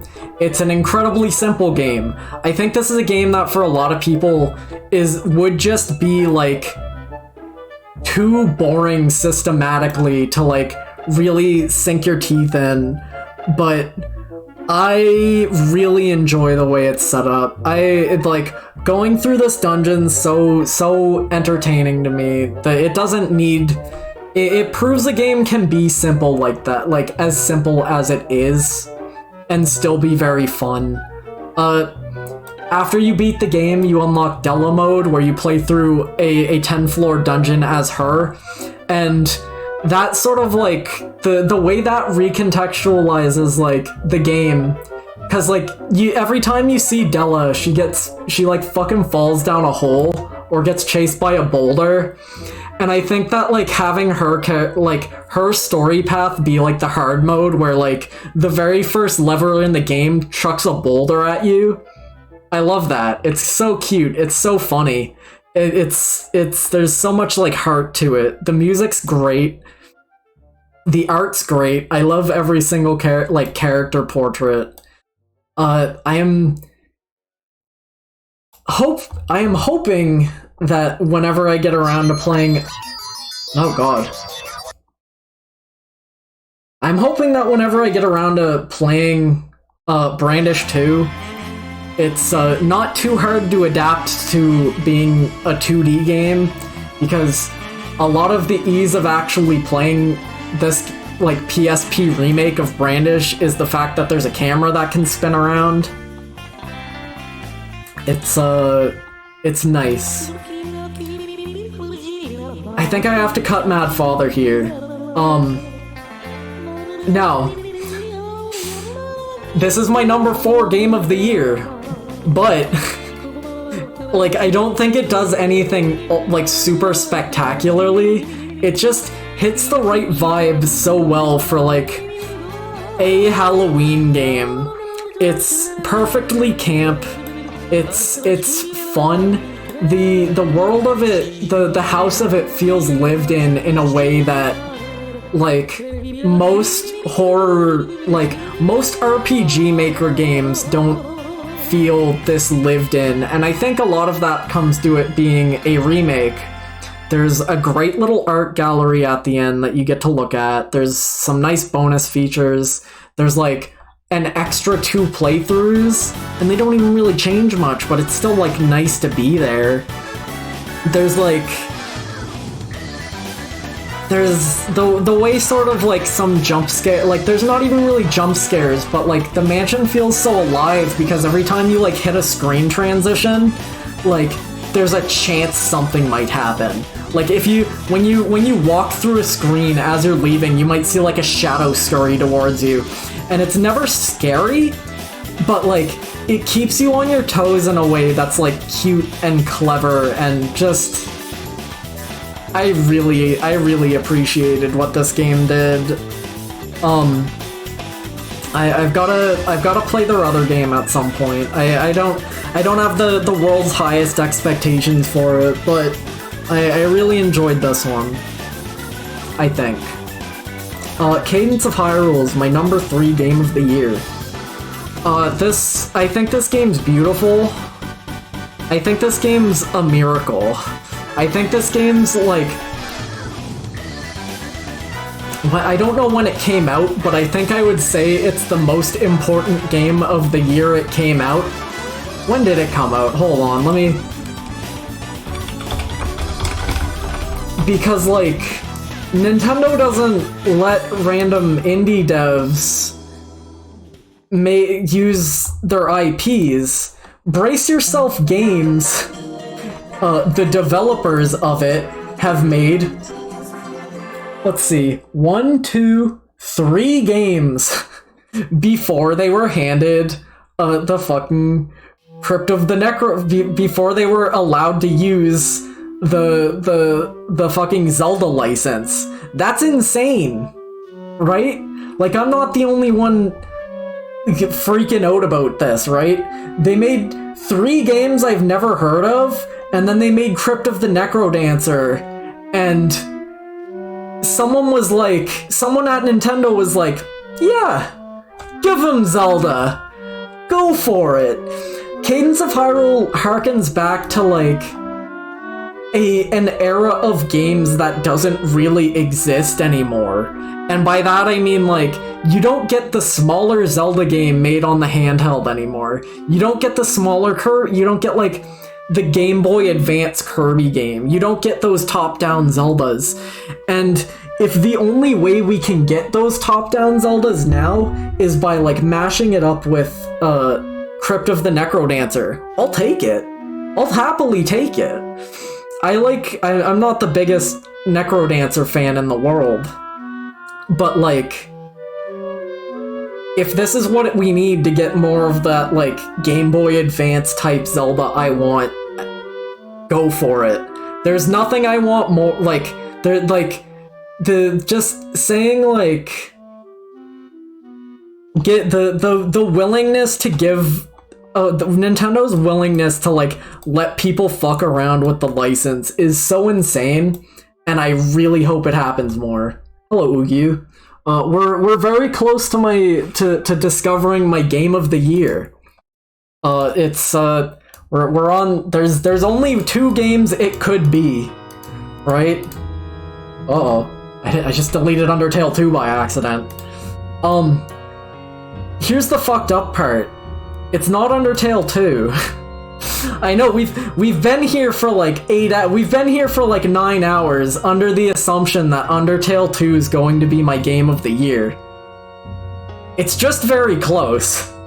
Undertale 2 is like something that defied all expectations I could possibly have. Undertale 2 is a game I've thought about a lot. Undertale 2 is a game that, like, I was so happy to help other people, like, find and play and enjoy and think about. It's a game I'm going to keep thinking about. It's a game that's, like, locked in a developer as someone who I, like, need to follow. Who I need to follow everything they do from now on, cause like they've proven themselves that well, and it's for a game called Undertale 2. The committal to the bit of making like a magnum opus type video game and like hiding it in the bushes where no one's gonna find it is such a psychotic thing to do. It's such a respect-worthy thing to do. Shout out to Undertale 2. I, like, genuinely cannot recommend it enough. But my game of the year this year is Zeroranger. Can you believe it? Zeroranger is a game that feels like once in a genre, right? Zeroranger is a game that has come to me and said, oh, you actually might like games like this. Zeroranger is a game that, like, I kind of want to replay it again. There's nothing new to it yet, but I kind of want to replay it. Zeroranger is a game that's technically still in development. So, at some point in the future, they're probably gonna dump a hot load of more Zeroranger onto my lap, and I'm gonna be like, oh, yes, good. I really, really, really enjoy Zeroranger. This is probably, in some part, a place and time video game. If I was super into shoot-em-ups, if I had played every Toho game, if I was, like, big into Death Smiles, and I played it now, like, would I care? I don't know. But playing it as someone who doesn't really like shoot-em-ups sort of, like, proved the genre to me, if I can like say, if that's not too far to go. It's a really, really good game. It's a crazy good game. I am looking forward to playing it again, and I am looking forward to there being new stuff in it to see. I'm looking forward to the devs making a fucking Sokoban block pushing game, because I respect them that much. And, like, that's so fucked up. A Sokoban game? Insane. I really can't overemphasize how much I enjoy Zeroranger. That shit goes hard. And I guess that's the stream, huh? I don't know, like, that's it, right? What else is there to say? bottom to top, Lego Island 2 on the GBA was the worst game I played this year. Is that entirely fair? Maybe. Uchu Shinshuchu. Sad, just disappointing. Art school, barely a game. Sorry. Interesting vibes though. Pick and Panky, what a nightmare. I like the art style. Albob's Mausoleum. I'm glad that's finally over. A Hero in a Garden, barely a game. Umihara Kawase Bazooka, why did I buy this? Pick Tui. Like, what the fuck were you doing, dude? Come on. CBT with Yuka Kazami, barely a game. Mega Twins, I don't feel anything about this. Code Shifter, fucking weird. Mario and Wario, it's like watching your son stumble into traffic. Yu-Gi-Oh! Master Duel, an exercise in stress. Quake, what did the shotgun do to you, dude? Come on. Give it just a crumb of power, please! Metamorphobit, a game for literal toddlers. Volksan Egg and Catch, you can't find this game anymore. I don't even know if you can download it anymore. It probably doesn't even exist anymore. Super Castlevania 4, it's not very good.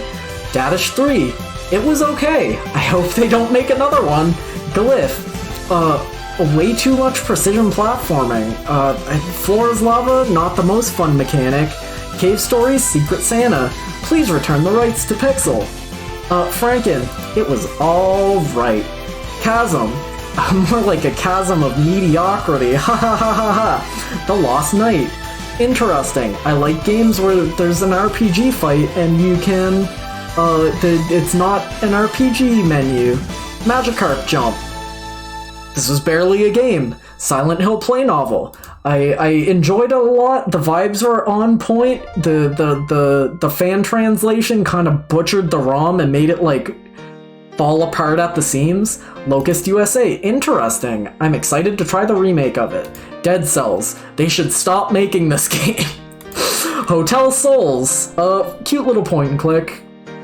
Not a ton to say about it. The story of finding it is a lot more interesting than the game itself.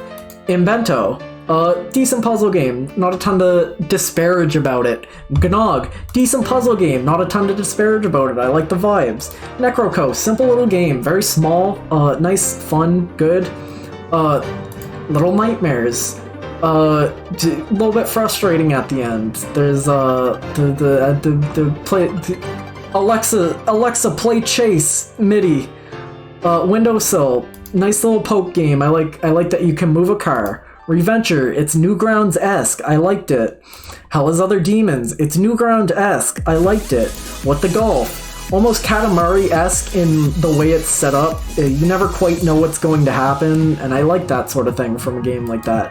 Lonely Mountain Downhill, any game that can convince me to like speedrun it is probably a pretty good game. Casual Birder, a good start to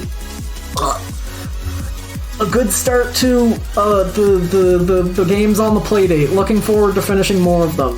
PP Saving Adventure, a lot higher effort than it really needed to be. Super Mario RPG has aged poorly, but I still think a lot about it is pretty good.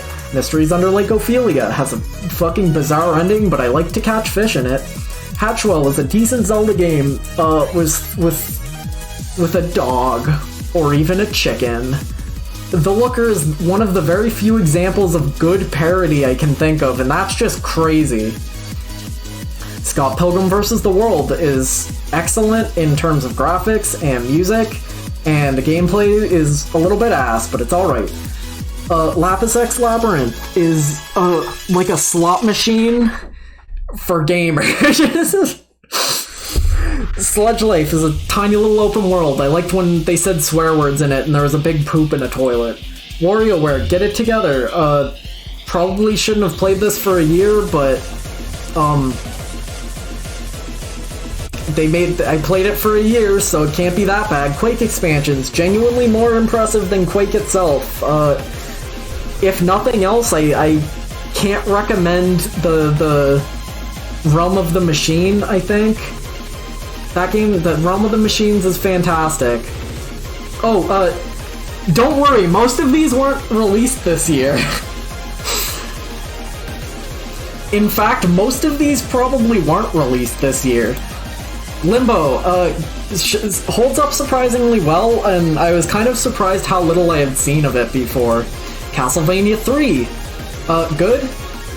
Castlevania 3 is good as long as you play the version of it that's not bad, and also I would probably rather just play Curse of the Moon again. Hi, Edith. Hold on, I have to let the cat in. She be meowing now. Hi, Edith. Can we get some mows in chat, please? Give it up for Edith. Hi, Edith. Meow. Pokemon Rangers. I was playing it with a ROM hack. I think I would probably hate it if I wasn't. A lot more fond of it than I expected I would be. Ape Escape PSP, probably not the best place to play it. Minute Fun Racer, nice, just perfectly fine little game, great for what it is. Talos Principle, insane puzzle game. I've played it before, so like I'd probably have higher opinions of it if I hadn't already played it. I've never seen a game weaponize its own jank in the way that the Talos Principle does. Talos Principle is so jank that it grabs a hold of the jank and wrangles it into puzzles in themselves. Insane. Blackbird, great vibe, good music, insane requirements for the secret ending. I will never do it. I will never see it. I would never have seen it if Jal didn't do it for me. Sock Pop Featherfall, cute little Dark Souls game. It's nice to be able to hit the Dark Souls bong without spending 40 hours on it. Shovel Knight Pocket Dungeon, pretty small game to be honest, but it was fun while it lasted. It's a nice little puzzle game. I'm happy the developer finished a game. Hotel Dusk, great vibes. One of the driest games I've ever played. Looking forward to the sequel. I hope it's a bit more interesting. Undermine, good. Hits the same vibes as hits the same fun values as Binding of Isaac, but smaller, and I don't have a problem with that. Aperture Desk Job, this is a 30-minute tech demo, and I'm glad they let the Portal writers out of their cages, because they've still got it, baby. Kid Dracula, a lot closer to Mega Man than Castlevania. The final boss is the final boss gauntlet's a nightmare. Doom 2, it's more Doom. Persona 5 Strikers, I don't like Muso games, so the fact that this is in the upper half of the list is crazy. It's like a real game. Insane. You love to see it. Dragon's Dogma, a 6 out of 10 game with 10 out of 10 mechanics sometimes. Weirdly player hostile. I enjoyed it a lot. I put 100 hours into it. Mario Kart DS, probably the best Mario Kart game. Rob's in it. Club Nintendo Picross. They made me do a Mario puzzle and he kinda looked like he was from a dorkly webcomic. Picross S7. It's Picross. Picross S8. It's Picross. Pro Gear. Beautiful shoot 'em up by Capcom. One of the later arcade games they put out. Really nice. Tons of quality to it. It was way too hard for me. I put way too many virtual quarters into it. Yomori Midnight Shadows, frustrating. I really love how these games end though, and so that'll always redeem them for me. Forager took a week of my life and gave me very little in return. I could only stop playing it because I beat it. Captain Toad Treasure Tracker, great. I love the little puzzle box, level design. It's good. I've played it before though. Touch Detective, great vibes. I love the character designs. I love how it looks. Excited to play another one. Tennis, the first a good ouch game. I find the second half more interesting than the first half, and I don't really like the first half, so it kind of put me off early on. Wild Arms 2, insanely weird translation. It probably really negatively affected the game for me, but it still made it pretty high up the list. I should probably put it lower, but it's too late now. I think one of the characters is really cute. Where is he? There he is. Shout out to Brad. Luigi's Mansion, kind of a masterpiece. I love that it's 6 hours long. Gloom Reducer, another ouch game, very fun. I liked it. Very interesting, rather. Super Mario Sunshine, it's a classic. Eternal Ring, a good first impression for a Kingsfield. Like, I am excited to play more of those at some point. Stanley Parable Ultra Deluxe, it's like a weird, fucked up meta sequel, kind of. It's like the same game, but it's like a sequel. It's like different, but it's the same. Crazy game. I'd love to see them do like a more proper sequel, but like, if this is all we get, it's good enough. Inside, I'd seen all of it going in and I still had a pretty good time. Castlevania Bloodlines feels like it came out of like an alternate universe, and I like that. It's cool. Rain World, really, really better impressions of it the second time playing it. Long Live the Axe has like weirdly good movement and controls for a game, for a developer who I think that's the only platformer they've put out. Like, knocked it out of the park first try. Waller's Empty Path, just nice, pleasant, good. You like to see it. Splatoon 3, I like when you went to space at the end and shot at a bear. Cuphead, it's good. It's still beautiful. It's still insanely high quality. They put it at a good price for what you get, which is like literally what more can you ask for? Tangle Tower, really high quality point and click. It probably shouldn't be insane and impressive to me that it was fully voice acted, but it was fully voice acted. I like the character designs. Look at her neck. Water's Fine, ouch game, good. Don't look up anything before you play it. Napple Tale, great game, cool. Very, very, very good vibes. I like the music, it calls you a slur at the end. Bayonetta 3, fucked up game for crazy people. I like Astral Chain. Nevea, it's like if an RPG Maker game was a platformer. Puss, I'm not explaining it again. SteamWorld Heist, it's the closest thing to an XCOM I'll ever play. It's great. I like the robots in it. Bug Fables, it's the closest we're going to get to a Paper Mario game anymore. I hope they make more. Kirby and the Forgotten Land, great new direction for the series. Excited to see where they go from here. Elephantasy made me nostalgic for a genre I don't even like. Flesh, Blood, and Concrete feels like an incredibly personal game to someone who isn't me, and I can still appreciate that because it's just so interesting. Control. I liked throwing desks at the wall a lot. Palace of Woe, ouch game, really good. Big recommendees. Resident Evil 3 Nemesis. I like Nemesis, I think he's very cute. Brandish the Dark Revenant. Simple game, but it proves you don't need to be super in-depth to be a good time. Mad Father. Also very simple game. I love the vibe, the camp is insane. It's just a great time. Cadence of Hyrule harkens back to a game that doesn't exist, like a type of game that does not get made anymore, and I hope they continue to make them to some degree. Undertale 2 is a game that shouldn't exist. Zeroranger is a game that redefined a genre to me. That is probably the highest praise I can give to a game. That's it. That's all the games I played this year. It was like, what? How many is that? What? 117? Something like that? What is that? We came in under 10 hours. Let's go, baby. Tune in next year for hopefully another one that's not 10 hours long. I played Sayonara Wild Hearts, Bloodborne, and Stretch Panic 2, but I don't have, like, new opinions on them. Sorry.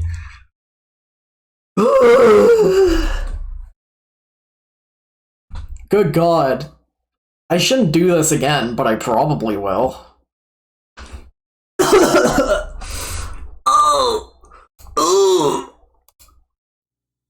Thanks for coming to the Game Awards. Thanks for coming to the official Game of the Year. The definitive official Game of the Year, 2022.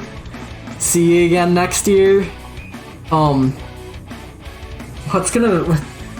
What am I playing right now? Look forward to me talking about Majora's Mask next year, because that's something that's gonna be on there. Might be kind of high up too, who knows? Oh!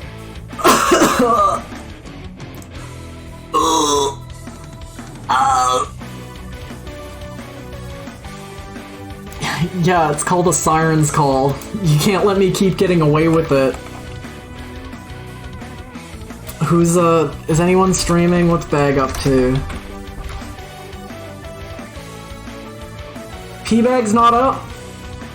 That's so fucked up. Alright, bye. Wait, hold on. What's Corpse doing? Warhammer 40k? Sorry, I'm not racist. Alright, that's it. No stream. Bye. Love you. Bye-bye. Kiss, kiss. See you guys next time. Bye-bye. Love you. Bye.